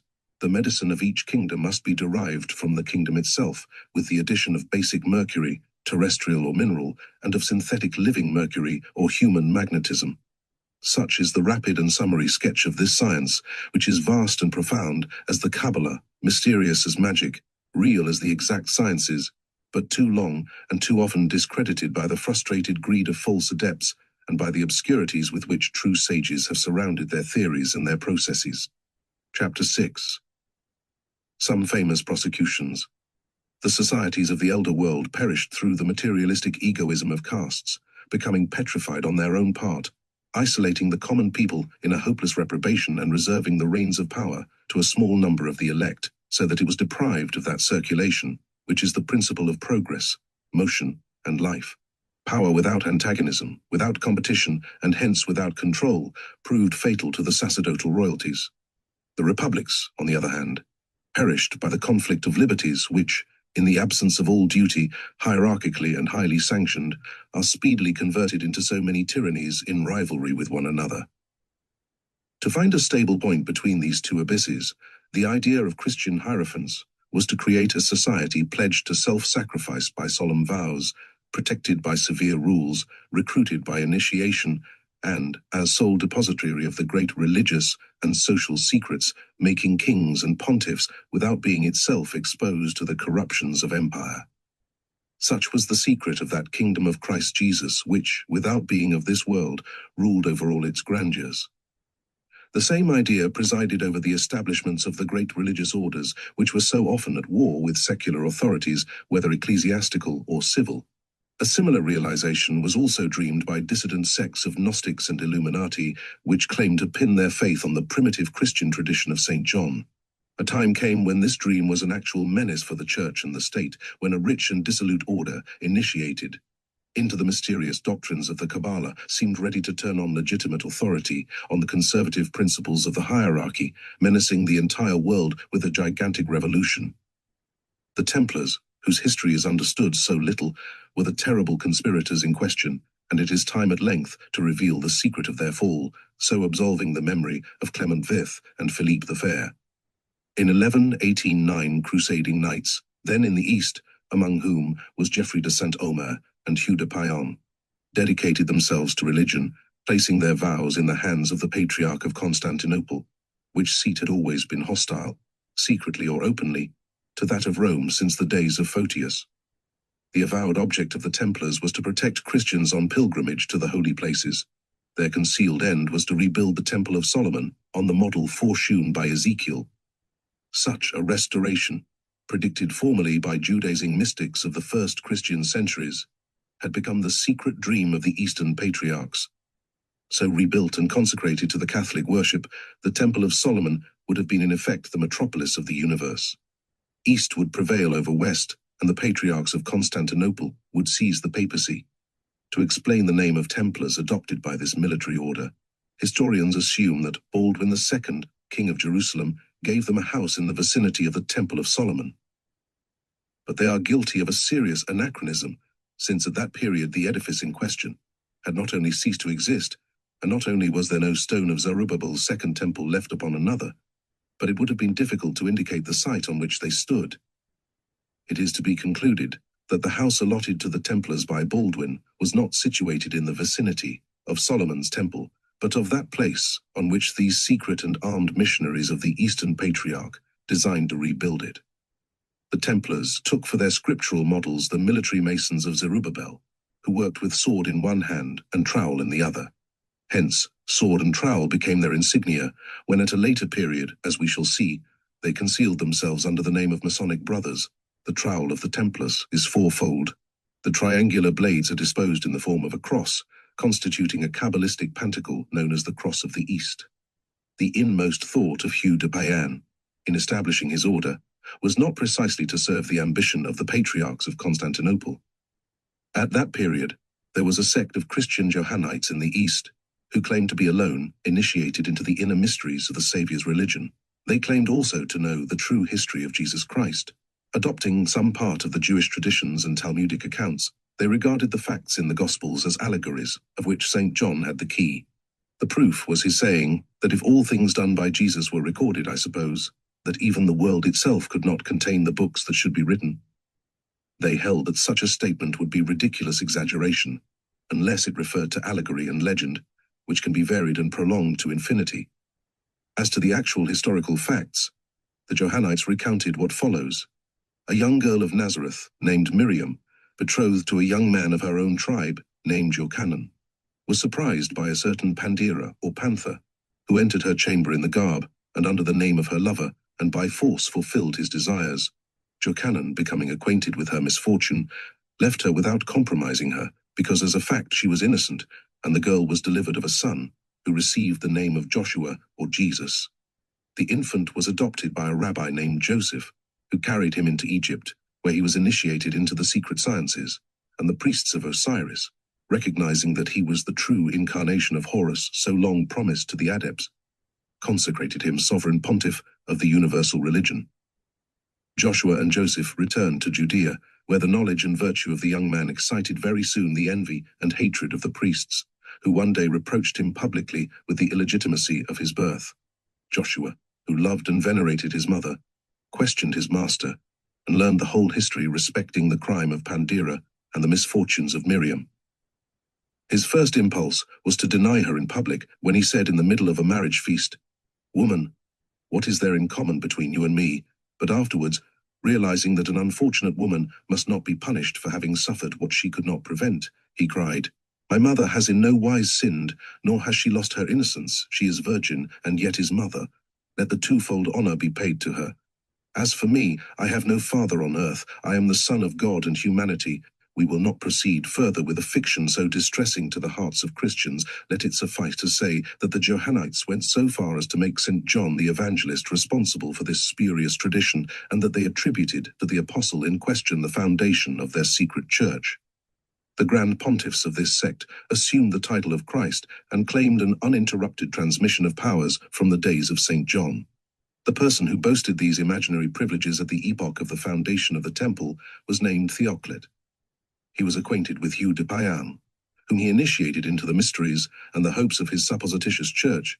He seduced him by ideas of sovereign priesthood and supreme royalty. In fine, he designated him his successor. Thus was the order of Knights of the Temple tainted from the beginning with schism and conspiracy against kings. These tendencies were wrapped in profound mystery, for the order made profession externally of the uttermost orthodoxy. The chiefs alone knew whither it was tending, the rest following in good faith, to acquire wealth and influence, to intrigue on the basis of these, and at need fight for the establishment of Johannite dogma. Such were the means and end proposed by the initiated brethren. Observe, they argued to themselves, the papacy and rival monarchies engaged in the work of haggling, selling one another, falling into corruption, and tomorrow perhaps destroying one another. All this indicates heritage for the temple a little while, and the nations will demand sovereigns and pontiffs from among us. We shall be the equilibrium of the universe, arbiters and masters of the world. The Templars had two doctrines. One was concealed and reserved to the leaders, being that of Johannism. The other was public, being Roman Catholic doctrine. They deceived in this manner the enemies that they hoped to supplant. The Johannism of the adepts was the Kabalah of the Gnostics, but it degenerated speedily into a mystic pantheism carried even to idolatry of nature and hatred of all revealed dogma. For their better success, and in order to secure partisans, they fostered the regrets of every fallen worship and the hopes of every new cultus, promising to all liberty of conscience and a new orthodoxy which should be the synthesis of all persecuted beliefs. They went even so far as to recognize the pantheistic symbolism of the grand masters of black magic, and the better to isolate themselves from obedience to a religion by which they were condemned beforehand. They rendered divine honors to the monstrous idol Baphomet, even as of old. The dissenting tribes had adored the golden calf of Dan and Bethel, certain monuments of recent discovery, and certain precious documents belonging to the 13th century, offer abundant proof of all that is advanced here. Other evidences are concealed in the annals and beneath the symbols of occult masonry. With the seeds of death sown in its very principle and anarchic, because it was heretical, the Order of Knights of the Temple had conceived a great work which it was incapable of executing because it understood neither humility nor personal abnegation. For the rest, the Templars, being in most cases without education and capable only of wielding the sword successfully, possessed no qualification for overruling or for binding at need that queen of the world called public opinion. Hugh de Paciennes did not possess the depth of view which distinguished at a later period the military founder of a militia not less formidable to kings. The Templars were Jesuits who failed. Their principle was to become rich in order to purchase the world, and as a fact, they so became, for in 1312, they possessed in Europe alone more than 9,000 manors. Wealth was also the rock on which they broke. They became insolent and permitted their disdain for the religious and social institutions which they hoped to upset to appear in public. Everyone knows the answer of Richard Sieur de Lion to the confidential priest who had said to him, "Sire, you have 3 daughters who cost you dearly, and of whom it would be to your great advantage if you were set free. They are ambition, avarice, and luxury." "That is true," said the king. Well, let us marry them. I give ambition to the Templars, avarice to the monks, and luxury to the bishops. I am certain in advance of the consent of all the parties. The ambition of the Templars proved fatal to themselves. Their projects were divined and anticipated. Pope Clement V and King Philip the Fair gave the signal to Europe, and the Templars, caught so to speak in a net, were arrested, disarmed, and cast into prison. Never was a coup d'état accomplished with such appalling uniformity. The entire world was dumbfounded and awaited the strange revelations of a prosecution which was to echo down through the ages. But it was impossible to unveil before the people the plan of the Templar conspiracy. To do so would have initiated the multitude into secrets reserved for masters. Recourse was had, therefore, to the charge of magic, for which accusers and witnesses were both forthcoming. The Templars, in the ceremony of their reception, spat upon the image of Christ, denied God, gave obscene kisses to the Grand Master, adored a brazen head with carbuncles for eyes, held commune with a great black cat, and had intercourse with female demons. Such are the items put forward seriously in the act of indictment. The end of this drama is familiar. Jacques de Molay and his companions perished in the flames, but before dying the Grand Master of the Temple organized and instituted occult masonry. Within the walls of his prison, he founded 4 metropolitan lodges, at Naples for the east, Edinburgh for the west, Stockholm for the north, and Paris for the south. The Pope and King perished speedily in a strange and sudden manner. Squin de Florian, the accuser-in-chief of the order, was assassinated. In breaking the sword of the Templars, it was converted into a dagger, and their prescribed trowels henceforth were utilized only in the erection of tombs. Let them pass at this point into darkness, wherein they took refuge while maturing their vengeance. We shall see them reappear at the great epoch of the Revolution, and we shall recognize them by their signs and by their works. The greatest magical prosecution to be found in history, after that of the Temple, was the trial of a maid who was, moreover, almost a saint. The Church, in this case, has been accused of subservience to the base resentment of a vanquished party, and it has been asked earnestly, what anathemas of the chair of St. Peter fell upon the assassins of Joan of Arc? To those who are really unacquainted, it may be said at once that Pierre Cauchon, the unworthy Bishop of Beauvais, struck suddenly with death by the hand of God, was excommunicated after death by Calixtus IV, his remains being taken from consecrated ground and cast into the public sewers. It was not therefore the Church which judged and condemned the Maid of Orleans, but a bad priest and an apostate. Charles VII, who gave up this noble girl to her destroyers, fell afterwards into the hands of an avenging providence. He died of self-starvation. through dread of being poisoned by his own son. Fear is the torment of the base. The king in question gave up his life to a courtesan, and for her he burdened with debt a kingdom which had been saved to him by a virgin. Courtesan and virgin have been celebrated by our national poets, Joan of Arc by Voltaire, and Agnes Sorel by Beranger. Joan perished in her innocence, but the laws against magic were vindicated soon after, in the case of one who was chief among the guilty. The personage in question was one of the most valiant captains under Charles VII, but the services which he rendered to the state could not counterbalance the extent and enormity of his crimes. All tales of ogres and croquet-mitaine were realized and surpassed by the deeds of this fantastic scoundrel, whose history has remained in the memory of children under the name of Blue Beard. Gilles de Laval, Lord of Raïs, had indeed so black a beard that it seemed to be almost blue, as shewn by his portrait in the Salle des Marchaux at the Museum of Versailles. A Marshal of Brittany, he was brave because he was French, being rich he was, also ostentatious, and he became a sorcerer because he was insane. The mental derangement of the Lord of Raïs was manifested in the first instance by sumptuous devotion and extravagant magnificence. When he went abroad, he was preceded invariably by cross and banner.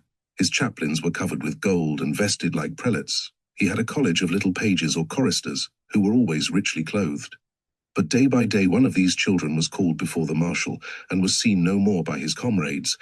A newcomer succeeded him who disappeared, and the children were sternly forbidden to ask what became of the missing ones, or even refer to them among themselves. The children were obtained by the marshal from poor parents, whom he dazzled by his promises, and who were pledged to trouble no further concerning their offspring, these, according to his stories, being assured a brilliant future. The explanation is that, in his case, seeming devotion was the mask and safeguard of infamous practices. Ruined by imbecile prodigality, the marshal desired at any cost to create wealth.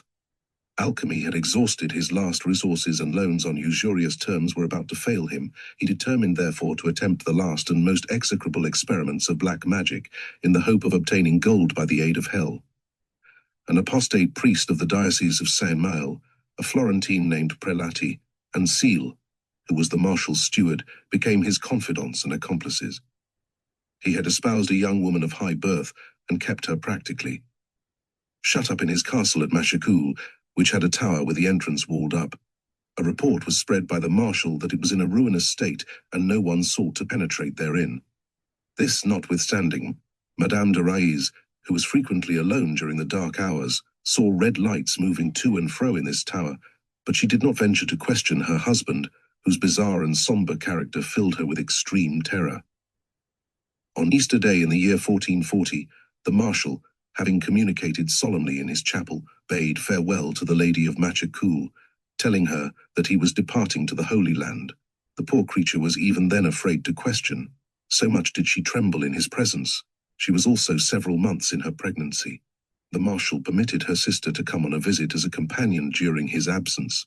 Madame de Raïs took advantage of this indulgence, after which Gilles de Laval mounted his horse and departed. To her sister, Madame de Raïs communicated her fears and anxieties. What went on in the castle? Why was her lord so gloomy? What signified his repeated absences? What became of the children who disappeared day by day? What were those nocturnal lights in the walled-up tower?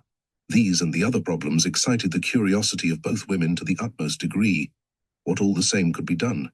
The marshal had forbidden them expressly even to approach the tower, and before leaving he had repeated this injunction. It must assuredly have a secret entrance, for which Madame de Raïs and her sister Anne proceeded to search through the lower rooms of the castle, corner by corner and stone after stone. At last, in the chapel, behind the altar, they came upon a copper button, hidden in a mass of sculpture. It yielded under pressure, a stone slid back, and the two curiosity seekers, now all in a tremble, distinguished the lowermost steps of a staircase, which led them to the condemned tower. At the top of the first flight, there was a kind of chapel, with a cross upside down and black candles. On the altar stood a hideous figure, no doubt representing the demon. On the second floor they came upon furnaces, retorts, alembics, charcoal, in a word, all the apparatus of alchemy. The third flight led to a dark chamber, where the heavy and fetid atmosphere compelled the young women to retreat.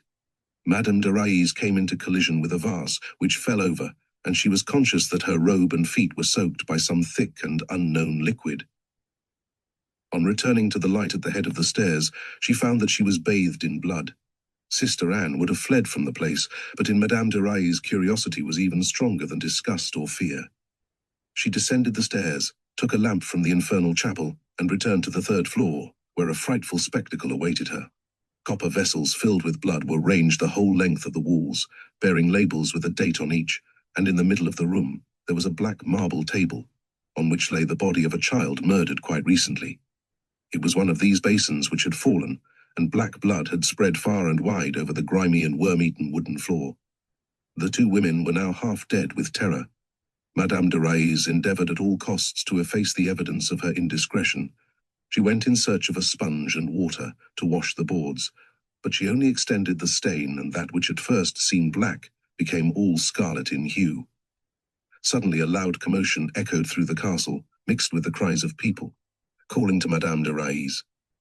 She distinguished the awe-striking words, "Here is Monseigneur come back." The two women made for the staircase, but at the same moment they were aware of the trampling of steps and the sound of other voices in the Devil's Chapel. Sister Anne fled upwards to the battlement of the tower. Madame de Railly went down trembling and found herself face to face with her husband in the act of ascending, accompanied by the apostate priest and prelati. Gilles de Laval seized his wife by the arm and without speaking dragged her into the infernal chapel. It was then that prelati observed to the marshal, "It is needs must, as you see." "Be it so," answered his master, "begin the black, and the victim has come of her own accord. Mass." The apostate priest went to the altar, while Gilles de Laval opened a little cupboard fixed therein and drew out a large knife, after which he sat down close to his spouse, who was now almost in a swoon and lying in a heap on a bench against the wall. The sacrilegious ceremonies began. It must be explained that the marshal, so far from taking the road to Jerusalem, had proceeded only to Nantes, where prelati lived. He attacked this miserable wretch with the uttermost fury, and threatened to slay him if he did not furnish the means of extracting from the devil that which he had been demanding for so long a time. With the object of obtaining delay, Pierre declared that terrible conditions were required by the infernal master, first among which would be the sacrifice of the marshal's unborn child, after tearing it forcibly from the mother's womb. Gilles de Laval made no reply, but returned at once to Machecoul, the Florentine sorcerer and his accomplice the priest being in his train. With the rest we are acquainted. Meanwhile, Sister Anne, left to her own devices on the roof of the tower and not daring to come down, had removed her veil to make signals of distress at chance. They were answered by two cavaliers accompanied by a posse of armed men who were riding towards the castle. They proved to be her two brothers who, on learning the spurious departure of the Marshal for Palestine, had come to visit and console Madame de Railly.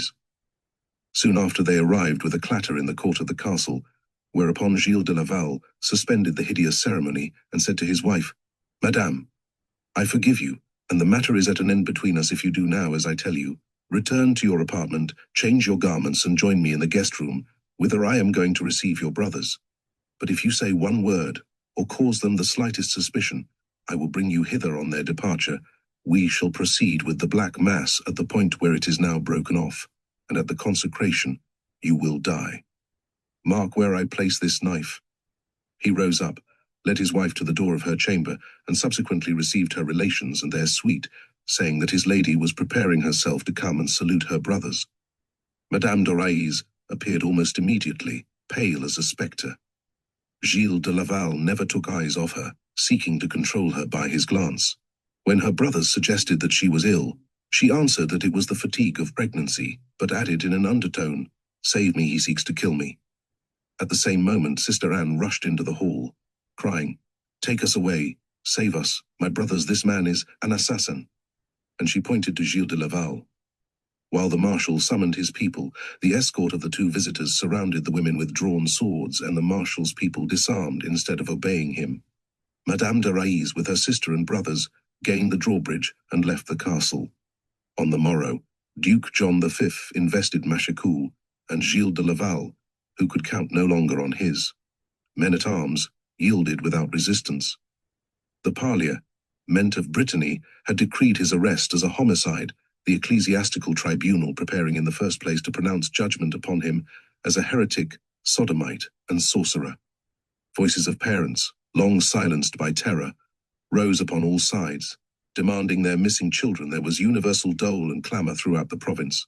The castles of Machecoul and Chantos were ransacked, resulting in the discovery of 200 skeletons of children. The rest had been consumed by fire. Gilles de Laval appeared with supreme arrogance before his judges. To the customary question, "Who are you?" he answered, "I am Gilles de Laval, Marshal of Brittany, Lord of Raïs, Machecoul, Chantos, and other fiefs. And who are you that dare to question me?" He was answered, "We are your judges, magistrates of the ecclesiastical court. What you, my judges? Go to, I know you well, my masters. You are simoniacs and obscene fellows who sell your God to purchase the joys of the devil. Speak not therefore of judging me, for if I am guilty, it is you, who owed me good example, that are my instigators. Cease your insults and answer us. I would rather be hanged by the neck than reply to you. I am surprised that the President of Brittany suffers your acquaintance with matters of this kind. You question that you may gain information and afterwards do worse than you have done. But this haughty insolence was demolished by the threat of torture. Before the Bishop of Saint-Brieuc and the President Pierre de l'Hôpital, Gilles de Laval made confession of his murders and sacrileges. He pretended that his motive in the massacre of children was an execrable delight which he sought during the agony of these poor little beings. The President found it difficult to credit this statement and questioned him anew. "Alas," said the Marshal abruptly, "you torment both yourself and me to no purpose." "I do not torment you," replied the President, "but I am astonished at your words and dissatisfied. What I seek and must have is the pure truth." The Marshal answered, "Verily there was no other cause. What more would you have? Surely I have admitted enough to condemn 10,000 men." That which Gilles de Laval shrank from confessing was that he sought the philosophical stone in the blood of murdered children, and that it was covetousness which drove him to this monstrous debauchery.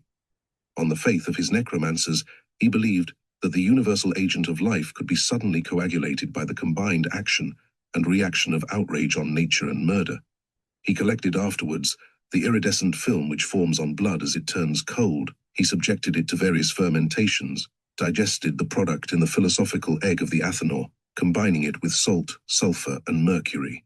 He had doubtless derived his recipe from some of those old Hebrew grimoires which, had they been known at the period, would have been sufficient to call down on Jewry at large the execration of the whole earth. Persuaded as they were that the act of human impregnation attracts and coagulates the astral light in its reaction, by sympathy on things subjected to the magnetism of man, the Israelitish sorcerers had plunged into those enormities of which Philo accuses them, as quoted by the astrologer Gaffarel. They caused trees to be grafted by women, who inserted the graft while a man performed on their persons those acts which are an outrage to nature. Wherever black magic is concerned, the same horrors recur, for the spirit of darkness is not one of invention.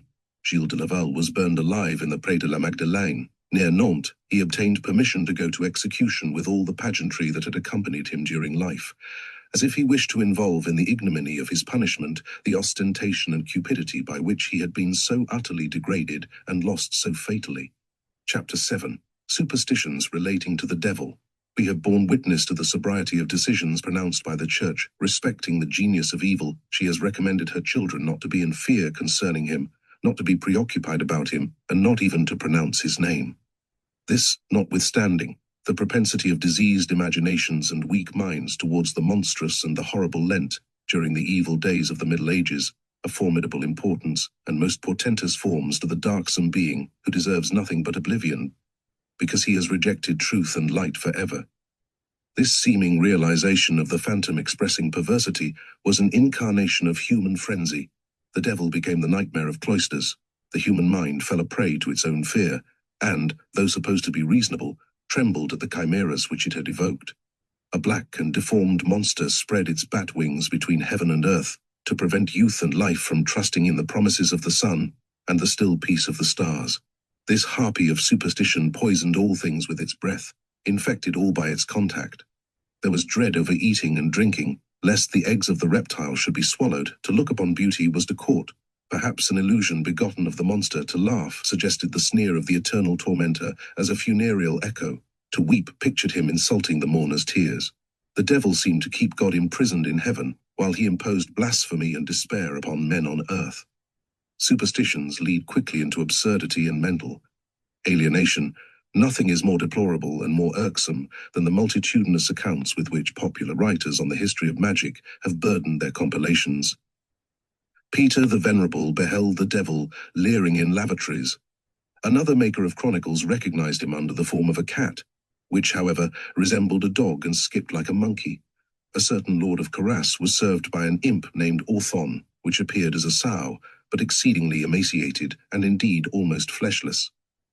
The prior of Saint-Germain-des-Prés, named William Edeline, testifies that he saw him in the form of a sheep, which, as it seemed to him, must be kissed below the tail, as a mark of reverence and honor. Wretched old women confessed that he had been their lover. The Marshal Trifles died of terror, while protecting himself by cut and thrust against the devils swarming in his room. Hundreds of wretched idiots and fools were burnt on admitting their former commerce with the malignant spirit. Rumors of incubi and succubi were heard on all sides. Judges deliberated gravely on revelations which should have been referred to doctors. Moreover, they were actuated by the irresistible pressure of public opinion, and indulgence towards sorcerers would have exposed magistrates themselves to all the popular fury. The persecution of fools made folly contagious, and the maniacs tore one another to pieces.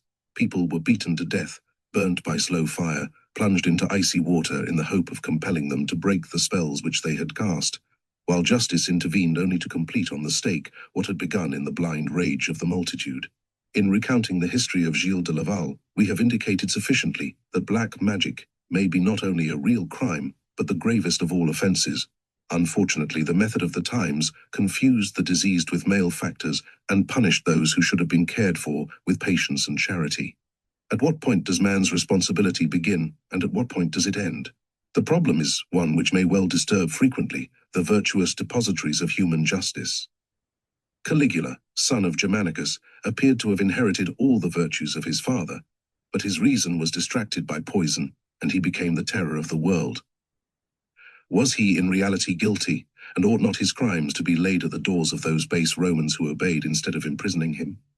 Father Hilarion Tissot, who has been mentioned previously, goes further than ourselves and would include even voluntary crime in the category of madness, but unfortunately he explains madness itself as obsession of the evil spirit. We might ask this good ecclesiastic what he would think of the father of a family who, after shutting his door on a wastrel known to be capable of every kind of evil, should give him leave to frequent, advise, abduct, and obsess his own little children. Let us therefore admit, so as to be truly Christian, that the devil, whomsoever he may be, obsesses only those who give themselves voluntarily to him, and that such are responsible for everything which he may prompt them to do, even as a drunken man is held liable rightly for the disorders of which he may be guilty under the influence of drink. Drunkenness is a transient madness, and madness is a permanent intoxication. Both are caused by a phosphoric congestion of the cerebral nerves, which destroys our etheric equilibrium and deprives the soul of its instrument of precision. The spiritual and personal soul then resembles Moses bound and swaddled in his cradle of rushes and abandoned to the rocking of the Nile waters. It is carried away by the fluidic and material soul of the world, that mysterious water over which the Elohim brooded when the divine word was formulated by the luminous sentence, "Let there be light." The soul of the world is a force which tends automatically to equilibrium. Either will must predominate over it, or it conquers the will. It is tormented by any incomplete life, as if this were a monstrosity, and it strives therefore to absorb intellectual abortions. Hence maniacs and hallucinated people experience an irresistible yearning for destruction and death. Annihilation seems to them a blessing, and they would not only attain death on their own part, but would delight in witnessing that of others. They realize that life is escaping them, consciousness stings, and even goads them to despair. Their very existence is a perception of death, and it is hell torment. One hears an imperious voice commanding him to kill his son in the cradle. He struggles, he weeps, he flees, but ends by taking a hatchet and slaying the child. Another, and this terrible story is a thing of recent occurrence, is driven by voices crying for hearts. He beats his parents to death, opens their breasts, tears out their hearts, and begins to devour them. Whosoever of his free will is guilty of an evil action offers by that fact an earnest to eternal destruction, and cannot foresee whither this fatal bargain will lead him. Being is substance and life. Life manifests by movement. Movement is perpetuated by equilibrium. Equilibrium is therefore the law of immortality. Conscience is the awareness of equilibrium, which is equity and justice. All excess, when it is not mortal, is corrected by an opposite excess. It is the eternal law of reaction, but if excess subverts all equilibrium, it is lost in the outer darkness and becomes eternal death. The soul of the earth carries with it in the vertigo of astral movement all which offers no resistance, in virtue of the equilibrated forces of reason. Wherever an imperfect and ill-formed life manifests, this soul directs its energies to destroy it, just as vitality pours in to heal wounds. Hence the atmospheric disorders which occur in the neighborhood of certain diseased persons, hence fluidic commotions, the automatic movement of tables, levitations, stone throwing, and the visible and tangible. Projection of astral hands and feet by obsessed persons. It is nature at work on a cancer which it is trying to extirpate, on a wound which it seeks to close, or on some vampire whose death is desired, that it may revert to the common source of life.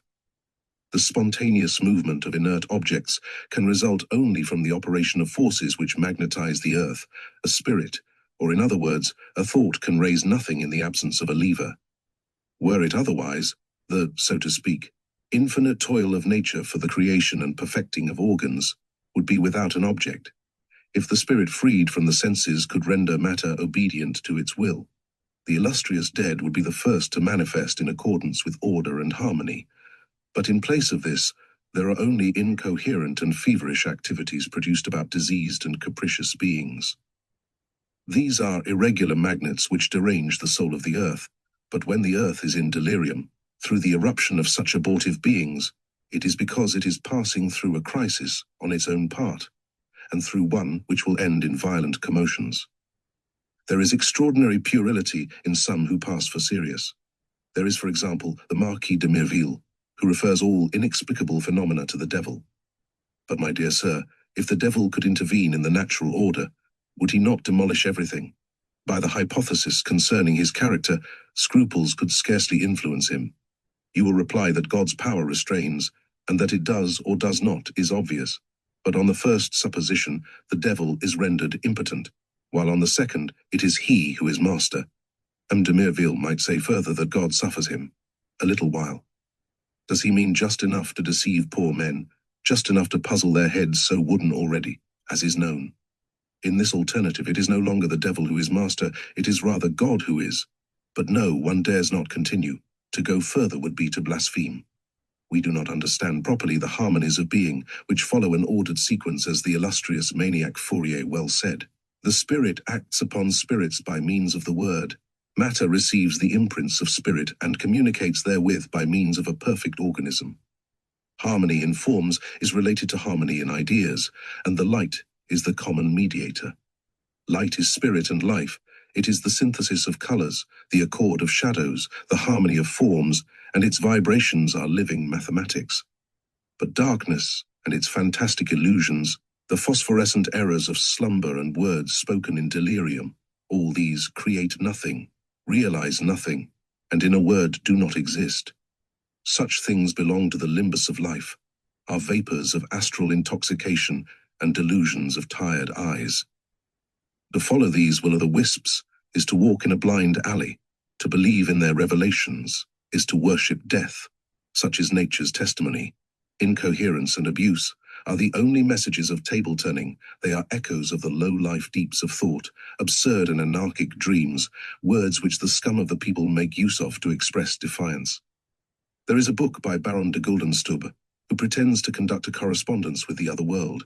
He has had answers, and such answers, obscene sketches, despairing hieroglyphics, and the following Greek signature, which may be translated spirit of. Death. Such is the last word of the phenomenal revelations according to American doctrine. Such is doctrine itself, in separation from sacerdotal authority and in the attempt to establish it independently of hierarchic control. The reality and importance of the phenomena, the good faith of those who believe them, are in no sense denied, but we must warn all who are concerned against the dangers to which they are liable if they do not prefer the spirit of wisdom, communicated divinely and hierarchically to the Church, before all these disorderly and obscure messages, in which the fluidic soul of the earth reflects automatically the mirage of intelligence and the dreams of slumbering reason.